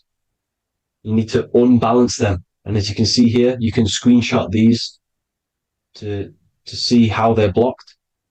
I'm not going to go over each one because it'll take me forever, but have a little read yourself. This is why they're blocked. Now, the ancients used to say Aum when they meditated. Now, these are the 7 vowels. There's not 5 vowels, there's actually 7. Now, when they say Aum, they're aligning all their chakras by saying this when meditated. This is where the Aum originated from. Now, emotion is energy in motion. So if you're feeling a certain way, that's the energy you've put in motion. It's a reflection. We live in a mirror reality. Everything's mirrored. Everything's mirrored. As within, so without, as above, so below. Everything's a reflection of some sort. So whatever you're feeling, you're doing something wrong. It's telling you you're doing something wrong from the root cause. Because your energies are the effect. You're feeling the effect of something you've caused. The law of cause and effect. Nothing escapes it. Now, the Jehovah's Witness believe that exactly 144,000 faithful Christians go to heaven or be resurrected, right? This is not true. This is symbolic. 144,000 go to heaven. Now, the petals on the chakras, this is the root chakra, this is the crown chakra. Now, if you add up the first 5 chakras, the petals, add up the petals on the first 5 chakras, you get 48. And then you get to the third eye, which has 2 petals. 48 times 2 equals 96. 96 plus 48, which you got from here, equals 144. The last chakra has 1,000 petals. Times 144 times 1,000, you get 144,000. This is a frequency. This frequency is the frequency of the ascension up your chakras. This frequency is a high frequency, which turns that oil into gas, which rises up the spine, activating your third eye. Right? So this is all the religions are all symbolic for this sacred secret of Christ consciousness. As it says in the Bible, the kingdom of God is within. It's not out there, people. You must look within yourself. You are God. You are a spark of his consciousness, infinite consciousness, right? So 144,000 is a frequency, and you must achieve this. Like I said, these people in the past, they're not gods, people. These were just humans. Nothing special. They just reach Christ consciousness. Now, they keep you in these lower vibrational states with the food, right? And as you can see here, all of these fast food restaurants are mainly are red and yellow, which are these lower states, these lower two chakras, lower vibrational colors, because they want you trapped down here in matter. And these foods are so low vibrational, they will keep you down here, because your gut produces, I think it's like 80% of melatonin. Melatonin is your feel-good hormone. These foods will not make you feel good. This is very low vibrational. Meat. It's not meat, it's raw flesh. These animals are stripped from their family, put on a conveyor belt, watch their friends be tortured, and then get slaughtered in a slaughterhouse. Think of all the fear that's running through their blood, all the hormones, all the fear, and you're going to go and eat that very low vibrational energy. As you can see here, this is the light photons within fruit. You can see the light, the life force in this fruit. You must think, feel, and do positive to raise your vibration. As you can see, earth equals heart. If you rearrange it, everything in nature is green, right? The aurora borealis is green. You must align all these chakras and then live from the heart, because the heart's the center of the Taurus field. You must become the consciousness in the center. So that's it for this video, people. Thank you all. God bless.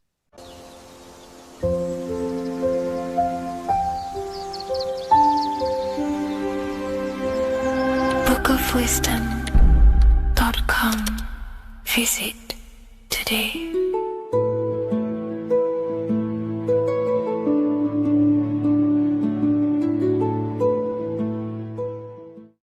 By the end of this video, you will understand the 3 expressions of consciousness, how to use them to create the life you truly want. You'll discover the hidden meaning of the word God, the secret power of the number 3, and how consciousness itself is the key to your reality. We have 3 main expressions of consciousness. We think, we feel, and we act. God is 3-fold. It stands for generator, operator, destroyer. The generator is the mind. This is what thinks, generates ideas. This is the beginning of all creation. This is the first expression of consciousness. It is the first form of consciousness, not a physical form, but a spiritual form. Then we have the operator, which is emotion. When we think something, if we have care or any emotion towards it, then we take physical action, the body, the destroyer.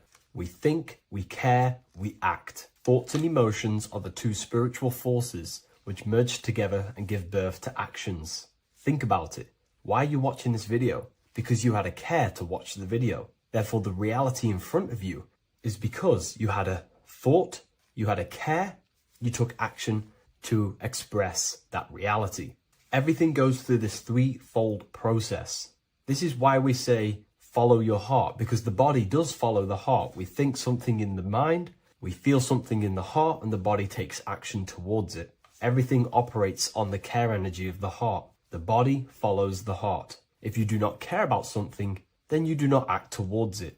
It is the care energy that guides our actions in this world. Going back to the generator, the mind is a part of the mental plane, the infinite dimension of infinite information. There is no limitations in the mind. Everything already exists as a piece of information or a thought. This is the beginning of all creation, the spark of creation itself, thought, the mental plane. And our mind exists like a radio, our conscious mind.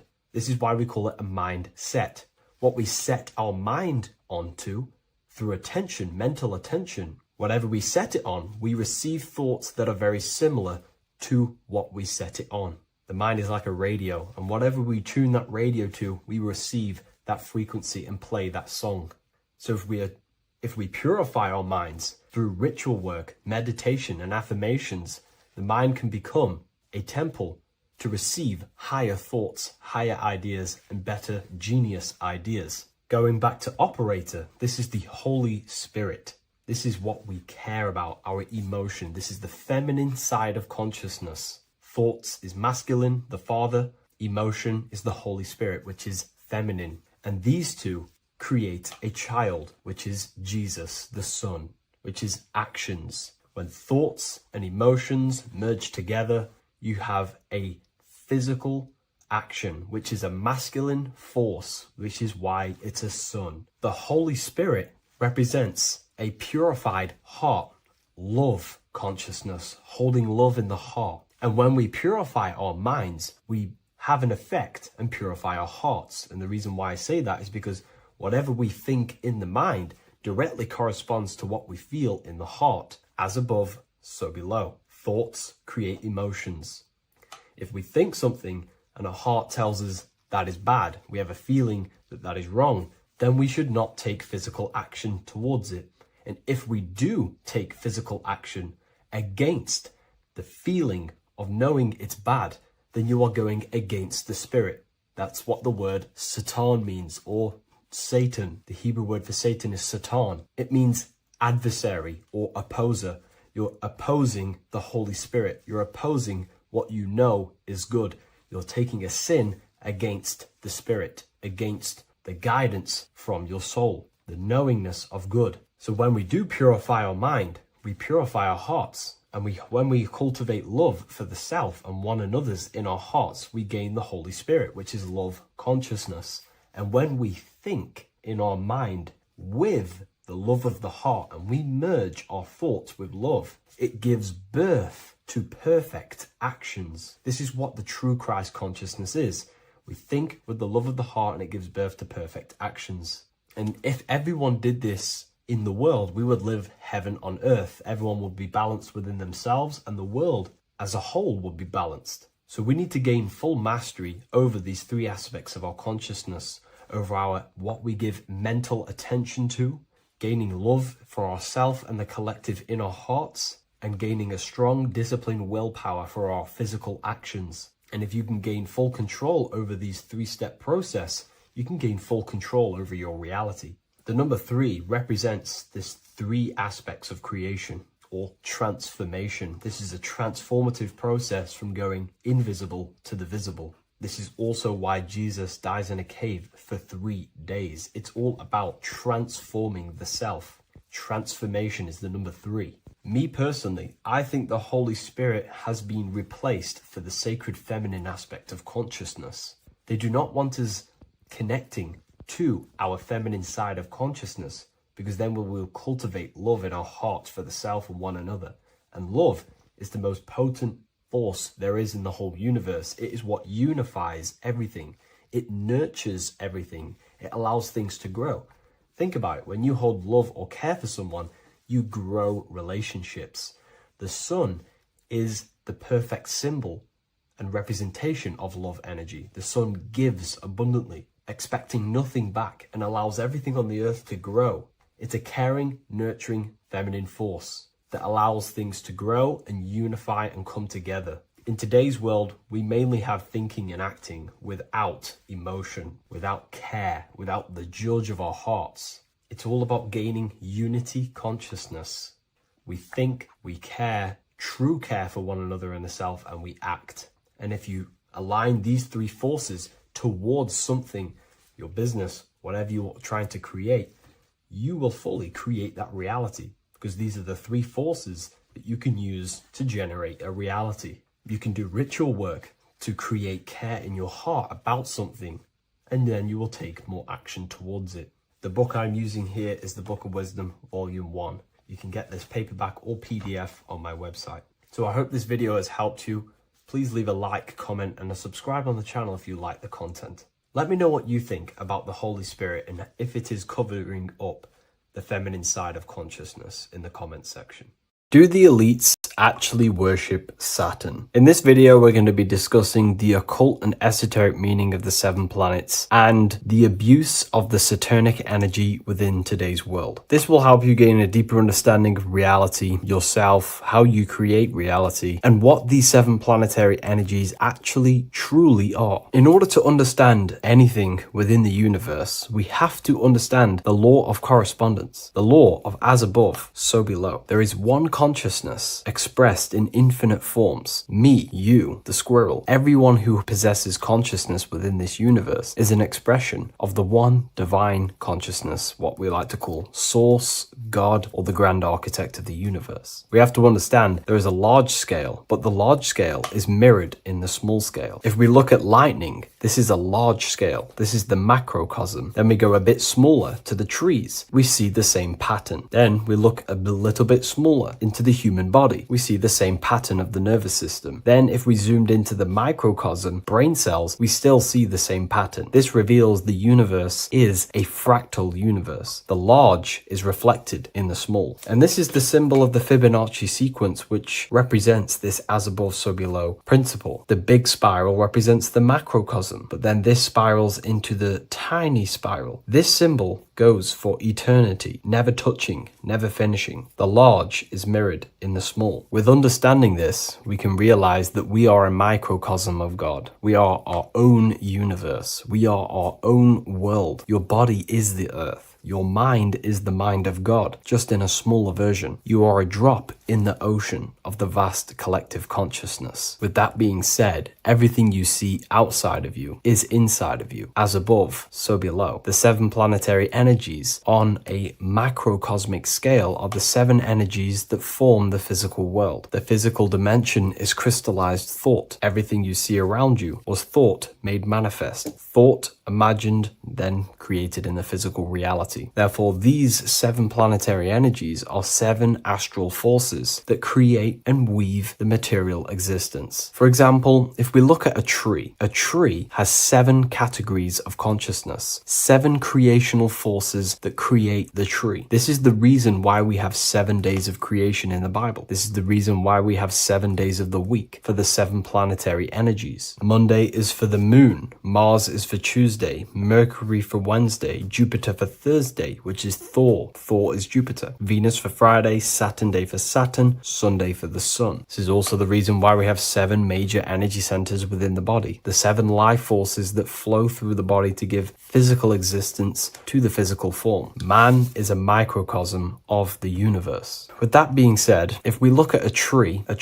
is nature, and nature is the macrocosm, the creation of God's mind. And if we look at the tree, we can see 7 creational categories that go into create the tree. For example, the stem of the tree, the trunk, represents the sun. The root system, the base of the tree, where the tree grows out of, is Saturn. If we look at the fruit of the tree, that represents Jupiter. The smell, the look, the colors of the tree, that's Venus. How the tree communicates with other trees through the root system is Mercury, the intellect, the intelligence, the communication. The leaves of the tree is the moon. The defense mechanism of the tree, how it defends itself from infections and other territories, is Mars. So we can see all physical matter, all physical creation demands these 7 categories of consciousness, these 7 planetary forces. But again, that is the macrocosmic scale. The macrocosm is reflected in the microcosm, which means you have access to these forces, these 7 planetary energies, and you use them to create anything in reality. You've been using them maybe unconsciously your whole life. For example, this book that I've created, the Book of Wisdom Volume 2, you can find it in the bio if you're interested in reading it. It has the 7 planetary forces that go into this tree, into this book. I used the sun, which is my passion and my drive to take actions. I used Mercury, which is my intellect, my thinking, my communication. I used Venus, the layout, the look of the book. I use Mars, my defense of my work, my trademark, my copyright. I use Saturn. Saturn is my time, my discipline, my attention. I use Jupiter, which is the why, the reason why I created it. I used the moon, which is my care. My care is the generative force. Whatever you create in your reality is because you care. You care about keeping a house above your head. Therefore, you go to work and earn money. Care is the driving force to create anything in reality. What you see right now watching this video is because you care about watching this video. If you lose care about watching the video, you will turn it off and continue to do something else. All creation demands these 7 forces, hence why we have here a midsection. Sometimes we see the symbol of the earth, which is a circle and a cross in the middle, because these 7 forces create earth. But again, this video is specifically aimed to Saturn. We're going to be discussing Saturn's Saturnic energy because there is a lot of misunderstanding in today's world, and I'm going to give my perspective and my research on the energy of Saturn and how we use it and how it's being abused in today's world. Saturn externally, because remember, we have an external world, an internal world, a macro and a micro. Saturn externally in the material plane governs the foundational and enduring aspects of existence, such as the roots of plants, the bones of our body, even the insects that dwell beneath the ground. It represents the dull, hard, unyielding forces of life, symbolizing structure, limitation, and conditioning. Under Saturn's influence, things become rigid, bound by the god of time, bound by restriction and boundaries. In Roman mythology, Saturn is revered as the god of time, ruling over the cycles, beginnings, and endings. This connection with this emphasizes Saturn's role in marking the passages of life, aging, and inevitable constraints we all face. Internally, inside yourself, the microcosm. Internally, Saturn embodies the conditioning within our own consciousness. When Saturnian aspects of consciousness dominates, we become overly rigid, fixated, restricted in our thinking and actions. For example, Saturn's influence is strongly felt in today's world, where many people's minds are confined to societal norms and conditioned responses. The pervasive control Saturnian energy can lead to the sense of limitation, as people become trapped within structure imposed by society and power structures. However, we have to remember that limitation, there is dark and light. Limitation is not bad. This is why Saturn is connected to the god Satan. They are the same being. It's something that restricts, holds back, and keeps you limited, conditions and limits consciousness to its lower power. Saturn is a great teacher, guiding us through difficult life lessons that ultimately lead to growth and expansion and power. Although Saturn's energy is harsh and often challenging, it helps us to develop resilience, discipline, and wisdom. Yet in modern age, this energy has overpowered the minds of the masses, fostering excessive rigidity and limitation. Instead of being ruled by Saturn's constraints, we should seek to embrace more freedom, love, joy, balancing Saturn's lessons with openness and fluidity in our life. So like I said, Saturn rules law. Anything that is limiting or holding back, something that is a restriction or a wall. This is why we see judges wear black robes. The color black is associated with Saturn because Saturn rules over the nighttime and the winter time. Capricorn, they wear black robes. A graduate also wears a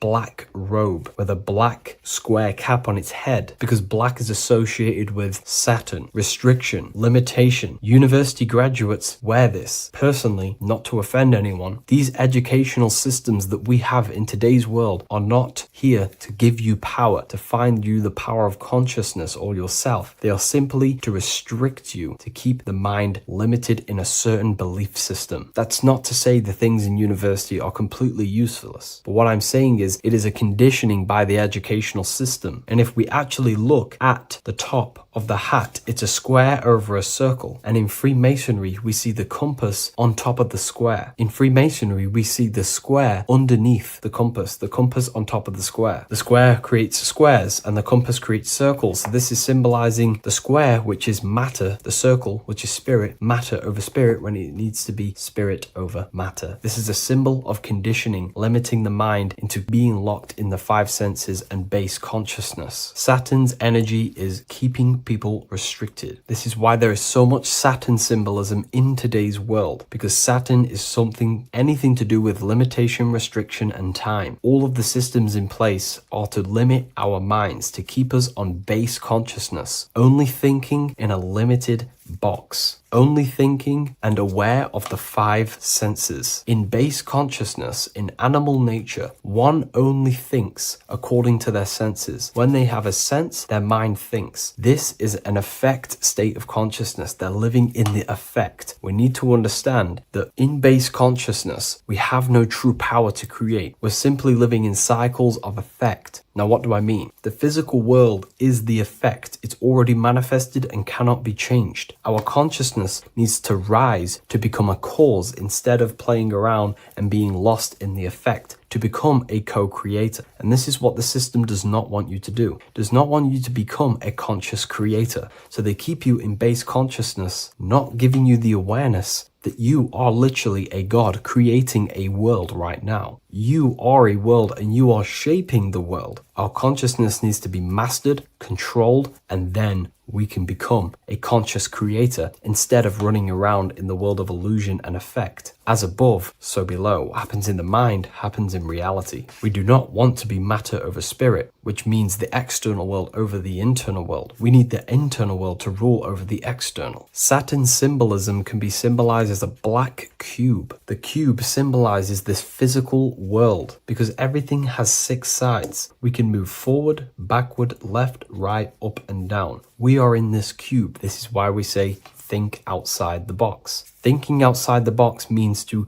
become a cause and not an effect. The mind needs to be a cause, an instruction center, and not just thoughts that are reinforcing the effect and lost in the effects of the material world. Instead of reacting, we need to become a commander. This is a symbol of conditioning and the physical plane. Black is dull, lifeless. The physical world is lifeless. It has no power to create. It has no power to do anything. It is simply a projection and an effect. You, the mind, consciousness, are the cause. You can create the effect. In today's system, Saturn's energy is heavily relied on, which is just simply man-made laws, restrictions, time wasting, and keeping people in base consciousness, only aware of the physical 5 senses. Let's get something straight about the elites. They do not worship Saturn. There is nothing to worship. They simply use the energy of Saturn to keep people limited. They're not using the planet Saturn, but they're limiting people in their belief systems and physically where they can go, restricting boundaries, countries, restricting people's minds through mass media, which is all symbolism of limitation and restriction of Saturn. They're not worshipping it, they're using it and abusing it. Saturn could be anything in your mind that keeps you limited. If you have a limited thought that does not allow you to take action on something, that is a Saturnic energy within your own mind. Anything that is indoctrination, anything that is boundaries on you, that is a Saturnic energy. Some people say that the Saturn and the Moon are working together to trap our soul. This is highly symbolic. Saturn and the Moon are not forming a matrix to trap your soul and keep you reincarnated. Again, this is symbolic, and in the esoteric version and understanding of this, we can see that they do have a relationship. The Moon is our subconscious mind, and Saturn is restriction. If we have restrictions and belief systems in our subconscious mind that keep the soul locked and trapped only in these 5 bases, these 5 senses, then we will think and condition ourselves that we are only the physical body and never actually free ourselves from the material world and ascend. Saturn and the Moon are not working together, but these are highly linked. By limiting the subconscious, we keep people stuck in base awareness, keeping them locked in the world of effect, never becoming a conscious creator. We have 2 spiritual currencies, time and attention. These are the 2 currencies that we spend. We spend time or pay attention. These are the 2 spiritual currencies that pretty much create our reality. And the system aims to hijack these 2 currencies from you, to limit you, to dominate you, so you do not become a conscious creator. So again, no one worships Saturn. It's simply just a symbol of limitation and restriction. Limitation has good and bad. Limitation can make us learn, overcome, become strong, disciplined. But when it's abused, it can keep people locked in base consciousness and stuck in their lower nature, never figuring out how powerful they are. You hold the power to shape a world. That's how powerful you are, to turn thoughts into physical existence. I'll see you in the next video. Please leave a like, comment, and a subscribe.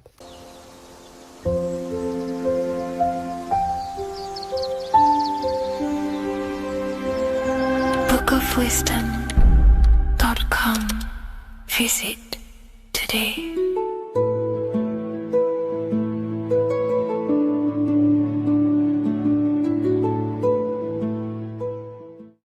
What is good, YouTube? Today we're going to be talking about the astral plane and how the cosmology fits into the astral plane. Okay, so first let's go over the astral plane and go over the different layers of reality so that you can understand reality more.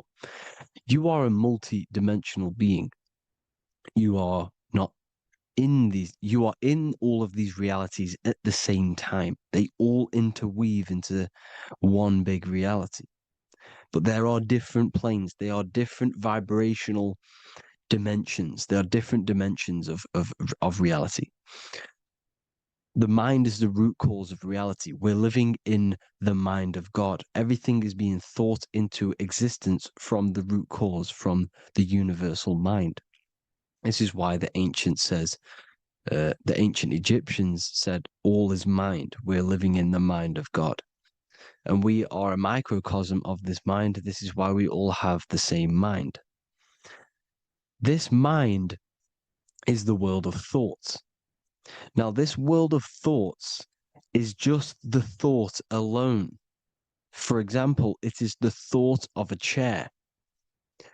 But then when you start to imagine this chair and you start to mentally see the chair, you're now manifesting the thought, the singular thought, into some sort of form. So now you're imagining the chair.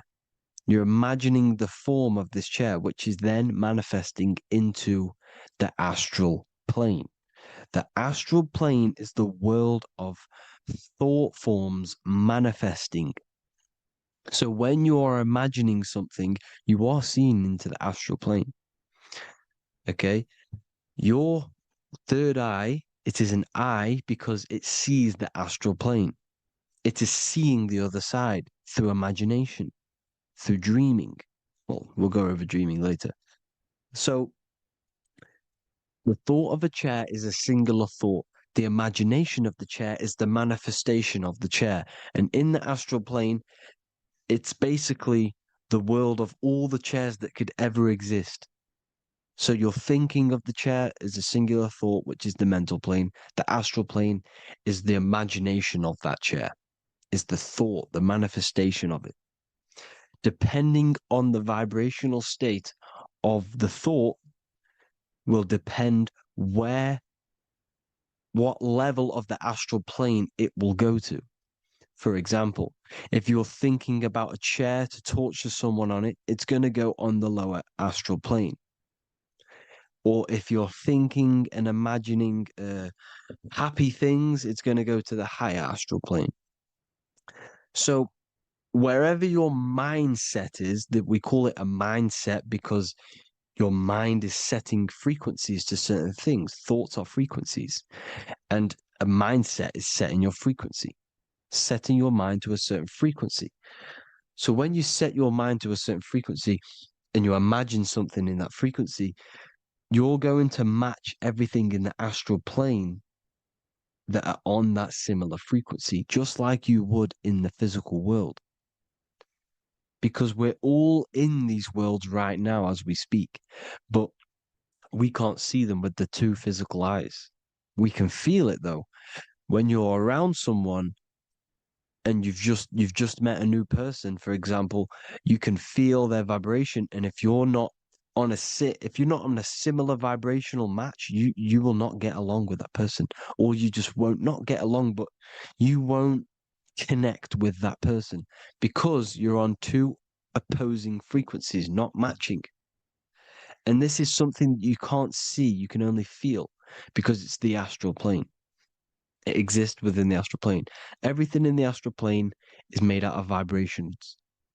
So if you do astral project, and if you already know how to astral project, you will see beings and people and things that are on the same frequency as you. This is why before you astral project, you need to sort your vibration out before you astral project. because you are projecting your consciousness into this. It's the mind. The mind is the bridge. It can move between realities. You are a observer. You are a observing soul which observes different realities. And the mind is the bridge between all of these different realities. The mind can choose. If you want to project into the astral, you set your mind to it, you can. Okay? So let's not get off track. The lower astral plane is where demons are. The higher astral plane is where heavenly beings are. Heaven and hell are kind of a real thing. The etheric plane is a powerful substance, the ether, the fifth element that they don't tell us about.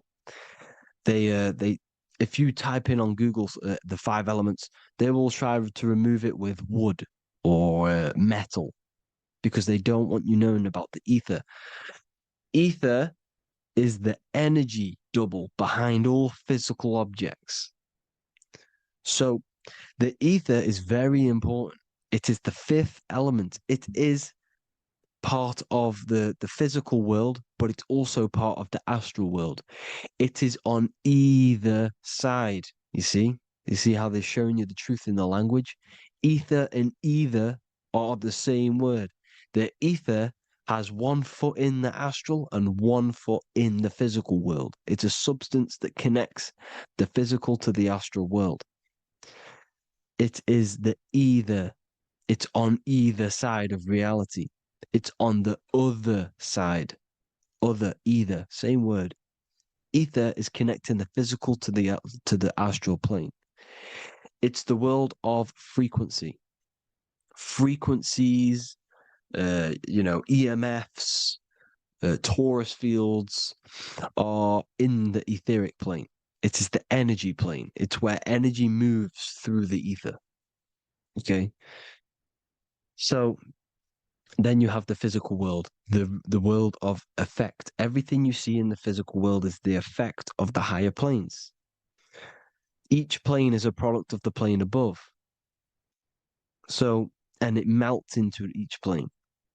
The physical plane is the lowest plane, it's the most densest, and the highest is the most fluid. This is the most fluid, this is the most dense. This is where we get the saying, as above, so below from. As above, so below comes from the different planes of reality. And magicians understand this. This is why magicians always say as above, so below. Because they understand if you manipulate the higher planes of reality, you manipulate the lower planes. Because the astral plane is a direct copy of the physical world, but in the astral plane. It is mirrored. The physical world is mirrored in the astral plane. They are both the same world, but just different vibrational states of the world. Kind of. It's hard to put this in words, people. So just try and understand. The astral plane is the double. It is whatever happens in the astral plane happens in the physical plane. This is why magic works. This is why demons work. This is why spirit communication works. Because if you manipulate the higher planes, you manipulate the lower planes. As above in the astral, so below. Leonardo da Vinci showing you to look up, pointing up. You got to look up. He's telling you to change the mind, you change the physical world. You change your emotions, you're on the astral plane, you change the physical world. You change your reality by changing the higher planes. This is the Masonic 11. The 2 pillars. This is the 11 also symbolizing the 2 hemispheres of the brain here. But the 11 symbolizes the 2 mirrors. 11. 11. 9, 11. 9, 11 adds to 11. 9 plus 1 plus 1 equals 11. The Twin Towers were in 11. Flight 11 was hijacked. Because it's a mass ritual within the astral plane. Now, we're going to go deep into that later, and I'll show you these rituals they do in order to manipulate the astral plane.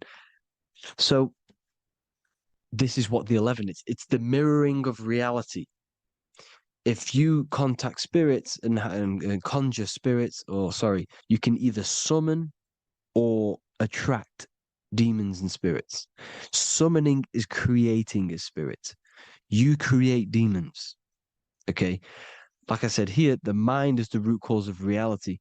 If you think of something if you think of a traumatic event that happened in your life over and over and over and over again for years and years and years, where attention goes, energy flows. The mind is the director of energy.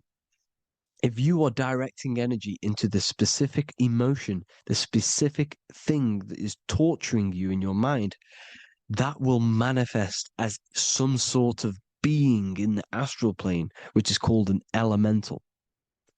And this elemental being that you have created through your thought forms and emotions will latch onto you and feed off this energy.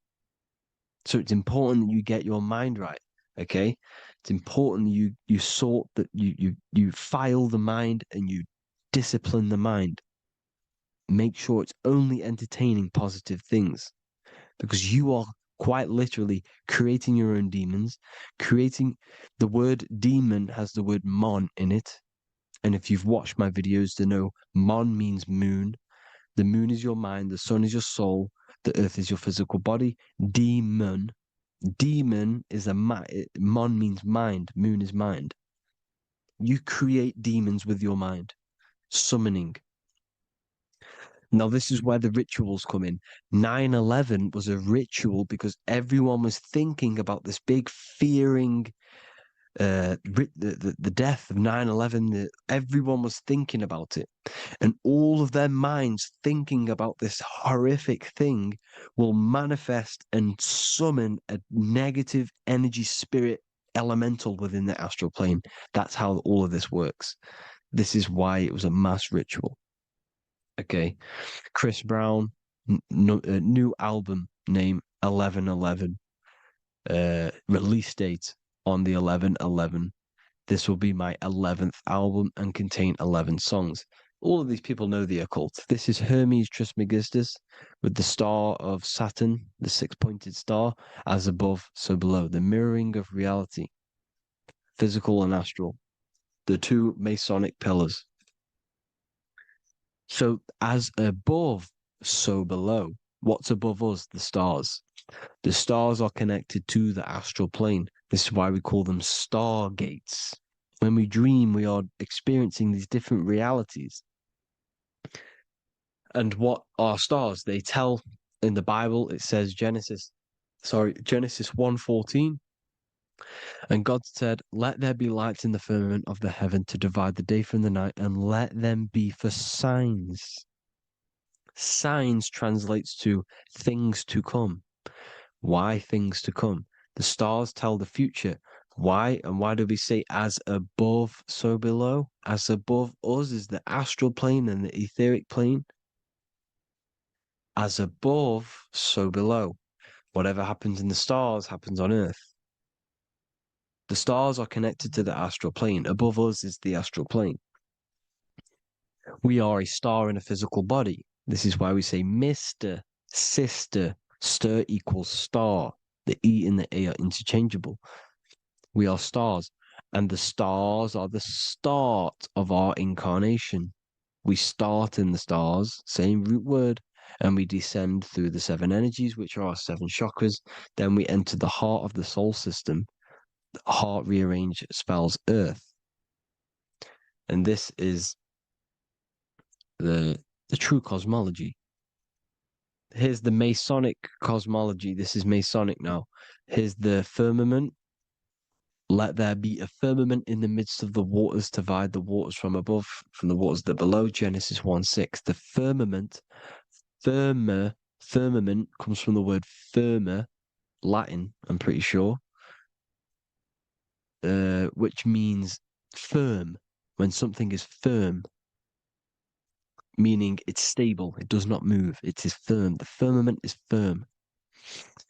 So, is the firmament Genesis 1:6. What does he say? Genesis 1:3, sorry. Let there be light. This is before the sun and the moon was created. Let there be light. Before the sun and the moon was created, light was appeared. So what's that tell you? This is a holographic projection from some sort of light being, some sort of projector. And that projector is the all-seeing eye you see in the Masonic cosmology. This is the all-seeing eye projecting the light beams. Let there be light. Everything is made out of light. The universe is created out of light waves. The torus field is one unit of light.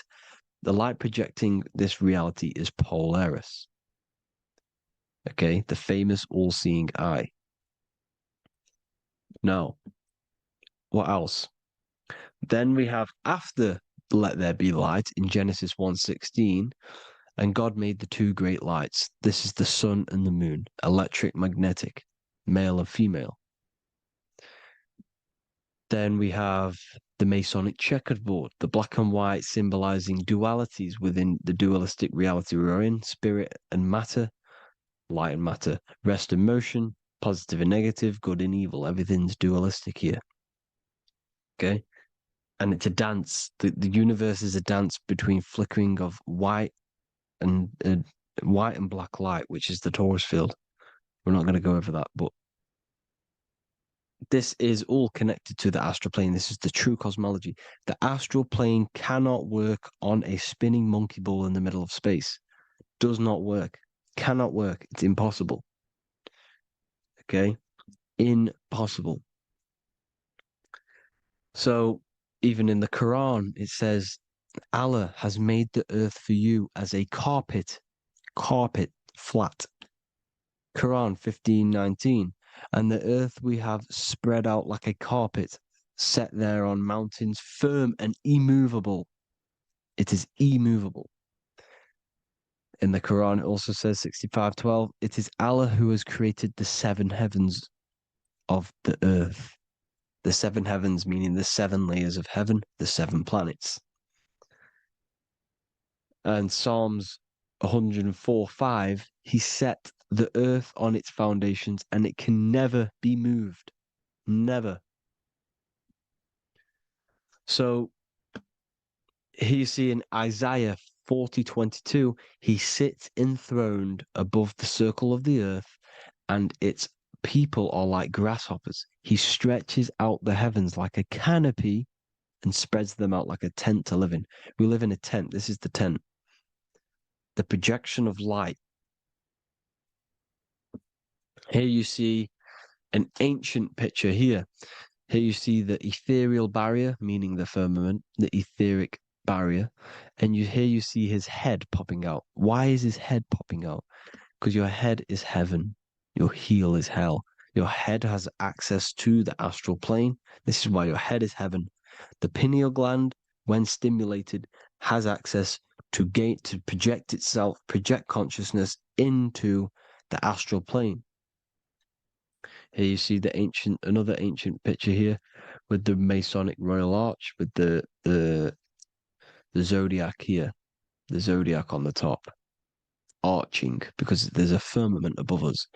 Here's God in the brain. Consciousness is God.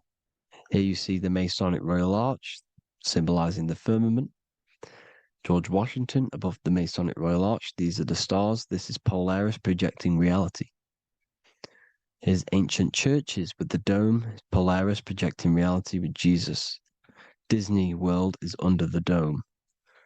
The seven layers of heaven, ancient paintings, all depict if you go and look at the ancient paintings, they'll all depict the firmament, the arch above us. This is where we get interesting. The Masonic Royal Arch has the 6-9, which is Cancer. The constellation Cancer, which is 6-9 is associated with portals because CERN is the 6-9. Okay, CERN is opening portals. They're trying to create a portal to the other side. Cancer has the word CERN within it, so there is a link between Cancer and the opening, the firmament opening above us.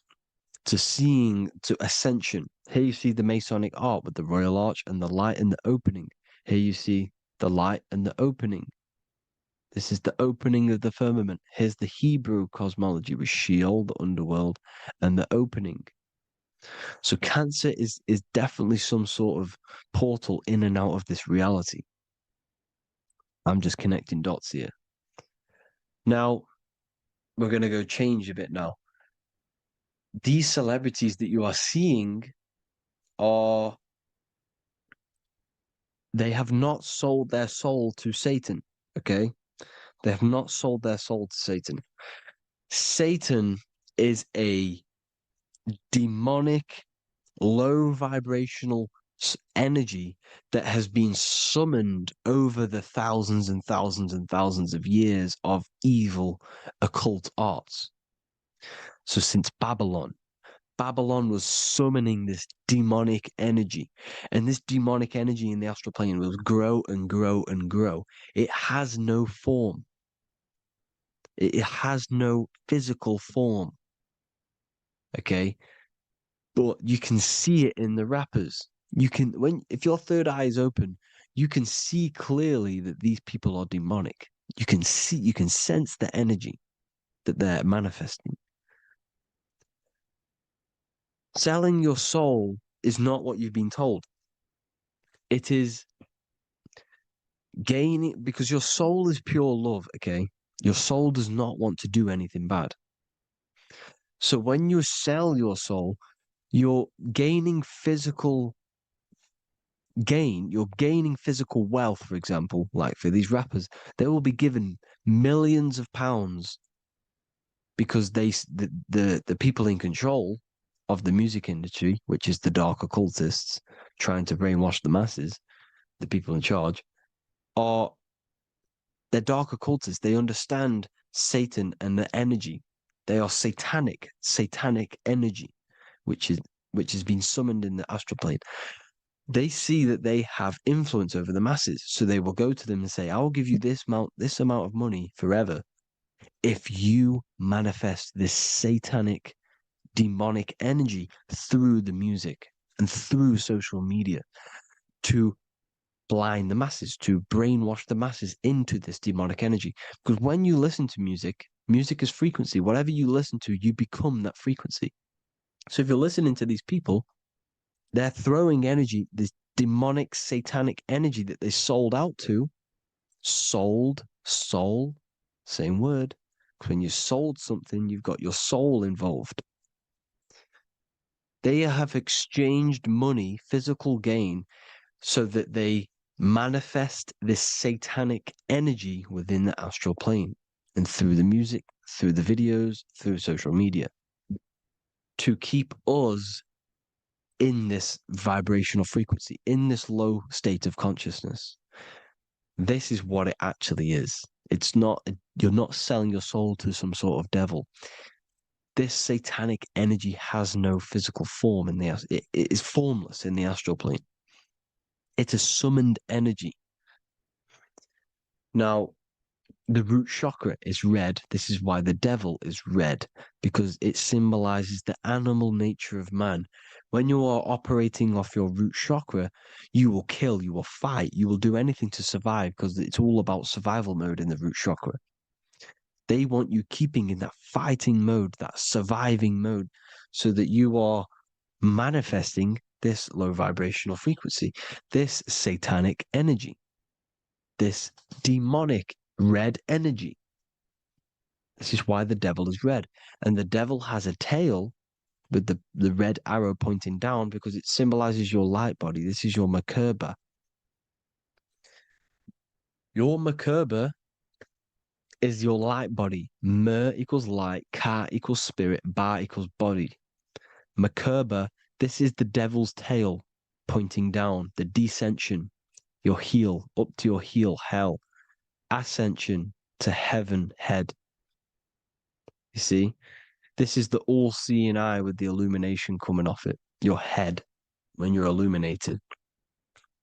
The Merkaba is your celestial sphere to portray different planes of reality. It is the vehicle of ascension. It's your light body. It's in the word Kabbalah. Kabbalah. Ka, spirit. Ba, body. La, light. Same thing. Kabbalah. Merkaba. Same thing. It's all about the light body. This light body sees different realities. So when you see the goat in the music industry, it's this satanic summoned energy that's been summoning for thousands of years within the astral plane. When it becomes to the physical plane, it will manifest through different things. A goat, an owl, Satan, Moloch, Baal, same deity, same demonic energy that's been summoning in the astral plane. And this is why the Baphomet has a goat head. Drake's new album is the goat. The Polo G, the Masonic G, with the goat.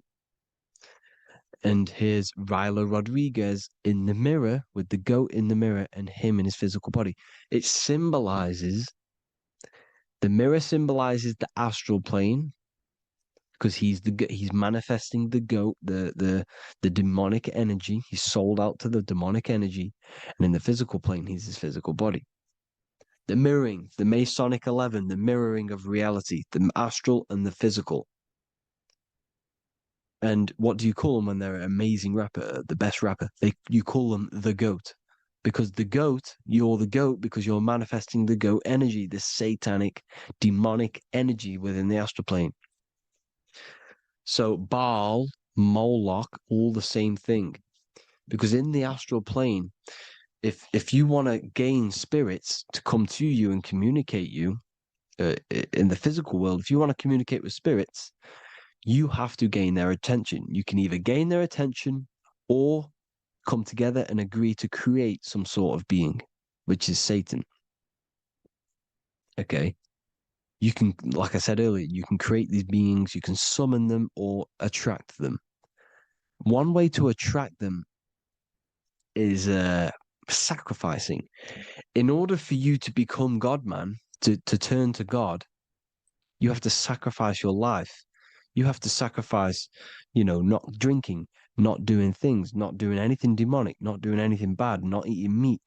You have to sacrifice yourself to become the light. However, if you want quick, instant gains in the physical world, you can sacrifice something else to communicate with these spirits, because these demonic energies feed off demonic energy, your demonic energy.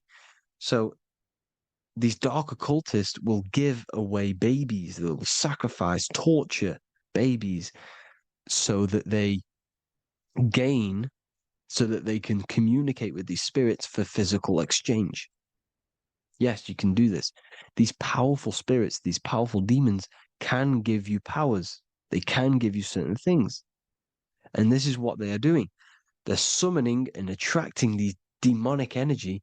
This is why, trafficking is one of the most, Balenciaga. Baal is the demonic energy in the astral plane, which requires child sacrifice for his presence. Balenciaga, and they were trafficking children. They were trafficking, killing them, and offering them to the spirits. This is what they are doing. Balenciaga. It's in the name. Here you see, you can see here a stick man with two horns. The goat, obviously, it's all the same deity. Baal, the goat. Moloch, here's Moloch, the owl, the Egyptian owl, because it comes from the owl of Moloch, which is Baal, which is Satan, all the same demonic energy. And it's on the dollar bill, a tiny dollar bill, tiny, on the $1 bill. All the same thing. Bohemian Grove, they worship the big owl, Moloch. It's all the same thing. It's all one big demonic energy which has been summoning in the astral plane. And it's trying to take over Earth, the physical plane. That's what it's doing. So I hope you all gained a deeper understanding of the astral plane and what's actually going on in the world.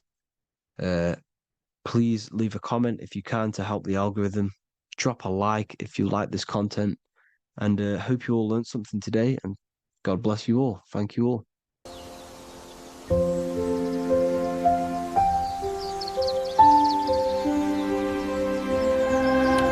bookofwisdom.com. Visit today.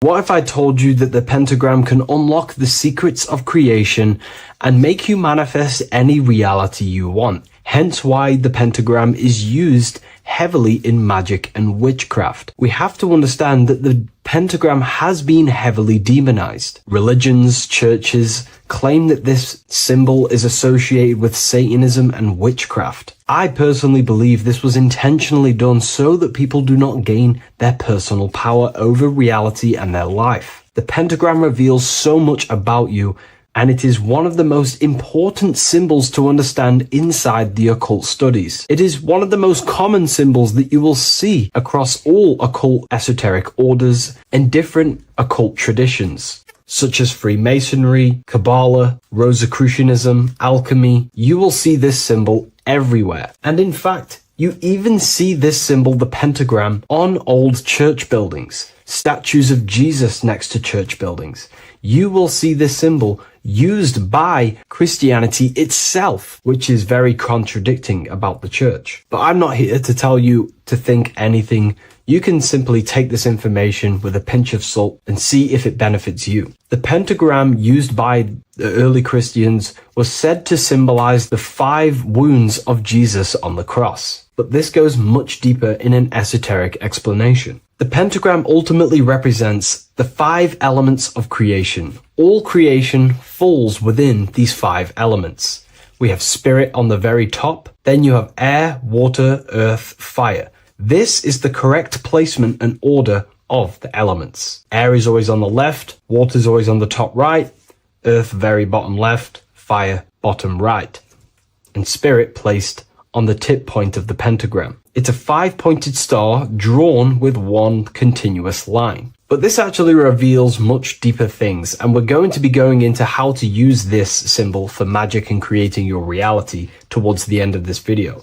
But now we're going to give you a basic understanding of the pentagram. It's showing you the 4 physical elements symbolized as triangles and spirit symbolized as a circle. The 4 physical elements are made out of the base element, spirit, or what the ancients call ether. Ether is the underlying base of all physical matter. This is the substance that animates physical matter with life force. All physical matter has its origin in the etheric substance, or spirit, what we want to call it. It is simply the life force that animates the physical thing. However, if we go deeper onto this symbol, it also represents something personal to the individual who wears this symbol. If you wear this symbol, you're basically saying you're putting your divine nature over your material nature. Your divine self is in control of your material self. You put your spiritual needs before your physical desires and needs. Hence why the spirit is on top, looking down over the 4 physical elements. The circle is continuous, one line, eternal, no beginning, no end. The triangle has beginning and end and points. You can see the beginning and the end when you draw it. On a deeper level, this is pretty much showing the process that symbolizes the structure of the macrocosm, the universe itself, showing how the invisible spiritual planes condense and crystallize into the visible physical world, spirit turning into physical reality. But if you wear this symbol, you're basically saying, I put my divine nature over my material nature, showing that your spiritual nature rules over your earthly existence. You put your spiritual needs first. If you see this inverted, it is now the opposite, placing spirit on the bottom, basically saying, I desire the physical things over the spiritual. But what exactly is your spiritual nature? Well, your spiritual nature is simply your internal self. You chase things that are immaterial, such as knowledge, love, experience, expansion, gnosis. These are the qualities of spiritual things that the spiritual person likes to chase and desire, instead of desiring the things that are temporary in the material world and never actually lead to fulfillment. True fulfillment is by chasing spiritual things. God, the nature of creation, the self, gnosis, knowledge. But if we go even deeper, this symbol ultimately represents how reality is created. Hence why this symbol is heavily used in Kabbalistic magic and so-called witchcraft. We are all magicians. Each one of us are creating reality. There are just certain ways you can actually create reality by becoming conscious of them. By becoming conscious of the elements and the qualities of the self that actually create your experience in your life in the present moment. If we look at the pentagram, we see that when you draw a pentagram, it is one continuous line. It is one expressed in 5. The order of the elements are very important. Spirit at the bottom, fire at the bottom right, and so on and so on. Because this is showing you the descent of the spiritual into the material, the invisible crystallizing into a material reality. As you can see when you start to draw the pentagram, you see spirit at the very top. You're descending down to fire. Fire is the closest element to spirit. Hence why in magic and witchcraft, people like to use candles. So you're descending first into fire, then into air, then into water, then into earth, then back into spirit. Because of course, the cycle of creation unfolds itself. When you die, you return back to spirit, and then you reincarnate yourself back into physical reality if you wish and desire to. Everything is under this process of matter spiritual. In the daytime you wake up, you're in your material body. When you go to sleep, you enter your astral spiritual body. Everything's in this continual process, renewing itself in spiritual, then material. But the reason why this is associated with magic so heavily is because each one of these elements corresponds to a different body of consciousness, a different vehicle of consciousness. Consciousness has many different vehicles it uses to create the tangible self, the physical reality. For example, consciousness has a spiritual nature. The spirit element in this case symbolizes the emanation, the descent of the one power, the one force that we are all using. Each one of us is using this one power, the power of the source consciousness,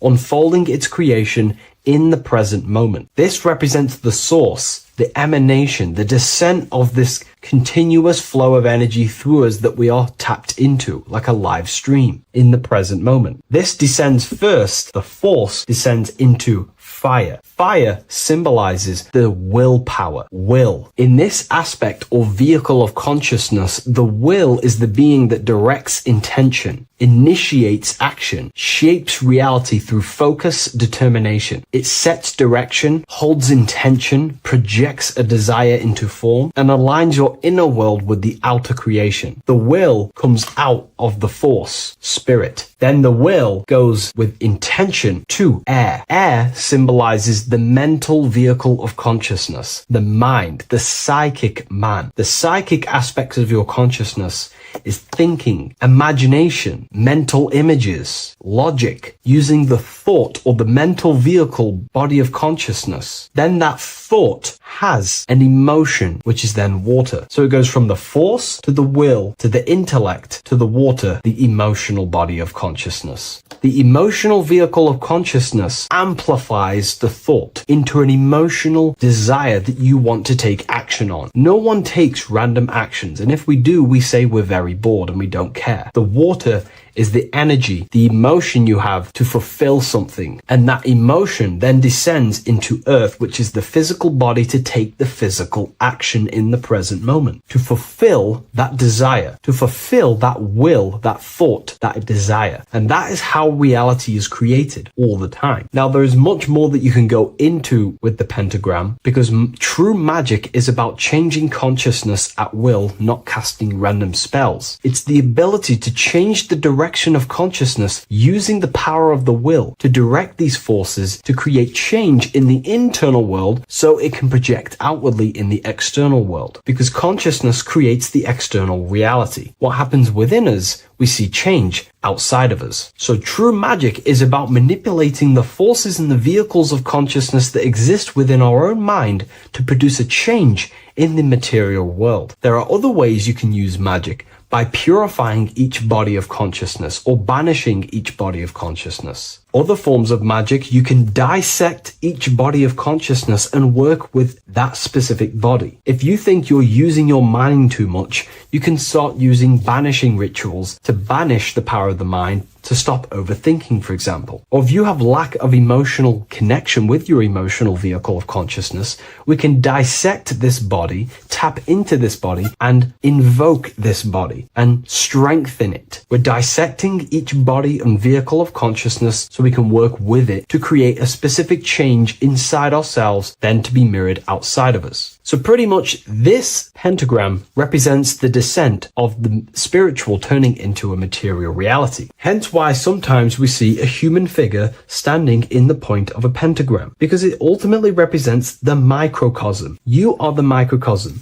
You represent the entire process of spirit into matter, the invisible into the visible, the formless into form. The pentagram, drawn in one unbroken motion, captures this divine act of creation, showing how consciousness flows downward through the elements or the vehicles of consciousness to bring forth the material reality. The Book of Symbolism will teach you all about this. It was released November 17th. A lot of people have taken advantage of this. You also gain a free ebook with this copy. Every order comes with a free ebook. And if you wish to get your copy of the brand new Book of Symbolism, you can find it in the description or revivalofwisdom.com. Thank you, everyone. I'll see you in the next video.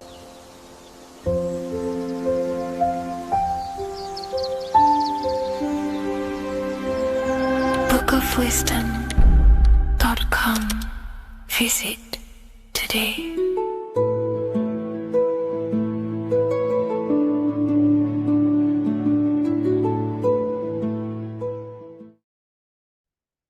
As above, so below. This is one of the most crucial teachings within esotericism, occultism, or what we like to call it today, spirituality. I don't like calling it spirituality because it's not spirituality. I teach human consciousness. I teach the science of you and your consciousness alone and your being. And in order to fully understand you and this world around you, you must understand this number one principle of as above, so below. There is many misconceptions of this, and there is many simple teachings of this, but I'm going to break it down today from the most simplest to the most complex, and you will see the connections between all things. This is the most important lesson you could ever learn, and I'm going to teach it you today. So what you must understand is with the term as above, so below, it applies with everything you see in this world and about yourself. We have something called the macro, which means the bigger scale. On the bigger scale, we have the whole earth. If we look down from the sky on top of rivers, this is what we see. We see this tree pattern. Then on a smaller scale, we see trees have this same pattern. Then we look even closer. We're going smaller and smaller into the leaves of the tree. We see the same pattern. Then we go even more micro into the human brain and look at the human brain cells, and we see the same pattern. This is proof this is a fractal universe, and everything is in the micro is reflected in the macro. As above, so below. As within, so without. On the macro is a reflection of the micro. So now that you understand this, we can go a bit further. A yearly cycle of spring, summer, fall, winter is a macro. A micro is a daily cycle. So a day is a mini year. The summer is the midday. Autumn is the evening. Night is the winter, and spring is the morning. This is a macro, a reflection. We have a miniature cycle of the zodiac every single day. And this cycle is also reflecting the cycle of life and death. We live, we are born, which is the spring. We live, which is the summer. We then age, which is the autumn. and then we die, which is the winter, and then we are reborn again. This is the cycle of life and death, and you do this every single day. You see, death is a macrocosm of sleep. This is why we say sleep is the cousin of death, because you die every single night. You do this process of life and death every single day. As above, so below. What's in the micro is in the macro. So when you go to sleep, you are essentially dying. And then in the morning when you wake up, you are then born again. This is a fractal cycle that we live in. Everything in this whole world is fractal. Everything applies to as above, so below. We have the sun, we have the moon, we have the day, we have the night. We have the life, we have the death. We have the conscious, we have sleep. As above, so below. We have the conscious mind, because now we're diving into as within, so without. As above, so below more refers to the external world. As within, so without is referring to your inner world and the outer world. What you must understand is about yourself. You exist in two realms. You're an individual. The dual nature of you. You exist in two realms at once. You have an inner world of your thought, emotion. This is the inner world that no one else can see but yourself. And you have an outer world with a physical body which everyone can see. So you exist in two worlds. You have the inner voice, you have the outer physical voice, which I'm speaking to you with now. But I also have an inner voice, which no one can hear, only but me. So you exist in the light and you exist in the darkness. The sun represents your external self, your physical, conscious mind. The moon represents your shadow self, the inner self, the psyche self, the spirit self. There is an as above, so below. The sun is within you. The moon is within you. Everything is within you. Now that you understand as above, so below, what is your body? Your body is a miniature earth. Let me repeat, your body is an earth. Your body is the earth. Okay? Because like I say many times in all of my videos, you are not in the world. The world is you. You are the universe. Your brain is a computer creating this reality. What you see with your eyes is produced in the back of the brain called the visual cortex. You don't look into the world, the brain produces the world. The body produces the world. When you touch something, you're not actually touching something. This is the electrical nervous system. When you touch something, what you feel is actually electrical signals on your nervous system reporting back to your brain. Therefore, when this body dies, you leave the earth because this body is the earth. Okay? As above, so below. You have the mental plane, the astral plane, the etheric plane, and the physical plane. This is essential for understanding reality and the teaching of as above, so below. Everything in this material plane began in the thinking mind. For example, the microphone I'm speaking into, the phone you're watching this video off, or the laptop or iPad. Where did this begin? It didn't begin in the factory. The first ever place this item begun was in the mind of an individual. The invisible realms of mind is where all physical things and physical items begun. Essentially, this physical plane is the effect of the thinking mind. This world is the world of effect. It's the world of outcomes. When you see something, it is already manifest. It is already being manifested. It is an effect. And in the effect of the cause, which is the thinking mind. Therefore, the mind creates thoughts, which is the mental plane. Then after thoughts creates imagination, which is the astral plane. These two are spiritual. They are non-physical.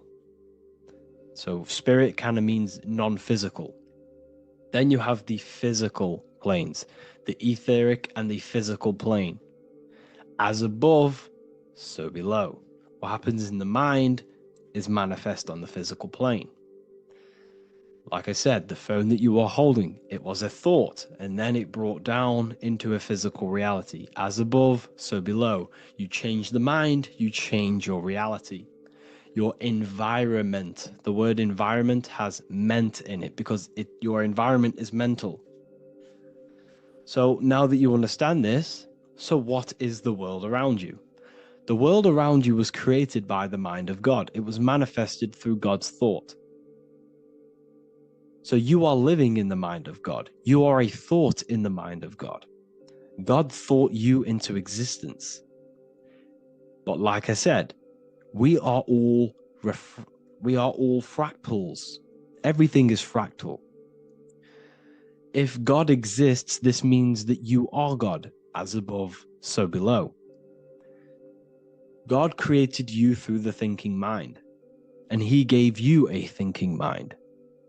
So God created the macrocosm. God created the macro, the whole world. He designed the whole world, the sun, the stars, the moving. He designed this. But then he gave you the thinking mind to design your own life and create your own life in his world. You are a microcosm of God's macrocosm. Just like God thought you into existence and the whole world into existence, you are a microcosm thinking your world, your reality into existence. You see this now? Everything is a reflection. Everything is a mirror. Everything is fractal.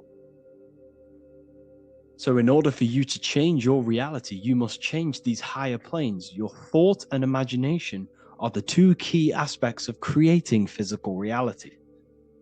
Every object you see around you was begun in these higher planes of the non-physical, and they were brought out of spirit into physical matter through the thinking mind and physical action. So now we're going to get a bit deeper. The brain is not the mind. Now that you understand, we have spirit and matter. As above, so below. You have a non-physical side of reality and a physical side of reality. The mind is the spiritual brain. The brain is a physical manifestation, a physical effect of the mind. The mind uses the brain to operate in the physical world, and it's the same with the heart. The soul manifests itself physically through the heart. The heart is a physical manifestation of the soul, of the emotion, thought and emotion, the mind and the soul, the brain and the heart, heaven and earth. So you have the inner world and the outer world, the spiritual, non-physical, and the physical. So essentially, we are all on this process of awakening, an expansion of our minds into new fields of thought, into new fields of awakening ourselves. Because essentially, we are born into this world. But you are born many, many times. You can be born physically and you can be born spiritually. Like I said, everything is fractal. So just like when the baby finds out that there is a world outside of its mother, what does the baby do? The baby seeks a way out of its mother, and then the baby is now born into a new world, a world outside of its mother's womb. It's the same with you and your spiritual process. As your mind becomes aware that there are other realities beyond your physical body, it then seeks a way out. And this is why you are probably watching my YouTube, because you are now on the path. Something within you has guided you to this path of knowledge, truth, enlightenment, and expanding your consciousness. And it is your soul who brought you here. Your soul speaks through emotion, like guidance. Emotion is the language of the soul. When you feel very bad, this is your soul telling you you're not in the right place. You're doing the wrong things. Because the soul is always unfolding its purpose, which is expansion and learning. That is it. The mastery of the self and the learning of the mind is the only thing that counts in the end after this life. So you are on a journey of expansion, of learning, creating, and spiritual rebirth. As above, so below. What does this body tell you? When I see someone overweight, I don't see the overweight. I don't see the body. I see the mind. I see an undisciplined mind. I see a mind that lacks self-control. I see a mind that seeks external validation. That's what I see when I see an overweight person. I don't see his body. I see the result of his mind. Because what does the Bible tell you? You shall know them by their fruits. It's the same saying as above, so below. You shall know them by their fruit. The fruit is their manifestation. Your body is a direct correlation and manifestation of your mind. Your inner world projects your outer world. As within, so without. As above, so below. Now, what do you see when you see this man's body? I see discipline. I see strength. Mental strength, not physical strength. I see mental resilience of pain. Because all of this man's mental energy has been manifested physically within his muscle. This body is a direct manifestation of this man's mind's pain and suffering.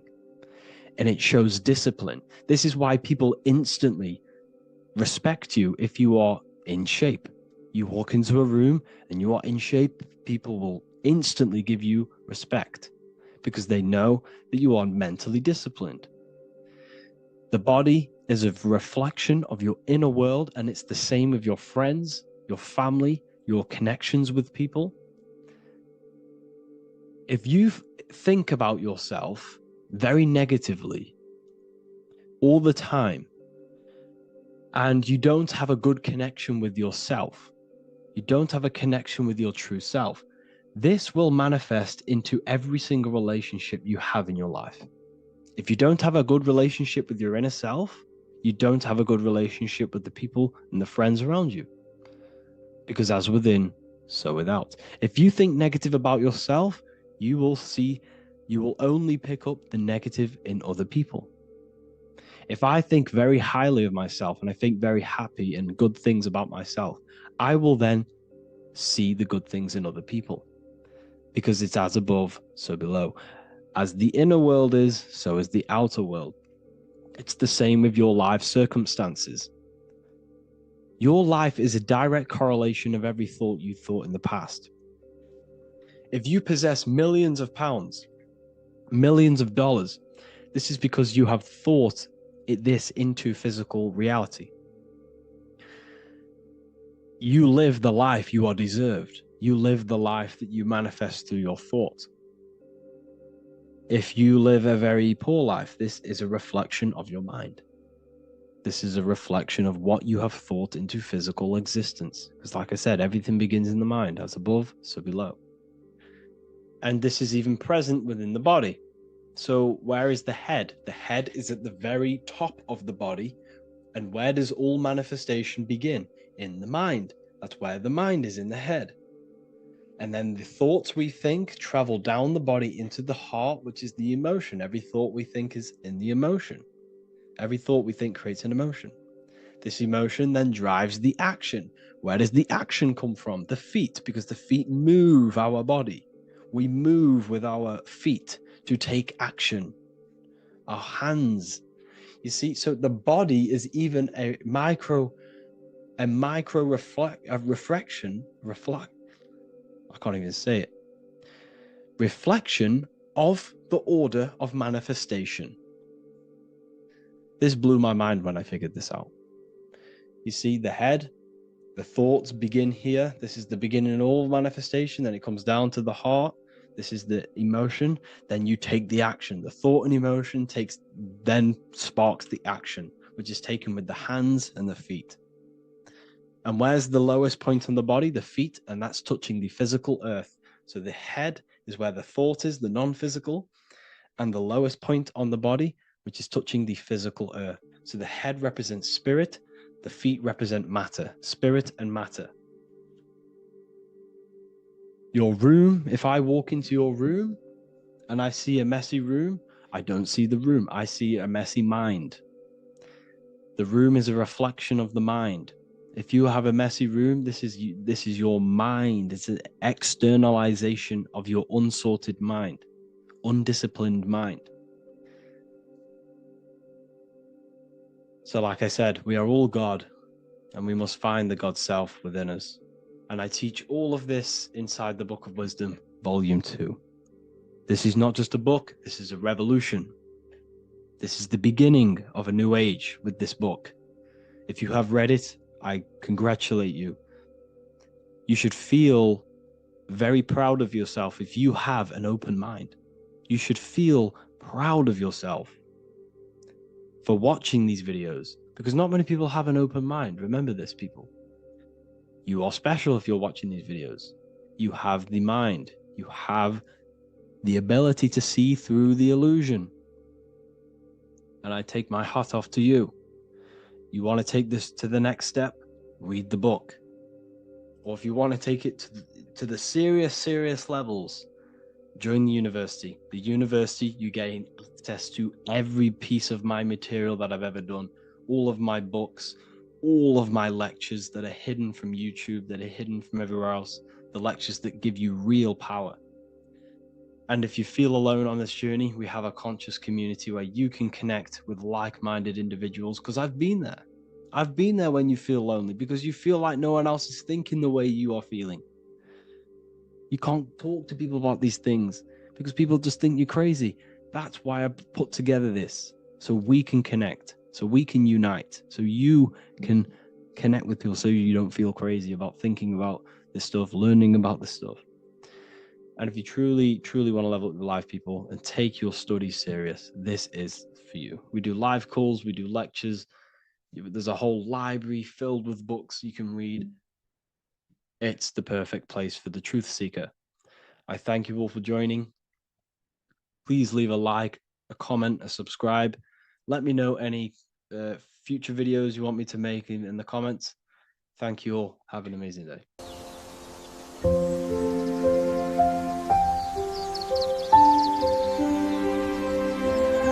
bookofwisdom.com. Visit today.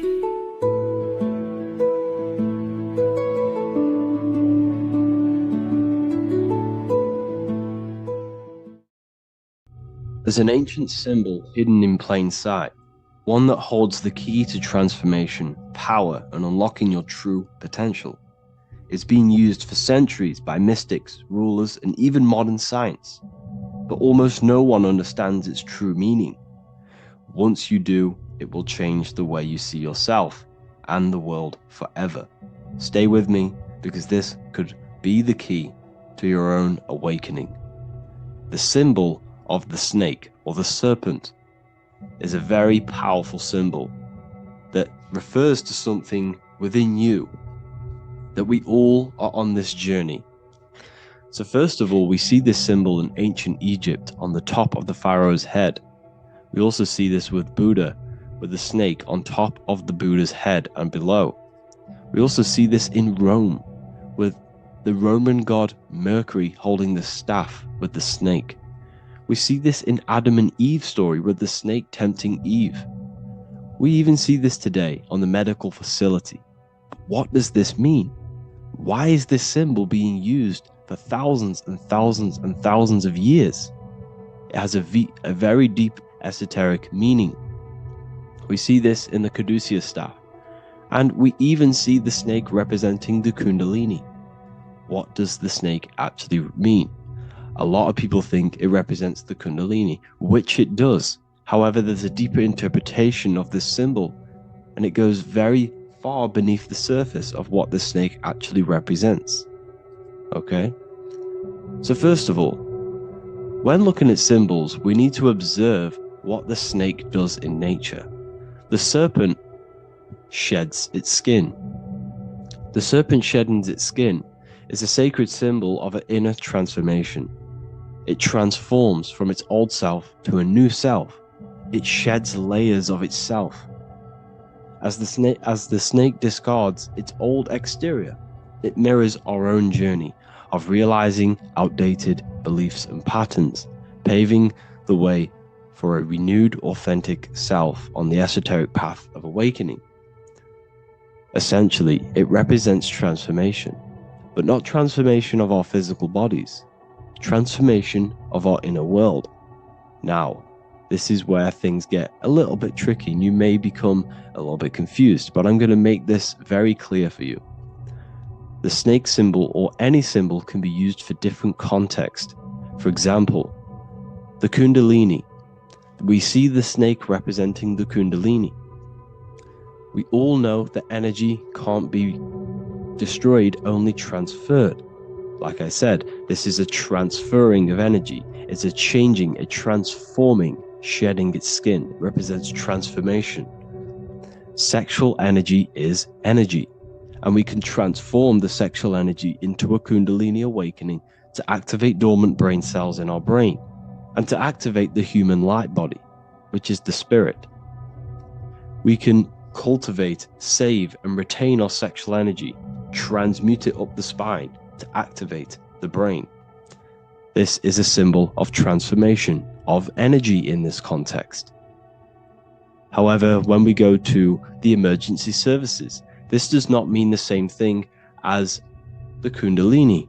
The snake in this context represents transformation of health. When we are picked up by the emergency services, we are looking for a transformation. We are unwell and now we need to transform to well-being.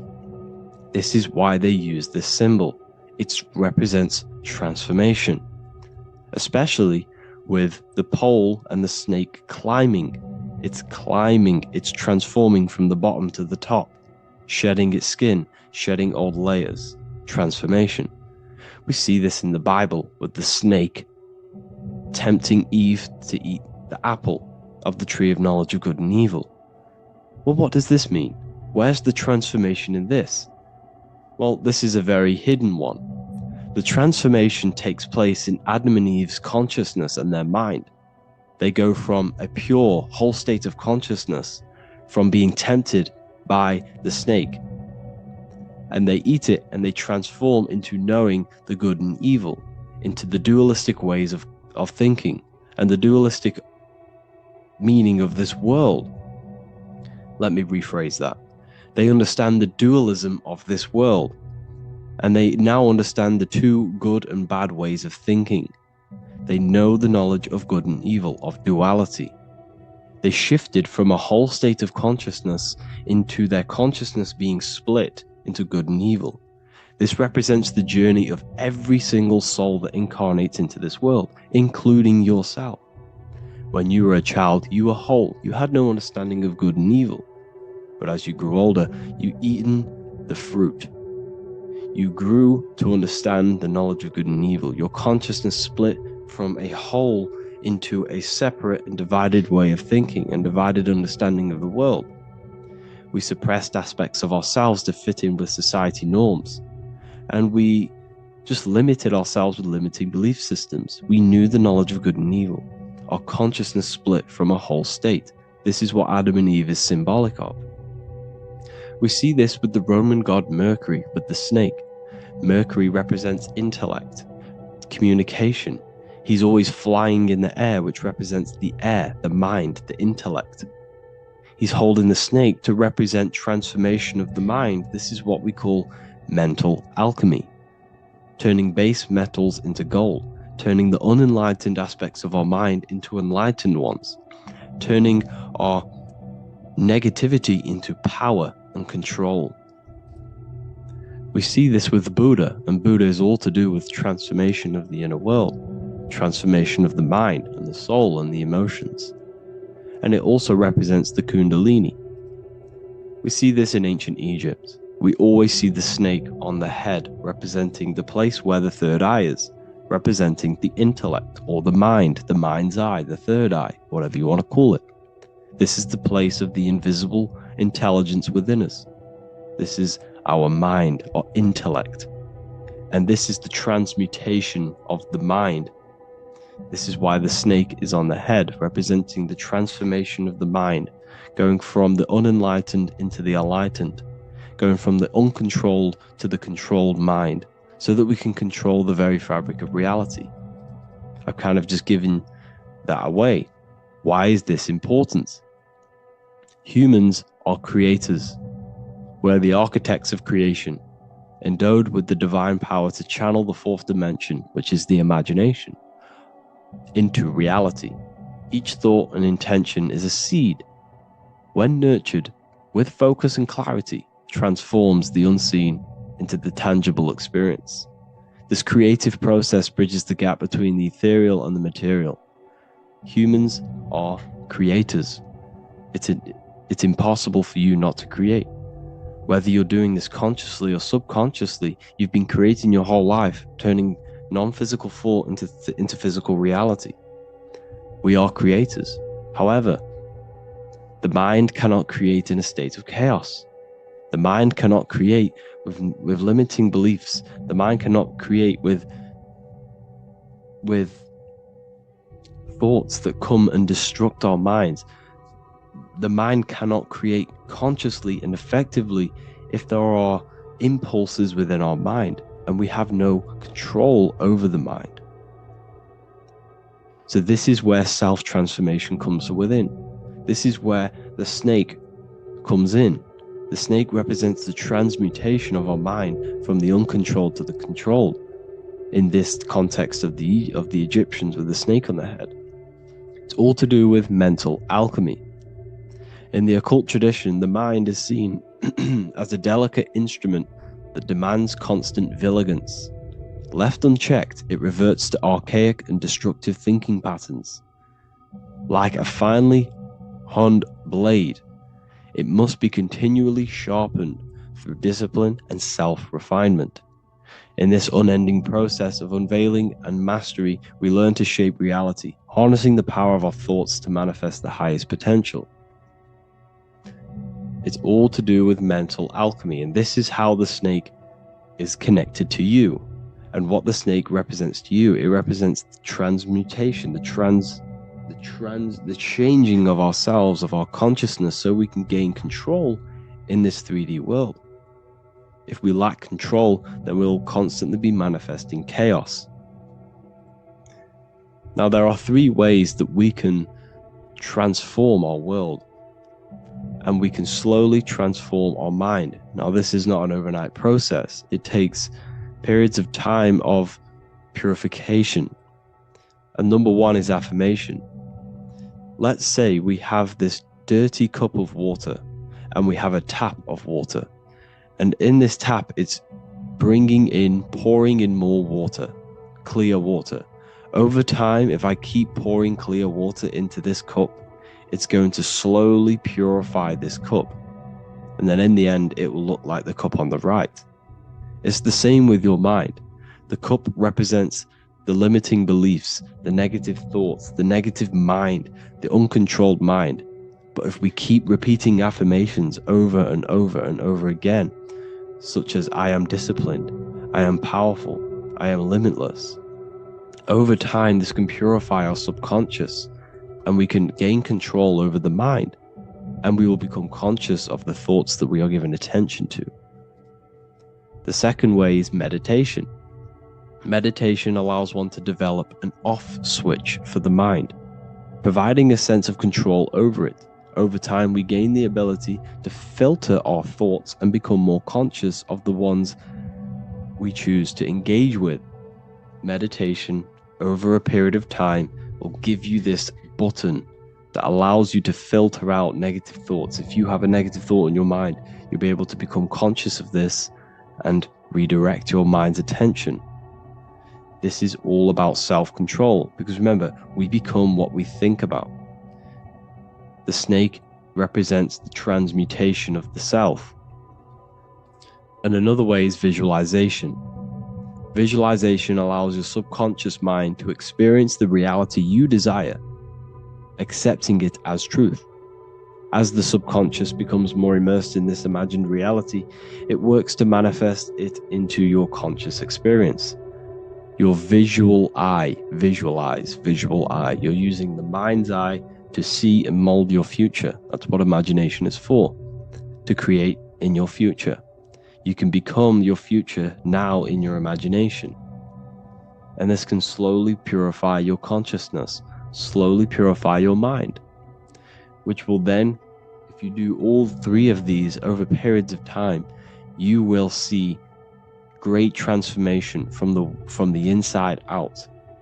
And your outer world will start to mirror your inner transformation, because it's as within, so without.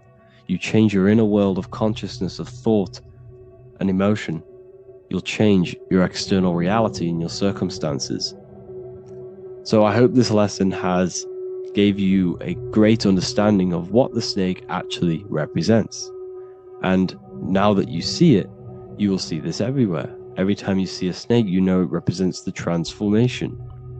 So please, if you can, leave a like, comment, and subscribe, and turn on the alerts to make sure you never miss a video. And if you have any video suggestions, feel free to make a comment and I can make a lecture on it. I appreciate you all watching this video today, and I'll see you all inside my university if you're inside, and I'll see you all in my Telegram if you join, and I'll see you in the next video, of course. Thank you and take care.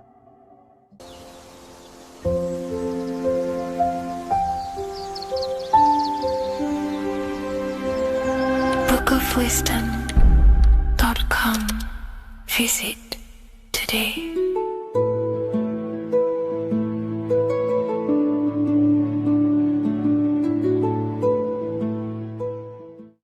There is a massive mystery around the Freemasonic G, and in this video we're going to be discussing it. Some people call it geometry, God, gnosis, genesis, generation, but in fact it's all of these things, and all of these things relate back to one concept that links them all. And in this video, you will be discovering this secret force, which pretty much creates everything in your reality, in your life, and has done unconsciously, whether you are aware of it or not. The Freemasonic G is the 7th letter in the English alphabet. This is important because the number 7 has many mysteries inside the esoteric and occult traditions. Some people say the number 7 represents the 7 colors of light, the 7 major planets, or the 7 musical tones, 7 days of creation. The number 7 is a massive mystery. But what we have to understand is that in the context of Masonry, Freemasonry is all about building the self. Every day we wake up, we are either building our prison of our mind or freedom of our mind. Everything inside of esoteric Freemasonry is about building the self and reconstructing our consciousness, our inner dialogue, the inner voice. We're transforming the mind from low awareness to high awareness. This is why Freemasonry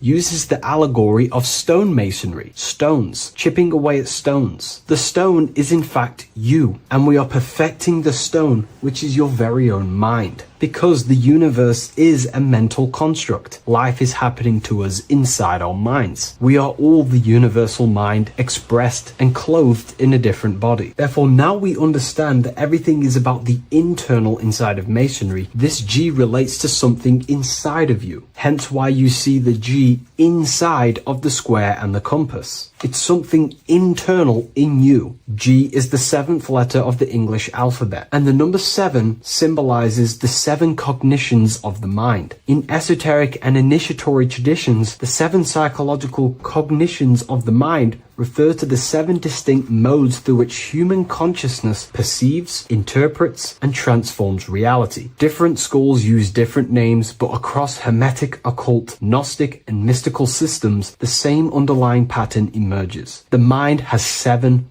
functional powers, each representing a layer of awareness and a stage of inner development. Number one would be perception. The first cognition is the raw reception of sensory and subtle impressions. It is the gateway where the outer world enters the inner world of our minds. Perception involves learning to see without distortion, to notice the symbolic dimension behind ordinary appearances in an occult interpretation of perception. The second one is interpretation. After perception comes the act of making meaning. The mind organizes impressions into patterns, beliefs, and judgments. Esoterically, this cognition determines whether a person interprets life through the ego or through the higher insight of their higher consciousness. The goal is to purify interpretations so that the intuition can speak through it, to clear our minds of the clutter, master it, and let our higher consciousness shine through it. Number three is the imagination. This is the creative faculty that produces images, symbols, and visions in the mind's eye. This is associated with the astral plane. We live in a mental universe of thought.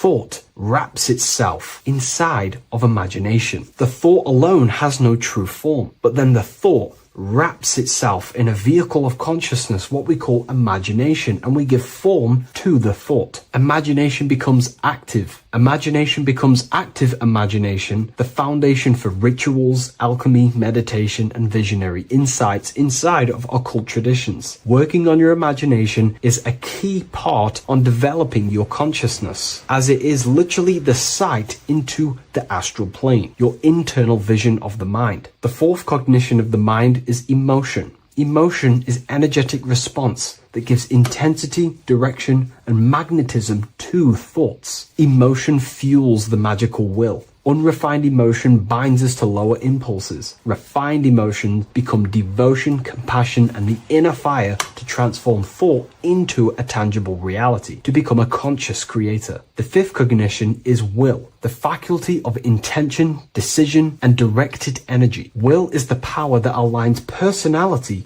with the higher self. It is the driver of discipline, transformation, and the capacity to act consciously rather than react unconsciously. Most people walk through life as an unconscious zombie, living day to day, running off subconscious programmings, never actually using their conscious mind. We develop our will and try to align our will with the highest will possible so we can align our will with our higher mind. So the higher mind can manifest through us in the material plane. The sixth cognition of the mind is memory, the storehouse of experience, impressions, and archetypes. It shapes identity, determines how one repeats and transcends past patterns. Memory includes not only personal memory, but also a deep strata of the subconscious and the collective subconscious field, what we call the Akashic records. Memory is a massive quality that you must work on inside the Masonic system. You are required to remember certain rituals and certain things so that you can regurgitate them to pass on along the degrees. Based off my research, I myself personally am not a Mason. The seventh cognition of the mind is intuition, the highest cognition possible. It's direct knowing. It bypasses the linear reasoning and reveals truth as the inner illumination. Intuition is the voice of the soul. It is the guiding force, guiding our physical vehicle of consciousness through this physical experience, providing revelations, insights, and even sometimes gnosis and higher understandings.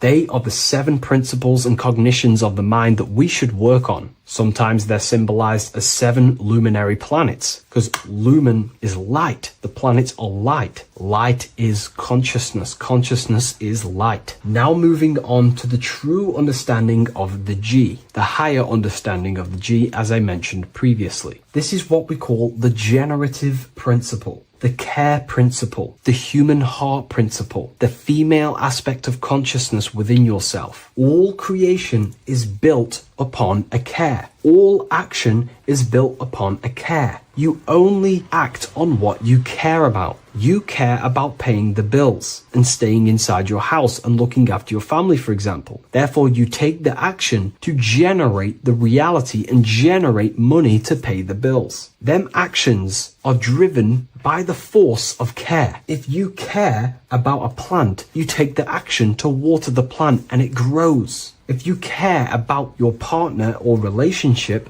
you give them attention and care and love, and you grow the relationship. As soon as you stop providing care, watch the relationship crumble and the reality destroys itself. Care is the generative force of reality. This is the generative principle that generates your experience in this world. We are in a continual state of becoming. Each cause gives birth to an effect, and that effect gives birth to a new cause. The G is the generative principle that drives creation in the present moment. Reality is creating, unfolding in the present moment, and the G is the force inside of you that generates your experience. You're watching this YouTube video right now because you have a care in your heart for the information I have provided in the past, and you have a care about watching this video. As soon as you don't care, you take action to do something else with your time that you actually care about. The G is the generative force of the heart. It is the love energy. You only take action on what you love or care about. The whole world is built upon this principle. This is why we say money makes the world go round, because the whole world has a G or a care for money, and it's making everyone wake up in the morning, take actions, and make the world go round. It is the G, the care for that principle or money object to generate that reality. It is the force that drives you, hence why the G is sometimes surrounding with light rays, because it represents a force, emanation, something that is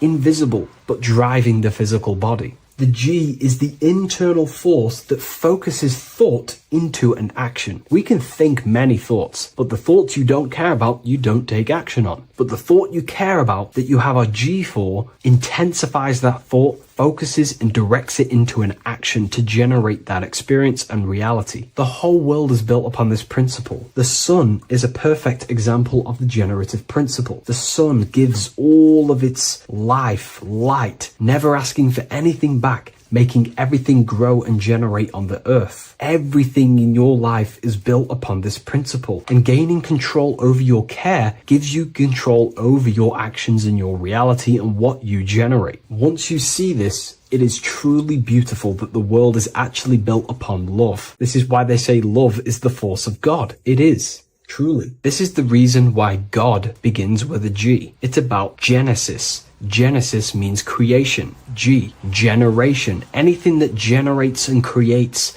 is all to do with a care or a love energy. But don't get me wrong, people can love sick and twisted things, and they act upon them sick and twisted things. This is why purification of ourself is important by understanding this principle, as it is a very powerful principle to understand. This is the reason why the word gift begins with a G. You're giving something. I care, I'm going to give you something, a gift. Or guidance. This is what guides you into becoming something, what you love. This is why also gnosis begins with a G. Gnosis is not actually knowledge. Gnosis is knowledge obtained, attained by direct experience or through direct experience. For example, you're not believing you're watching this video right now. You know you're watching this. Know, gnosis, same phonetic sound. It's about knowing. Gnosis is about gaining knowledge of the self. Self-knowledge through direct experience.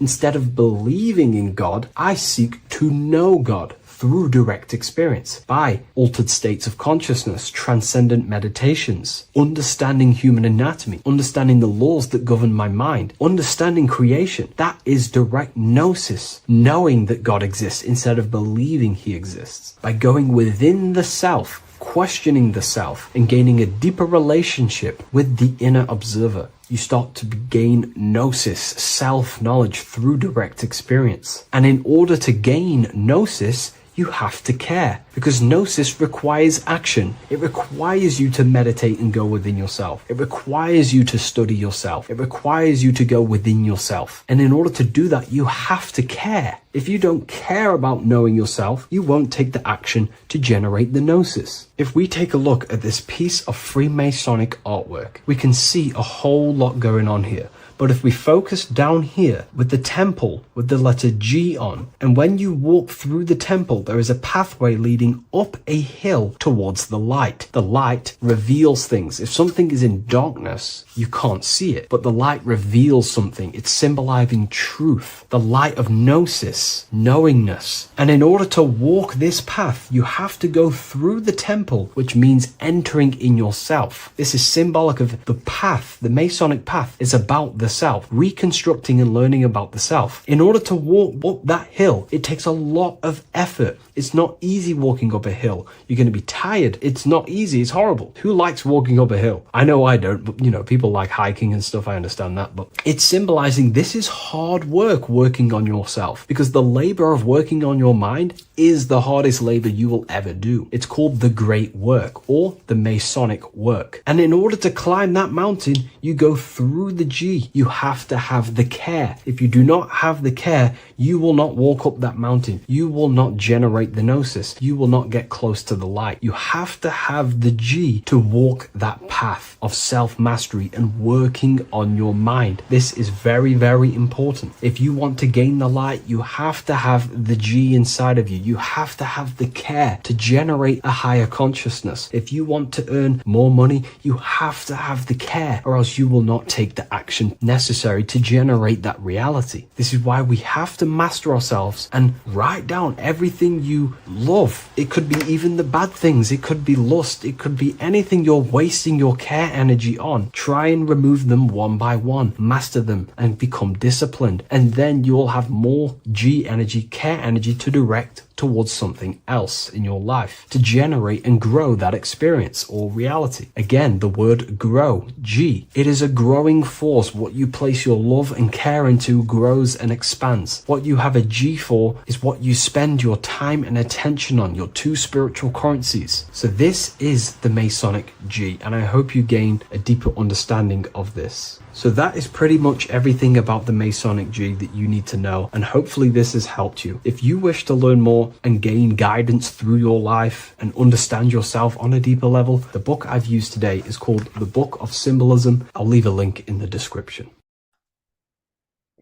In this video, you're going to learn exactly what Christ consciousness truly is and how to cultivate this into your life so you can live a better life, create the things that benefit yourself and humanity, and ultimately to bring heaven on earth. This is the true way. If you're familiar with my work, you know that, I'm pretty much obsessed with symbolism. Symbolism is such a massive topic, and it unlocks profound ancient wisdom that is hidden behind these layers of symbolism of the ancient paintings, symbols, and texts.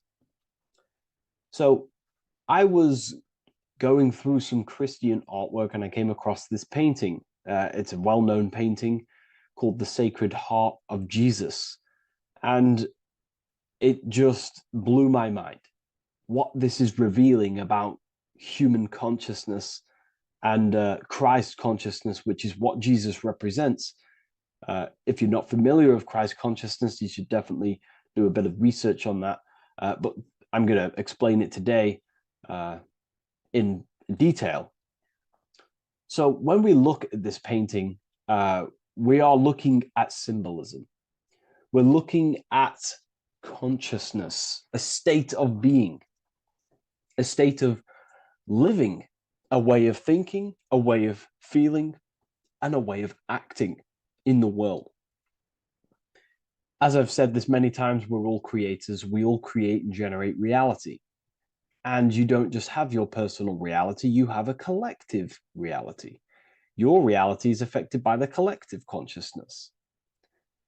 Depending on the collective consciousness's understanding of reality will also affect your life. We have a collective life and a collective experience.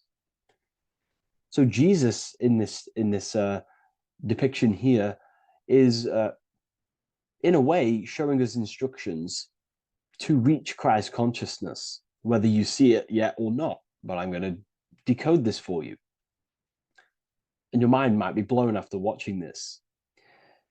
Okay, so So what is the meaning of Christ consciousness? What's the whole purpose of this? Very simple. Like I mentioned before, we have a collective experience on this world. And Christ consciousness is the natural consciousness that we all need to be functioning on to generate peace, love, and unity on the earth in this experience we call life. That's what Christ consciousness truly is. It's a state of being that we need to cultivate within our own self, within myself, others, and everyone in this life and experience, so that we can all live in peace and heaven on earth, what they like to call it, so that we can generate the best experience possible together on this thing we call earth, on this material world, this material dimension. The material dimension is simply just a physical dimension of thought. It's a physical outcome of thought, but that's a whole of a lecture. So please leave a like, leave a comment if you have any topics to talk about that you wish for me to cover, and definitely leave a subscribe if you like my content and channel. So to go deeper into this, right, we've explained what Christ consciousness is and what it actually, will do to the earth and what it will do to reality and our collective experience.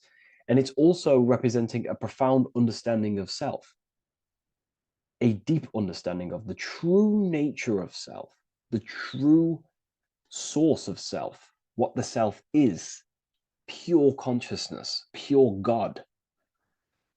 We are all Jesus. Jesus is you, a physical manifestation of the divine made manifested physically. A physical manifestation of consciousness, okay, of spirit descended into matter. However, Jesus is a symbol that should not be worshipped, but something that we need to cultivate, maybe look up to, and cultivate within our own mind and hearts and actions. So he is someone that we should embody into our own very own being. We need to reach a level of intellect, the mind, a level of emotional understanding, and ultimately this creates Christ consciousness. Okay, and now I know that was very, very vague what I just said, but I'm going to explain it a bit more. I don't want to give it fully away yet because you need some more information, more keys. So let's observe the top end of this painting. Jesus with this circular light emanating around his head is symbolic of the mind, of the our thinking aspects of consciousness, the way we generate thoughts, ideas. The mind is also good at also ruling communication. It also rules what we give attention to. Okay, so this is symbolizing the mind of every human being. The mind is a very powerful center of consciousness located in the head, of course. This is why Jesus is the head at the top with the circle around it, representing the mind. Now, to reach Christ consciousness, we need to purify our minds. Purification of the subconscious mind. The subconscious mind is the hidden aspect of our mind with all of our memories, belief systems, and everything we've ever experienced is stored within there. We have traumas there. We have bad belief systems that hold us back. So it's about reprogramming the subconscious and aligning the subconscious with higher consciousness, with higher understanding of self, removing any mental blockages from the mind. Because in today's world, most people's minds, including myself, before I, purified myself, and I'm still continually purifying myself. That's not to say I'm perfect, because I'm definitely not. But what I was saying was purifying the mind so we can have a powerful mind. Because like I was saying, most people's minds are not their own friend. They let their mind control them. They let their thoughts create negative influence on them, negative emotions. They let their mind destroy their confidence, destroy themselves. We do not want a mind like this. We need a mind that is our best friend, that receives powerful thoughts, that gives someone power. We do not want our mind taking away our power. Okay, so in this specific image here of Jesus, this represents a light mind, a powerful mind, enlightenment.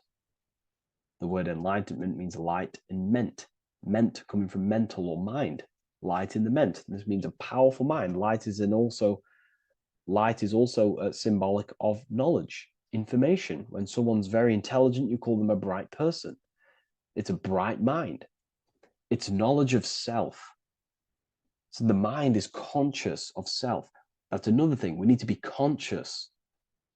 A lot of people are not conscious, including myself before I did this, before I woke up. Most people are not conscious of their actions. They're not conscious when they're actually awake in the day. They do things unknowingly. Are we conscious of our thoughts, emotions, and actions, what we're giving attention to in our mind? Because ultimately this shapes our experience. There's a great quote, I think it's Julius Caesar or one of the Roman emperors, who says the quality of your life is dependent on the quality of your thoughts. Something along them lines. I don't know if I'm 100% correct there, but it's very true. Our thoughts dictate our happiness. So to cultivate Christ consciousness, we need to be conscious of our actions, conscious of our thoughts that we're giving attention to. There is a level of mastery that we can achieve within ourselves where we become conscious of every single thought that enters our mind. That sounds easy, but it's definitely not. But that's a high level of mastery that we can achieve and cultivate within ourselves. So we're looking at a powerful mind here from Jesus, a powerful mind, a purified mind. And we purify the mind through, affirmations, meditations, ritual work. Rituals are things we do every single day with an intent in our mind and an emotion in our heart to impress that state of consciousness into our subconscious, so it can slowly rewrite our consciousness and align our consciousness and sync it with higher thoughts and higher emotions with love. We can sync our consciousness with love, which is ultimately what Christ consciousness truly is. Well, now we're going to go on to that now. So we've gone over the mind. Now we go over the heart. Now notice, before we go into the heart, Jesus is revealing. He's pulling back the robe, symbolizing opening the heart, revealing the heart, revealing the soul, the light of the heart. Our authentic self lies in the heart. Our pure intentions, our love, our soul needs to be shining through our heart. And our soul is unconditional love. Now, that's not to say that we can get corrupted hearts. We surely can have corrupted hearts, for sure. We can love sick and twisted things, and that's evident in today's world. People love killing people. People love hurting people, manipulating people. People love power. Now, that's obviously an inversion of the natural state of consciousness for humans. When we're born with a natural state of love, of unconditional love for the self, for everyone else, for animals, insects, the earth. We love everything as a child. And not only do we love everything, we actually act upon this. As a child, we do not act on anything we know is not good. And I'm talking early stages of being a child, before we're indoctrinated, before the mind and heart become corrupted. We are pure. This is symbolizing this. Light represents also purification and truth, because when you shine light on something, it's the truth. You see it. You shine it through the darkness. It reveals. So light, this is symbolizing revealing the light of the soul, of love consciousness, holding love in the heart, true love. Not love for sick and twisted things, but true love for the self, the body, and for everyone else and all things. holding love in the heart. There's a famous saying of keeping the sun in your heart. Keep the sun in your heart. It's a very famous saying. What the sun is a symbol of love. What does the sun do? It gives abundantly. All it does is give light, give energy, power, light to the earth, and everything is feeding off this source. The sun expects nothing back. It just abundantly gives. It's a symbol of love. This is the love principle of creation.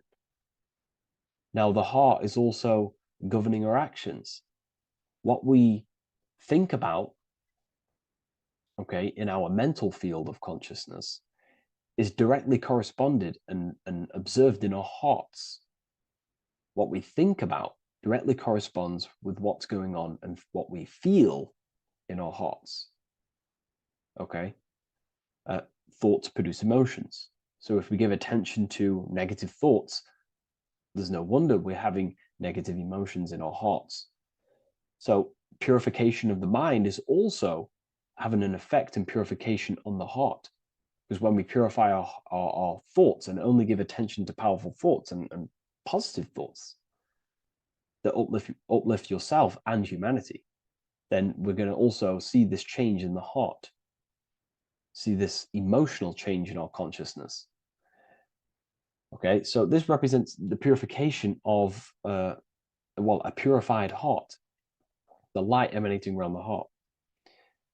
Love for the self, love for one another. And you're revealing this, you're shining the heart on others. This represents, revealing your true self to everyone without suppressing aspects of self. Revealing the light, not holding back the light. Because people in darkness will look at people who are spiritual and say, oh, he's into the woo-woo stuff. It's about revealing that and not caring about others. Because when you shine a light, you're also planting seeds in other people. Now, I'm going to tie this together with the hand gesture. Now, what we're looking at here, we're looking at a hand gesture with two fingers up. We have the middle finger and the index finger upwards. And notice how they're crossed over. They're crossed. They're not separate. They're crossed, representing unification. Unification here. This is a unified two fingers. Two represents division. Crossed over represents oneness. It's the unification of the mind and the heart. A lot of people talk about this, but not many people go into detail about it because, for many reasons. But this is the unification of thought with emotion. This is how we truly reach Christ consciousness. And ultimately, when we do gain the love in our hearts and we do slow, it's a gradual process of cultivating love for the self and everyone else in the world, because we're so programmed to be divided, but it's a slow progress. But when we do cultivate love in our hearts for the self and one another, love is a very, very nurturing and growing force. Like I said, the sun earlier, that is pure love energy. It makes everything grow on the earth. While love in your heart grows connections with people. It grows care. You go out your way to do things to people and do give people things. It's a very nurturing and growing energetic force.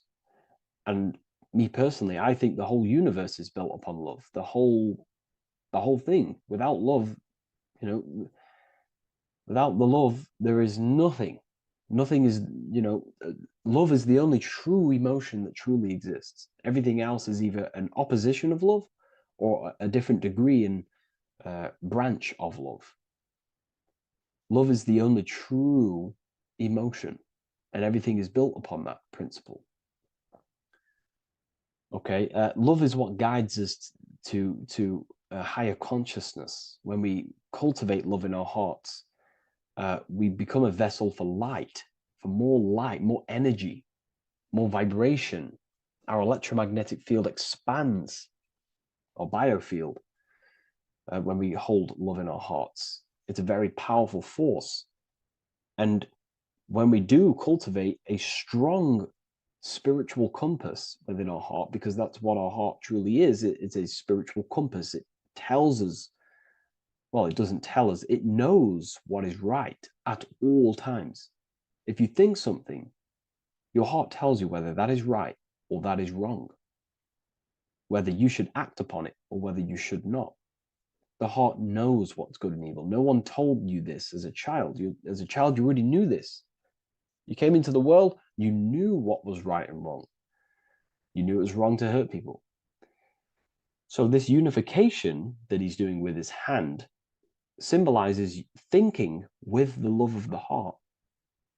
Represents thinking with love of the heart. Thinking with love of the heart for the self and the collective. Now, ultimately, what this does is give birth to perfect action. Why? Why does this give birth to perfect action? Think about it. Every time you've taken an action, why did you take the action? You probably, well, you would have thought about it, you had a feeling towards it, a care energy, and you took action. Why do we go to work? We care about paying the bills and staying in our house. We go to work to earn money. We think, we care, we act. Everything you see in front of your reality, on the screen that you're seeing right now, you called your eyes. Everything is in front of you because you care. It's the heart energy that leads the body. Okay? And that's even present in the body. Have a look at the body. We have the head, thought, then emotion, then our feet is at the bottom, and our feet take action. Thought, emotion, action. Thought, emotion, action. So even the body is basically a blueprint of how creation is manifested.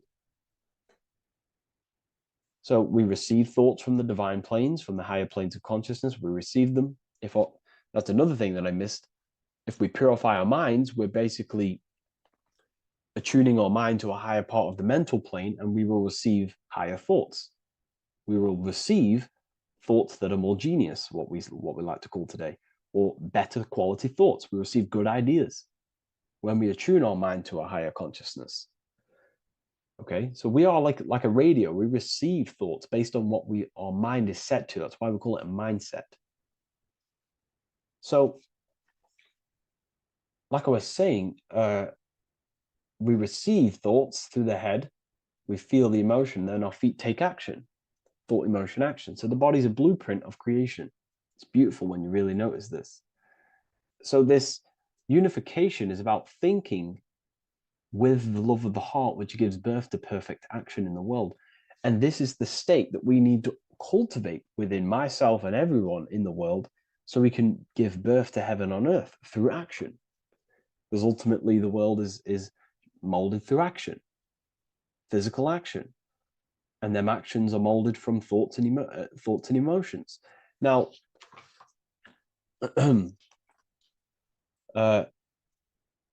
just to have a little announcement, I am now opening 10 more spaces inside my Symbolism Masterclass. We have 10 more spaces. You're going to learn about a lot more about symbolism. It's very affordable. I'll leave the link in the description if you wish, if you care about gaining more information and learning the ability to read symbols. So what is the inversion of this? What is the inversion of this consciousness? Well, that's what we call satanic consciousness. Satanism. Satanism on its true level is the opposite, the opposing the natural state of consciousness that we are born into. It's about thinking with no emotion, thinking and acting. This is what the Skull and Bones represents here. So the Skull and Bones Secret Society, this is their main logo. Again, we have the skull, which represents thought, and the bones, which represent action. The bones take action in the physical body. We're looking at thought and action with no emotion, no empathy, no love for one another, only love for the self, the inverted love. Okay? We're looking at gray. Gray is a symbol of dullness, death. There's no emotion in gray because colors provoke emotion. When we look at a color, it invokes an emotion.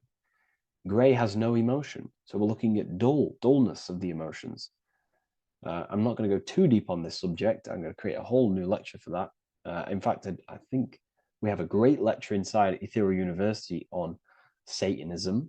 We're going very into depth of what Satanism is and what Satanism consciousness truly is.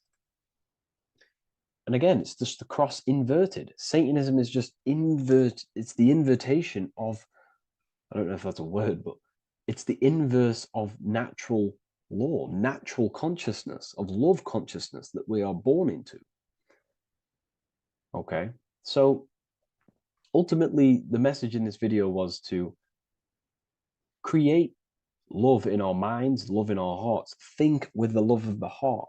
Think with the care for one another. And that gives birth to perfect action. And when we align, when we do truly act out what our heart is telling us, and I know this from first-hand experience. This is what happened to me. I woke up, I started to follow my inner guidance. I always took action on it. I was saying yes to it every single time. And it led me, I'm getting goosebumps actually saying this. It led me to where I am. Like that action, me saying yes to my heart, to that knowingness of goodness within me, was like a domino effect.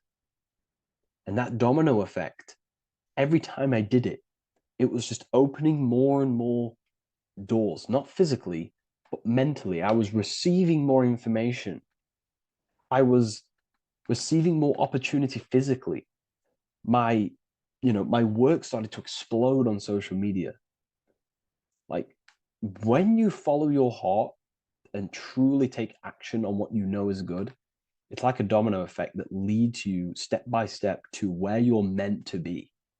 And it's so profound and it's so, beautiful. And I'm telling you this from firsthand experience.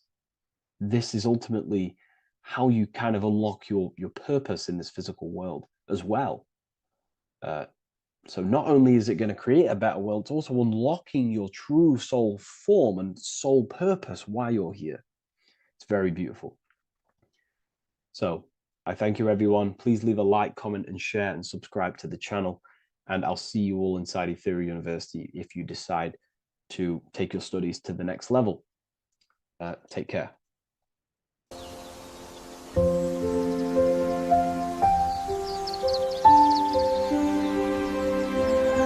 bookofwisdom.com. Visit today.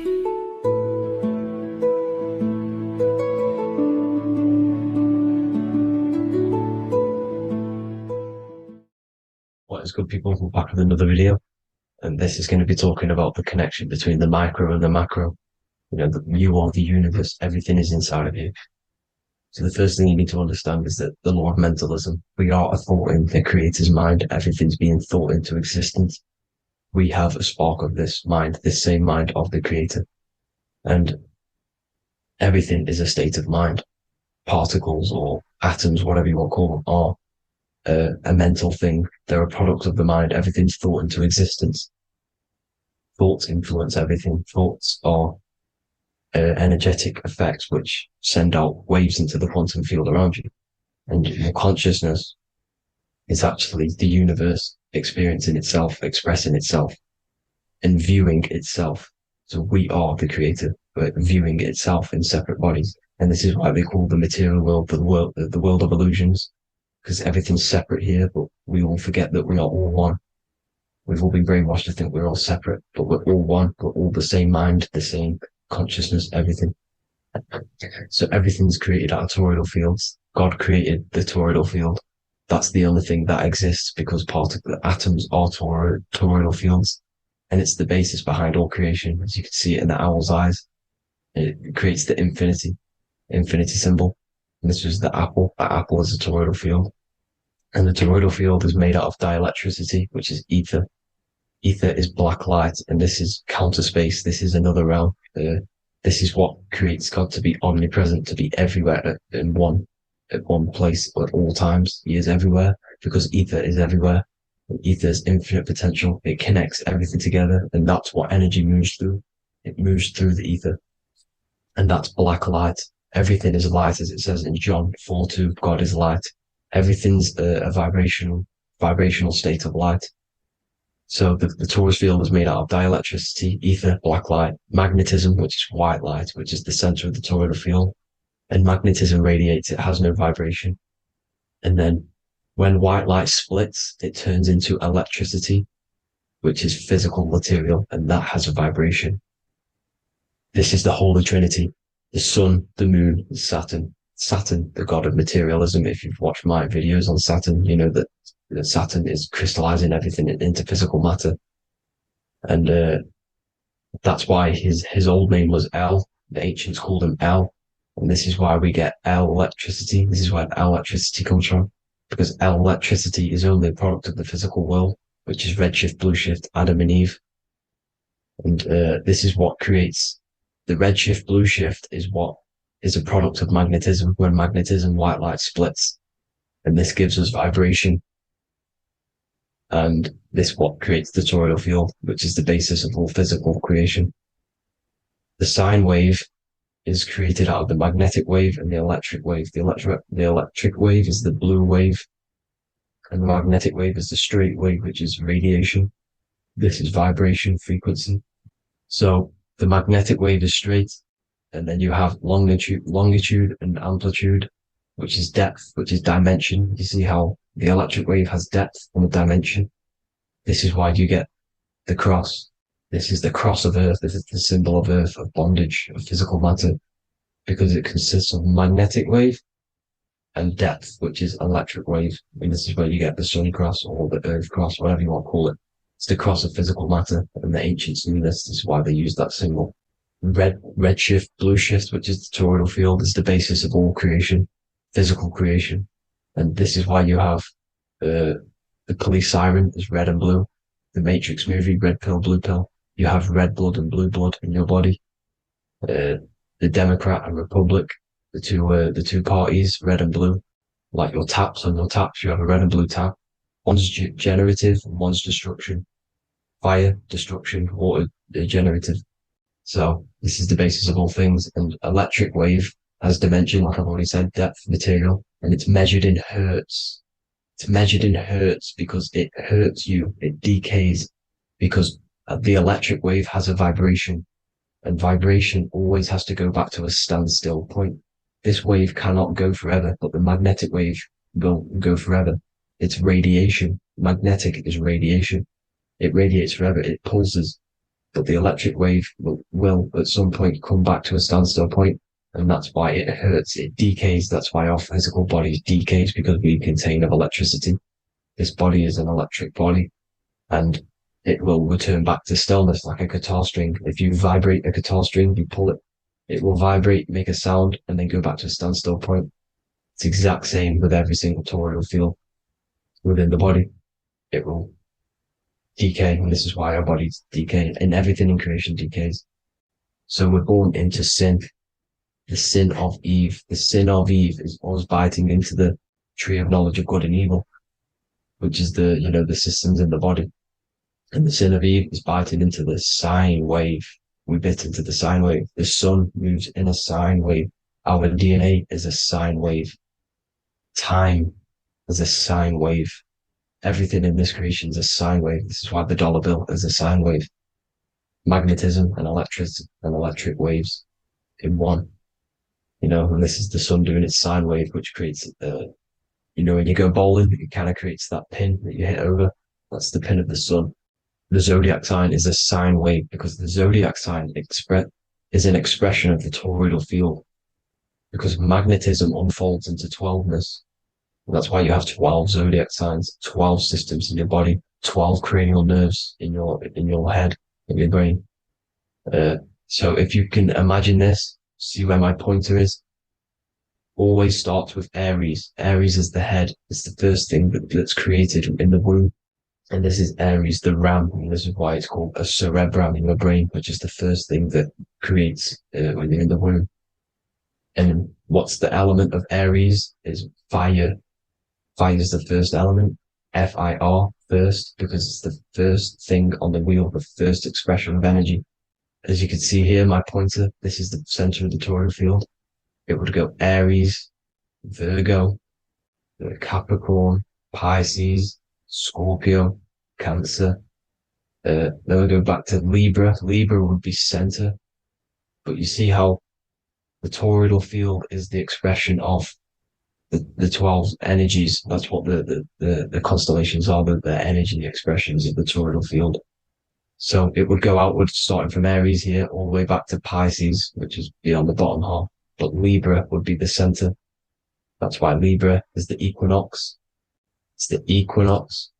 Libra is when it goes from summer over to autumn. It's the equal. It starts to transition into the winter side. Equinox, equal, which is Libra. And that's why Libra has the two scales. It's symbolized with the two scales. That's because of, the sun moving over. It's being judged. It's equal now, but then it's going to tip over into the winter. That's why Libra is here, the center of the sine wave.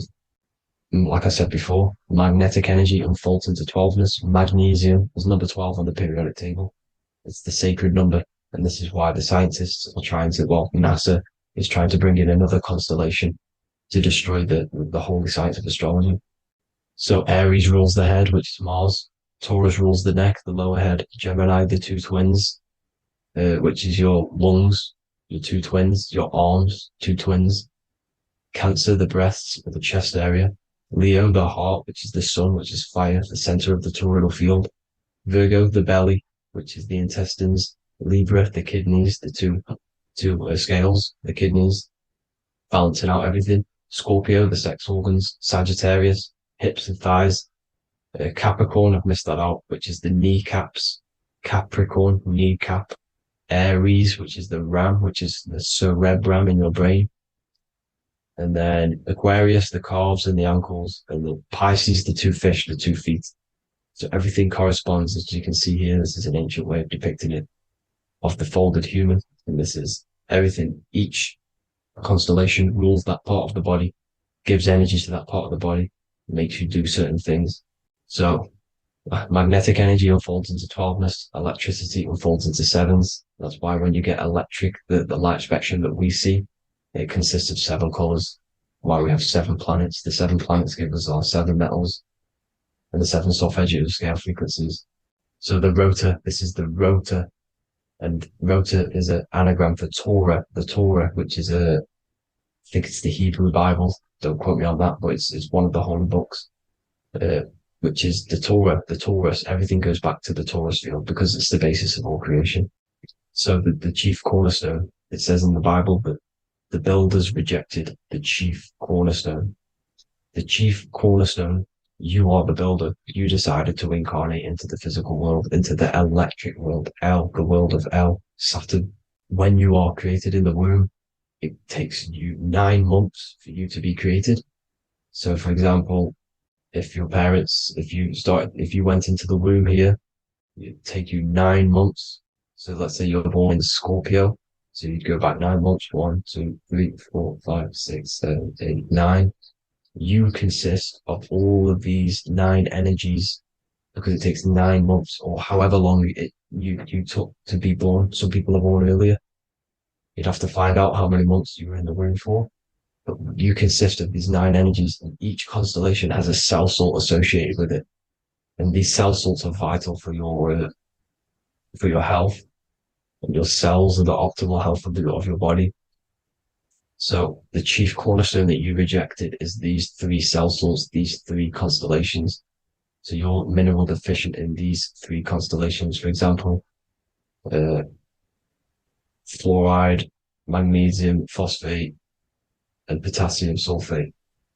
So that's the chief cornerstone. And a cornerstone, people always get it rejected with the cornerstone.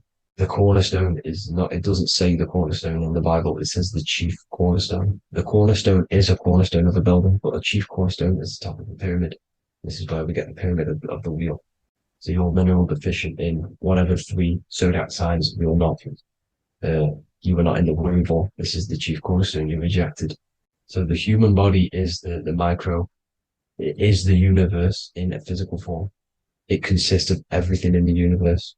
Just like your consciousness is the universe watching itself, experiencing itself. Your body is the whole universe. 12 systems in the body, 12 zodiac signs, 7 chakras are the 7 planets. The Holy Trinity of you is your Temple of Solomon, the soul and the mind, the sun and the moon. You know, everything is in you. You consist of everything, all the energies, everything. Heaven and hell. Heaven and hell is a mind state. It's a state of the mind. Head, H-E-A, which is heaven, and the heel, the bottom of your foot, is hell. And the bottom of your foot is the soul. So they're basically saying, well, it's wordplay. They're saying that your soul is in hell because, you know, with the elites being in control. So they call the bottom of your foot the soul, trying to say that you're in hell. The Christ is in you. And this Christ is Greek for what? Christos. And Christos is Greek for the oil. And this oil is produced in the cerebrum, the Aries, the ram, the cerebrum. It goes down the pineal. Well, the pineal and the pituitary are underneath the cerebrum. Goes down the pingala and the ida. The pingala being the positive charge connected to the pineal gland, pin, and the ida connected to the pituitary. And this is the 2 serpents going down the spinal column. And this is why Jesus goes from Nazareth to Bethlehem, and then Joseph and Mary are waiting for Jesus in Nazareth. Joseph and Mary are the pineal and the pituitary gland waiting for Jesus to come back up the River Jordan, your spinal column. So this is the oil. This is the story of Santa as well. Santa comes from the North Pole. Why? Because the North Pole of the Earth is the center of the toroidal field, and the North Pole of you is your spinal column, which is the North Pole of the toroidal field. The North Pole, he comes from the North Pole. This is the North Pole. This is the South Pole of the toroidal field. Comes from the North Pole, which is your mind. And he goes down the chimney and then back up the chimney. This is the chimney. And he drops off the present, which is the Christos, the oil. And this is why Jesus is crucified at 33, because he crosses over the vagus nerve at the top of your spine. When this oil comes back up the 33 vertebrae, these are your vertebrae here. When it goes up to the 33 vertebrae, it gets crucified at 33 because it crosses the vagus nerve, and he's crucified on the cross at 33. This is the story behind Jesus and Santa. The Ark of the Covenant in the Bible is the 2 hemispheres which cover the vital parts of your mind, the brain side, which is the cerebrum, the pineal, the pituitary, etc. So the 2 hemispheres are the 2 angels, the Ark of the Covenant. This is the Ark of the Covenant covering the 2 vital parts of your brain.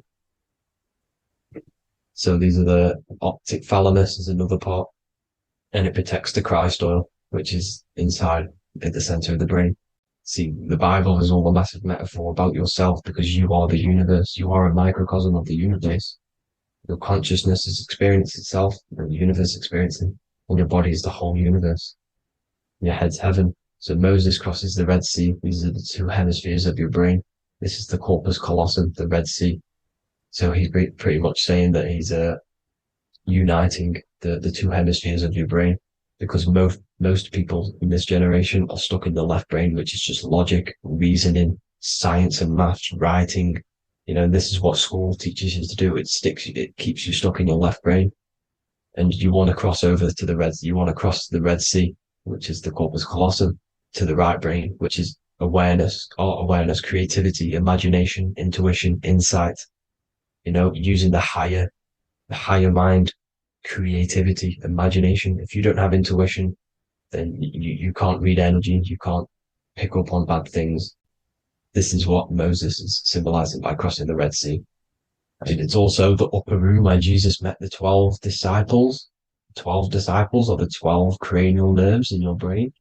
It doesn't just represent the 12 zodiac signs. The 12 disciples symbolizes many different things. It's like I said, energy the universe consists of 12ness. So you have 12 cranial nerves in your brain, and that's the 12 disciples as well. And they want you stuck in your left brain, which is the 5 senses, materialism. So they say in the Bible that Satan blinds the mind. Satan is Saturn. If you've watched my videos, Satan is Saturn. And you consist of the whole Trinity, which is the sun, moon, and earth. The soul, the moon, the soul being your sun, the solar, the moon being your mind, the earth, your physical body. And Satan blinds the mind. Why? Because we enter a soul system. This is a soul system, not a solar system. And Saturn is the Lord of the Rings, which is the outer ring. When your soul enters the soul system, your soul starts to materialize. It hits Saturn. Why? Because Saturn starts to materialize you. You take on the 7 virtues, which are the 7 planets, which are your 7 chakras. And to get out of this soul system, you must get out of your lower nature, your animal nature, which is lust, desire, greed. You know, the number of the beast, 666, which is Saturn, Satan. So you enter the soul system, you take on the 7 energies, which you turn into physical matter. And this is your descension from heaven to, well, to say hell. And then you must raise back up from matter to spirit. They say Satan blinds the mind. Why? Because your mind gets materialized. Your soul and mind get materialized. And when you get materialized, it's an intense experience. You lose the divinity within you. You forget the divinity. So Satan, which is the first planet, the first energy you take on, the material body, he blinds the mind. He makes you forget everything, your divinity. Then you must remember, ascend up Jacob's ladder, the 33 vertebrae to heaven. And this is a microcosm of the macro, because you will ascend back up to heaven if you do this, when you leave your physical body, when your body decays. So when it talks about in the Bible, completely destroy them, the Hittites, the Amorites, the Canaanites, all the ites, this is what God says to the Israelites. It says completely destroy them. It's basically symbolizing saying destroy your lower nature. The Canaanites, cannibals. We're under a Canaanite system now, which is cannibalism.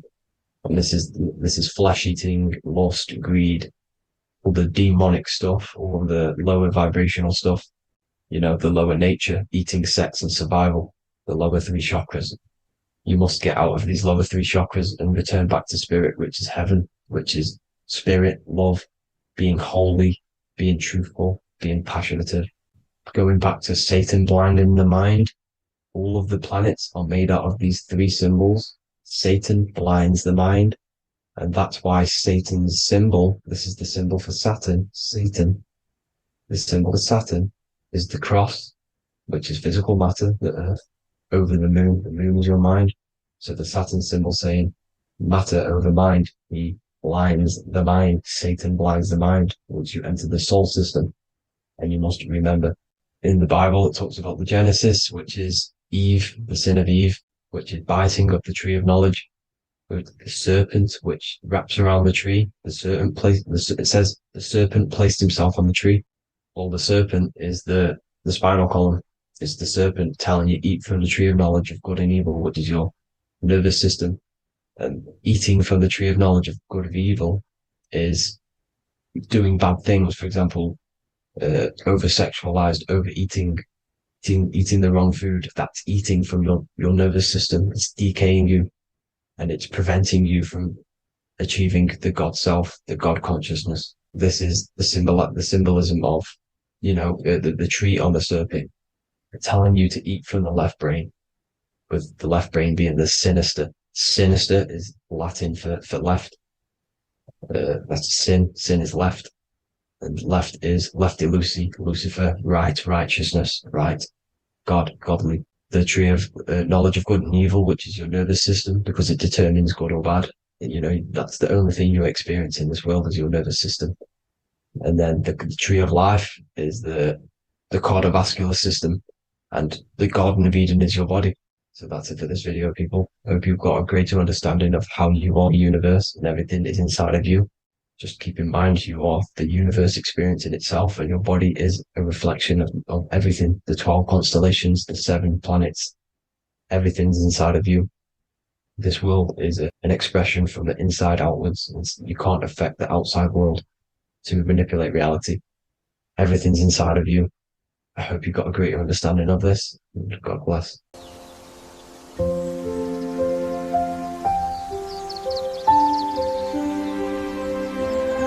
bookofwisdom.com. Visit today.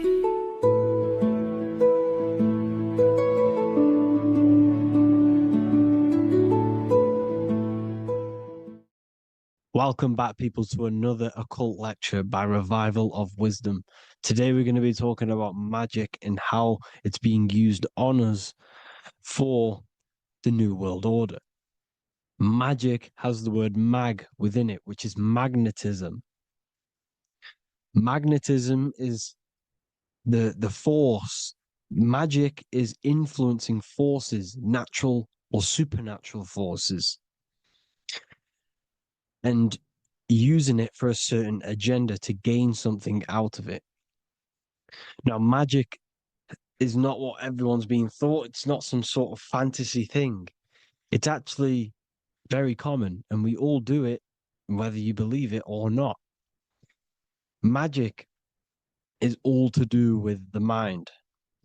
As I said, always say in my lectures, your mind is what creates matter. Your mind is what creates your external world. So it's all about manipulating and planting seeds within the mind, because your mind is a garden, and thoughts and words are seeds which are being planted in that garden. Your life, your physical life, the people you have in your life, your friends, your car you own, the job you have, is all a reflection of the thoughts that you've been thinking in the past. You are where you are in life because of the thoughts that you've been thinking. Therefore, your life is a direct reflection and manifestation of your mind, the Garden of Eden. Okay? The mind is what they are targeting. What you see, say, and hear has a direct effect on your mind. Me talking to you is influencing you. The words I'm saying is planting seeds within your mind.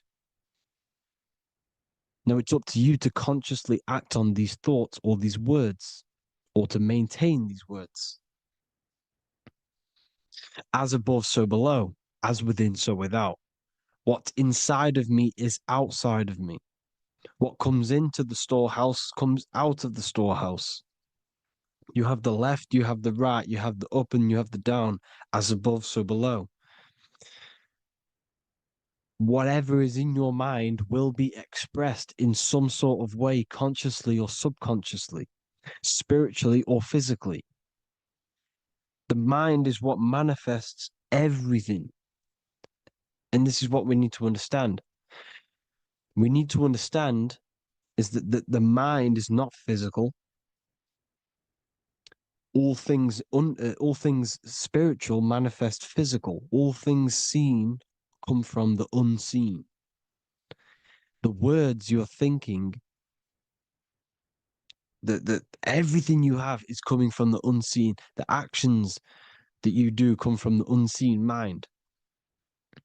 Another expression for as above, so below is you are the universe itself. You are a universe, a mini universe. But just because you are mini does not mean you are the whole thing. If I take a little piece of infinite, let's say there's an infinite light source. Let's say I take a little chunk of that infinite light source. That little chunk I took is still infinite because it's been taken from infinite. You are the universe. Your awareness, your mind is the universe. It's information. You are the universe experiencing itself. This is why we say we are all God. As above, so below. What is in me is outside of me. The sun, the physical manifestation of the sun, is your soul. The 12 constellations are manifested in the physical body. The 5 elements are manifested in the physical body. They're manifested in the 5 fingers you have. As above, so below. This is manifested, well, this is a symbolized in Freemasonry and secret societies as the 2 pillars. The mirroring reflection, the reflection of reality, the mirror, as above, so below. What happens in the mind, what happens in the astral, happens in the physical. This is Aleister Crowley. This is all symbolism. This is the two pillars with the all-seeing eye and the triangle at the top. Aleister Crowley was a master magician, very powerful dark magician, black magician. There's two types of magic. You have white and black, just like the checkered board, the Masonic checkered board. You have white and black. You have good and evil.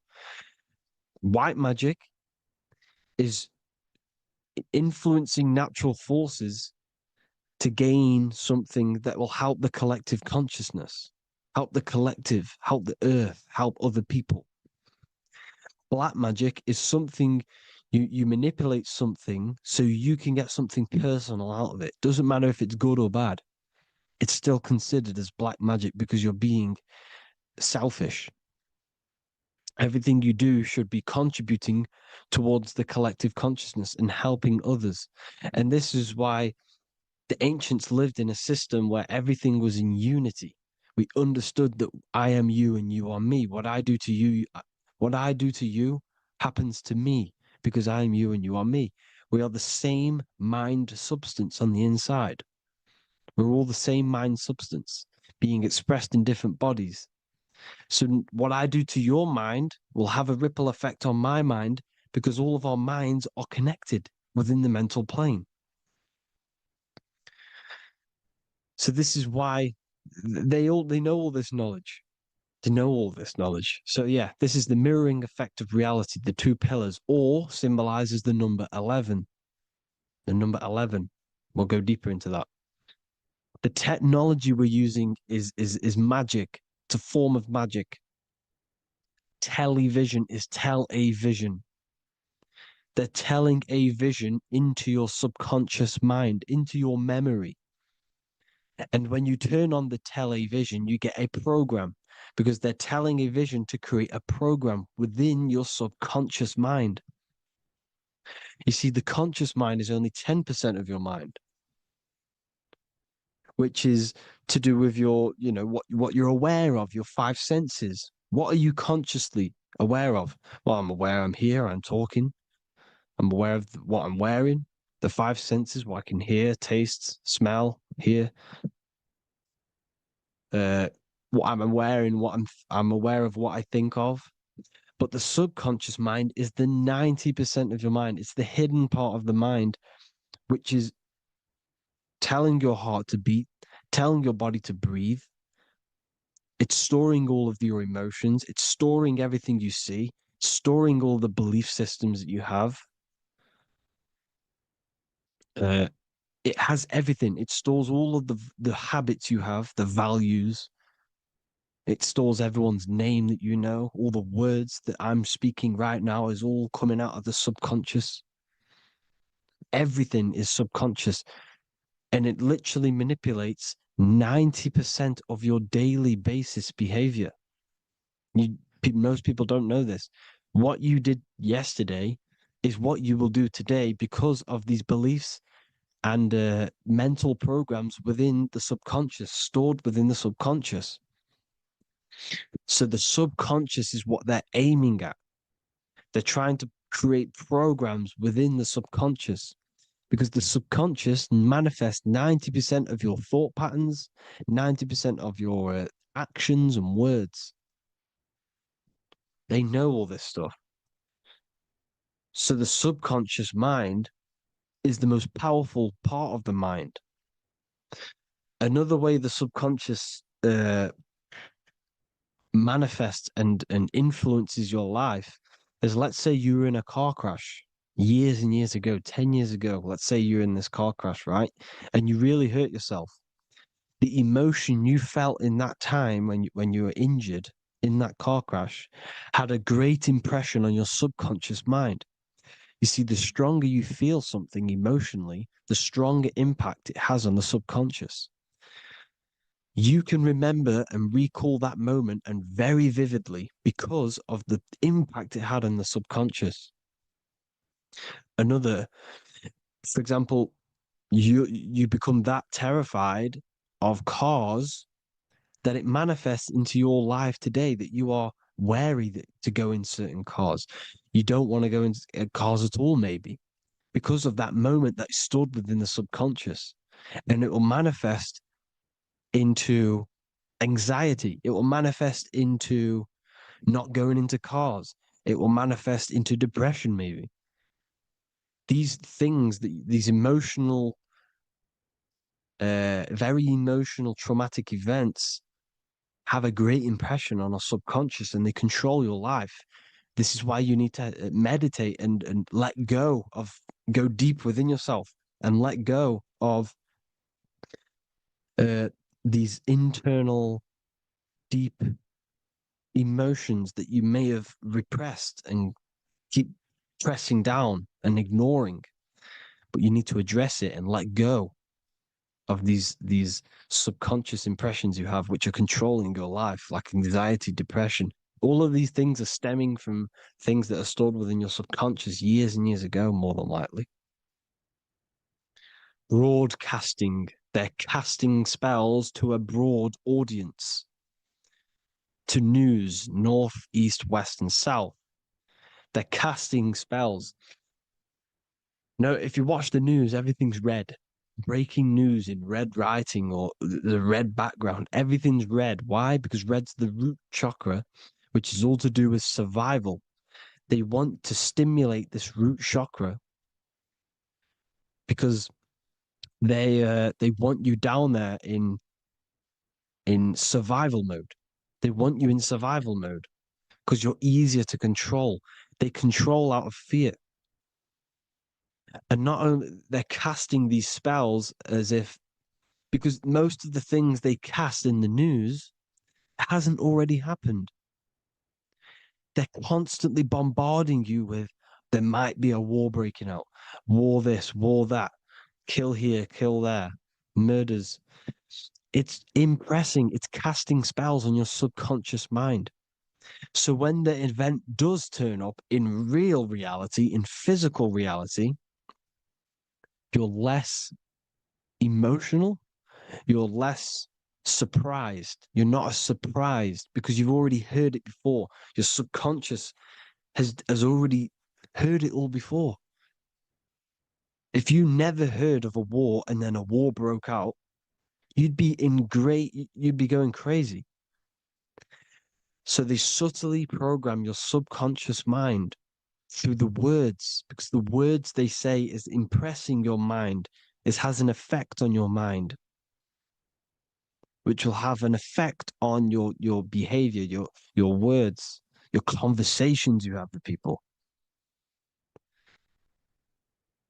They're casting spells to north, east, west, and south on the They're telling a vision by broadcasting, by saying spells. This is why we call it spelling. Even the word, listen, the words we say cast spells. Bless.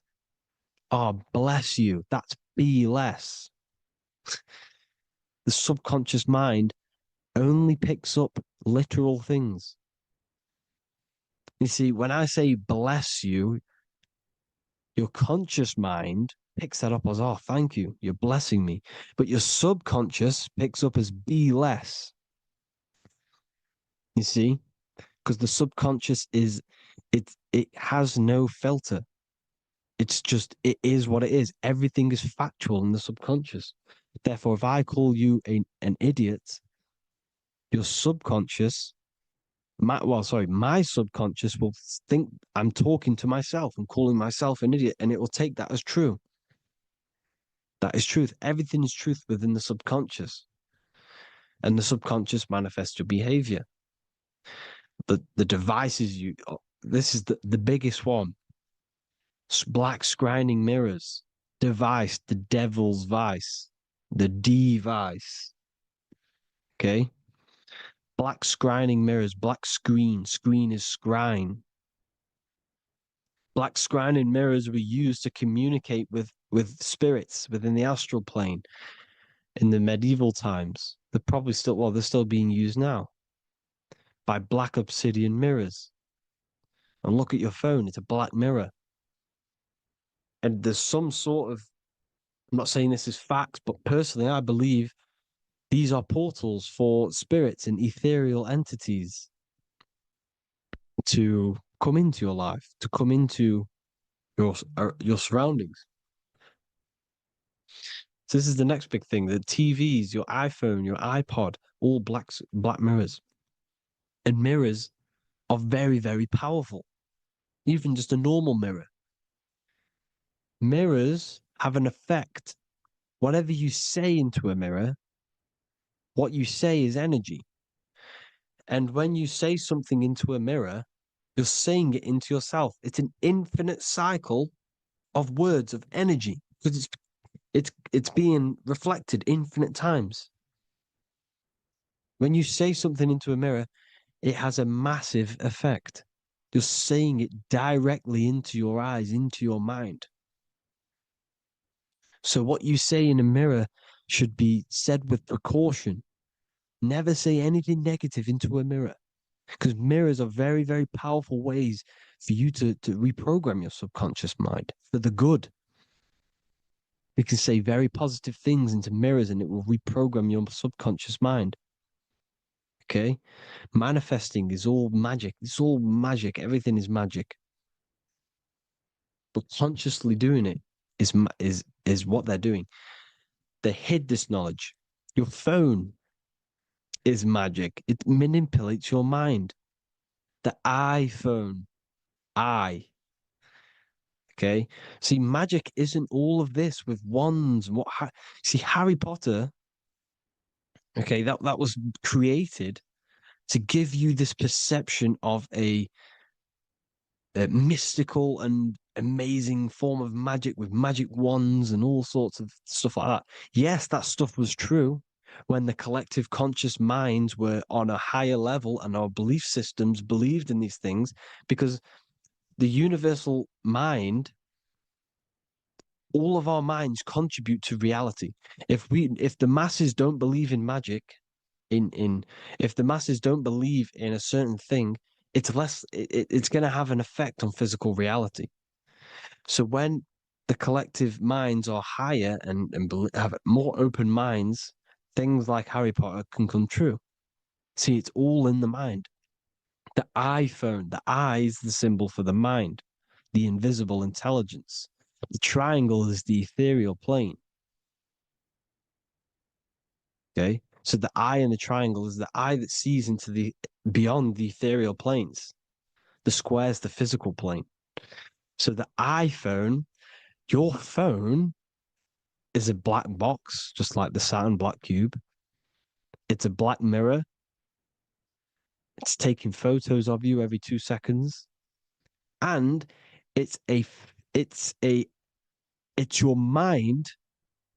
Your mind is in that phone. Everything you like, everything you text, everything you type in Google, everything you say to someone, every conversation is all recorded on the phone. Therefore, it is a direct reflection of your mind. Your mind is imprinted into your phone because your mind, everything you think in your mind, you're manifesting into typing, saying, taking pictures into the phone, and it's collecting it and storing it. And what they're doing, and this is for all forms of magic, it's manipulating the mind. It's all manipulating the mind. Reels, Instagram, TikTok, this is all dopamine. It's all controlling the mind. Every like you get, every follow you get, every share that you get is dopamine within your brain. They're literally targeting your brain and mind. It's all manipulating, because what they're pushing through the phones, through the media, through the news, through the televisions is visions and programs. You are the one manifesting the New World Order. They're not manifesting the New World Order. They're giving you the information so you can manifest the New World Order. Everything they say is contributing to your mind. For example, digital money and all the information they put out